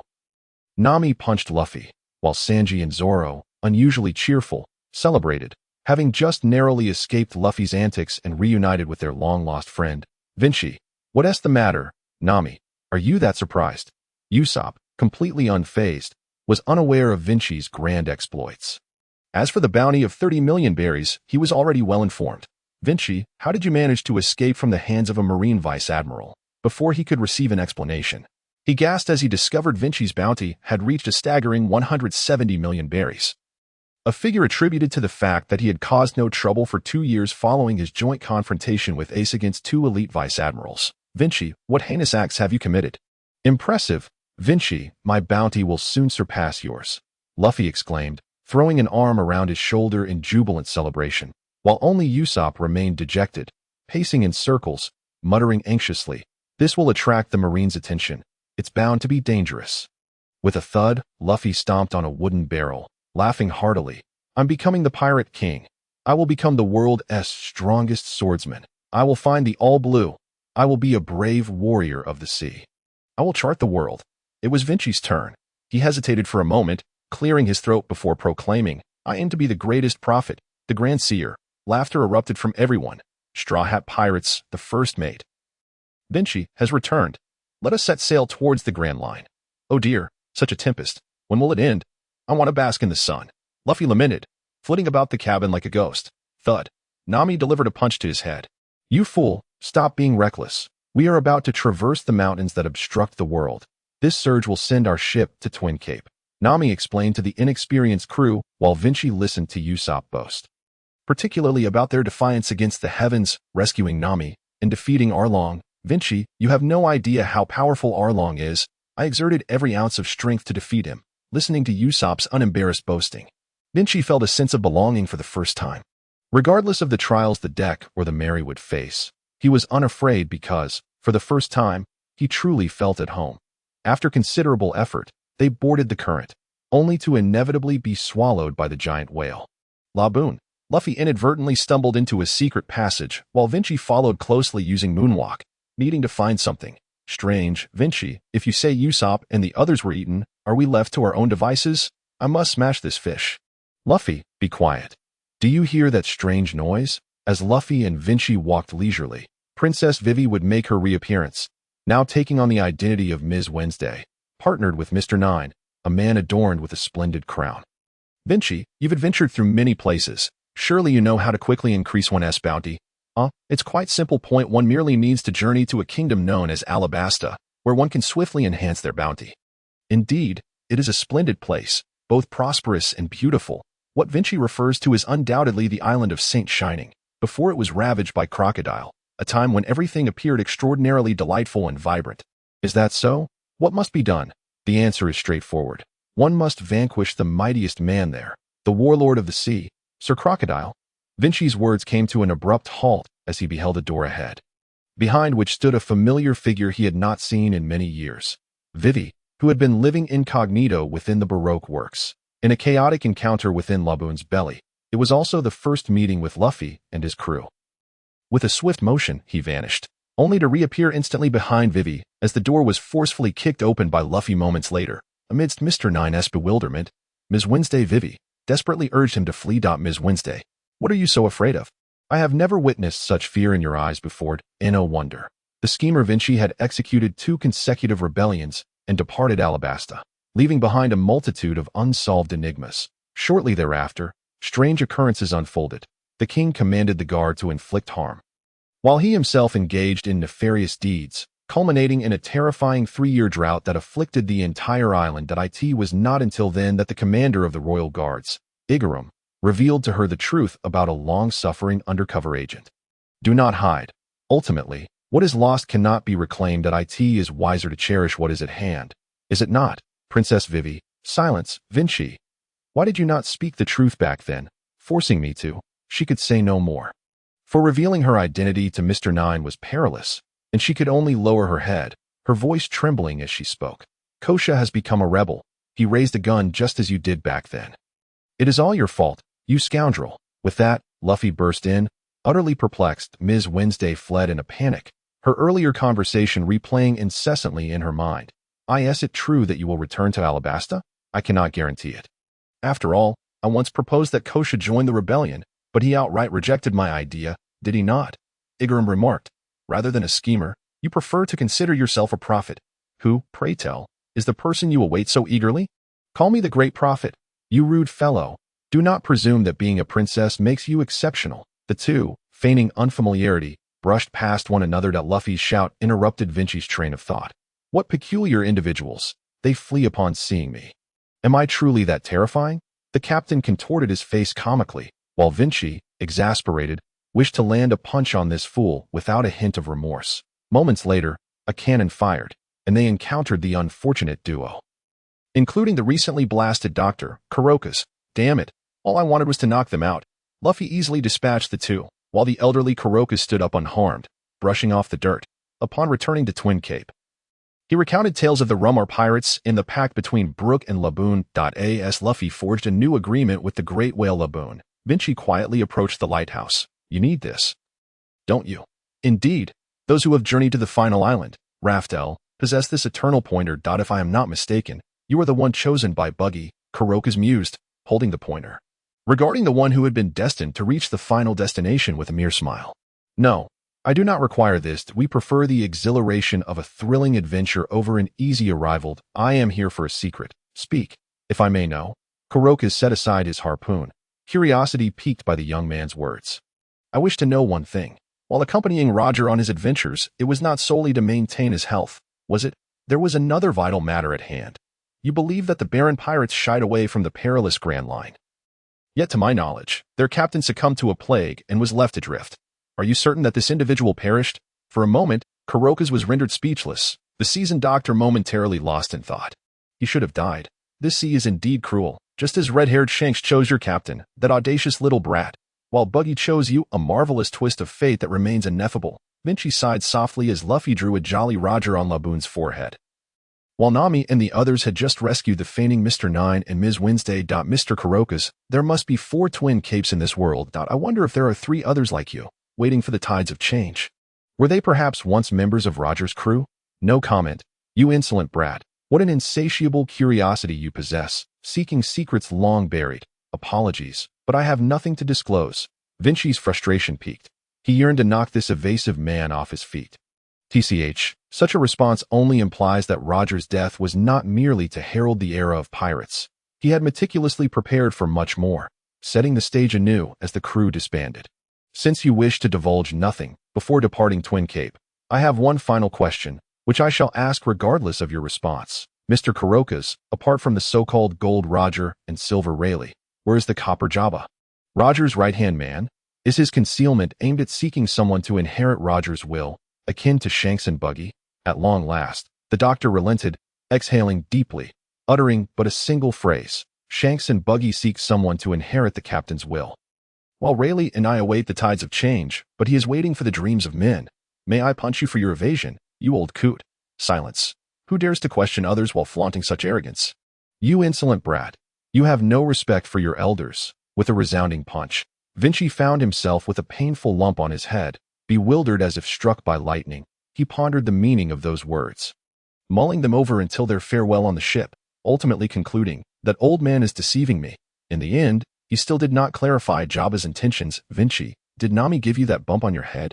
Luffy, with a foolish grin, picked at his nose, only to be sent flying by Nami's fist. Quit falsely accusing me, you idiot. What? Hey, you harpoon-wielding uncle, how dare you hit my first mate? I shall send you flying. Kuroka's, lounging on the shore, remarked lazily, if you dare make a move, death will be your companion. Very well, let us see who that death shall claim. It is I. The doctor's loud proclamation evoked a unified roar from the Straw Hat crew. TCH.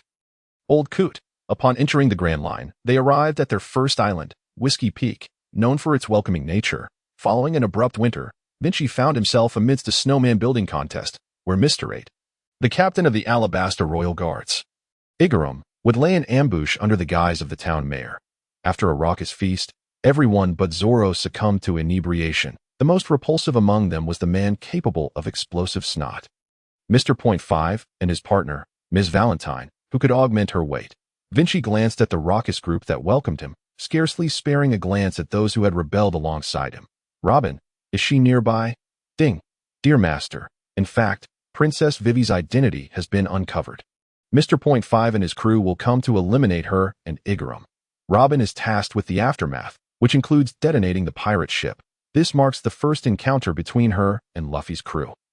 Understood. I shall leave this to Zoro. I am eager to see Robin. When he spoke those words, his gaze truly rivaled that of Sanji. After a night of jubilant celebration, everyone was soundly asleep, while Wincy wandered alone outside in search of Robin. By the coast, an old acquaintance arrived as expected. Wincy, you truly deserve to be the brains of our Baroque work studio, being able to anticipate my arrival, she remarked. Wincy is indeed a devoted sea fan. How could he possibly be unaware of such hidden plot lines? Yet, he still crossed his arms with a cheeky grin, unconcerned. No. Robin, this oracle severed ties with you 3 years ago. Then why have you returned? Are you attempting a comeback? Still harboring thieving intentions? The true thief is that crocodile fellow who enjoys raising crocodiles. Humph, who would believe you? Suddenly, 2 hands emerged from Robin's waist, stealthily firing a shot, while Wincy remained motionless, exhaling a puff of smoke. Iron wall. The bullet fell, crumpling into a small piece. That you've grown considerably stronger. Where have you been these past 3 years? Wincy executed a gale kick, breaking the firearm in two. You are most familiar with the organization CP9. This adept application of the 6 styles of the Navy comes from our deadly confrontations with them. Pointing fingers, the sand crocodile shall inevitably fall. And at that moment, the devil's child Robin will become an ally. But do not forget, the prerequisite is the defeat of the sand crocodile. Puffed. Robin had not anticipated Wincy's rapid power increase before coming to eliminate Princess Vivi. She had heard reports of a dual-wielding swordsman wielding a vegetable knife, and she had indeed guessed correctly. It was Wincy. How much power do you possess? If this is to bring down the sand crocodile, it is impossible. What authority do you, a gaggle of fledgling kids, hold? He is one of the 7 warlords of the sea, one of the 3 great powers of the world. Wincy remained silent, drawing his sword. Performing Iaido, Grand Vertical, Mastery in Swordsmanship, Golden Rank, 3250100000. Skill of Comprehension, Grand Vertical Iaido. utilizing a sharp, straight sword aura, unstoppable like a bamboo shoot, breaking through defenses effortlessly. How formidable! What have you truly experienced? Do not move. After enduring a cut, you shall naturally comprehend. By the time Wincy uttered these words, he had already positioned himself behind the astonished Robin, pressing a hand on her frail shoulder, spider web, in an instant. A massive boulder was lifted by countless hands and hurled directly in front of her. With a thunderous crash, the stone shattered, and the sword aura abruptly ceased. Do not move, Robin, or my revolver may prove to be indiscriminate. Wincy's marksmanship specialized in critical hits and precision, but with the awakening of Virgo from the Zodiac, his firearms expertise ascended to golden rank 21061000. Over the years, while battling the lurking CP9, he continuously captured wicked pirates to exchange bounties and pay off his debts to Frankie. Everyone regarded him as a shipwright. Wincy was a madman, and no one questioned his motives. Unexpectedly, he had diligently trained, catching up on various stats. The elevation of his swordsmanship, physical techniques, and marksmanship brought about a doubling of his attack, defense, and speed points. After 3 years of hiding, he found himself without further avenues for enhancement. What he needed was a battle that transcended limits. Robin, if we could return to 3 years ago, when I was just about to leave Alabasta. With your abilities, you could have forcibly dismantled me with hundreds of hands.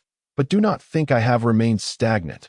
Robin, with a revolver aimed at her head, remained unfazed.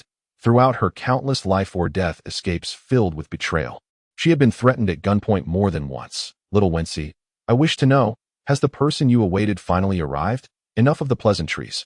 Why not see for yourself? Can you truly defeat Crocodile? Robin was stalling for time. Perhaps curiosity had taken hold, yet she would never fully trust Wensi's words. Not to mention those who have pursued you for 20 years. They dare to challenge a banner that represents the entire world. Ha ha ha, little Wensi, your thoughts remain as audacious as ever, like that plan to draw seawater into the desert, and your desert fortress. Suddenly, her tone turned serious. However, unlike before, your power has been consistently rising. The person who could endure humiliation for so many years must be remarkable. As for that straw hat boy you mentioned, my curiosity is piqued. In a flash, numerous hands sprouted and snatched the revolver from Wincy's grip. See you later, Robin. Wincy waved goodbye, his strength now surpassing hers. Proving that his efforts had not been in vain, the town was in a state of uproar. Zoro and Luffy were likely locked in fierce combat with Baroque Works members. Speaking of which, Wincy's path mirrored that of the original owner of his hat. The Pirate King Roger's physical techniques, the 3 types of haki, and combat skills were all at their peak. He also faced off against the Emperor of the Seas Conqueror's haki and the Marine hero Garp's armament haki, as well as the observation haki that hears the voices of all things. In scenes of battle against the great pirates of the old era, like the Golden Lion and the naval engagement at Itwal, Roger donned that pirate hat, wielding a sword in one hand and a gun in the other. Thus, apart from the vegetable knife fruit that diminished his battle power to some extent, Wincy unknowingly approached the Pirate King through his specialized development route. With a comprehensive advanced data board, he truly was a high-level player. Alas, Wincy calculated that it was utterly impossible. He only had about a year before the Summit War, followed by 2 years of training. It had taken him this long to reach the golden rank, to soar to the rank of king next. He would either be brutally defeated or resort to cheating. Pondering this, Wincy's expression turned dark, his face devoid of color as he wandered back. Master, why the long face? Is it because you feel immense potential due to your strength? Be quiet. On the contrary, I am too weak. The path ahead is shrouded in uncertainty. Akin to a middle-aged beer-belly uncle with a bald head. It is all your fault for delaying my brilliant future. Vegetable knife. Ding. Master, stop fooling around. It is clearly you who is too weak. At over 10 years old, you have yet to awaken Conqueror's haki, while Ace awakened at 8, and Doflamingo was even younger. What about you, useless master? Why not reflect on your own shortcomings? Enough of the idle chatter. The broken system that reduces my battle power. I want to meet the lovely Princess Vivi sooner. Wincy, fueled by anger, marched back toward the town. The scene was chaotic. The nosebleed explosion guy lay nearly lifeless, and a ship had just exploded with a loud bang. It seemed that Igaram had already gone to escort Vivi to her demise. Wincy. What? Am I not welcome? Do you not like my companions? Vivi paused, glancing at the Straw Hat Pirates, whether with a forced smile or not. At least she did not outright deny this group. As the Going Merry prepared to set sail, an uninvited guest appeared. She had just seated herself in the cabin, propping her chin with a hand, overlooking everyone. "Are you Monkey D. Luffy? What is up? Do you want to fight?" Robin chuckled, casually moving her hand, frightening the crew, but Luffy, with his rubber body, remained undaunted, exuding a bold aura. Wincy, lounging with his legs crossed atop the ship's main mast, squinted and smiled. "Damn, the next stop won't be so easy. What on earth are you up to?" He truly is amusing. You are right. I find him even more intriguing." In an instant, Robin vanished without a trace. Wincy stood, watching her depart, and it dawned upon him why Robin could escape so effortlessly after each reckless act. It was due to such a disheveled method. On the sea's surface, a sailboat, no larger than the one used by Mihawk, was spinning rapidly at its stern. Impressive, disguising as a big bad wolf and utilizing the powers of the flower fruit to create a flurry of hands spinning wildly. Luffy leaped onto the mainmast, sweat trickling down his forehead, soon causing smoke to rise from his head. His mind was racing with complex questions, his mouth chattering incessantly. Who is she? Why is she fleeing like that? Isn't she embarrassed? How intriguing. Should I invite her to join my crew? But she seems to be an enemy of Vivi. Days later, they arrived in a region blessed with gentle breezes and radiant sunshine. The Little Garden, as it is known, was the second island encountered by Luffy and his crew after entering the Grand Line. It earned its melodious name due to the presence of numerous dinosaurs and colossal prehistoric beasts.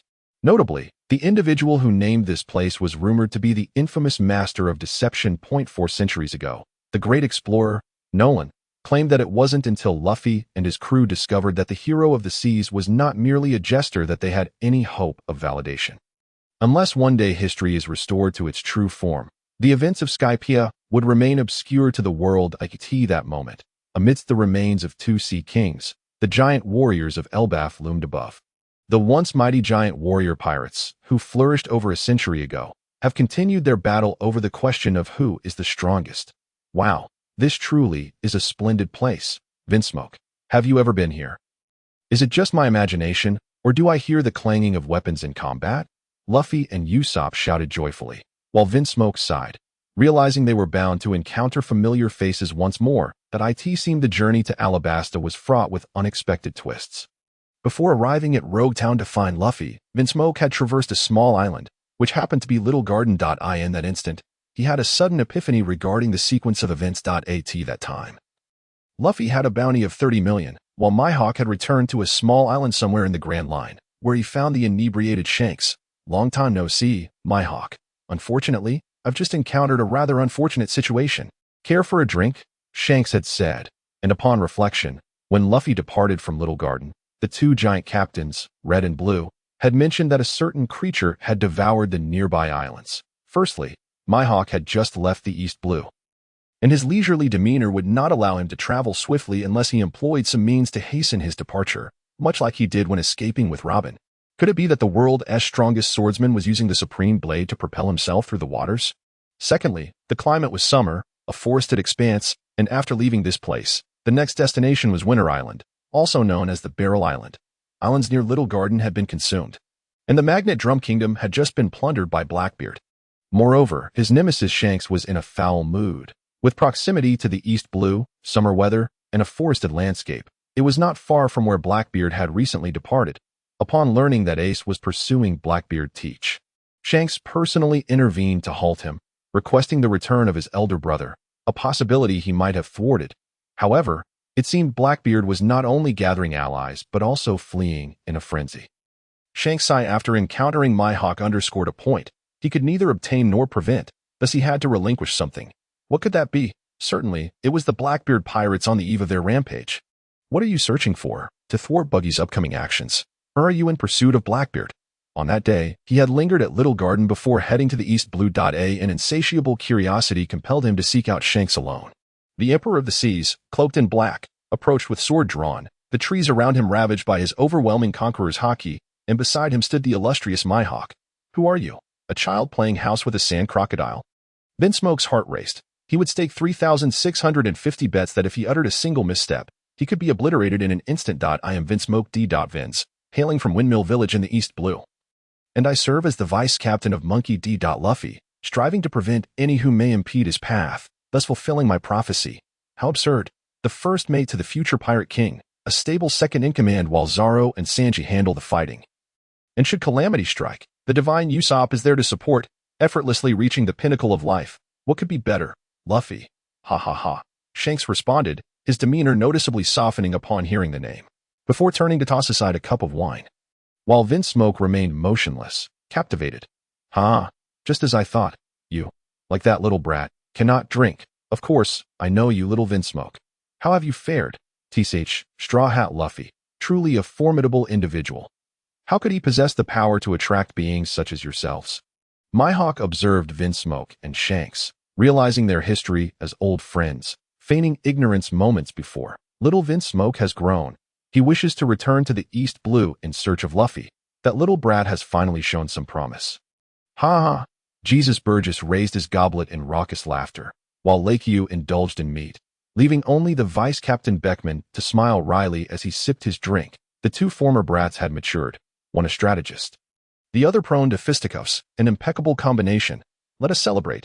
Welcome, little Vinsmoke, to seek out that weeping brat Luffy. As the revelry continued, Vinsmoke understood Shanks would divulge no more, as these were matters beyond his current capacity to protect. Yet, before the festivities concluded, the two captains of the giant warrior pirates exchanged brief words with Shanks. What? The inheritor of Rogers will has appeared. Impossible. Yet, he did extend an invitation to us back then. If only our ship had not been too small. Ha ha ha. Invitation? Broggy, spare us the nonsense. Blue Ghost Story, was their first choice. Let us engage in a duel and see who is the stronger. Shanks sighed, ruffling his crimson hair. If that day arrives, I hope you two can set aside your grievances. Just as you did 900 years ago, raise your weapons, summon the warriors of Elbaf, and ascend once more to the sacred land of Mary Geos. The two giants, momentarily ceasing their hostilities, pondered the possibility of such a day. Will that day arrive? Shanks, of course, all debts will be settled one day. Or rather Luffy, will require the strength of the giant race. Very well, we trust you, and we have faith in the Roger of your. However, this boy named Luffy requires thorough examination. Not an issue. Captain of the giant warrior pirates. 2 days after the red-haired pirates set sail, Vinsmoke finally reached Rogue Town in the East Blue, where he would once again cross paths with Luffy. Returning to the current timeline, Luffy and his crew commenced their adventure, while Vinsmoke climbed upon the remains of the Sea Kings, seeking the location of the colossal Sea King. Knife, the conditions you mentioned for activating the knife skill page. Surely you jest. No, Master. I assure you that as long as you obtain a drop of blood from the Sea King, combined with a drop from the Paramecia user Wapple, and immerse it in the blade, the skill panel will be truly unlocked, allowing you to freely select skills. Do not deceive me. You previously claimed that merely reaching the golden phase would suffice, yet all it offered was mere visibility and selection without learning. Now you demand 2 of the most consumable life essences for the blade. Before he could finish his complaint, Blue Ghost Story spotted him. Vinsmoke, you have returned. Yes, I need a favor, and I brought along the person Shanks mentioned, but you must. All right, no problem. The giant readily agreed to his request, clearing the Sea King, obstructing the entrance. With the assurance of acquiring the Sea King's blood, he need not concern himself further, eager to see Luffy and the others. Perhaps Mr. 3 had improved his strength as well. He leapt down, dashing back to the Mary. Little Mary, when will your ship spirit make an appearance? Is it in Skypiea? After we defeat Crocodile, we shall take down the false god Enel in one fell swoop. He reclined atop the main mast, oblivious to Shanks still aboard the ship. Vinsmoke, are you referring to Crocodile, one of the 7 warlords of the sea? And who are the figures of Skypiea and the false god Enel? Oh, that is something I gleaned from my prophecies. I am a seer. You know. Sanji leaped onto the lookout platform atop the main mast, lighting a cigarette as he settled beside him, his tone grave. Vinsmoke, there are only you and me aboard this ship now. We are friends and comrades. I have been keeping an eye on the news every day, and I have heard of your exploits. It appears that the so-called Baroque Works is led by the 7 warlords of the sea. Crocodile. I wish to know if this lies within your schemes. Do not set a trap for Luffy. Otherwise, I shall not forgive you. His gaze was fierce, leaving no room for Vinsmoke to protest. Sanji, Luffy is my first friend since arriving in this world, and I am a prophetic seer, you know. Do you truly believe he can overcome the 7 warlords of the sea? However, regarding the Sky Island I mentioned, I trust you will keep it a secret. It is indeed a fascinating place. Wincy, drenched in cold sweat, thought to himself, I have never set foot on the Sky Island. Best not to inquire too much, or I might give myself away. Suddenly, without reason, he attempted to change the subject. By the way, it has been quite some time since I last saw Nami and the others return. I hope they haven't encountered any trouble. Cursed be it. He had forgotten this vital point. The dinosaurs on the island were not creatures that Nami could easily contend with. Sanji, in a gallant move to rescue a damsel in distress, dashed into the forest, intending to locate Mr. 3, the Candleman, and thereby establish contact with Mr. 0. This was of no concern to Wincy. His mission was to venture deep into the primordial forest to meet an old acquaintance. His defeated foe, Mr. 3. Where could he be? After searching for a considerable time without a trace, he pondered. Miss Golden Week. That little girl must have been knocked out and is now dreaming of feasting on her scallops. When will she awaken and develop her observation hockey to investigate this vicinity? Engaged in self-reflection, Wincy indiscriminately swung his blade, clearing a path through the trees. Spiral slash, with a swift motion, he severed a tree in half, startling a ferocious beast that had intended to pounce upon him from behind. Straw Hat Lad, welcome to my wax museum. Can you discern my true form? A familiar voice called out, and upon looking up, Wincy saw the previously puzzled Luffy exclaiming with joy, Wincy, is that you? Ah, which Wincy? The Candleman queried, stumbling back in shock. His lips trembled as he incredulously uttered, Kitaki D. Wincy, you are indeed still alive. I heard you joined the Whitebeard pirates alongside Fire Fist Ace. Infuriating MR0. It seems the rumors are true. You scoundrel. I shall make you pay dearly. Bang. Luffy delivered a punch that left him dazed. I hate you. Be quiet. You dare to target my first mate. You ought to seek my permission first. Fool. After vanquishing the unfortunate Mr. 3, as they tidied up, Zoro suddenly pointed at Wincy's back. Oh, you know that Candleman. He seems to harbor a deep-seated grudge against you. Indeed, he is my defeated foe. And I single-handedly bested him. Damn it. How strong have you become? I absolutely cannot lose to you. Our childhood duel remains unresolved. So remember that. Zoro, fiery and determined, stood on the deck, bracing himself for the impending storm. Yet he had not anticipated facing a creature more terrifying than Laboon. A colossal fish, captain of the giant pirate crew, Blue Demon Dongli and Red Demon Broggy raised their rusted weapons high, laughing uproariously at the fish capable of swallowing islands. Before we embark on our new adventure, let us first send this amusing group packing. The two joined forces, their thunderous roars shaking the heavens. The unique technique of giants, royal domination. Subsequently, the four Emperor's Big Mom once unleashed an attack called Elbaf Spear while pursuing Luffy and Sanji, a move inspired by the giant's assault, thus also known as Dominion of Might. The subtle difference between might and dominion belies a vast chasm, akin to the lingering power of the deceased first emperor, unmatched in prowess. Boom. Even the island-devouring fish succumbed to this strike, blood raining down from the sky. Wincy deftly caught a drop and smeared it onto the blade of his rusty kitchen knife. However, the cost of this move was the shattering of weapons that had battled for over a century. Breaking in two. It seems that in the final battle, the giant clan will play an unpredictable role. If every giant can wield the royal domination, the power would be extraordinary. I wonder if it could withstand the onslaught of the king of the underworld.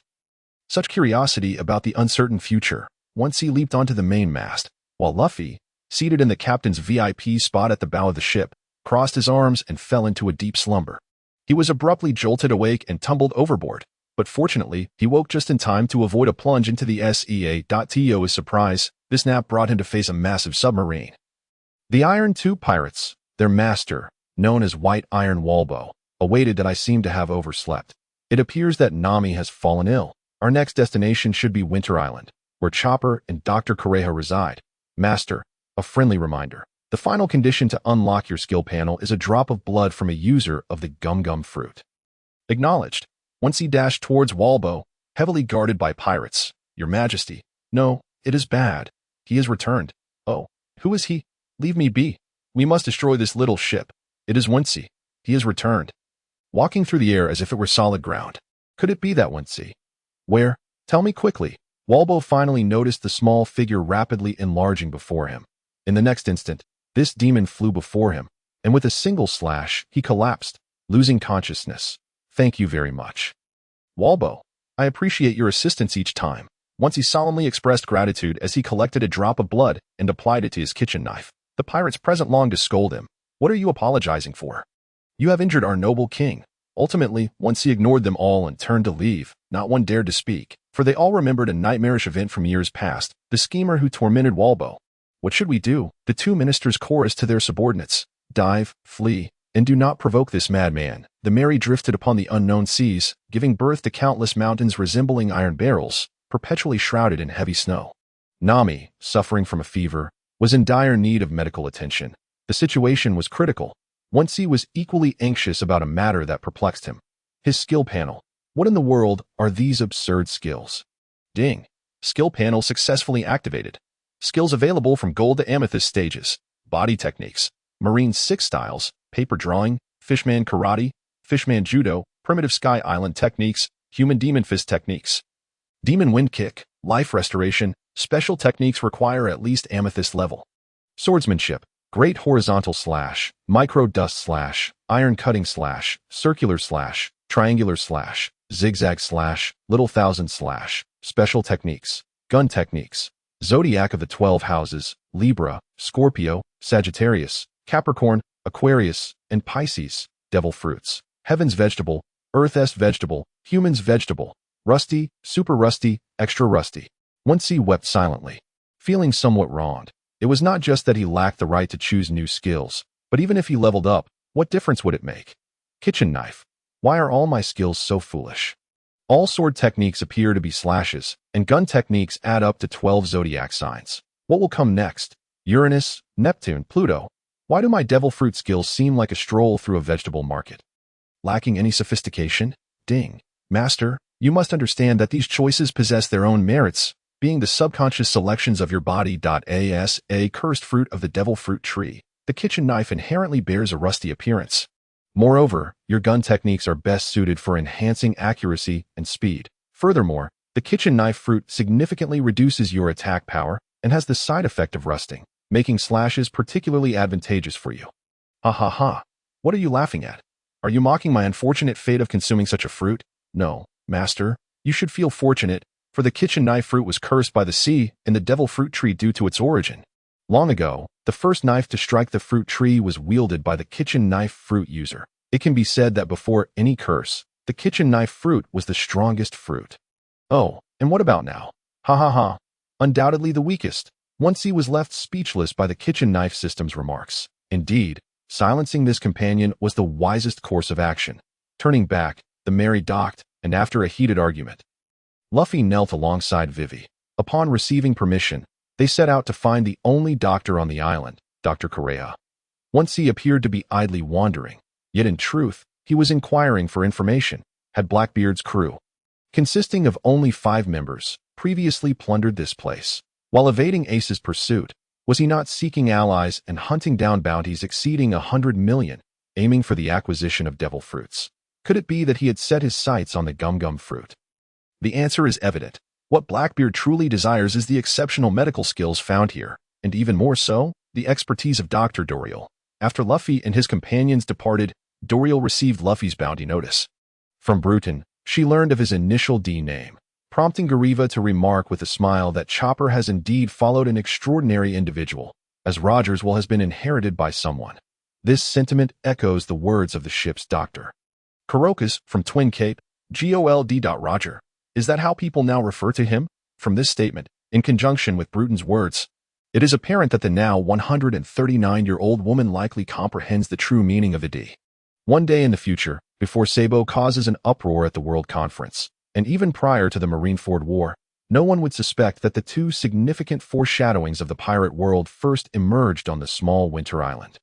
The World Conference. The captain of the Magnetic Drum Kingdom's guards, who would later become king, Bruton recalled having seen a 10-year-old girl displaying remarkable composure in her dealings. Fortunately, 2 years later, he encountered Vivi once more at the conference. The Marineford War, seemingly chaotic in its execution by Blackbeard, along with Ace's concern for Luffy, unfolds here in a manner rarely known. The simplest truth lies before us, the final island's permanent pointer that Twin Cape can obtain. The Marineford War, and even the meaning of the D name, were all laid out from the very beginning. Terrifying. Wincy, with hands in his pockets, sat in the room warming his hands, feeling a chill at the thought that those who know the entire truth have long stood at the starting line, while those who have just set out remain oblivious. Is this your conspiracy? Why not call it a prophecy instead? They say I should be called the Great Prophet. Inside the room, only Vivi was present. Wincy had visited many places on the island before the avalanche occurred, yet one task remained: to ascend Iron Barrel Mountain and reminisce at the monument of Hilk, the man who nearly poisoned him. A pot of soup was simmering on the small stove. Green iron frog. How disgusting. You actually drink this stuff, and you drag Luffy into this mess simply to fulfill the ambition you couldn't realize 3 years ago. Vivi, you must have considered using Luffy too, hoping they would mutually destroy each other. Am I wrong? What? Is Crocodile no longer the grand hero in your heart? Even Kusha has embarked on my path of no return. You. Vivi was about to rise in anger to scold him, but Wincy gently patted her forehead, smoothing her hair. Thank you for just now stopping that impulsive fellow Luffy, regardless of what you once thought.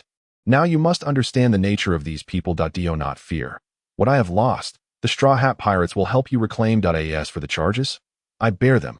Just the accusation of assassinating a king is something I can never clear. Right. He lifted the scalding pot of soup and gulped it down. With a thud, he closed the door and exhaled a breath of white mist into the snow. The rabbit Raven had fallen quite a bit. It must have been that wicked fellow Walpo at work. Just recently, the captain of the guards, Bruton, was also severely injured. Moonwalk. Wincy headed towards the mountain's peak to offer a jar of prepared wine. You and Gariva both saved my life. Dr. Hilk that I, Kitaki D. Wincy, have come to repay that debt. With a thud, snowflakes hit his face. The vile minister, after merging, was pummeled senseless by Chopper, just as he managed to catch his breath. Wincy stepped on him. Oh. Did you add that? No tch. Those words were certainly yours to say. Shut up. Bang, a decisive shot, and the man ceased to breathe. Wincy, hurry here. Don't just stand there. It's easy for Luffy to mistake you for a target. Sanji called out loudly, while Dr. Gariva beside him appeared lost in thought. Wincy, which Wincy? It's really you. You are my eternal nightmare. You must be reveling in your success, schemer. Those pirates have seized my kingdom. Schemer, Walpo shouted in despair, awakening to a grim reality. During their first encounter, he had stubbornly lived in Walpo's belly for several months. The second time, without further ado, a slash was dealt, and the third time. Wincy's companion was about to knock him away. It indeed sounded plausible. Years ago, the schemer Wincy returned and ousted the former king. Walpo was sent flying by Luffy's strike, likely cursing these two in his dreams, wishing he had dispatched more men to hunt them down. After the battle, Wincy cautiously approached Dr. Doriel, eager to uncover some secrets. Gariva, can you tell me? I cannot, unless you are willing to relinquish all your wealth and agree to serve me for a lifetime. Wincy's face darkened. Fine, this is hopeless. These old fellows are as tight-lipped as can be. That night, the reindeer raced through the vast sky, carrying the dream of an all-purpose medicine, while behind him blossomed the brilliant cherry blossoms that heal all ailments in the harsh winter. Farewell, Dr. Hilk. The day you awaited has finally arrived. Wine was poured at the monument, freezing into ice. This cold kingdom would never again experience the chill from the depths of the heart, for atop the highest peak stood a gravestone. The grave's occupant being the most passionate fool, the doctor of thieves who would never die. Raven recalled a child wielding a kitchen knife from many years ago. Back then, he was still a little rabbit. That person had said a straw-hatted fellow would drive away the detested Walpo, and to his surprise, it truly came to pass. Watching Chopper depart, Dr. Gariva smiled with satisfaction. Heir to Roger's will, one of the D. Clan, the great prophet whose prophecies repeatedly come true. Behold, Chopper has indeed joined a group of interesting and reliable individuals. In the vast world, there is but one thing, the blooming cherry blossoms of the snowy kingdom. I specifically came to find my friend. Have you seen him? Little Wincy boy. Mr. 2 transformed into Luffy at the ship's bow, and the group quickly began to enjoy themselves. Little Foam, long time no see. How's Mr. 1? Your companions seem quite decent. Is he the one from your prophecy? Don't change the subject. Please tell him that I will soon come to knock him down. Little Foam nodded confidently and happily departed from the merry. Having only passed by to eliminate Mr. 3, it ended up making a wonderful group of friends. Regarding the sudden appearance of Mr. 2, Wincy sensed his chance. It was time to temporarily leave the merry.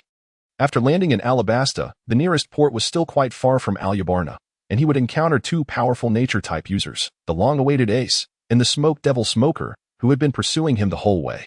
Wincy, aren't you coming with us? I am quite familiar with this country. I will reach the Alyabarna Palace before the decisive battle. but there are still some matters I need to attend to first. After the battle plan was set, Wincy was the first to disembark. He had much to do, such as seeking revenge on those previous foes one by one, Mr. One, and Crocodile, the Shichibukai, TCH, with the attribute points I've doubled over the years. If I don't act recklessly, it'll be quite challenging to grow stronger quickly. I end the tavern.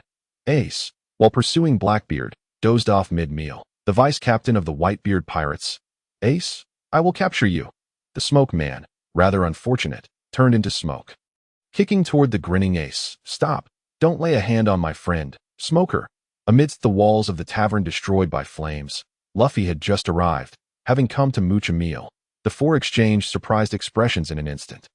Smoke man, Luffy, Straw Hat, hurry and hit me. Wincy activated his rusted blade form, ready to take a beating. Although this state consumed a lot of energy, it allowed him to indiscriminately utilize the passive ability of enduring countless strikes. Who else on this island is stronger than him? Mr. One, Crocodile, and the Smoke Man. He must take the hits to increase his defense, becoming an iron tortoise, then use his iron fists of love to ignore defenses and strike. Master, you're still so cheap. I originally thought that the beatings you took in Water 7 over the past 3 years would help you grow, but it turns out you have not only stagnated, but have retreated at full speed. Shut up. First, provoke the Smoke Man Smoker, then challenge Mr. One, and finally, engage Crocodile before the decisive battle.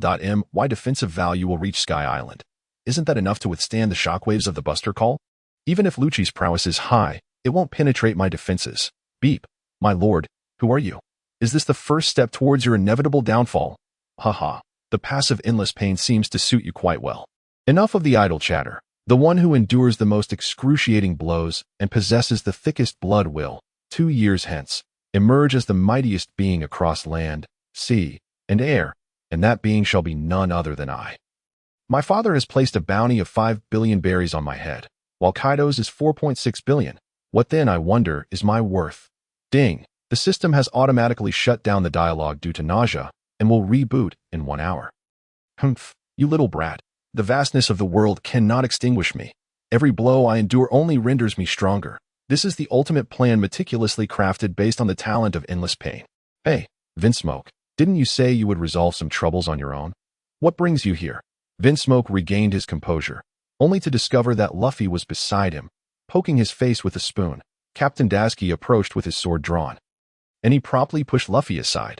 Hurry, leave this to me and Ace. And remember, the battlefield is in Elbaf. Farewell. Be cautious of Smoker. He is a formidable opponent. Vinsmoke nodded, then grinned as he brandished 2 kitchen knives. Why run? My defense is thrice my attack. Even if Mr. One uses his dust slash before me, standing firm against the assault would hardly cost me 1,000 health. This is unlike any previous encounter. Don't interfere, Captain Dasky. This is my battlefield. Dual sword style. To think the Straw Hat crew has another dual-wielding swordsman. How could my sword possibly shatter? Dasky had faced many skilled swordsmen, yet none could draw their blade faster than Vinsmoke. What is more terrifying is the sheer explosive power and speed behind nearly every strike he unleashes. Dasky, have you ever encountered a swordsman whose every strike is a seamless draw and cut? Perpetually employing Iato, Great Iato, the sword energy tripled in range, and Dasky's blade carved a deep scar as he was forced to retreat 7 steps, unable to maintain his footing. Have you heard of a swordsman who, even when motionless, remains unscathed? Boom. At that moment, Vinsmoke, standing at 1.87 meters, faced Dasky, allowing the latter to strike. Without flinching, the air fell silent. Before the watchful eyes of the crowd, Dasky's blow could not even pierce the skin of this audacious pirate. He arrogantly turned and stepped into a world of smoke and fire. Stop, schemer Vinsmoke. What are you truly aiming to achieve? You, the villain who fled 3 years ago after assassinating the king, have returned. Is it not for the Alabasta Kingdom? Oh, then widen your eyes and witness what I shall do. Rusty blade, a body covered in iron rust, poised to face the trial of the elemental fire as if forged in a furnace. Ace, in a bid to protect Luffy, had chosen to confront Smoker here. This battle left many with doubts. The so-called indecisive outcome cast shadows on the strength of the Whitebeard Pirates' 2nd Division commander, drawing the attention of Admiral Akiji towards Smoker, who became a measure of combat strength 2 years later. As for Ace's own prowess, there is no question. He spoke the truth when he said fire and smoke are hard to distinguish. Even for the fiercely skilled Sabo, who could utilize the Dragon Claw technique, faced with the Devil's offspring, Barrett. His response mirrored Ace's. Fire and smoke are indeed difficult to separate, indicating that this assessment pertains solely to devil fruit powers, not hockey or physical prowess. Ace, you should go ahead. I'll cover your retreat. Smoker won't be able to catch up. Whoosh, the inferno parted, the flames forming a towering wall that obstructed the soldiers, yet this time Vinsmoke was present. Vinsmoke, when we meet again, I shall treat you to a grand feast. Enough talk. I'm about to strike. He rubbed his fists together, thinking, the next time we meet will be during the Marineford War. And I am unafraid. I shall become the Iron Tortoise with the strongest defense, perhaps even able to withstand Akainu's punch. The Straw Hat crew has fled, and Fire Fist has slipped away, leaving only the solitary Vinsmoke, who fell into rust amidst the desert sands. The D, oh, you believe yourself to be my opponent. No. Vinsmoke spoke the unvarnished truth, rendering the warriors present as if turned to stone. Then where does your confidence stem from? Fool, are you deliberately seeking to be beaten? Indeed. Vinsmoke smiled, tilting his head, somewhat bashfully proclaiming, I hope everyone will join in. It would be best if you could kill me. Promise me, won't you? What on earth? Is this lad unhinged? At that moment, even Smoker was left speechless, grimacing as he exhaled smoke, cursing inwardly. After spending too long with Karp, it seems every serious individual adopts the laid-back style of that freedom-loving old man. Enough is enough. My fists will make you understand what it means to suffocate. In an instant, Vinsmoke's pupils widened, filled with anticipation as he exclaimed, I could not wish for anything more. Smoker, with a single slash. It appeared as if he had cleaved Smoker in two, yet a wisp of smoke surged forth. As the nature-based element restored him to wholeness, Myiado is swift enough. I struck you over a dozen times without landing a blow on your true form. Hey, where are you hiding your body? Little brat, do not think that just because you have spent a few years in the Grand Line, you are truly formidable. Vinsmoke attempted to employ martial arts and revolvers against the Smoke Man, but to no avail. Lacking observation hockey to locate his true form, and unable to strike his essence with armament hockey, confronting a naturally advantageous opponent was no easy feat. Fortunately, Smoker's attacks seemed rather ineffectual. What is the meaning of your body? My fists cannot harm you. Enough already. I see your three types of hockey are not very well learned, incapable of harming me. Smoker engaged in battle against Law 2 years later at Icefire Island, where his natural advantage lay in elemental intangibility. However, once his armament hockey hardened, he became tangible and susceptible to capture. Prior to this, the three admirals would not hastily harden their armament hockey, allowing others to grasp their weaknesses, focusing instead on developing observation hockey. For relative comparison, natural elements are not to be trifled with. They represent a force of immense destructive potential within the pirate world. The molten body endowed Akainu with overwhelming single-target strike capability. Smoker, could you possibly exert some effort when attacking me? The sea stone baton struck Vinsmoke, yet he did not appear weakened. Rather, his strength seemed to amplify significantly. Is this merely my illusion? Vinsmoke possesses a paramecia-type fruit, yet he distinctly exhibits robust resilience and healing abilities reminiscent of a Zoan type. Moreover, when struck with the sea stone baton, it is evident that his power can be rapidly augmented. The kitchen knife fruit, unlike other devil fruits, not only suffers from the curse of the devil fruit tree, but also finds its strength diminished beneath a rusted exterior. Although his power is suppressed, it remains at 1/5. He has merely adapted to the torment inflicted by the sea stone, else he would not need to frequently consume green iron frog soup, while his weakness is less pronounced in the depths of the underwater prison. Particularly on the 6th level where the entirety is composed of sea stone, he would undoubtedly succumb to defeat. White smoke emitter. The smoke coalesced into a turbine-like acceleration device, and Smoker lunged forward, landing a blow squarely on Vinsmoke's face. Don't strike the face. Smoker, a fruit user, a high-ranking officer, firmly suppressed the current Luffy. White gale, a tempest of chaotic smoke threatened to engulf him, should he be hurled away. It would be akin to a lamb caught in a tornado, dizzy and on the verge of losing consciousness. Shade moonwalk. Smoker, you rely on the advantages of your natural type, yet your attack power is too feeble. You cannot expect to suffocate every opponent you face. You depend on your fruit like Kizaru, yet lack his speed and strength. Vinsmoke leapt to evade the strike, realizing that Luffy's loss to Smoker 2 years prior was never a matter of strength or speed, even explosive power, but rather the intangible nature of the smoke itself. For Vinsmoke, such an attack held no significance. Utterly incapable of breaching his defenses, The passive Endless Pain grants a defense of 2 against an opponent's attack of 3. Therefore, exceeding the opponent's damage by 50% elevates the defensive power to match the attack level if the opponent's power stands at 6, and this does not surpass the 50% threshold. Then it rises to 3. The prerequisite is survival, as long as one draws breath. Otherwise, receiving a single strike from Akainu would mean certain doom. Useless. I shall not fight you further. You have no output and lack durability.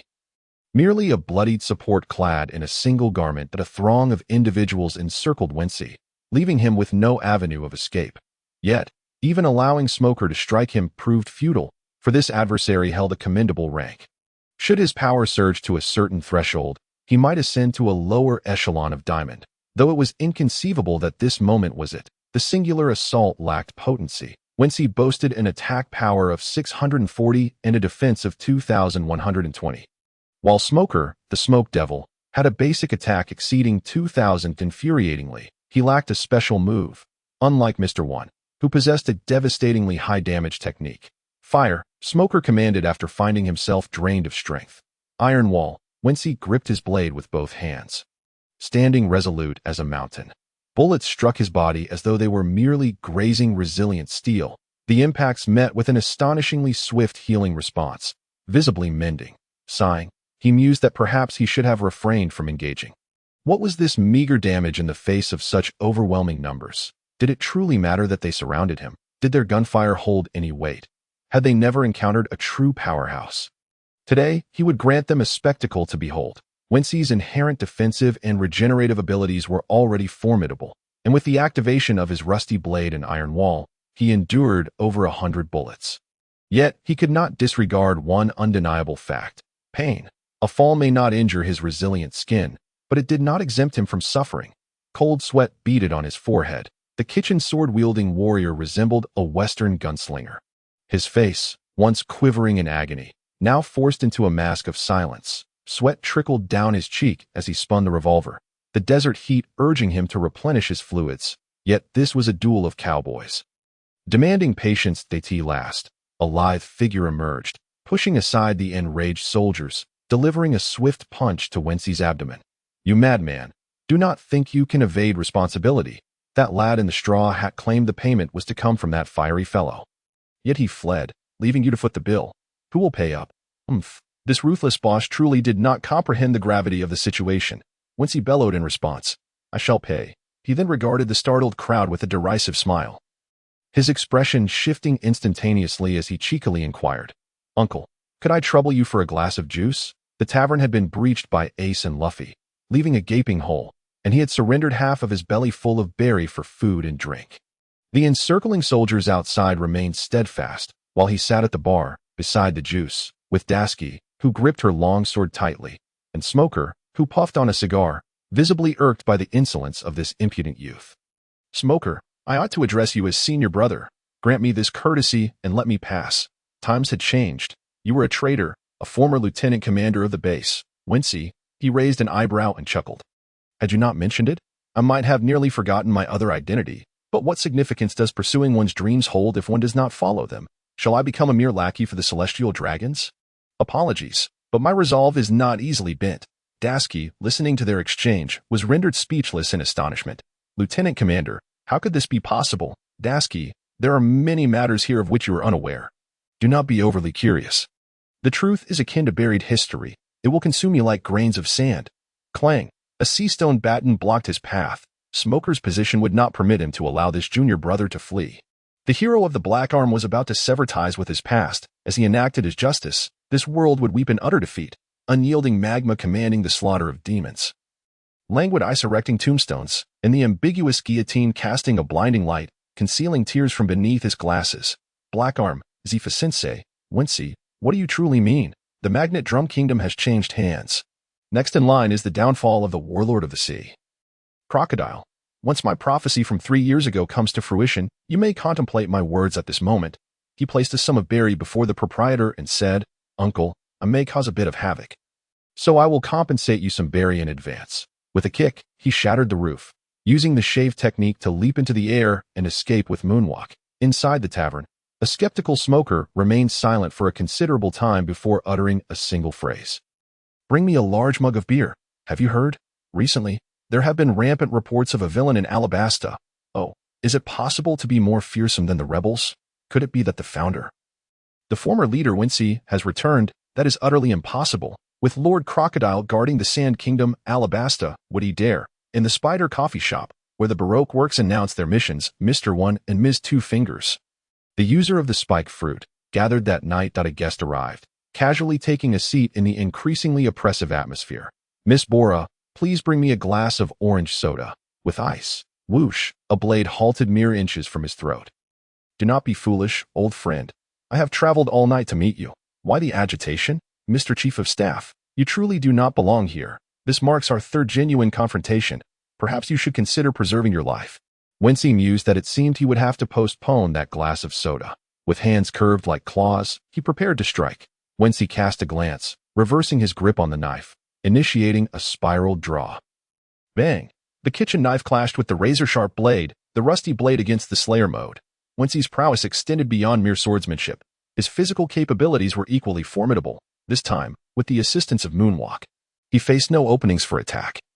Allowing him to strike midair. As he retracted his knife, he launched an assault.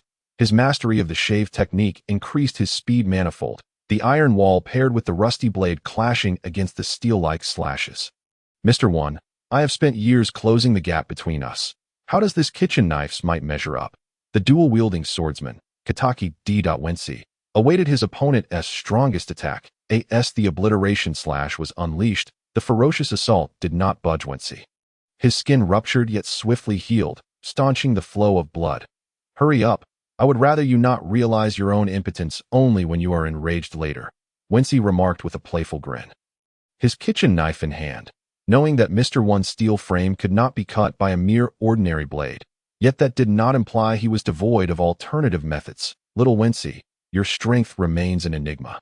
Ordinary attacks have become ineffective against your rusted form, have they not? Fear not, for I too have not remained stagnant. The blade's cut bleeds easily, but if I were to employ this power for offense, the outcome would be entirely different. Allow me to demonstrate the slaughtering slash of malice. This time, Mr. One's arms and palms became entwined with malevolence. More accurately, it was his haki. Yet its activation required bloodshed to unleash his true potential. It would be challenging to utilize it again in a short span. If a blade fruit user could transform their entire body into a weapon, their strength would become incomparable. Slaughtering slash of malice. The dark haki could not fully envelop or bind. It merely floated precariously upon the blade's edge. Damn, how high must the damage from this strike be? Kitchen knife, answer me. Beep. Master, please refrain from inquiring during my slumber. But you may access the attribute panel and skill panel at your leisure. As for the mission panel, it will unlock at the purple crystal stage, and completion may yield mysterious rewards. You lunatic. What kind of system sleeps? Hurry and help me analyze the damage of this move. This is the first individual I have encountered who can harness haki. Beep. Master, do not fear. Being struck by a haki wielder will aid in awakening the corresponding haki. Thus, what is the attack damage of this strike? Ding, calculations indicate that the maximum damage of the slaughtering slash of malice is approximately 11,000. How is that possible, with just a haki enhancement? The damage has tripled. Will I not be obliterated? Kitchen knife host. Typically, once one awakens observation and armament haki, they can amplify their specific point values by threefold. With proficient use, fivefold is not unfeasible. Merely ordinary haki can elevate damage so significantly. What if it were advanced armament haki? Once he conversed with the kitchen knife system, yet not much time had passed in reality, still provoking Mr. One's ire. You seem to be out of your depth. You insolent brat. This time, I shall not allow you to escape. Mr. Two has long since informed Mr. Zero of your arrival in Alabasta. I have awaited you here for quite some time. The circus commenced. Vegetable shield. 16 summoned beings emerged, not to shield themselves, but to envelop Mr. One directly. Vegetable shadow. Another 16 manifested, mere illusions, to conserve his stamina. He had applied the same skin effect. Elated. Bang. The might of armament haki was no trivial matter.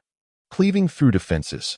This time, Wincy appeared to remain still, yet he had secretly summoned 16 kitchen knives. Vegetable concealment. In a silent and stealthy manner, the assailant wielded a kitchen knife against his opponent. The previous attacks had evidently taken their toll. As the usually stoic Mr. One twisted his face into a grotesque grin, struggling to suppress his laughter, which only intensified his agony. "You dare to toy with me, Wincy," he exclaimed.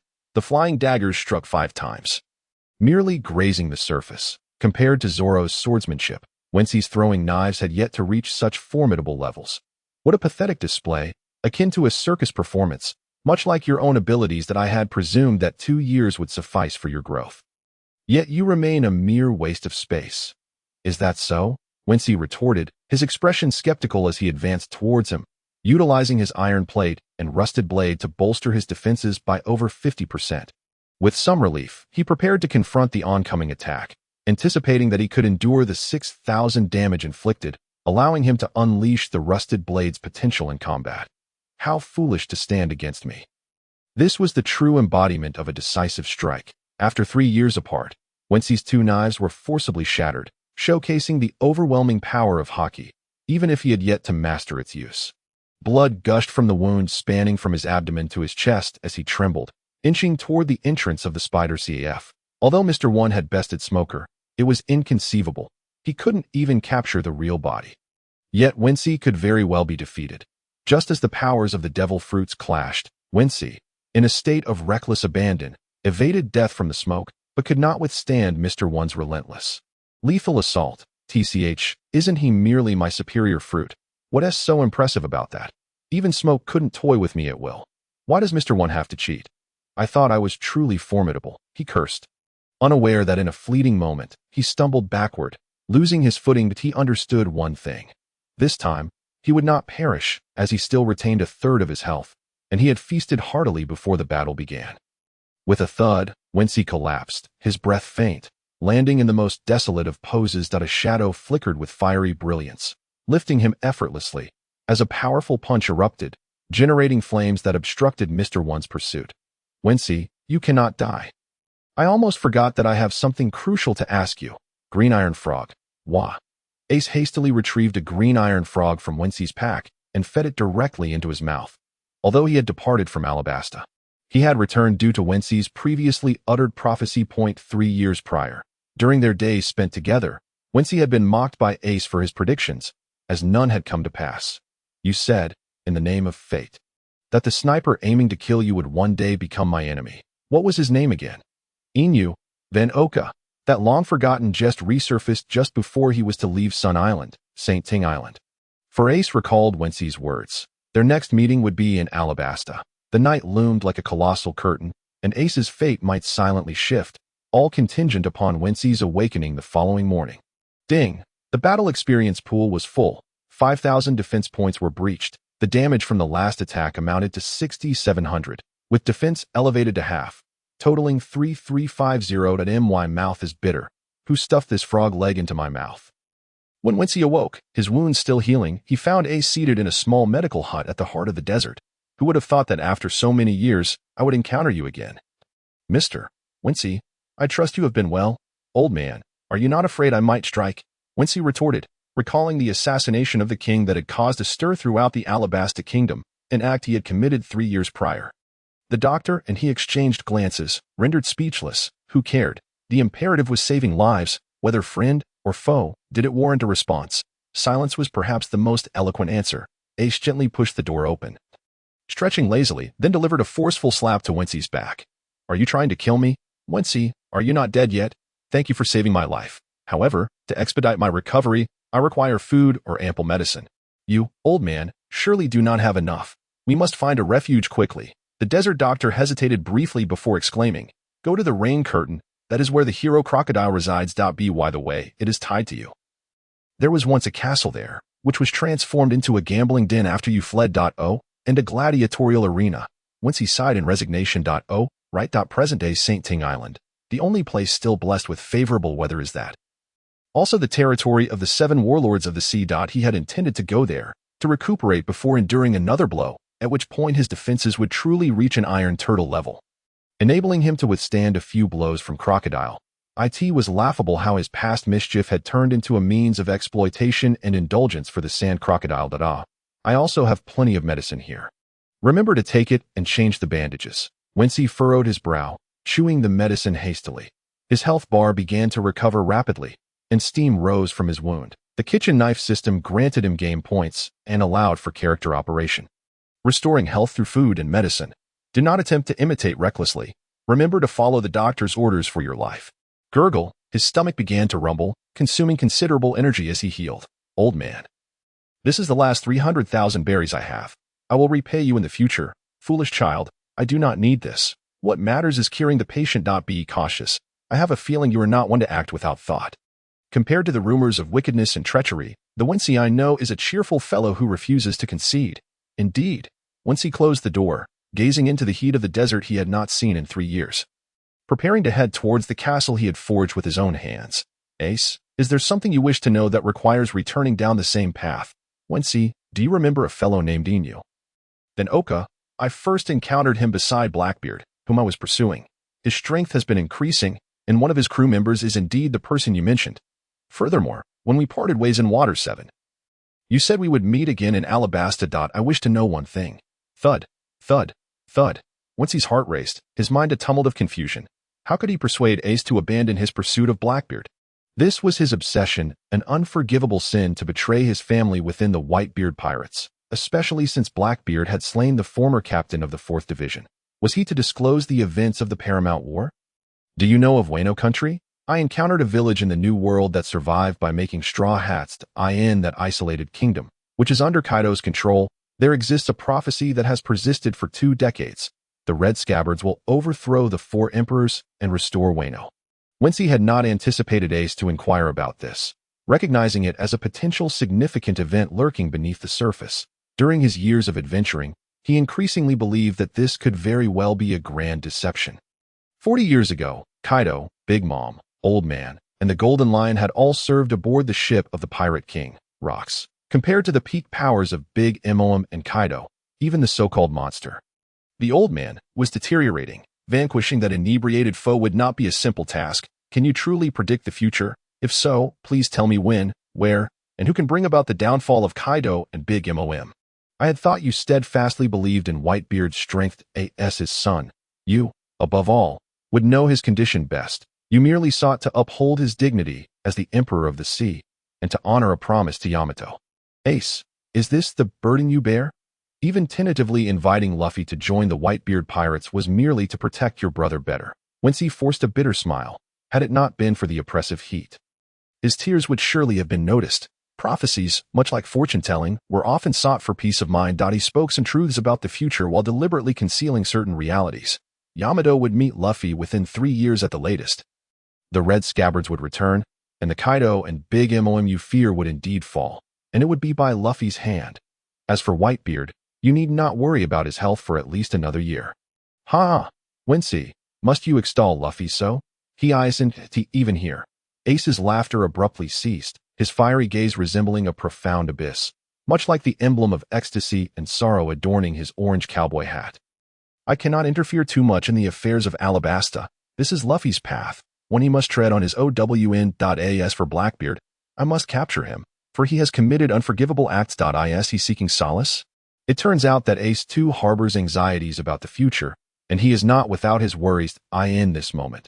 Vinci comprehended the anguish he had endured since childhood, believing himself to be the descendant of an irredeemable demon. Which is why he found warmth under the broad embrace of Whitebeard. He also witnessed Luffy's furious roars as he was entangled in peril during the War of the Summit, having lost his family. He yearned for them with an insatiable longing, fiercely striving for the power to protect them. As for the unloving Blackbeard, he viewed him as a reflection of his own unruly childhood, someone he must bring back. Even if it meant obstructing Luffy and steering him away from the raging battlefield, just as Whitebeard, a remnant of a bygone era, had no thoughts of returning alive before reaching the battleground. He resonated the most magnificent battle hymn. Even Kaido of the Beasts, consumed by jealousy, roared that Whitebeard had indeed found the finest resting place for himself. Vinci, truthfully, what I wish to convey is that Luffy truly lacks foresight. Your composure and calmness are what comfort me the most. Please, do not allow this crybaby to act foolishly. What else can be said during farewells besides silently watching them depart at the moment of parting? The warmest and most fervent descendant of demons seeks the Dark Emperor of a chaotic age. The great prophet, mired in a quagmire, ignites a flickering light. The schemer Vinci is about to venture into the desert castle. Even if it leads to the War of the Summit, he harbors no fear, confronting the likes of Enel, the mightiest, CP9's Rob Lucci, Moonlight Moria, and even Kizaru. Come now, strongest adversaries, wield your proud fists and indomitable blades, and forge the most terrifying foe of the past 9 centuries with your own hands. In Rainbase, a hero of Alabasta, Crocodile maintains control, establishing the largest gambling house, where all manner of gamblers, those who lose everything and those who strike it rich, converge. A 3-year drought has driven forth the rebel army, and Crocodile has become the very person he despised. After rejecting Vinci's request years ago, he too has embarked on this path of no return. Yet, surprisingly, Rainbase proves to be a fortuitous sight. The rain continues to fall, and the sand crocodile has even constructed an underground aquarium resembling a pyramid, specifically to nurture crocodiles. How bitterly ironic. On one hand, young men, angered by the lack of water, raise their weapons. On the other, they secretly idolize the sand crocodile, who wastefully consumes water without restraint. Logically, the Baroque work should be holding a meeting. Those 3 old colleagues must feign ignorance of his presence. What remarkable acting. How to proceed? An intrusion would surely seem a tad impolite. Although Vinci mused this, his feet did not hesitate as he swaggered into the sand crocodile's territory. Knife, allocate all my experience points to fruit proficiency. Points should be distributed 1-to-1 for attack and speed. No need to increase defense. Ding. Fruit proficiency level has risen. Points allocation complete. Please review the current attribute panel for specific values. Fruit proficiency. Golden intermediate. 175020000. Strength, 20,000. Attack, 790. Speed, 730. Defense, 2120. Hockey, none. Fruit, not yet awakened. Fruit skills. Active, knife shadow, knife concealment, knife shield. Passive, knife flower slash. 100 critical hit rate. Strength category, rusty knife body. Swordsmanship specialization, golden beginner. 4100100000. Gunfire specialization, golden beginner. 235410000. Martial arts specialization, golden beginner. For 530100000. Experience 010000. Ding. You may freely choose fruit skills. Please cherish this first opportunity. Host. Enough with the nonsense. 3 vegetables, 3 rusts. I can probably only select the stainless one, as the names of the other skills seem rather abnormal. Ding. Skill activated. Stainless. Consumes stamina at a rate of at least 3 times the usual, enhancing the knife in hand, even the rusty knife body, into a stainless state. The higher the stainless level, the greater the consumption. The strength of the blade's cut and enhanced attack can rival that of the quick/fruit. Puffed. Vinci nearly spat out the glass of orange soda he had just sipped. Does this mean he can confront high-tier Mr. 1 with his golden intermediate status? Theoretically, yes, and moreover, his defense would far exceed Mr. 1's. However, do not forget the consumption issue. The maximum consumption speed nearing 7 times would leave you devoid of strength to resist within half a turn. Not a sustainable strategy. True, skills with excessive consumption cannot endure many rounds. Hey, knife. Is there no skill description aside from a small icon and name? Beep. Yes, host level is too low. The purple crystal tier will unlock tasks that also come with skill explanation functions. Fool. How many features of this wretched system are currently unavailable to me? Ding dong. Dear Master, it should be 2/3. Aside from freely selecting skills, you possess none of the genuine knife system's functionalities. Vinci gritted his teeth, thinking, never mind, next time I'll choose that one. He has caught on to a pattern. The stronger the skill, the more ordinary the name. Hey, sir, you just drank vodka. You've taken the wrong glass. Huh. No wonder there was no straw. Vinci suddenly realized, only to fall headlong to the ground. Sprawled out, the gambling house erupted into chaos. Was this brat here to cause trouble? Quickly inform the boss that someone is causing a ruckus. Drunk and disorderly. Who? A drunken troublemaker, lacking manners, unaware of his place. I must teach him a lesson. The security personnel could never have imagined that the one responding was the intoxicated Vinci. This could not only has a poor tolerance for alcohol but also a mediocre character. Whoosh. Once he vanished, another fell to the ground. Whoosh. Again he disappeared, and moments later, another stumbled and collapsed. The furious Vinci, like a madman, struck out. He surprisingly accomplished the perfect fusion of martial arts, swordsmanship, and marksmanship in an unconscious state, delivering swift and decisive blows. Where is he? Behind you. Bang. The scent of gunpowder erupted as the figure vanished once more. It is peculiar to blame that bartender who mistakenly served orange juice. Vodka is not a drink for youths to succumb to. The atmosphere turned tense as the deathly figure of Wincy appeared, slicing through foes with flawless precision, executing his swift moves and lunar steps in perfect synchrony. Who dares to destroy my establishment? Before he could finish speaking, dual blades met, and his arms fell. Soon after, the severed arms transformed into swirling sand, reconstituting, with a scar running across his cheek and a cigar clenched between his teeth. Crocodile, with a cigar in his mouth, mused that if he and the smoke man were not enemies confronting each other, they might have found common ground, given their similar tastes. You insolent brat, thinking you possess great skill simply because you have a child. Your martial arts are the Navy's 6 styles, your strange sword techniques mainly rely on the draw, and your marksmanship directly targets vital points. The absurd phantom blades, the nearly undetectable invisible knives. What else do you have? You have made no progress, little Wincy. Bang! The sand crocodile was once again cleaved in two, and the mindless Wincy continued his relentless assault, unaware of his actions. Stop, you fool. No matter how powerful your blade, or how swift your strikes, you cannot harm my natural sand body. Lacking hockey and failing to grasp elemental weaknesses, your attacks are rendered ineffective. Tisish, the inebriated Wincy could not care less. To him, there were plenty of foes around, among whom the one with the golden poison hook was the most loathsome, reeking of a scent that was far from human, a stench reminiscent of dry sand and crocodile's fishiness. The mighty diamond blade, capable of cleaving a corner of the desert, Wincy charged forward without hesitation. Iron plate, rusty knife body, stainless. This strike jolted him awake from his stupor. Regarding the blow he had just received, his mind held no recollection. While those around him collapsed, losing consciousness. Who did this? Damn it!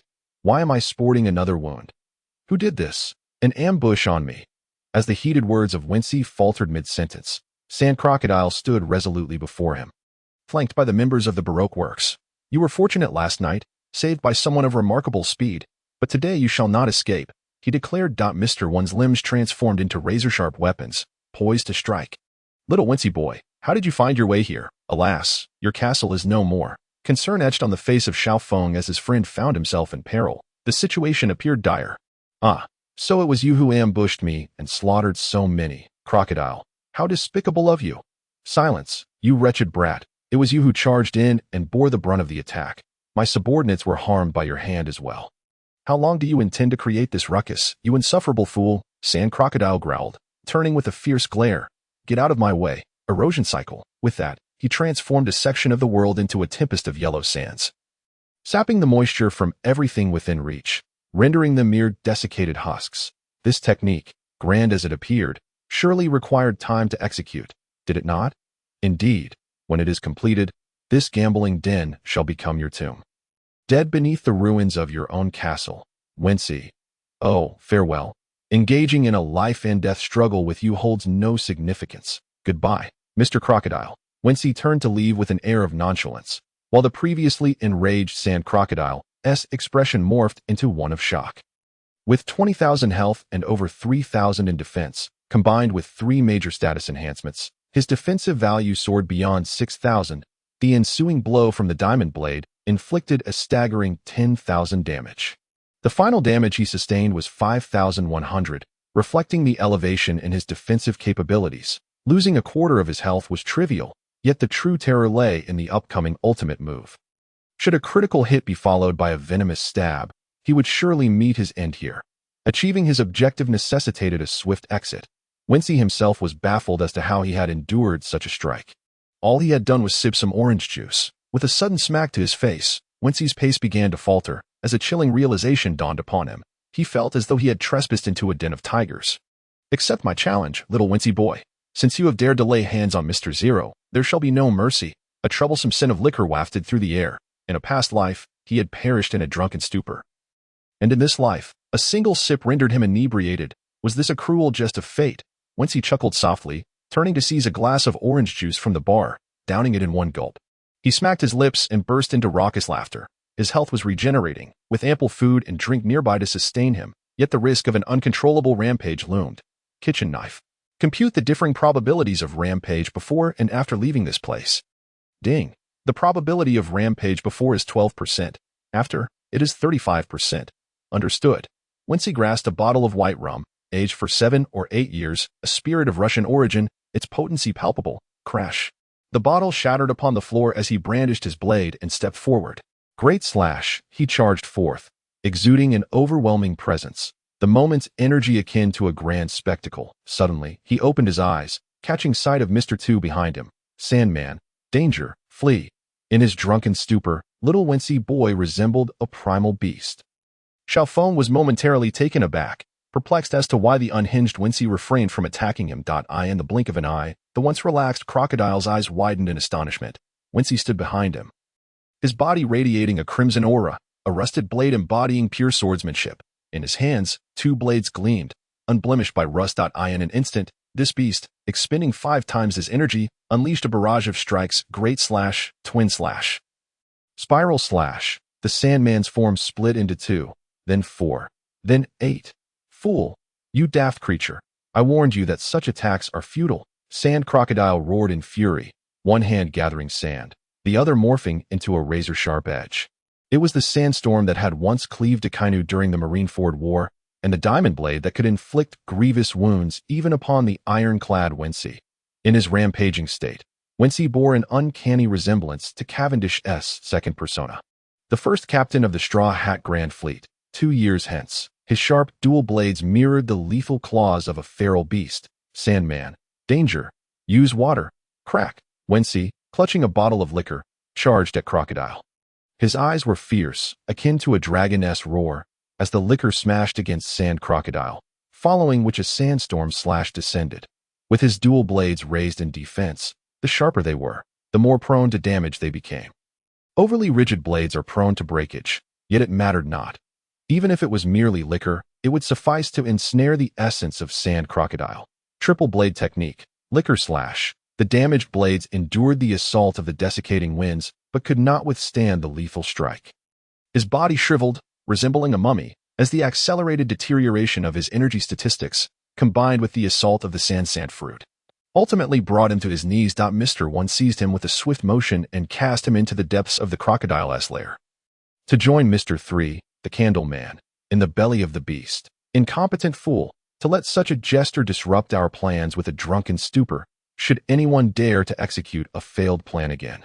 They shall not escape my wrath. Sand Crocodile left a chaotic mess for others to clean up, his expression impassive as he retreated to his private chamber. Spitting blood, he furrowed his brow in frustration.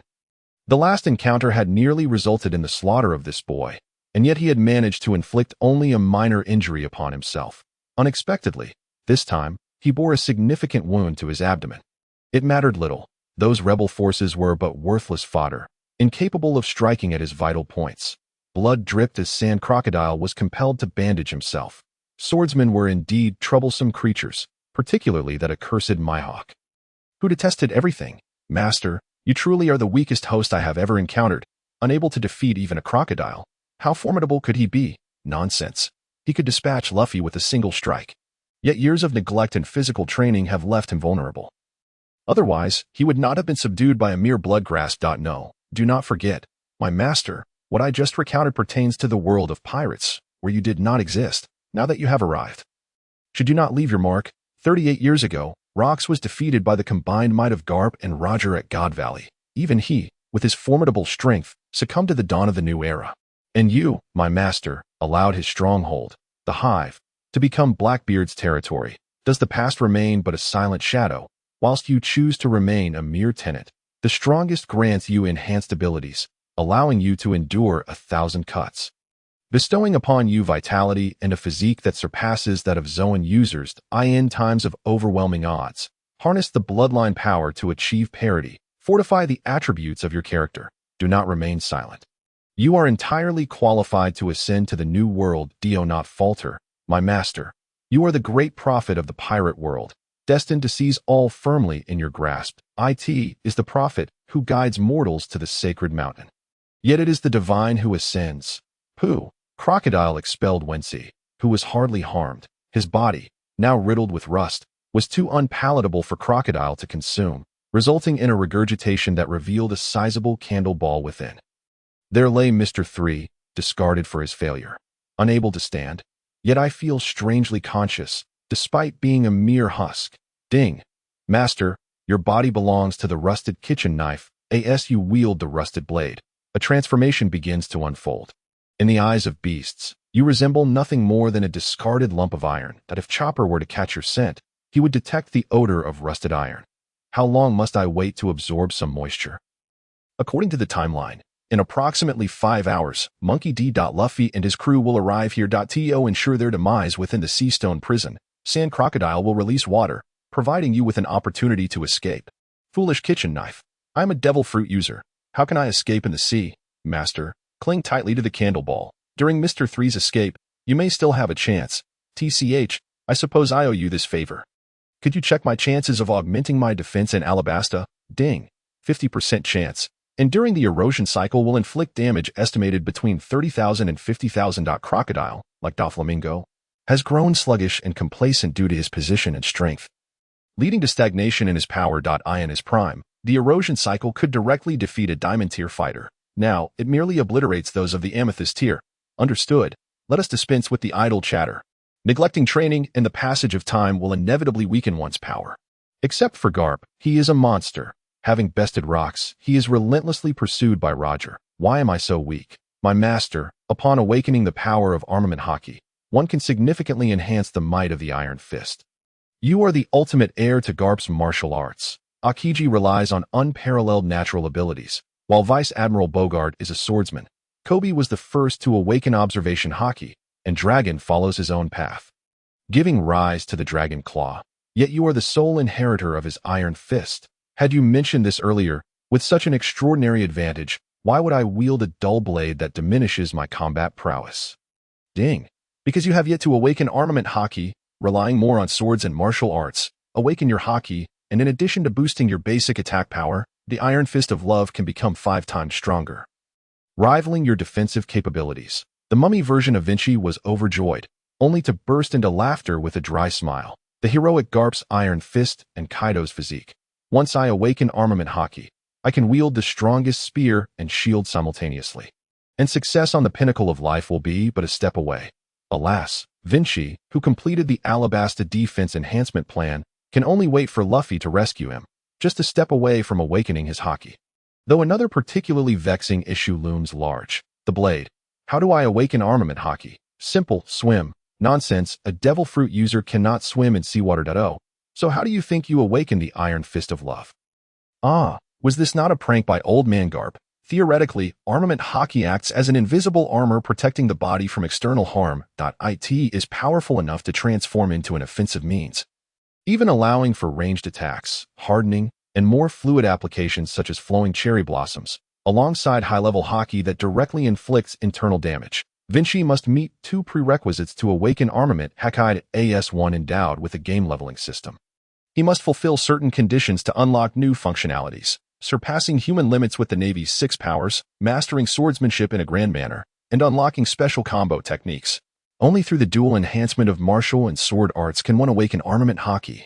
After pondering for a moment on what the blade system had said, Wincy thought it simple. With a system, one need not toil endlessly, merely fulfilling the conditions to awaken hockey. No, my master, what I mentioned was merely the awakening, not the proficient mastery of its use. There exists a vast chasm between the two. Spending money does not equate to cheating, and cheating does not equate to skill. At all times, talent and perseverance are indispensable. To rapidly enhance martial arts, one must also swim. This compels you to grasp Karp's Iron Fist of Love, which is inherently connected to armament hockey.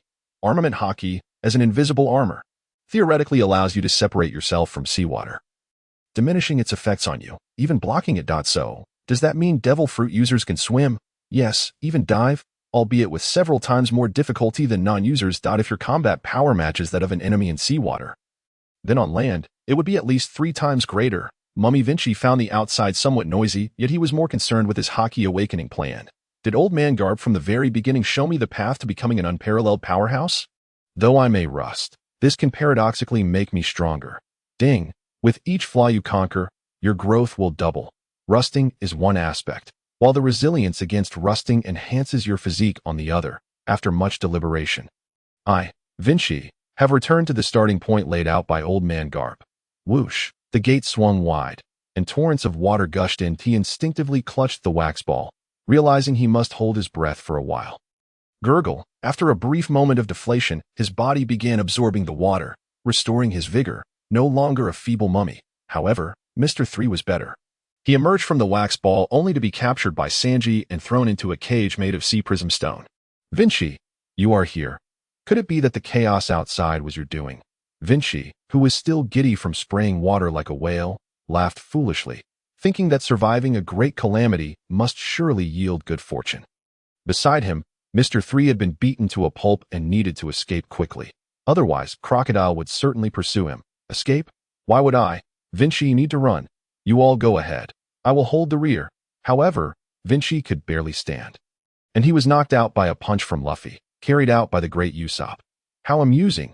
Wincy, who had just regained consciousness, fainted again shortly thereafter. Upon escaping via the water route, he was spitting out water, rolling his eyes, and appeared half dead, which alarmed Frankie. Luffy, our vice captain Wincy has perished. Should we find a replacement? Perhaps myself? Bang! Luffy landed a punch on Wincy's stomach, causing a water column to shoot up over a meter high. And in the midst of excruciating pain, he jolted awake. Who have I offended?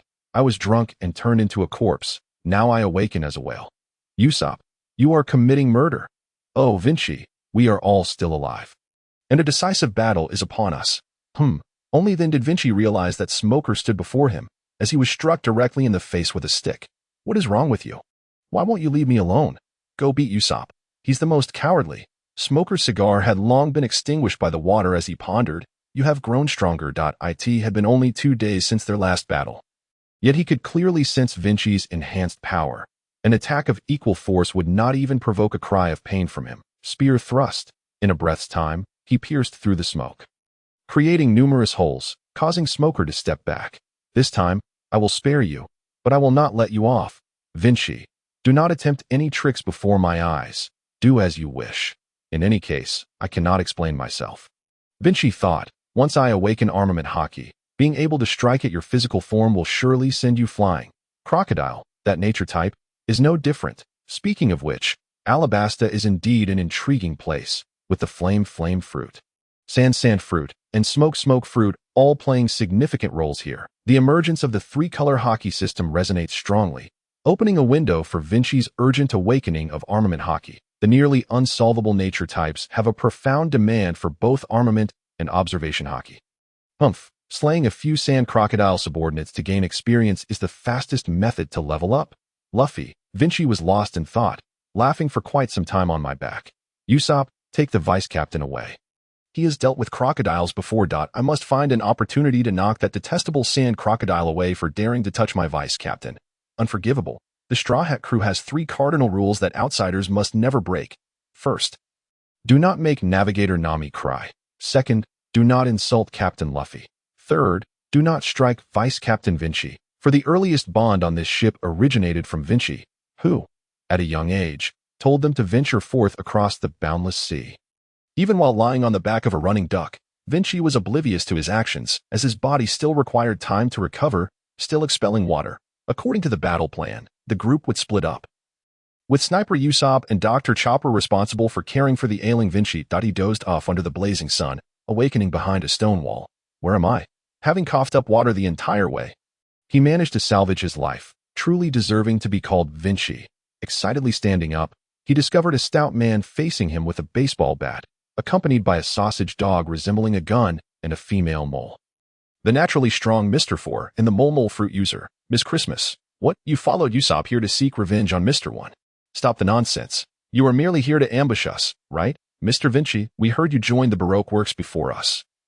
Traitor, you deserve to die wherever you go. Stop the nonsense. Those are words you are unworthy to utter. Spear thrust. Gale kick. Spitting from being beaten, Wincy rushed past Usopp and Chopper, heading straight for the Alabasta Royal Palace. Mr. Point 1, I will exact my vengeance. Looking to the sky, Wincy appeared as a diminishing dot, while the battered Usopp scratched his head. Chopper, Wincy is incredibly strong. Indeed, but those two still seem to have some energy left. Usopp, is that so? Usopp grinned wickedly, unleashing his 10-shot barrage. Blinded by rage for revenge, Wincy dashed into the square where the rebel army clashed with the royal army, only to find himself utterly lost. Ah, this is bad. Where did that guy go? With a swift motion, he instinctively dodged the incoming strike, countering with a swift chop from a kitchen knife that felled his adversary. The emblem of Crocodile's nefarious organization emblazoned on his arm explained their familiarity with him. As they struck without hesitation, a mere band of miscreants, none of whom had been his match for the past 3 years, whether it was the rebellious forces of Crocodile or the royal army of Vivi. Both harbored spies from the Sand Crocodile, yet only Wincy possessed the discernment to recognize this TO outsiders. It appeared as though he was merely hacking indiscriminately. Regardless, Crocodile's men deserved death. He aimed to slay a few more to amass experience.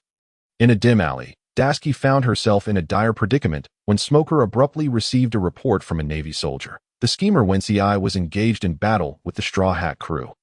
And notably, Wincy was indiscriminately striking at all factions. Smoker exhaled a smoke ring, brandished his weapon, and resolutely declared, "Let us set forth with all our might to capture the infamous pirate Wincy, whose bounty exceeds 100 million. It is reasonable to believe that the current chaos is directly tied to him. Prepare for battle, everyone." "Yes, sir," replied the troops. The white smoke was unleashed. Wincy, who was busy reaping experience in the square, was abruptly hurled against a building wall by Smoker's assault, creating a sizable dent. "What? Are you out of your mind? Are you seeking me out deliberately? In a sense, we are akin to sworn brothers," Wincy exclaimed, wincing in pain yet swiftly evading with a shave, drawing his revolver to eliminate the earlier foe. "You despicable criminal! How dare you commit murder in the presence of justice?" Dasky seethed, charging forth with her sword.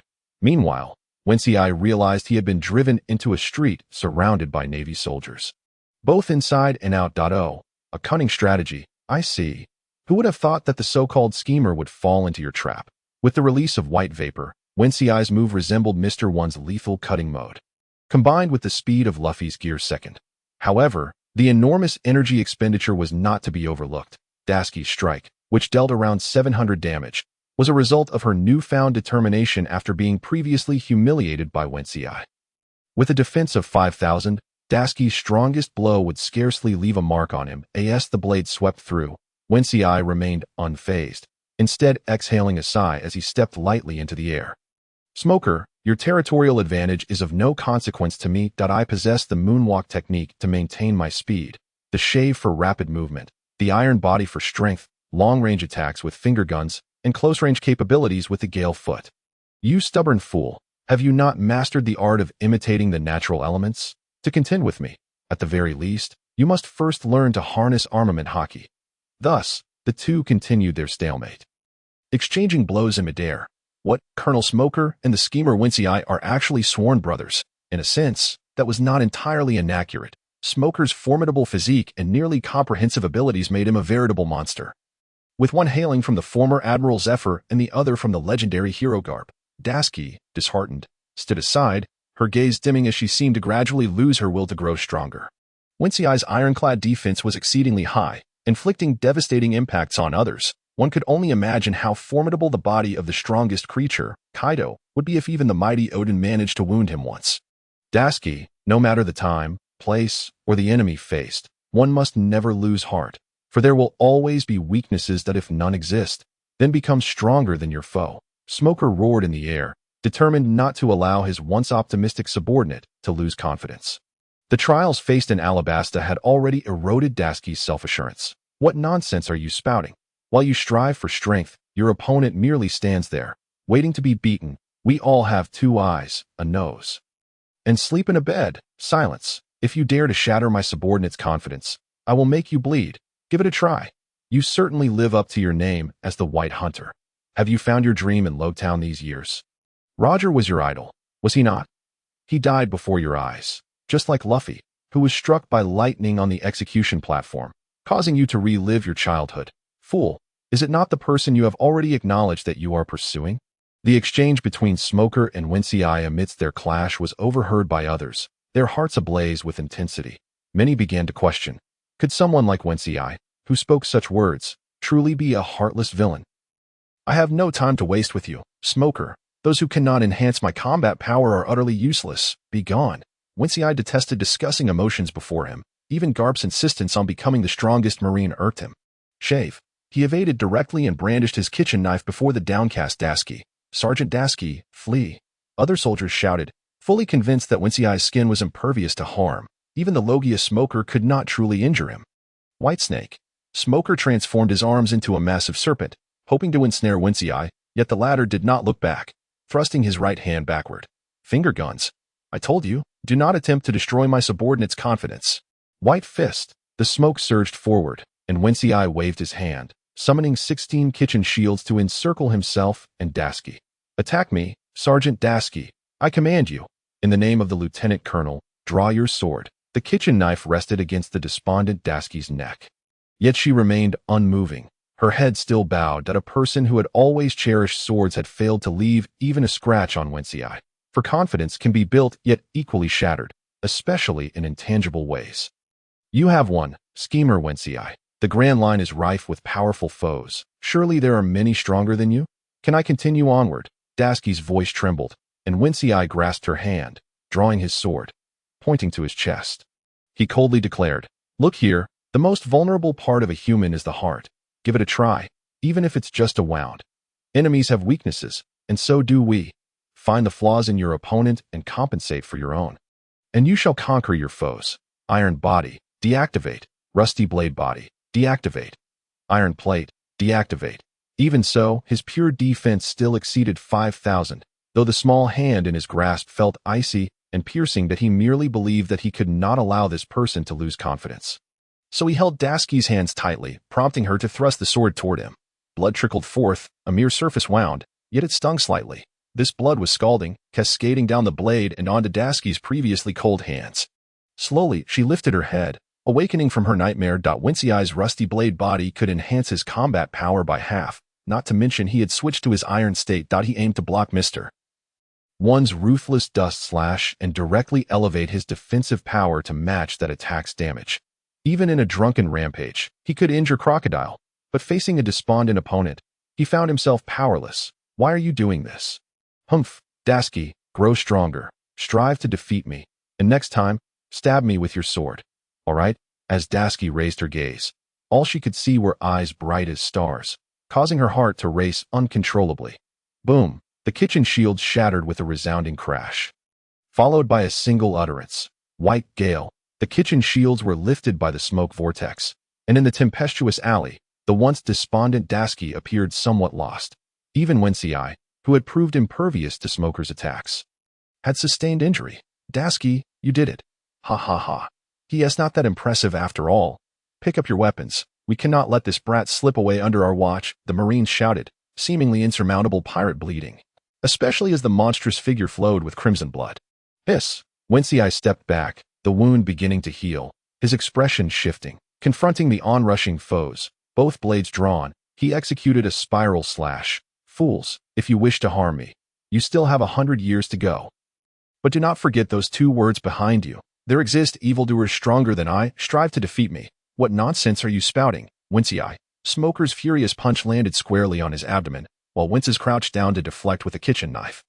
Crimson rust swirling in the air. In the blink of an eye, he vanished into thin air. Don't chase after him, he commanded, leaving behind a whisper as he brushed past Tashiji. To be precise, he occupied a nebulous position between pirate and marine. Having grown strong enough to defeat him and bring him to a moment of clarity and repentance, understood. Tashiji nodded earnestly, a casual smile gracing her lips. In the palace of Alabasta, Wincy's attire was stained with blood, adding a touch of disarray to his appearance. Had the battle between Luffy and Crocodile only just concluded? It seemed they hadn't left for long. Trouble loomed ahead. It appeared prudent to head directly to the mausoleum, where the ancient stone tablet chronicling history and ancient weapons lay. That he had already eliminated a significant number of Baroque Works members amidst the rebel and royal forces, arriving here only when he could find no more.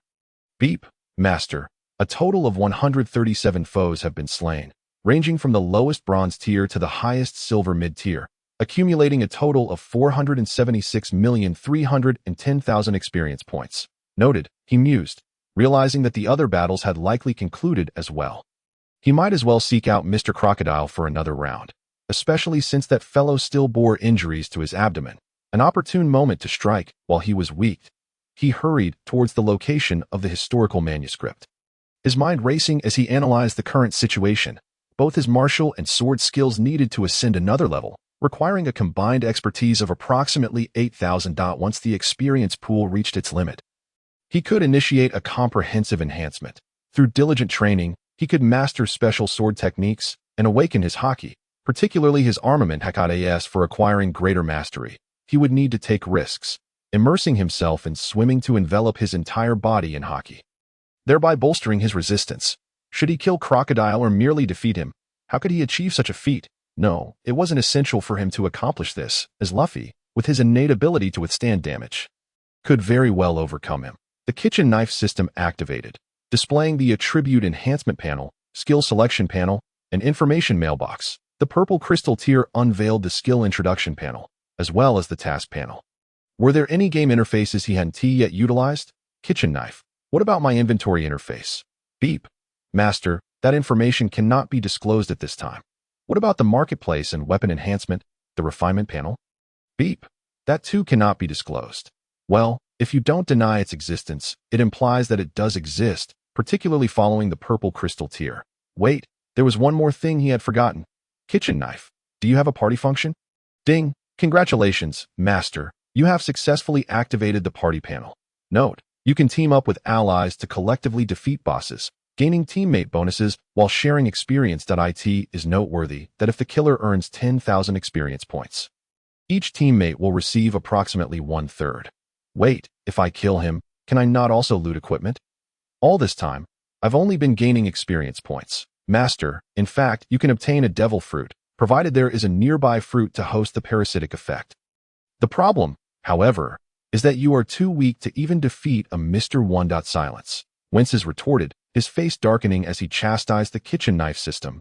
He activated the party function, and the page displayed Luffy, Zoro, and even Vivi. Each individual's health bar was visible, and almost without exception, they were all critically injured. Only Luffy remained in a combat state, while the others had intermittently fought, assisting Vivi in dealing with minor foes. Damn, Luffy is in a poisoned state. This must be Crocodile's venomous hook. Still the scorpion's poison. This party panel is quite handy. Standing at the entrance of the tomb, Wincy, having sustained minimal injuries, strode directly into the underground palace. Ha ha ha, you little brat. There are plenty of boastful kids like you in the Grand Line. Do you understand what the title of Pirate King truly signifies? Stop dreaming. It means I can surpass you. Luffy bellowed, his status indicating fury and a doubling of his battle power. However, just then, Wincy approached with an air of indifference, cheerfully greeting the bloodied Robin sprawled on the ground. Wincy, Luffy exclaimed, momentarily stunned before continuing his outburst. How did you manage that? She can eat, sleep, talk, and even cry at the same time. Can an ordinary person achieve that? After his astonishment, he resumed his anger. Was it truly that difficult for Luffy? Don't try to deceive me. That guy is dead in the desert, forever bearing the weight of all sins, the crimes of Alabasta, the founder of the rebel army. Wincy, he cannot escape his fate, for the next king shall be me. History shall recount. The schemer Wincy entered the beautiful kingdom, stirring the winds and clouds, only to meet his demise at the hands of King Crocodile. The blade drew back in a powerful slash, carving a crimson line as it passed through him, the blood already present from Wincy's prior attack on Crocodile's lifeless body now mingling with the new. Is that so, Mr. Crocodile, my dear captain? How have you fared? Wincy sheathed his blade, calmly brushing past Crocodile. A sneak attack from behind. Don't you find that disgraceful? Crocodile challenged. Wincy waved dismissively, striding toward King Cobra S1 who has been wounded by a single strike devoid of haki. Do you not feel a sense of shame? Humph. Besides, I already bear the sins of 2 nations' rebellions. What does one more insignificant accusation matter? Who cares if the schemer Wincy once struck from behind at a warlord of the sea? Wincy, you just interrupted my battle. Luffy expressed his frustration, prompting Wincy to chuckle in resignation. Captain, he just insulted me. That moment was my battle with him, right? Indeed, Luffy nodded seriously, feeling that the statement held some truth. By the way, Wincy caressed the historical manuscript, a sinister smile creeping across his face. Crocodile, your wounds must still throb with pain. Yes? At this, Crocodile suddenly recalled the agony in his abdomen, but before he could react, Luffy's devastating blow descended upon him, breaking through the distant ground's fury. Rubber storm. If Luffy had merely knocked him unconscious, Wincy's appearance inflicted even greater suffering upon the long-absent training diamond pirate. Remember the pain. Crocodile, I shall collect all the sins you have bestowed upon me. Boom, the final punch shattered the ground, sending the mastermind soaring high, devoid of any resisting power. The hidden hero, Luffy, crashed heavily to the ground. The palace beginning to tremble, the battle rendering the place unstable. On the verge of collapsing into ruins, he opened one eye, foolishly stating, "Wences, I can still save one person. That woman saved my life in the desert. I'm leaving her to you." "No problem." Yet, just as he carried King Cobra out of the tomb, Luffy succumbed to exhaustion and fainted, transforming into the king's burden. Wences bore Robin on his back. "You did it. You truly are a burden bearer. This is what we owe you in Alabasta. And your captain is indeed an extraordinary fellow."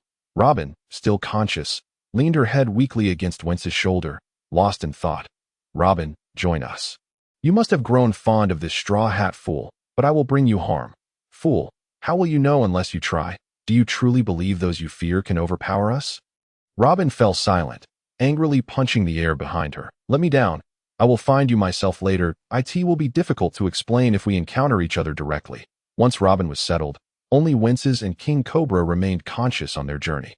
"You've endured much, having been burdened with so many accusations that I am truly sorry." "Wences, Tisich, how pitiful. It's merely a few years of wrongful accusations. Notoriety is all it is. Once this battle concludes, you cannot declare it was the pirates who saved you."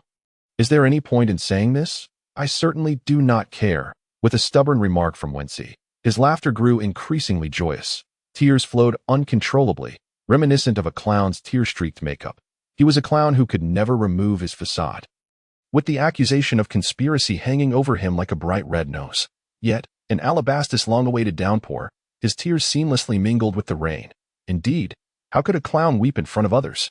Of course not. After a group persuaded the king and princess to support the greater cause, he stood alone, sword in hand, guarding his comrade who had succumbed to exhaustion. The conspirator, Wincy, astonishingly remained conscious. "Sergeant, what shall we do?" "We cannot capture them. That is my command."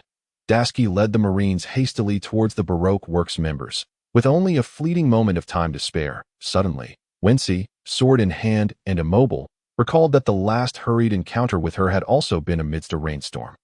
As the sails unfurled in Roguetown, Wincy couldn't help but smile as he sheltered Nami and the others from the rain, reflecting that perhaps this was a coincidence too profound to explain. "A banquet? What banquet?" "Oh, it was a secret celebration held by Alabasta for the Straw Hat Pirates." After Luffy awoke, Wincy had barely tasted his meal before he succumbed to drowsiness, his face crashing onto the table. "You can't eat, Chopper." "Luffy," Nami exclaimed, delivering a punch to Luffy's head, which ignited a raucous pirate party. "Why is Wincy asleep? Get up and eat meat." Luffy shouted in confusion, then leaned down from the table, confirming two dark circles under his eyes. The captain of the King's Guard, Igram, laughed until tears streamed down his face. This vice-captain had watched over his crew for 3 straight days, only resting once the foolish captain finally awakened. Ding! In his dream, a system notification echoed in his mind. "The one who defeated the boss has awakened. Experience calculated. Congratulations, host. You have gained 10,000 experience points. Given prior instructions. Experience stacking, point allocation, and skill learning commenced. Fruit proficiency. Gold intermediate. 57302000. Health. 20,000. Attack. 1050. Speed. 930. Defense. 5100. Hockey. None. Fruit, not yet awakened. Fruit skills. Active. Vegetable shadow, vegetable concealment, vegetable shield. Passive. Vegetable knife chrysanthemum / vegetable flower. Consumption. Rusty knife body, stainless. Sword mastery. Gold intermediate. 1252000. Gun mastery. Gold beginner.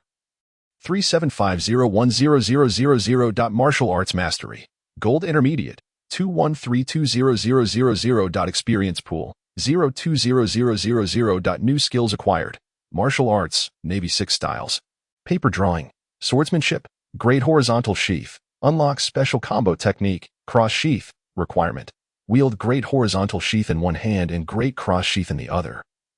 Cross must form a cross, balancing offense and defense to unlock. On the way to the port, Usopp was indignantly cursing. Why is Wincy always sleeping? This guy hardly participates in battles. It's infuriating. I'm the most suitable candidate for vice captain. Liar, I have good news for you. Wincy predicted our next adventure before sleeping. Luffy suddenly began shouting. Nami, don't say that. If it really is a future adventure, it would be utterly meaningless. Oh, right. Usopp and Chopper immediately sided with Luffy. Nami blushed, dismissively stating, "The Golden Kingdom, the sky inscription, the name of D. I have been there, engraved ruins, 900 years of secrets, in the name of God, defeated by a nemesis, thunder rumbles, ending with the straw hat." Usopp, who had initially been indifferent, suddenly widened his eyes. Sky inscription, Golden Kingdom. But what do the God and thunder represent? And who are the straw hat and the nemesis opposing them? Incredible. Sounds remarkable. Chopper's eyes sparkled. Yet he laughed, claiming indifference that I asked that what it means. Wincy always says such strange things. Luffy complained that he hadn't understood a word, and Nami promptly beat him up. Shut up? I also like gold. But how is that possible? The inscriptions in the sky. Could there still be sky islands in this world? Meanwhile, the prophetic Wincy slept soundly. The Golden Mary set sail, facing obstacles and promises, as Mr. Two Bon Clay stood at the bow. Disguised as Luffy and the others. My dear Wincy boy, Luffy boy, your friendship moves me. Let it be. As we face the final rendezvous before leaving Alabasta, in the boundless sea, let my friendship blossom, in the face of Tina and Smoker's pursuit. Amidst the explosion, the flower of the path of the human-animal hybrid bloomed in this ocean belonging to the Desert Kingdom. Hey, what are you doing? I'm so sleepy. Half awake, Luffy raised one hand, marked with a cross. Bidding farewell to his comrades. Ding. Team board. Princess Vivi temporarily leaves the team, but remains in a registered state. The next stop will be Autumn Island. After sailing for a while, Robin abruptly appeared on the ship, causing shock among those present. Yet, she quickly integrated into the crew. Wincy, curled up sleeping in the lookout on the mainmast, was suddenly pinched on the face. He squinted and muttered, "TCH, boring woman." Scaring people with a hand on the wooden floor. Don't eavesdrop. It's annoying. I admit your hand is soft, all right? Whoosh, the transformed hand and ear vanished. Let me nap a bit and ponder the philosophy of life. Just as Wincy was about to drift off, a shadow loomed over him, as a giant ship was about to crash down. My swordsmanship seems unable to cut through this ship. How bothersome. Quickly, grab the ship and prepare to change course. We must not be hit. Nami, as the navigator, directed the ship left and right, while Wincy activated Rusty Knife Body, turning back to lie down, resembling a corpse. Gaia Island. Here, the 8 Mountain United Army is salvaging underwater golden treasures, alongside the descendants of the great explorer Nolan from 400 years ago. Uncle Dunbrun Kulik, who notably had an adorably chestnut-like head, the Night Demon, Don Quixote, Doflamingo, Blackbeard, Marshall D. Teach, all made their first appearances here, once the most despised dreamless pirates. The hyena Bellamy also made an entrance. I want to drink juice. Meat. I want to eat meat. Beer. Wincy, Luffy, and Zoro, the tavern trio, quickly reached a consensus to disembark at West Town for a hearty meal. You three remember, absolutely no trouble, if you dare to cause a scene. I will definitely beat you up. Yes, they nodded in unison, obedient for barely 2 seconds before striding forward, seemingly forgetting the warning. The atmosphere in the tavern was eerily strange. Wincy instantly recognized Bellamy and his crew. He walked straight to the bar and ordered a glass of juice. What? The bountied conspirator Wincy has come to Gaia Island to drink juice. How can this be? I want juice too, and meat. The three sat together, with another being Blackbeard, who was devouring pancakes. A fateful encounter. Even the air seemed to thicken and stagnate. Strange uncle, your taste is quite peculiar. You are the one. You brat. Blackbeard and Luffy were natural-born enemies. Their preferences for drinks and food utterly opposed. Suddenly, a jolt ran through Wincy. Blackbeard's crew was currently hunting down bountied pirates, and he was likely to become a target. Ha! 2 kids who like juice. Still talking about being Pirate King. I genuinely thought you were that conspirator, Wincy, but you look just like this childish straw hat brat. Bang! A bottle smashed against Luffy's head, and as Zoro prepared to strike, the captain firmly commanded, "Do not engage, Zoro. Wincy here, we absolutely cannot retaliate." Why not? You should fight back. These little thugs are no match for you. Nami shouted in desperation, only for the three to end up getting beaten. Their faces bruised. Out of the corner of his eye, Wincy noticed that Blackbeard had long since vanished from the tavern. Get lost, foolish dream-chasing pirate. Bellamy erupted into a boisterous laughter, having thoroughly concluded that this lad, who refrained from retaliating despite being struck by Winchur and Luffy, was merely a juice-drinking brat, entirely unworthy of being a pirate with a bounty exceeding 100 million. Casually rising to his feet. The trio from the tavern strode out of the raucous establishment, laughter trailing behind them. Hey, Straw Hat, Blackbeard called out, halting their progress. In an instant of mutual gaze, Blackbeard, seated on the floor, slammed down a bottle. As everything around them vanished into oblivion, enveloped in a blanket of white, one sure could even hear his heart racing. This future inheritor of Roxwell, the formidable boss, proclaimed in an undeniably authoritative tone, "A person's dreams shall never cease." On the eve of the ocean's turbulence, darkness and light converge for the first time, departing abruptly from the west blue. Hurik from the east blue was undoubtedly an anomaly in a place like Magic Valley Town. Rife with nefarious characters, he was a man exiled from Gaia Island and the leader of the Monkey Mountain United Army, a figure not only recognized as a great explorer from 4 centuries ago, but also burdened with the stigma of being a notorious liar. Nolan's name was destined to be etched into the annals of history, not because he survived the perilous Grand Line, but due to his claim of a golden kingdom, an island cast into the heavens. Thus, his writings were not tales of adventure, but rather the chronicles of the great deceiver, Nolan. One sure remained stationed at the lookout of the main mast, a vantage point intended for surveying the distant horizon and managing the sails. Bullet holes indicated that this vessel had faced an attack, although for reasons unknown, it had gone unnoticed. Scorch marks marred the wooden walls, and upon a thorough inspection, one sure discovered that his robe bore a bullet hole as well. Could it be that someone had recklessly fired a shot, narrowly missing him? He leapt down to the deck, where Sogeking was still training, showing no signs of respite. "Zoro, do you recall if anyone attacked us?" "Idiot, the 3 of us were just assaulted by those inept fools in Magic Valley Town a short while ago. Have you forgotten?" That's not what I meant." One sure was aware that explaining would be futile.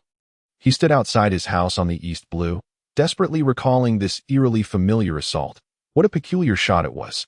Based on the angle, this sniper should have been stationed on Gaia Island at the time. After taking out 2 birds with 1 stone, where did the bullet go? Usopp murmured to himself, and one sure suddenly realized that he had become a target. Blackbeard, though silent on the matter, merely deemed it unnecessary for him to intervene. Van Oka, it must be him, the sniper of the Blackbeard pirates. In a swift motion, one sure was pushed aside by Usopp, who had noticed that the Monkey Mountain United Army was engaged in conversation with Luffy about the Sky Island. "I just suddenly felt someone firing a gun, but I never expected it to be real. Despicable." Usopp's revelation astonished one sure. His innate observation haki, even when used inadvertently, was enough to leave one in awe.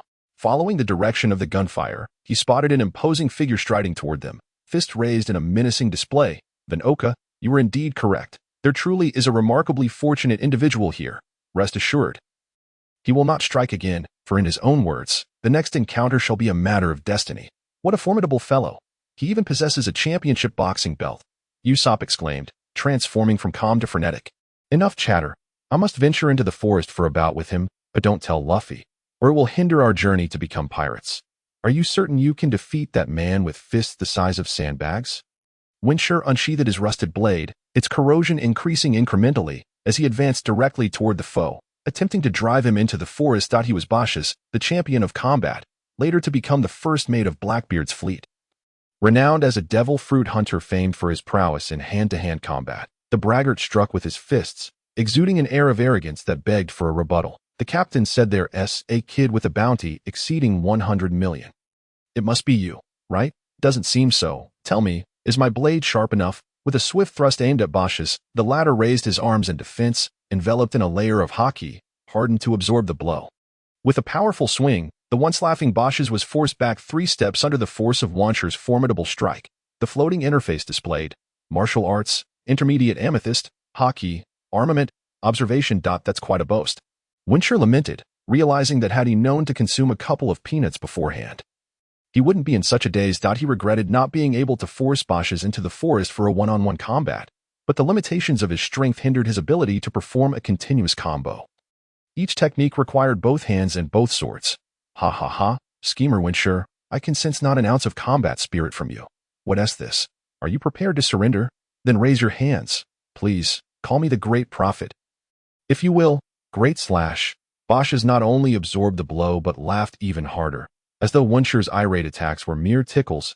"If 1 slash doesn't suffice, then I'll unleash a flurry. Besides, my explosive power has never been weak. Have you ever encountered a swordsman whose every technique is a slash? Only a fool would do such a thing. It defies logic." As the exchanges continued, Wensi endured several strikes, unable to breach Bosch's hockey-fortified defenses, while Bosch's too could not penetrate Wensi's extraordinary resilience. Ding! Opponent's critical hit damage 6,300 exceeds defense value. Level up. Bosch's explosive strength, combined with his innate physical power, made each punch and kick as potent as possible. Wensi refrained from bolstering his defense. All points were allocated to attack and speed, inherently maintaining an advantage within the same tier. Calculating the outcome, the intermediate amethyst gained 500 points, while the advanced tier secured 800 attribute points. Depending on the training direction, Bosch's attack should range from 2,500 to 3,000, approximately 3 times Wensi's power, with the added enhancement of armament hockey doubling his might, yet it failed to inflict a fatal blow, instead continuously bolstering Wensi's defense. Hey, are you some kind of monster? Why do you seem to grow stronger? I feel your body is even more formidable than before. Your healing ability is on the rise. Don't start. You haven't lost much blood either. Wensi activated the Rusty Blade's ability, increasing energy consumption but indiscriminately absorbing attacks to enhance defense. Champion's Fist, critical hit, damage 9730, surpassing half of his attack, thereby boosting defense value. Hiss! White vapor emanated from Wensi's skin as he felt the terrifying speed of growth. Bosch's was thoroughly bewildered, discovering that his ordinary punches lacked any force. You seem to be my best partner for collaboration. Wensi's eyes gleamed with the brightness of a castle as Bosch's attack power fell below his defense, allowing the hockey enhancement to gradually improve. The threefold critical hit was precisely what pushed him over the threshold, resulting in a surge in defense. Hiss! Champion Bosch's face flushed with rage as his arms and even elbows hardened with hockey. Ding! Warning! The opponent's attack is no longer merely wrapped in hockey, but partially hardened, increasing attack power 5-fold. This strike amounts to over 17,000. A what? Rusty Blade. Are you certain you didn't misspeak? 17,000 damage. My defense exceeds half of that. Wait, if I've taken this hit, I'll probably have less than 1,000 health left. Seriously injured.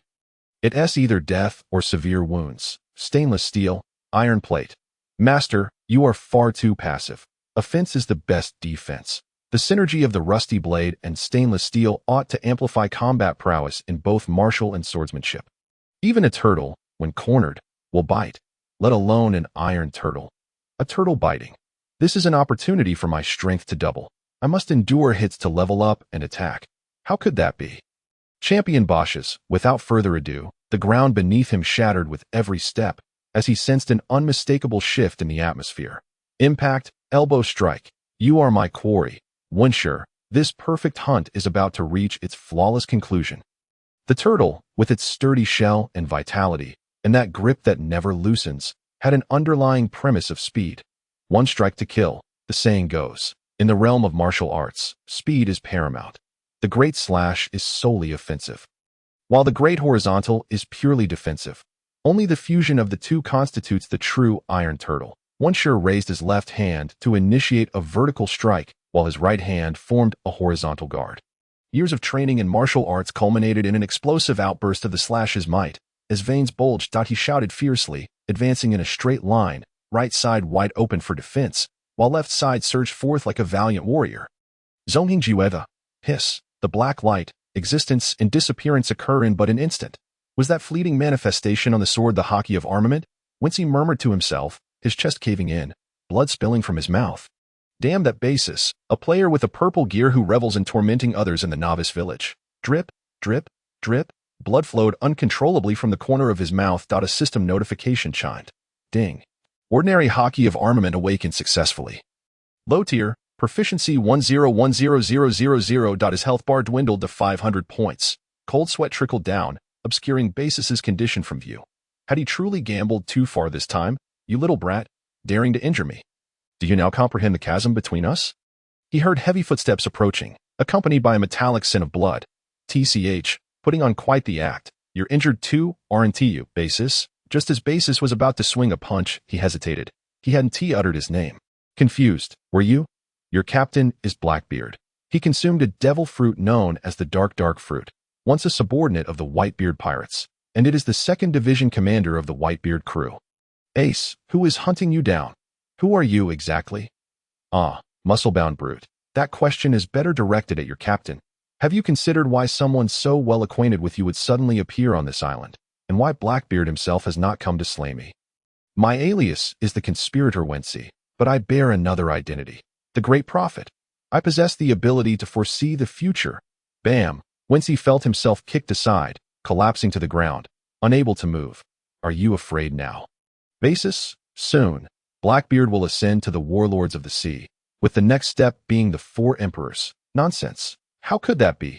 True, he harbors great ambition, but becoming a 4 emperor is no trivial matter. I must capture numerous pirates with bounties exceeding 100 million to secure a place among the warlords. Humph, you doubt me. Do you? Soon, a bloody battle will erupt at Marine headquarters, Marineford, altering the very landscape of the seas. Why should I believe you? He was seized by the champion, lifted into the air, unable to utter a word. Teach's plan has only been partially revealed to you, after achieving the warlord status. He will unveil an even grander scheme. The spark that ignites this battlefield is none other than him. If you don't believe me, I shall stand before you in Marineford. How do you know all this? That man seeks to annihilate the seas and destroy the world. Once his fingers twitched slightly, his body becoming increasingly rusted, even crawling across his face. Even if he were truly blind, he still shouted at the top of his lungs. Because his plan was given to him by me. The conspirator Wincy is the true mastermind behind Blackbeard. If he dares to kill me, one day he will come for you. Basis, do take care. Don't think I'll believe you. Consider yourself dead. Let us see if you can meet me again at Marineford. Blackbeard, Marshal D. Teach, possesses unparalleled audacity. He can recruit individuals like the fate-worshipping Inoue Van Oka and the luck-driven Reaper. Cute at such feats are no small task. According to the timeline, the process of him gathering these notorious criminals closely parallels Luffy's journey in assembling his crew, both tracing the Horn of Destiny when they crossed paths in the Devil's Valley. This is indeed the epitome of born rivals. Damn it, he even slapped me on his way out. Just wait until I smash you in the war on the top. It is utterly impossible to provide advice to Blackbeard. Yet his arrogance and impulsive nature inevitably incite concern. When Shiryu of the Rain once covered Whitebeard Newgate in darkness, he remarked that if the plan failed, we would disband on the spot. Sengoku recounted that 38 years prior, the Rocks pirates, gathered at the Hive, were a group so brutal they would turn on each other. Blackbeard's ship even bears the English mark of rocks, indicating his undeniable connection.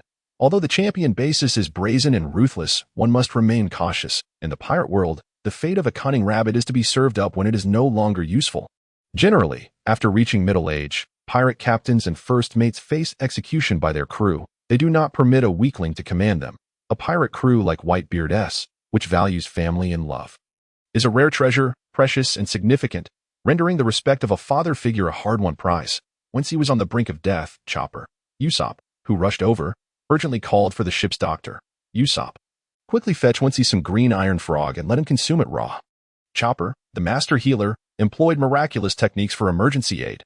Conscious yet immobile, Wincy could only curse inwardly. Damn it, would it kill you to prepare a pot of soup? Are you all devils? Eating it raw tastes just like iron.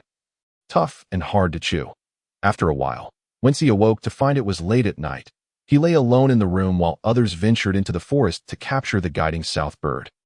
The metallic taste lingered heavily in his mouth. He had no idea how many medicines Chopper had stuffed into him. Ever since Chopper learned that Wincy could recover from injuries by consuming food in Alabasta, he dared to feed him anything except poison. However, his stomach still growled with hunger. Not long after the banquet ended, he lunged toward the food, indulging with abandon. Shut your mouth. Hand it over to me. The act of plundering treasures acquired by others is the most amusing endeavor. Yes, hyena. This fellow must have been the one who ambushed Uncle Chestnut while Luffy and the others were away, stealing the treasure that proved the existence of the Golden Land. Shut your mouth. Lacking even the courage to fantasize. What kind of pirate are you? Uncle was beaten to a pulp, yet still held on. Wincy had no intention of intervening, but he couldn't resist. He delivered a kick right to Bellamy's face. The food and medicine hadn't fully digested, but with half his health restored, it was enough to punish you. Ding. Defense value 17306, an absurd number. Its that guy from earlier, the one who drank juice. Conspirator Wincy, you truly know how to put on a facade. Bellamy collapsed heavily, and Wincy glanced at Uncle Chestnut before cracking his knuckles. Eager to engage. Fool, your strength is insufficient. What did you say? Wincy was no Luffy. He instantly darted forward, dual blades striking critically. He muttered, Ouch. Zongheng Juahasen, T working well. I've unlocked it, yet I can't seem to utilize it directly. Strong and burst power, but your counterfeit swordsmanship can't compare to my first mate. It offers neither attack nor defense. How ridiculous. Forget it. I can't be bothered with you. Come, stand still, and let me hit you for a while. When my captain returns, he'll deal with you. I have no time for such third-rate trash. As he spoke, Wincy genuinely picked up a piece of roasted meat and began to eat heartily. Hyena Bellamy was enraged, throwing a punch, only to find it utterly ineffective. He jumped around wildly, left and right, even flailing about, ultimately achieving nothing. Maximum attack power 2750, rather mediocre, helpless. Wincy shook his head, delivering a scornful kick that sent the still flailing Bellamy crashing down. Captain, we have found the gold. Bellamy, stunned and at a loss, remained dazed for a few seconds, only to receive a resounding slap. Get lost. I said we found the gold. Cheer up. What s with that lifeless expression? Are you a monster? No. A true monster will be someone who punches you into the air shortly. I'm merely a dual-wielding swordsman like your first mate.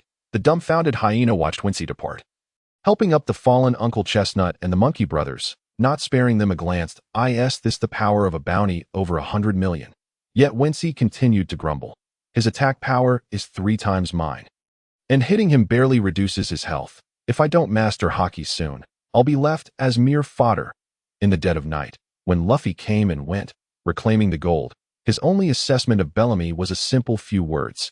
He seems to be in a rather foul mood. Nonsense, how much better could it possibly be? Anyone would be driven to despair by the immovable iron tortoise. Wincy, Dasky, on the brink of hopelessness, is merely one among many. The following dawn, the soaring sea current was born.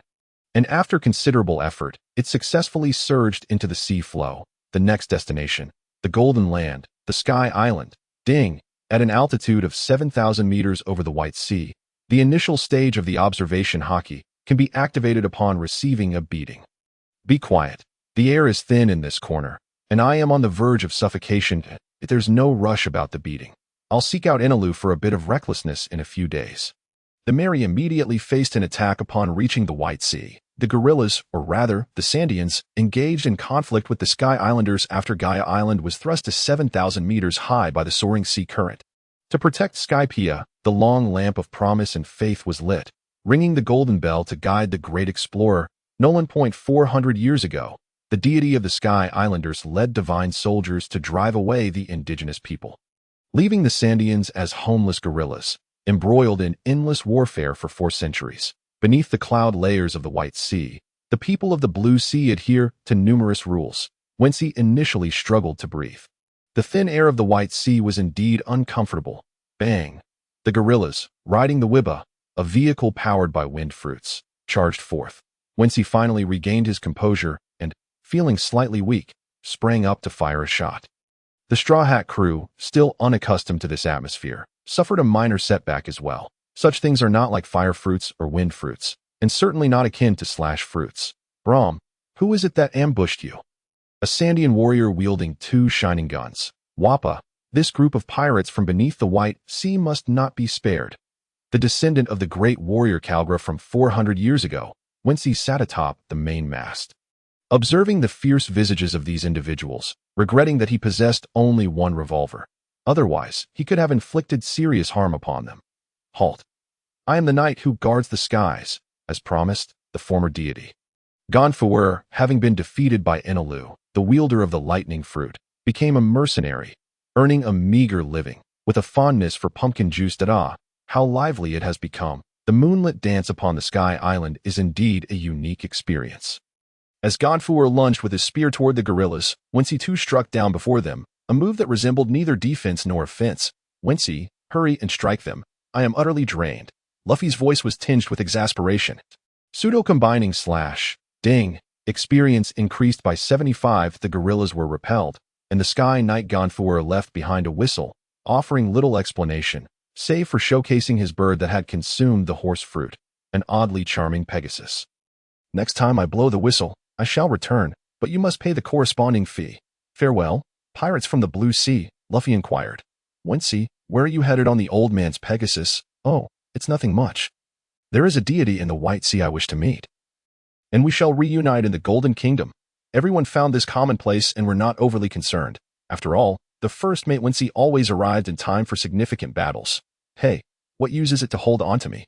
The price is extra. Gonfuer was utterly perplexed by this shameless individual trying to hitch a ride, especially since the latter had produced 200,000 berries. Above the sea of clouds, the exuberant youth rode the pink-spotted Pegasus alongside the knight, who bellowed in anger. Where are you going? I told you. I'm off to see a deity. How would a pirate from the blue sea know about a deity? Wincy chuckled, taking a handful of cloud to quench his thirst.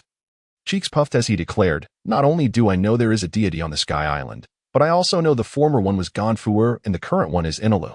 Moreover, this magnificent pseudo-deity is quite likely eavesdropping on our conversation. Gonfuer was struck with astonishment, his heart racing. Could it be that this blue sea individual had visited the White Sea before? Do not be perplexed. Just as the pirate named Roger arrived at the Sky Island 20 years ago, I bear the same mission. Roger, that passionate adventurer, is he still alive? He is likely dead, and that was 20 years ago. The once calm old god sighed, reminiscing about a man who burned with fervor. Then what do you intend to do? I aim to topple your deity, to render the so-called invincible Enelu utterly mundane. Ding, master, calculations complete. Enelu envelopes the entire island through the combination of lightning and the heart network. His thunderous attacks deal minimal damage to Luffy, but the long-range harm is considerable. The discharge inflicts between 10,000 and 20,000 damage. While the divine retribution ranges from 15,000 to 35,000. Your defense is at 17,306, and with your health bar, it amounts to approximately 40,000, sufficient to withstand their attacks. Enelu's other attacks necessitate direct engagement with the drum behind him or coordination with the Arc Maxim, allowing him to traverse the island with ease. Indeed, the Thunder God will come personally. The arrogant Enelu will not come seeking trouble lightly. As for the Thunder Beast, Thunderbird, and Thunder Dragon, they require the drum behind him for their operations. Enelu's attacks are powerful, swift, and his observation haki is formidable. Yet Wincy's advantage lies in his clear understanding that those ferocious techniques are lethal. However, prior to that, he can move freely on Gaia Island. Ha ha ha, let the lightning strike me 1,000 times. I shall treat the lightning as my first love.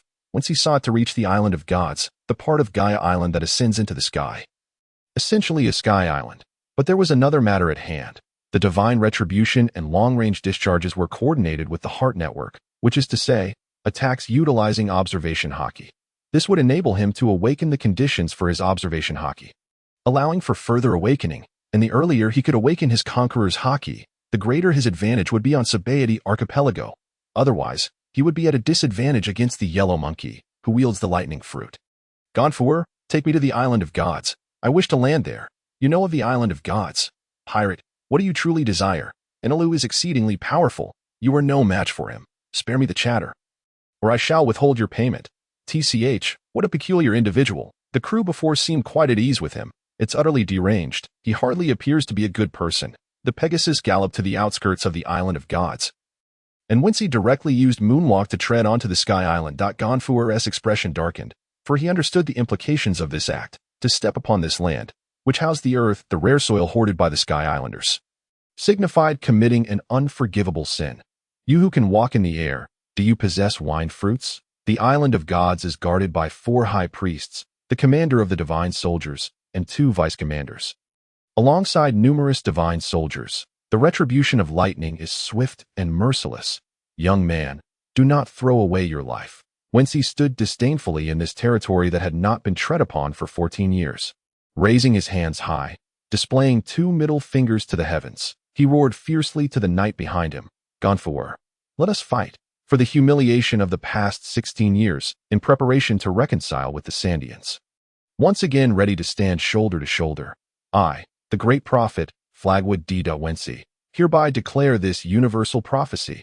As storm clouds gathered with thunder and lightning, and the Arc Maxim overshadowed the skies, when the once invincible deity fell from the divine tree. Who then is the arch-nemesis of the devil? After 400 years of separation, the great bell of the Golden Kingdom tolls. Let us fight. The last night, Gonfuer, boom. In the instant Gonfuer had no time to reflect. Enelu's heavenly thunder struck. He could not bear to witness this scene. However, as the gray smoke dissipated, Wincy indifferently stepped forward, not bothering to look back, declaring, Deity, what is so remarkable about that? I am a demon born to oppose the gods. Gradually, in the eyes of the old god Gonfouer, the smoke-enshrouded man stepped into the forbidden zone, the island of gods, unflinchingly facing death. How boring. I lost 2,000 health, while the thunder may not kill him. It doesn't mean his clothes remain unscathed. Fortunately, there would be no one in the forest to discover this. Ding. Damage dealt. 21. 050. Defense increased to corresponding value. Ding. Encountered an attack locked on by observation haki. Awakening conditions for observation haki initiated. 1. The martial arts of the human demon fist. The voice of friendship arises from deep within. 2. Swordsmanship. Iron cutting slash. All things have breath. Hearing them enables one to sever all. 3. Marksmanship. The zodiac of 12. Libra. The standard for measuring matters should be objective, even amidst the calm judgment of observation haki. A kitchen knife. Do you mean to say I must comprehensively advance before I might have a chance to awaken? Beep. My master, such words cannot be uttered lightly. You should comprehend that your current capabilities are ensnared within a bottleneck, the proficiency of your fruit, prior to transcending the second-tier barrier of amethyst, entails more than merely reforging a broken blade. What does this imply? The suffocating sensation of loathing from our last encounter lingers in my memory, and I shudder at the thought of something even more terrifying. Beep. There is no need for further discourse. This matter demands your fruit proficiency to reach the pinnacle of gold before I can divulge more. TCH, a system that offers no elucidation is nothing but a pot of gruel. Wincher, disinterested in drawing his sword, conjured 2 kitchen knives and began hacking away at the trees in the forest. With an abundance of primitive timber and no one around, it was the perfect opportunity to practice his swordsmanship.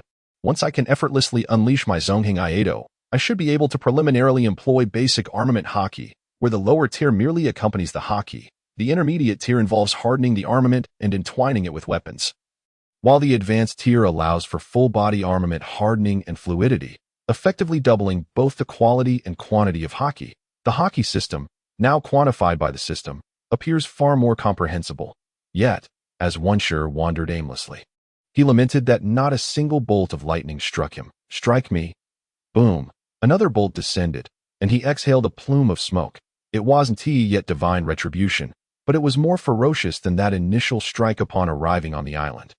Ding. Damage 23100. Defense increased to corresponding value.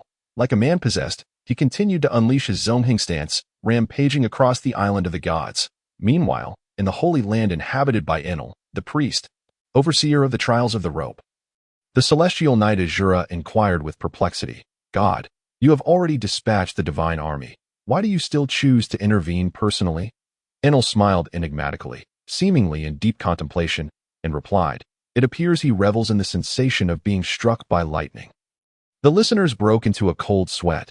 Such a deadly assault was met with enjoyment. It seemed this pirate, who dared to offend the divine, possessed considerable strength. Before long, beads of cold sweat trickled down Enel's forehead. His heartnet sensed that this fellow was growing increasingly formidable. With a clenched fist, a third bolt of lightning rained down from above. The priest and the celestial knight felt a wave of embarrassment. How could one unleash 3 bolts of lightning in such a short span? This individual was doomed, or else it would be too bizarre. Beside them, the mute yet tense captain of the Sky Guard, Lord Nirvana, looked as though his eyes might burst from his sockets. Speak, Lord Nirvana. The shock is so overwhelming that one can hardly keep their eyes wide open. As the assistant shouted, the captain finally opened his mouth to exclaim. Ah, the astonishment arrived too late. Lord Nirvana. With a perplexed expression, Nirvana stood rooted, momentarily at a loss. Enel paid no heed to his peculiar subordinates, quietly awaiting a moment, sweat beads forming on his brow. How could it be possible that 3 bolts of lightning couldn't vanquish this individual? What is he doing? He is recklessly hacking at trees and beasts. Does he believe his enemies are these creatures? Or perhaps he hasn't actually been struck dead by the lightning, but merely stunned. Regardless, once the dispatched divine army deals with him, it must be that I have been overly consumed with constructing the arc of prophecy. He took a deep breath, relaxing his mind, with his confidence. He would never believe that anyone could rival him. The divine must remain invincible. At this moment, the smoking Wensher, like a bewildered monk, pondered why the lightning had ceased to strike him. Haha. Once more he unleashed a Zongheng Iedo, compelling his latent potential to intertwine with a hint of armament haki. Even a modicum of proficiency in armament haki brought Wensher a measure of joy. Having any was certainly better than having none. Is someone there? Despite the newcomer's stealthy approach and soft voice, Winsure's keen sensitivity, honed by his mastery of marksmanship, detected the rustling of leaves and branches. Bang! As a figure emerged, Winsure immediately pulled the trigger. The first soldier of the Divine Army fell at his feet, and several others sprang forth. They were equipped with swift-moving wind shells, fiercely aggressive slashing shells for close combat, and blinding shells designed to dazzle enemies during an attack. This troop of elusive warriors certainly exhibited remarkable prowess. Wow, I merely came to take a stroll. Is it really necessary for you to be so irate? You have offended the Divine's majesty. Your sins deserve death 1,000 times over. Winsure felt a twinge of sympathy for these individuals. Though they responded in unison, their loyalty to the elusive deity rendered them pitiable. They were subservient beings devoid of self. Indeed, but it was wrong to commit misdeeds under the guise of divine authority. He retracted his revolver, leaping forth, the Navy's 6 styles against the wind shells, and the explosive power of his Iaido against the intangible slashing shells. Winning was of little concern. What mattered was whether their encirclement could provoke him to retaliate. Standing on the periphery of the assailants were 3 figures, a captain and 2 vice-captains. For them, this skirmish was merely trivial, unworthy of their involvement. Soon enough, it became clear that Winsure's assaults were indeed negligible. His swordsmanship offered only defensive capabilities, with no opportunity for counterattack. Hey, those 3 idle bystanders. Could you perhaps join in and strike me? Otherwise, it's rather difficult to push my limits. As his proficiency increased, so too did the likelihood of unleashing haki, necessitating that he continually compel himself to utilize Zonghing Iaido. What is he talking about? Such an unremarkable fellow. The captain of the Divine Army mocked him, akin to a mayfly attempting to shake a tree, utterly unaware of his own limitations, the 12 zodiac. Taurus, with a swift motion, a bullet struck him directly. Winsure effortlessly countered the attack, waving at them. Finish him off. This pirate from Qinghai has injured the captain of the Divine Army, surrounded by the entirety of the Divine Army. The relentless assault only fueled Winsure's excitement. Each strike he endured seemed to embolden him further. Curiously, he persisted in employing the same technique, pseudo, Zonghing Iaido, in the Holy Land. Enel's face twitched, incredulous as he remarked. He is single-handedly facing the Divine Army. Merely a group of insignificant lackeys. They pose no threat. This fellow shall not survive for long. However, as a streak of black light carved a long line, a path was forcefully cleaved through the Divine Army. True, Zonghing Iaido, despite being the same technique. Why did it feel so inconsistently powerful? The vice-captain, puzzled, suddenly recalled that although this individual was covered in soot, he remained unscathed and thrived amidst the onslaught. He was testing himself, deliberately provoking danger to elicit greater strength. What to do? If this battle continues, it would end in death or injury, yet if we attempt to flee, the Divine will not forgive our retreat. You better strike me quickly, or I shall kill you. Winsure smiled at each of them, his repeated techniques steadily growing in proficiency and power, gradually enveloping the blade in a menacing dark energy. The oppressive dark aura increased in quantity, its momentum intensifying. Zonghing Iaido, with a single strike, the black light obscured the effects of the blinding shells, leaving the Divine Army utterly dumbfounded. The massive tree before him was cleaved into 4 segments, a cross extending for an unknown length, with deep craters in the ground, and surrounding trees severed at the waist. Thank you all, now.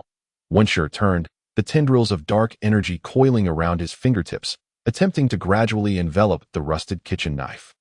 His eyes, reminiscent of black gemstones, radiating a chilling coldness. Please, go die, madman. Enel, who had been seated calmly in the Holy Land, suddenly exclaimed. He was acutely aware of Winsure's actions, the insights from his heart net filling him with unease. God, what has transpired? Do you require our assistance to alleviate your worries? Enel sat upright, no longer reclining that he closed his eyes, clasping his hands together. I shall strike him first. Strangely, not just 1, but 3 bolts of divine lightning descended from the heavens. This is divine retribution. Like columns of water, the 3 bolts of lightning struck the same location. Standing amidst them, Winsure slowly rose that he lacked Sanji's smoke, nor Zoro's swords, yet he possessed a formidable iron tortoise system. Oh no. A kitchen knife system. Ding. Maximum attack damage 34600. The ceiling of Enel's long-range summoned lightning attack, that Winsure's health bar dwindled to half. Yet 2000 defense rapidly surged to the corresponding value due to this strike. Phew, I thought I was truly going to perish. With this damage, if I simply stood there for Crocodile to strike me. Let us see if he can finish me off. Nonchalantly, he rose amidst the pitch-black surroundings. The rust upon his knife shaking off, becoming razor-sharp once again before its rebirth. Are you a monster? What next? Are you not fleeing for your lives? Wincy, with a supple grace, lifted both hands in unison. Poised for an intricate maneuver, with a swift motion, he summoned the divine weaponry of the squad, declaring, annihilate. The mastery of his imposing aura was but a mere 1,000. When would it ascend to the intermediate tier?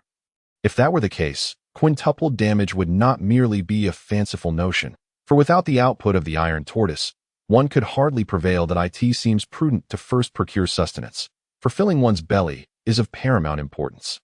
Access to water is equally indispensable, and during his quest for prey, he inadvertently left behind a trail of charcoal-like footprints. The next adversary on his path would likely be the priest, although the identity eludes him. It certainly would not be the self-important Enel. On the island of gods, Wensi nibbled on roasted fish, contemplating the information regarding the 4 priests and the deity Enel. Firstly, they all possessed varying degrees of haki, known in the Sky Island as the Mind Network, which allowed them to gauge Enel's formidable strength. An answer from the esteemed Daitai once suggested that had Enel been a pirate in the Blue Sea, his bounty would have been no less than 500 million. At that time, the only one worth such a sum was Ace. The supernovas gathered at Sabaody Archipelago all boasted bounties exceeding 100 million. Yet they paled in comparison to Ace. Thus, the chasm between the amethyst-tier supernovas and the diamond-tier officers is vast. Renowned pirates such as the sea warrior Jinbei, Big Mom's son, and Odin all fit within this realm. A single strike from a ranged attack, like a lightning bolt, could severely wound a high-ranking golden-tier adversary, rendering their strength evident. One need not mention the devastating close-range damage ranging from 30 to 60 million.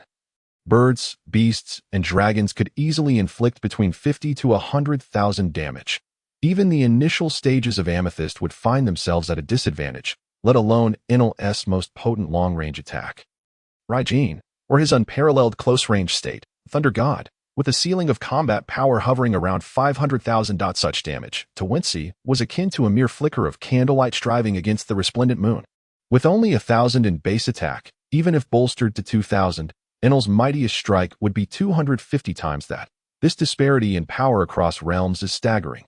The strength of an intermediate golden tier pales in comparison to that of a diamond tier. It is no wonder that the emergence of Luffy is necessary, as Wincy would need to exert himself to contend with Mr. One, who wields an upper-tier fruit. The enmity between Enel and the captain is destined for a fierce clash.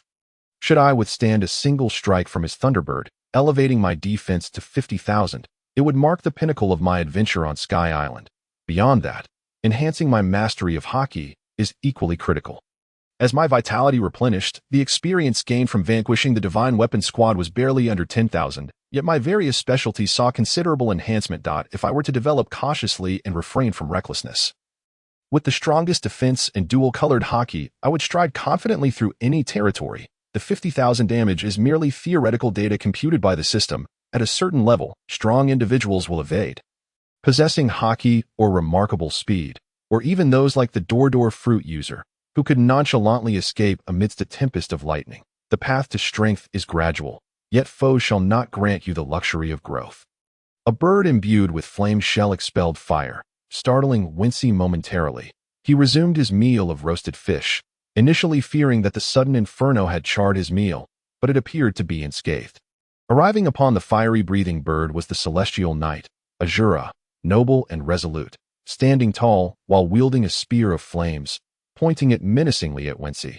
This long spear, equipped with heat shells, could ignite in flames.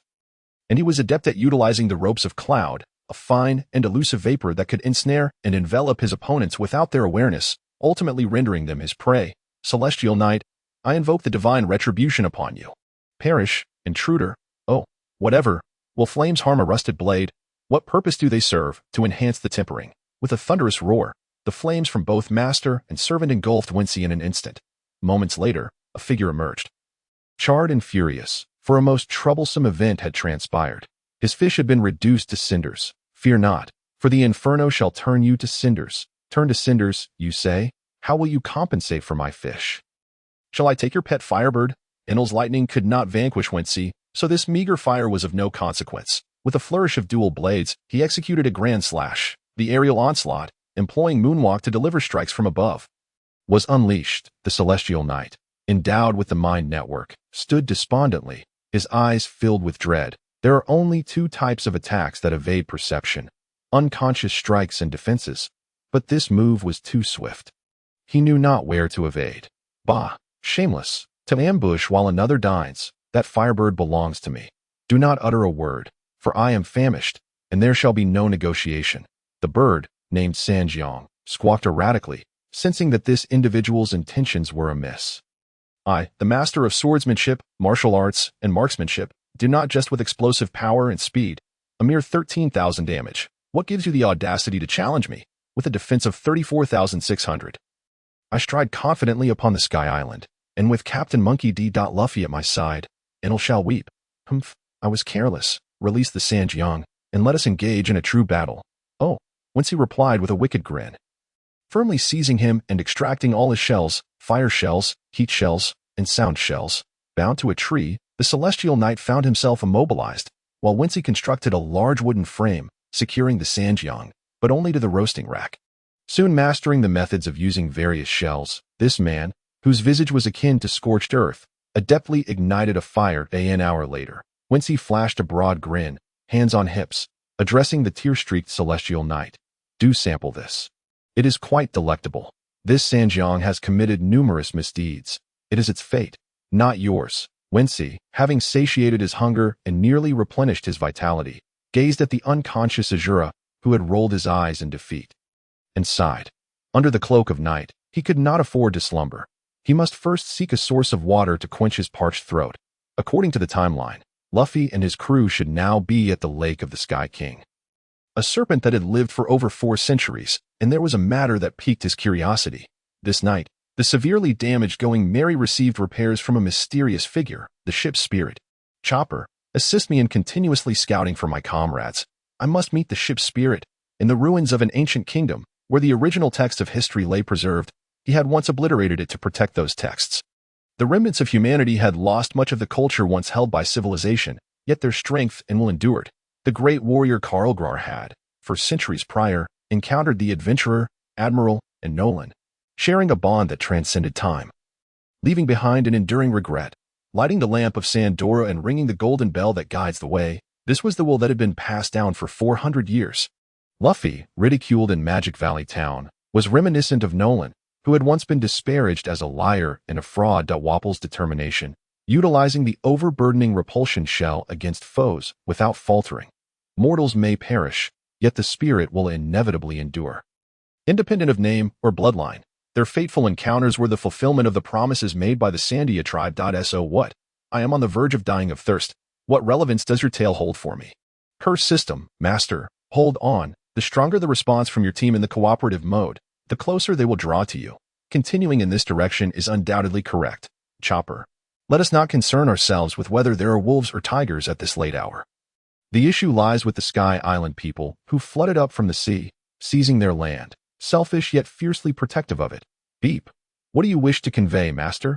I mean to say, could the D family also be arriving with something that incites greed? From what I gather, the kingdom that guards the original text of history possesses an aura of legend. The 20 kingdoms of the celestial dragons, all swearing allegiance to that vacant throne. Thus, in a certain sense, they too might have sought reconciliation, akin to Furgon. Yet Emu resembles the false god Enel, while Luffy embodies the strength of the D family. Joy Boy, the demon who stands against the gods. The golden bell signifies that the will of legacy shall never perish. Its tolling heralds the day when the truth of history shall be unveiled, just as the pact between the great warrior Karl and Nolan mirrors that of Joy Boy with the Sea Kings in the Sky Island. All of this suggests that, in the past, Emu represented good, while they have blackened the D family into evil, the very essence of demons, thus earning the loyalty of some. The ancestors of the Alabasta Kingdom must have grasped the truth, leading them to withdraw from the holy land of Mariawa, harboring a long-standing grudge. With the revelations that followed serving as a prologue to this tale, the system hesitated for a moment before suddenly coughing a few times. Master, why do you always ponder so much? Isn't it better to effortlessly reach the pinnacle of life? I knew that even if you understood everything, you wouldn't tell me. but silence can also be considered a form of response. Right? Ding. Achievement statistics. Defeated the Celestial Knight and the Three-Zhong Bird, gaining 3,350 experience points. Be quiet. That's irrelevant. What use are you? The kitchen knife system fell silent. Winch walked under the night sky, where the moon hung particularly round. The lake where the Sky King once resided was a place of ancient rituals. Winch, in a daze, was at a loss for words, crying bitterly, reflecting on the day he had been struck by lightning multiple times and assaulted by various foes. Aside from enjoying a hearty meal of old bird meat, he had accomplished nothing, rendering himself utterly worthless. His body was charred black, neither human nor ghost. He dashed into the lake, eager to wash away his troubles, prioritizing this above all else. Aside from the slight chill, the water is not unpleasant. The Sky Island had ample water, with workers constantly gathering clouds and collecting various shells, making life convenient. All products of primitive technology. Tap, tap, tap. Someone was knocking on wood.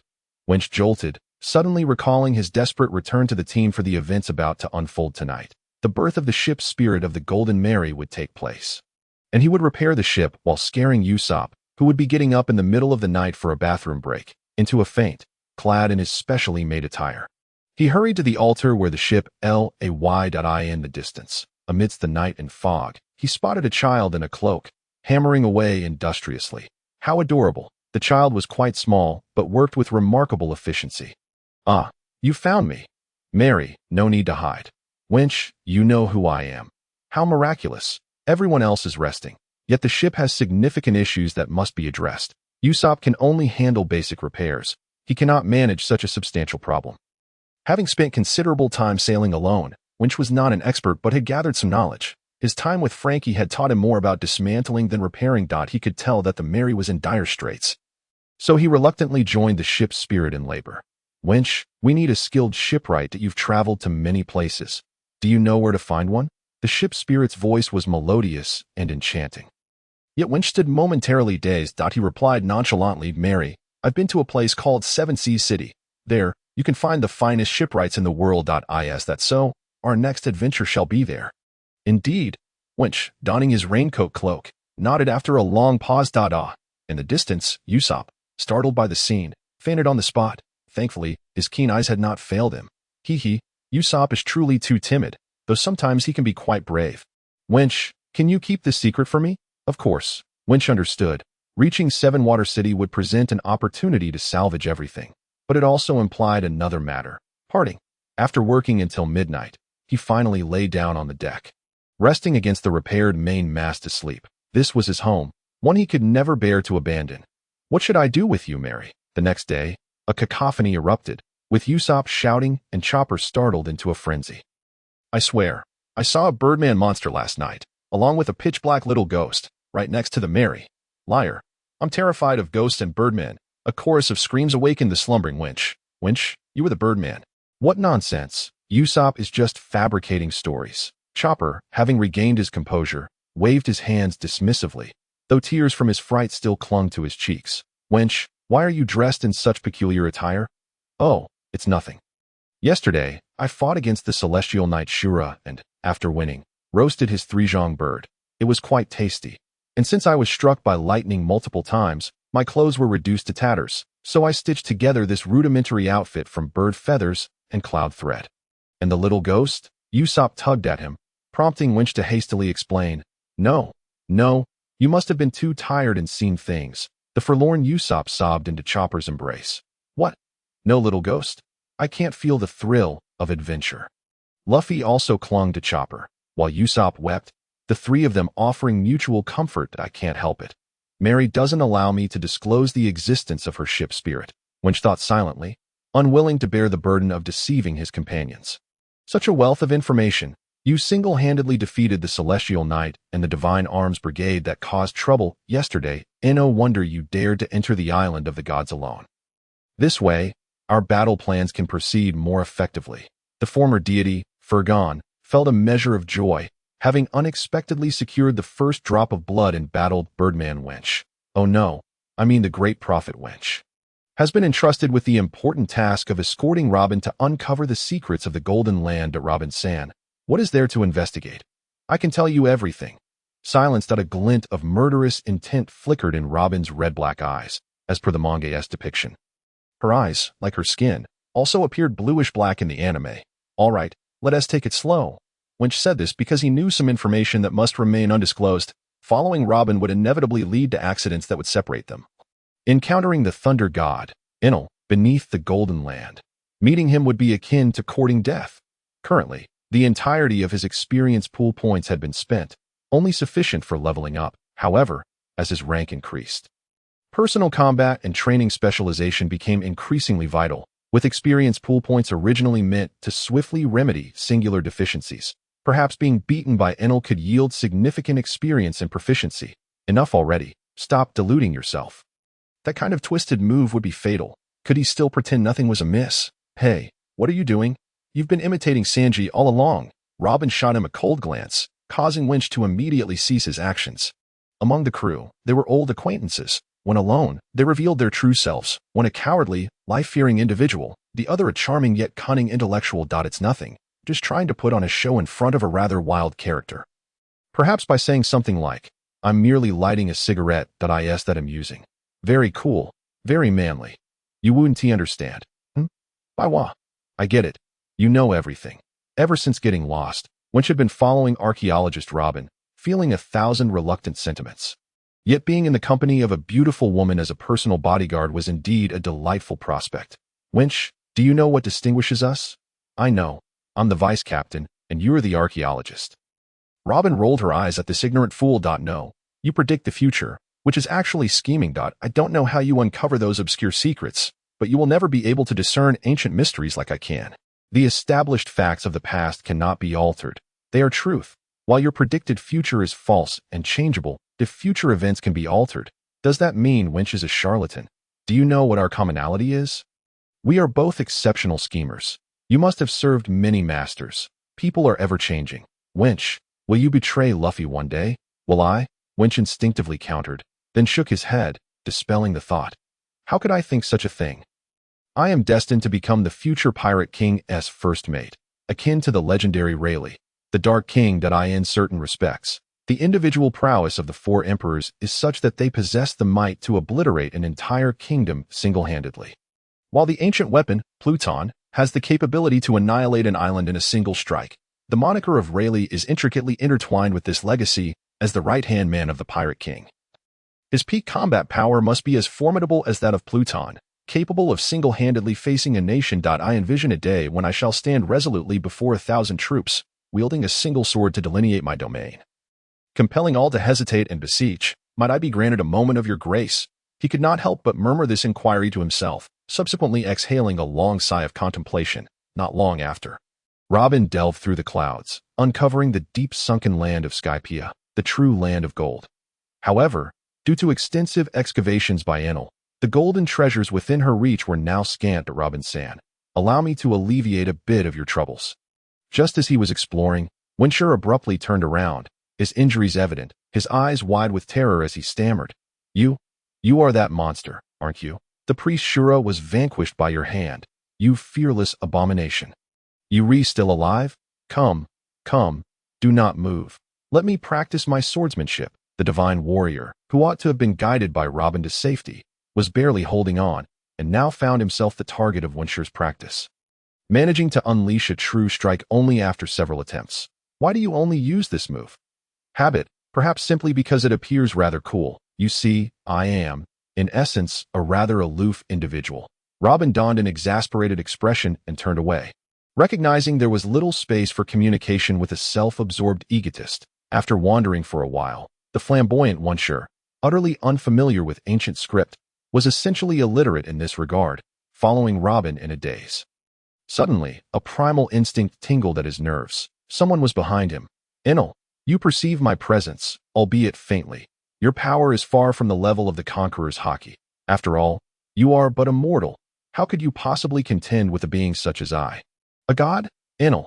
In an instant, Winchur pivoted, employing the shave technique to position himself protectively in front of Robin, vowing to shield his companion from harm. Much like Crocodile, Enel bore a prominent boss emblem upon his brow, presenting a dual threat of natural type abilities, which was exceedingly troublesome. compelling Wincy to awaken his own haki. Your speed is commendable, but compared to a deity, you fall woefully short.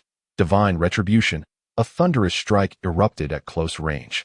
Yet Wincy stood immobile, emerging unscathed, though his feathers were singed. Wincy, how did you evade such a potent attack? Robin inquired anxiously, to which Wincy merely turned with a smile. Hurry away, foolish woman, regroup with the others. I shall personally contend with this menace. With his rusted blade transformed into a resilient form, Wincy ascended the Sky Island, for the first time unleashing his full potential, wielding a gleaming, rust-resistant kitchen knife. Poised for battle, what makes you think your mortal form can withstand the onslaught of a god? As for your companion, that oblivious woman, let her flee. This small owl cannot escape my grasp. 30 million volts. Thunderbird. The drums on the right resounded, as a soaring thunderbird charged forth. Though he could not withstand, he must endure. The kitchen knife, equally rust-resistant, transformed into a shield, capable of manifesting 32 facets, the maximum quantity achievable after his ascendance to gold tier. Beep. Master, this Thunderbird attack can peak at 70,000 volts and dip as low as 50,000. Deducting your defense. Your current rust-resistant form doubles your defensive capability, yet it cannot endure more than 10,000 directly. Oh, indeed, I am the ultimate in defense. The kitchen knife fruit possesses an innate passive, taking 1,000 cuts. Perish, for mere mortal metals cannot contend with my might. Swish. The kitchen shield was struck repeatedly, electric currents scattering, bathing the surroundings in blinding light. The clouds around them suffered varying degrees of destruction, yet when the Thunderbird reached Wincy, it had shrunk to the size of a mere dove. Wincy was taken aback, astonished at his newfound confidence. Even Enel wore an expression of disbelief. Ding, Master, are you surprised? Upon activating your rust-resistant state, you have become, in a sense, a conductor. Luffy, the rubber man, is an insulator, able to disregard Enel's lightning, while still reaching him physically. Your kitchen knife, as a conductor, can only channel electricity. In other words, Enel's lightning cannot strike you in this state. But where does that lightning go? Why didn't you mention this sooner? I've been cowering for so long, only to find the opportunity for a direct confrontation. I merely wish to provide you with a surprise. My apologies. This is treachery. Never mind, a fool like you wouldn't understand. Just watch closely.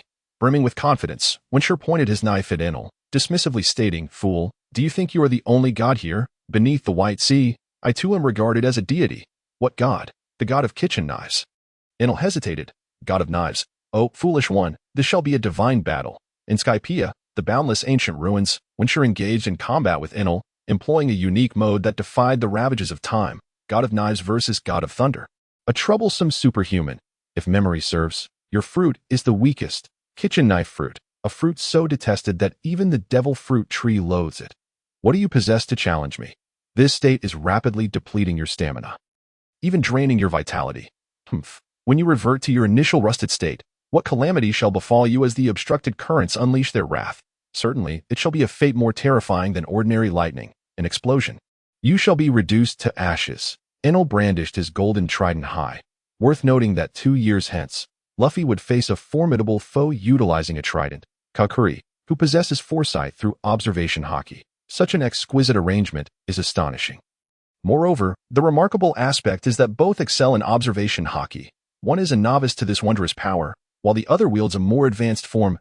In terms of fruit abilities, the former is a natural nemesis, the latter a close resemblance, though their aspirations are diametrically opposed. Thus, the god lacks Conqueror's haki, while the honest-hearted Kakuri possesses it. You villains are all so verbose. If you wish to fight, then fight. Why all this unnecessary dialogue? Are you rehearsing for a dramatic exit to the moon?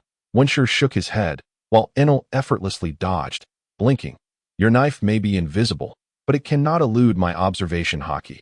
The movement you just executed is unmistakable.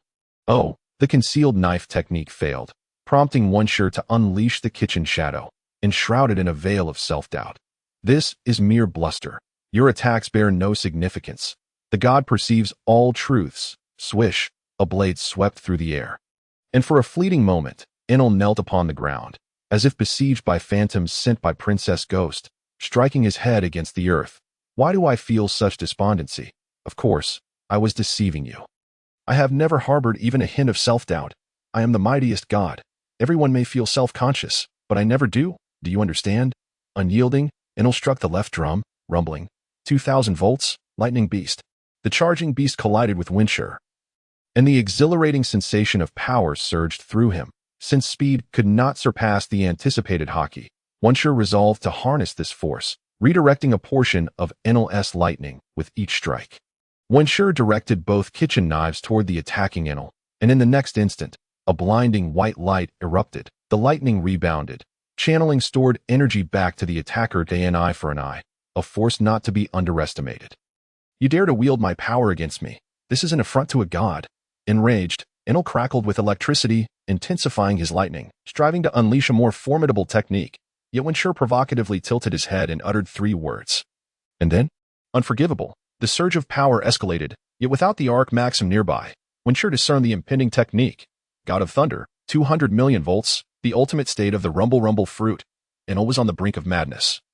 Having indeed transformed into a godlike state. In this diminutive island of deities, a place he held in utter disdain, he encountered a wielder of the weakest fruit. To his utter dismay, this oblivious youth forced him to unleash his most formidable technique.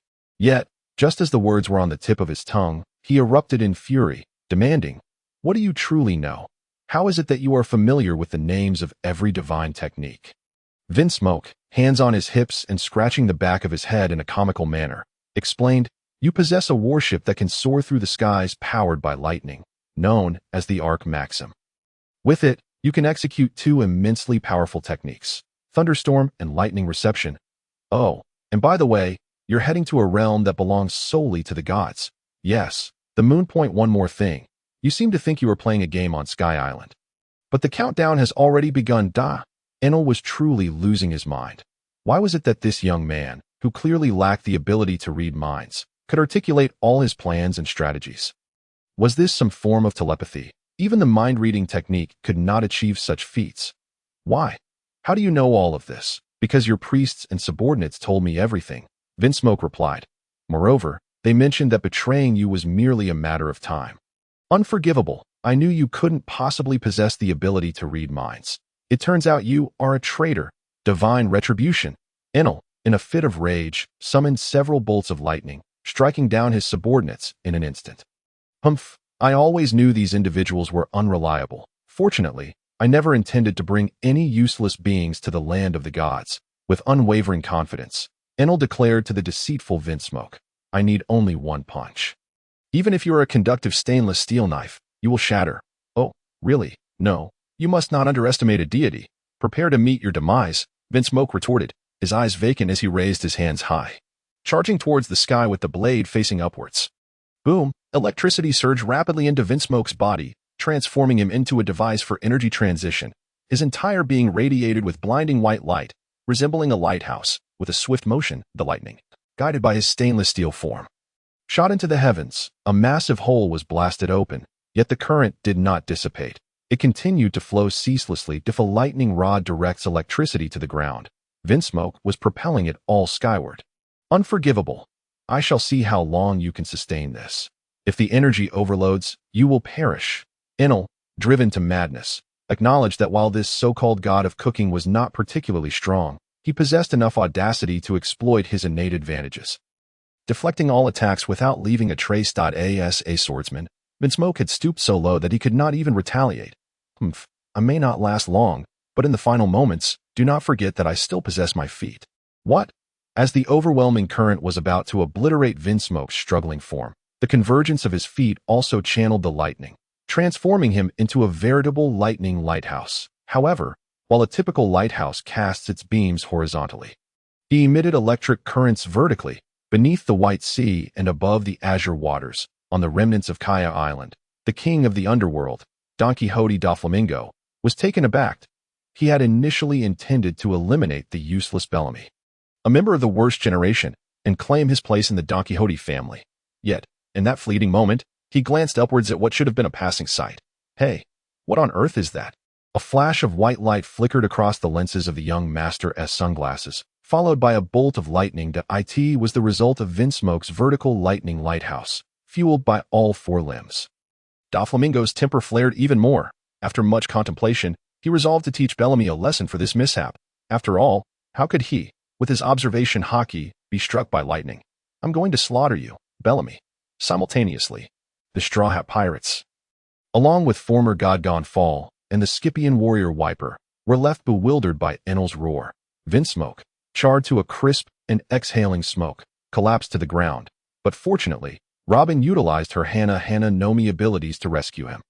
Zoro unsheathed his sword, his eyes gleaming with menace. What have you done to Vinsmoke? Enel hesitated for a moment, before distorting his face into a twisted grin. Nothing much, just eliminated a madman. Ha! Who else could possibly rival me? Is there anyone unafraid of lightning? Hey, where are we? Luffy, still groggy from his time spent inside the belly of the Sky King, the giant snake, stared blankly at Enel, after a bolt of lightning struck him. He emerged unscathed, cradling the charred remains of Vinsmoke. Did you injure my... Enel, now out of his godlike state and sniffling, shouted in a cracked voice, aren't you afraid of lightning? No. God, Enel, has lost his sanity.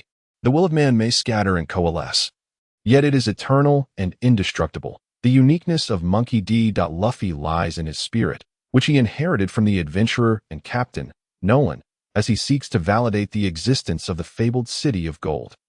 On another front, he also carries the will of the great warrior, Carl, as he desperately rings the golden bell, illuminating the light of Shandora. Can those words of fortune still be trusted?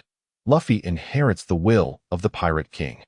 Roger, Ace bears the will of Whitebeard, and Sabo carries the will of the Revolutionary Army's dragon. Indeed, they possess intricate and undeniable backgrounds. But when the worthless prince of Germa 66, Sanji, inherits the all-blue dream of the Redfoot Zeph and strives to grow stronger. Or when Roronoa Zoro bears the name of a deceased friend, echoing through the heavens, the unwavering will of the Doctor, Chopper, shines like cherry blossoms in the snow, carried forth by Dr. Kureha, Dr. Hirolik, and Chopper himself. Frankie S. hidden blueprints of Pluton, and Brooke S. solo rendition of Binks Sake. Once a harmonious melody of companions, the truly significant will is the reason for the magnificent journey, perpetually entangled in the lineage. The world seen through their eyes has long since solidified, and their pursuit of beauty has stagnated, rendering them blind to the true radiance. Nolan's descendant, the man who dredged up the city of gold, once said, "Those who dare not dream will dare not do anything." Blackbeard proclaims that a man's dreams will never vanish. Their lives are destined to be nothing short of extraordinary. Vinsmoke opened his eyes, his body sore and weak, as he munched on clouds, crawling forward like a worm, determined to feast upon the towering tree that reached the heavens, for plants were a source of healing. Vinsmoke, are you sure you don't want to rest for a bit? You just woke up. You'll die. Usopp shouted, facing Enel, knowing full well that mortals stood no chance against him. Yet, Vinsmoke, undeterred, continued to devour clouds and drink water, climbing ever closer to the unattainable tree. Meanwhile, the colossal lightning reception loomed over God-S Island. As Luffy, ensnared by Enel's alchemical prowess, soared skyward on Nami's thundercloud. I'm going all out. Vinsmoke, don't you dare claim you're just crawling like a worm, Usopp declared, hoisting Vinsmoke and charging towards the now tilting tree. Isn't that obvious? With a thud, Vinsmoke was unceremoniously dropped onto the tree, and within moments, he began gnawing at its bark. Hey, you came to this perilous place just to eat trees. Usopp scowled, but within 3 seconds, he took off running, insane. Vinsmoke has gone mad. I just caught the illness that staying on this island would lead to death. It must be contagious from Vinsmoke. Run, as the panicked Usopp dashed away. Vinsmoke continued to eat and breathe, striving to regain his strength. The sky tore open with a burst of white light, as myriad bolts of lightning struck the earth, leaving no one to escape. For lifetimes, they gazed up at the heavens, as if returning to centuries past, with unparalleled power wielded in the name of the divine, the might of the heavenly king. Wandering king of the sea. Destroy all. The sea kings, beneath the surface, surged forth, embodying divine retribution, commanding all, damn it, who has defamed the ancient weapon, the Sea King, symbolizing harmony with life, carrying hope and braving the waves, capable of altering the uncontrollable weather of the Grand Line. This should have propelled humanity forward, representing the perfect amalgamation of life, technology, and nature. 800 years have passed. Enel, what kind of god are you? Merely seeking to amass gold to construct your ark. What distinguishes this from the celestial gold of the celestial dragons? Not just you, but those scoundrels in Mariewa will also be brought down. Wincy voraciously devoured a substantial chunk of wood, exhaling deeply as he hovered in midair. "Look, someone is flying to the heavens," exclaimed Aisha, the small warrior of the Sandia tribe, who was born with a heart net. She marveled, "I never knew that beyond the divine, there were mortals who could soar." Luffy dashed into the sky, ready to confront the destructive thunder, a colossal golden sphere that threatened to drag him down. Moonwalk. Amid Analu's frenzied curses, the charred remnants of Wincy shed from his body as he reactivated his stainless form. "Smash that thunderball. I will back you up." Wincy, ha ha ha. "I knew you would be fine." The captain and vice captain collaborated. One utilized the moonwalk to sustain the momentum, while the other swung his fist with wild abandon against the enormous thunder sphere. God is not invincible. The captain and vice captain, who disbelieved in deities, let out a synchronized roar. Boom. After a relentless barrage from the rubbery golden peony, the conductive gold finally dissipated the electric current. Boom. The lightning vanished. And the light that should symbolize vitality here represented death.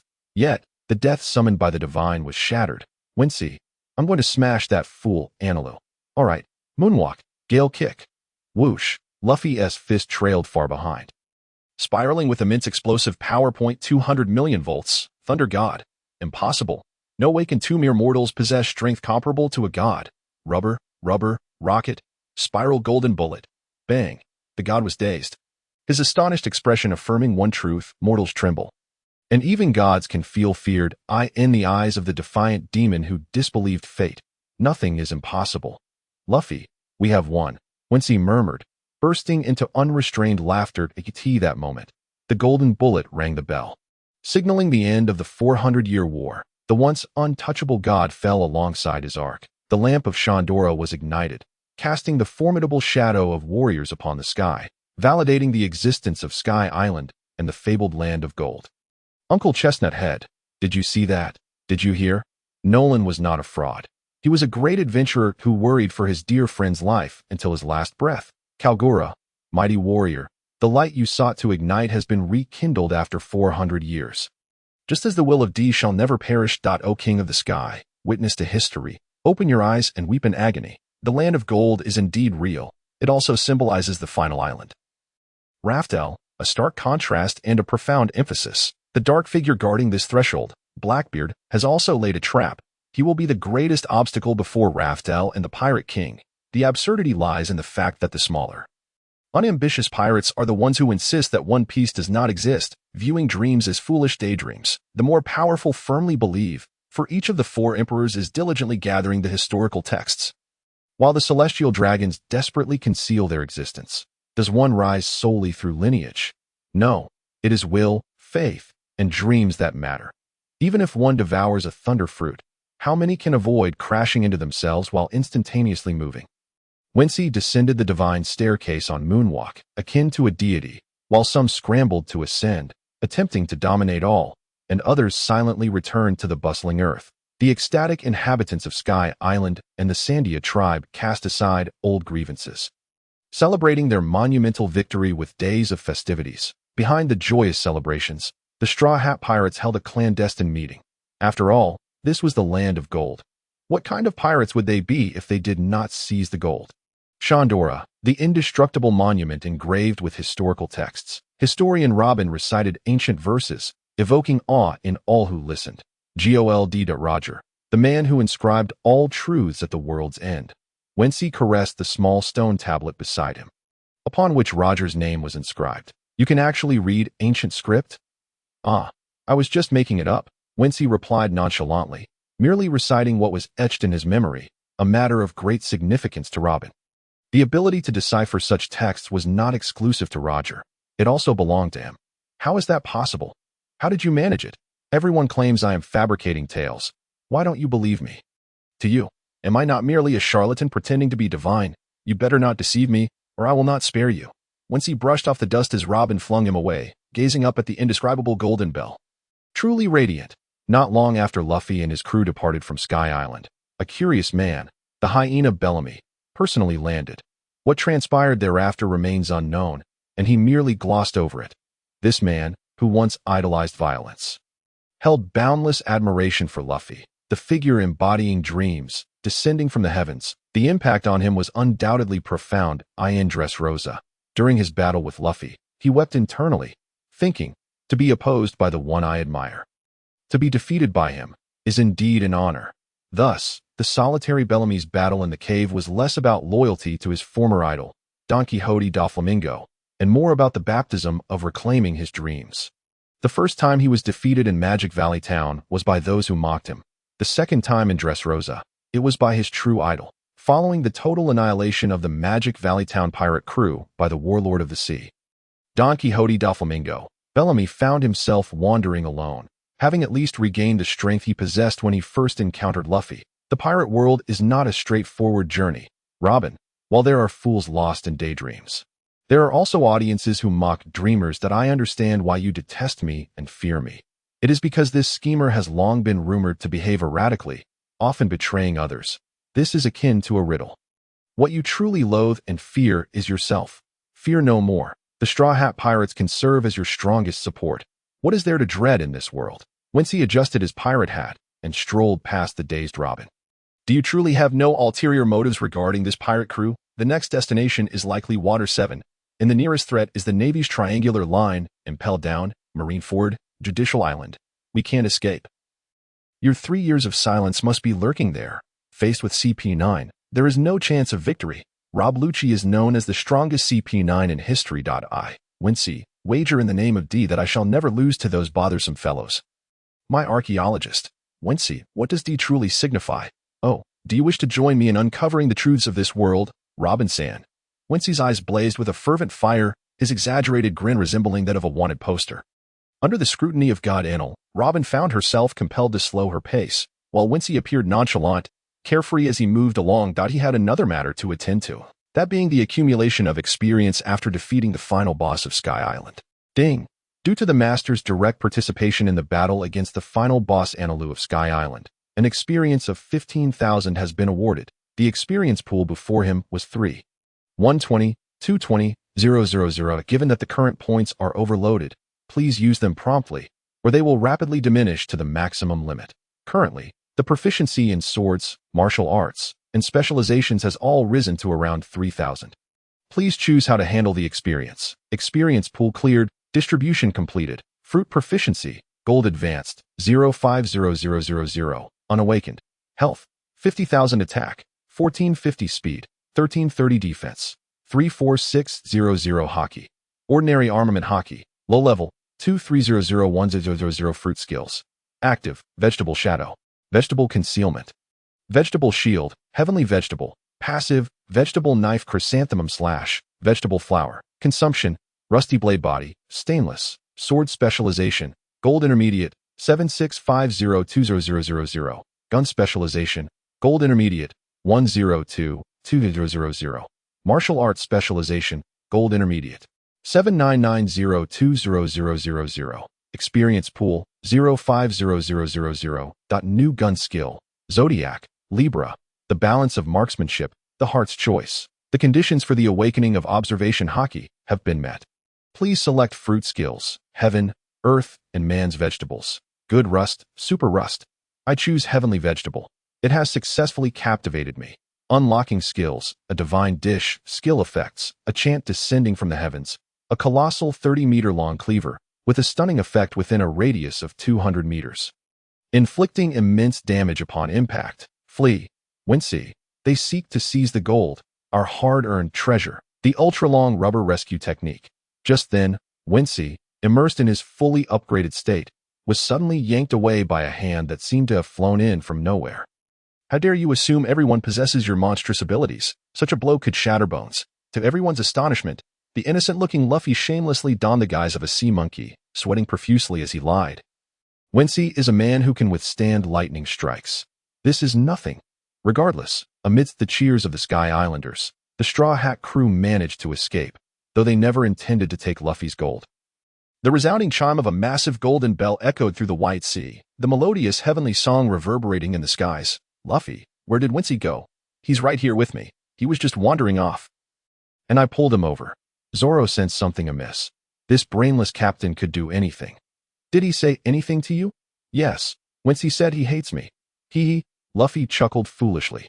Thus, when the Golden Mary plummeted from the sky, A nearby octopus with parachute-like properties spread its limbs, gently descending. Angels sang the hero's name. He arrived here.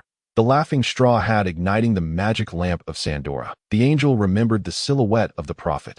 Recounting prophecies, the rusty chisel guiding the location of the golden bell.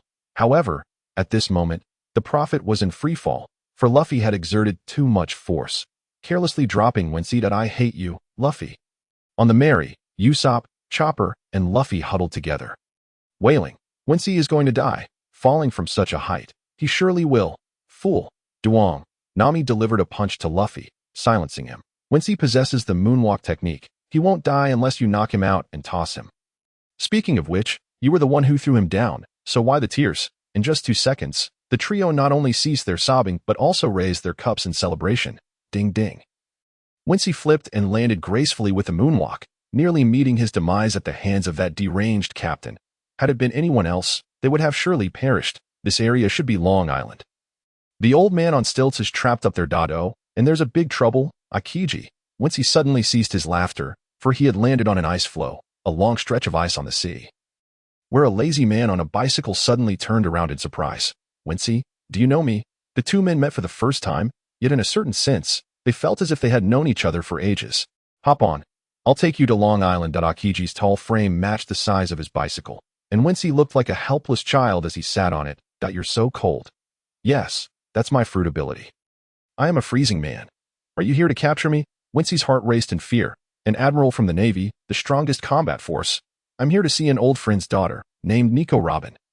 You should know her, right? Of course. I often hear your name from the old man, as well as his grandson, Monkey D. Luffy. Wincy's mind was momentarily blank. He paused, then cautiously asked, We fell from the sky.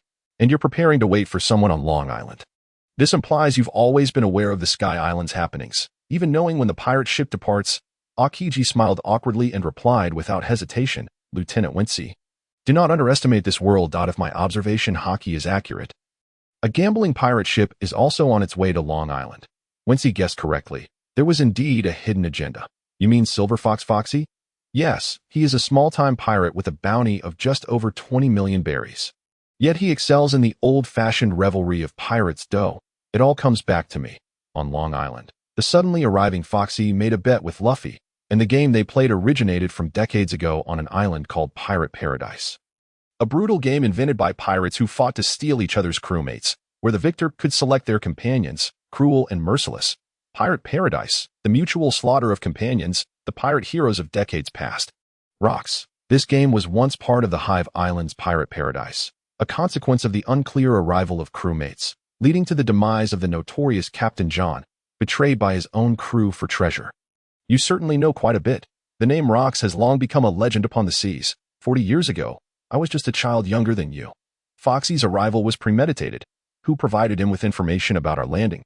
Akiji leisurely pedaled the bicycle, his gaze inscrutable, a smirk playing on his lips as he exhaled a breath of cold air, which then frosted his face. It is the same principle.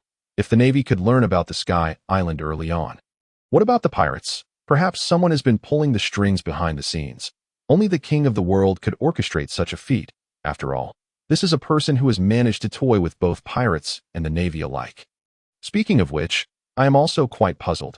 The one who dreams of becoming the king of the world, Rocks, was defeated at God Valley over 30 years ago. Who could be manipulating this situation? Wincy was at a loss for words. The revelation was startling. The seemingly obscure Sky Island was intricately connected to both pirates and the Navy. This aerial fortress was under constant scrutiny from various powers. As he rode on the bicycle, perhaps due to the cold, Wincy felt a sense of calm wash over him. Enel recognized Sea Prism Stone, could distinguish the 3 major categories of devil fruits, and trained his 4 divine officers to possess observation hockey and a mind network. He held everything in his grasp yet insisted on destroying the Sky Island to reach the moon. According to the story on the cover page, he encountered numerous events there, becoming a cosmic pirate. These events indicated that Enel was aware of the happenings beneath the White Sea. He destroyed his homeland yet sought to annihilate God's Island. What had he experienced before his abrupt appearance? No, I must have missed some details. Enel cannot be a blank slate, a madman who traversed the seas, learned much, yet solely yearned to obliterate his homeland and venture to the moon. What kind of past did he possess? No explanations or memories. Merely a fleeting mention that it seems you have grasped certain truths. You are indeed a clever man. That Akiji's words awakened Wincy. He understood that generally, his naval identity would not be attacked by admirals in private. As long as he did not act openly. Until the moment the facade was shattered, he still had some leeway. This fellow must have endured a rather tragic past. His actions seemed to serve as a guardian for that world. Merely the design of the arc maxim is beyond what a normal person could accomplish. Unless someone has meticulously crafted everything for him, manipulating him to one day leave the Sky Island. His destruction of the place is merely to erase evidence. Enel's involvement. Or perhaps he was being used, even brainwashed. His journey to the moon was not a simple aspiration for boundless land but a mission. A fate already arranged. The reason he became a god, destroyed his homeland, and later resolved to annihilate the Sky Island was to obliterate evidence, remaining high above, unnoticed by the world, constructing a ship that only Enel could operate. What purpose did it serve to journey to the moon? There must be immense profit to reap. Kazan curled his lips in disdain, exhaling cold air. He merely speculated. Many matters were beyond the comprehension of a vice-admiral. The knowledge that the Straw Hat crew was likely to land near Long Island was merely the extent of his authority. Even 2 years later, the abolition of the warlord system was a proposal jointly issued by the kings of Dressrosa and Alabasta. Not a simple decree made with a smile by Admiral Fujitora.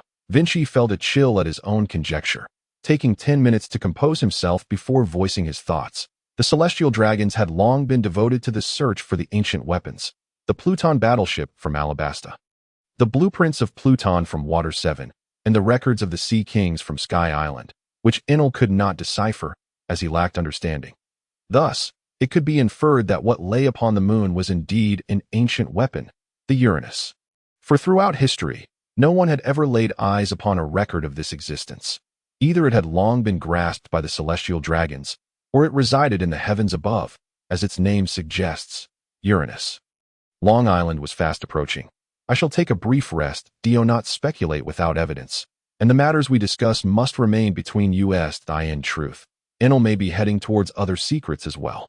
The vast ocean can only rely on the indelible truths recorded in history, yet the moon has witnessed all that has transpired. Humph, never mind. Further discourse is futile. Little Wincy, choose your stance wisely. Oh, Wincy nodded. Walking upon the comfortable soil of Long Island, unable to suppress a sigh, even Enel, who fancied himself a god, was merely a tool being manipulated. Emu, who are you really, and what do you seek? Bang, with a distant rubbery punch. Wincy was knocked to the ground. Just as he attempted to rise, he noticed the towering Kazan had unexpectedly dozed off while wearing an eye mask. Wincy, I knew you were here. Ha. We just had a fierce battle. A pirate resembling a fox is truly cunning and amusing. Luffy was likely referring to Silver Fox Foxy, indicating that a brutal wager had recently concluded. Hey, Wincy, what is that? Luffy looked up to see Kazan, who then removed his eye mask and replied in a languid tone, I was merely napping. You all woke me. What? Wincy thought. Big brother, we've been chatting for a while, and you barely closed your eyes for 2 minutes. Can we not be honest and refrain from dramatizing? Kazan, Robin exclaimed, and the companions braced themselves for a confrontation. Only Luffy, with a puzzled expression, shouted, What does Kazan mean? Is he really that frightening? Admiral, everyone exclaimed in unison. Yet Luffy stood ready to fight. Though I know not your intentions, do not dare lay a finger on Robin. Kazan shyly ruffled his fluffy hair in apology. I merely happened to come to take a look. I had no intention of engaging in combat. I have received no orders today. Really, this uncle is quite strange. I thought he was an enemy, Luffy declared, his attitude shifting 360 degrees. Foolish captain. An enemy can easily sway you with a mere word. Wincy could only shake his head at Luffy, who seemed to always end up in a fight, launching an unprovoked punch as a greeting to his vice-captain. Seemingly understanding his unspoken words, Luffy embraced Wincy and said, Did I not mention? We must maintain a symbolic etiquette. Why are you devoid of personality? I long to slay you. Who knows why I have such a neurotic captain? Kazan, utilizing the powers of his ice fruit, froze a portion of the sea to allow an elderly man on stilts to pass. Faced with such a genial adversary, everyone relaxed, until suddenly Kazan sat up straight and declared, You all might as well die here. In the blink of an eye, Luffy's demeanor shifted dramatically. He launched a rubbery punch, only to be seized and frozen into an ice block the next moment. Separation, slice, kick, even as the order of attacks changed. The result remained the same. Zoro's sword hand and Sanji's foot were instantaneously transformed into I see the not move. Robin, let me embrace you.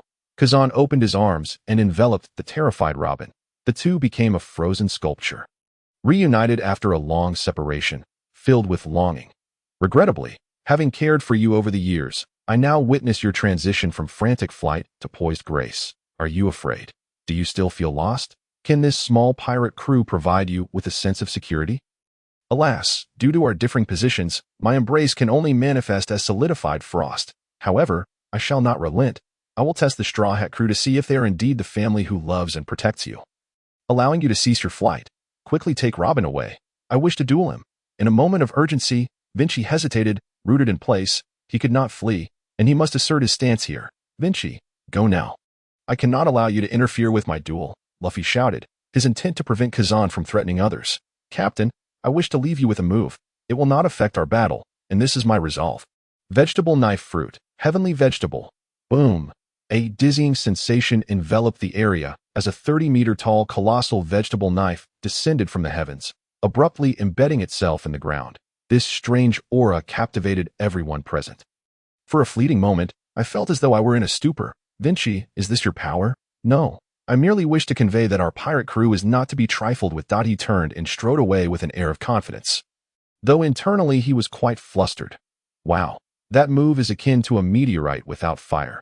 Given time, it might rival the colossal meteorite summoned by Fujitora. With a languid exhale, Kazan released a chilling breath that was utterly captivating. The 30-meter vegetable knife he had relied upon had already frozen over. Though it had only been utilized briefly, it at least proved that this technique was no mere facade. It had indeed affected an admiral. If only momentarily, sufficient. In the midst of battle, even equally matched opponents cannot afford to relax for a second.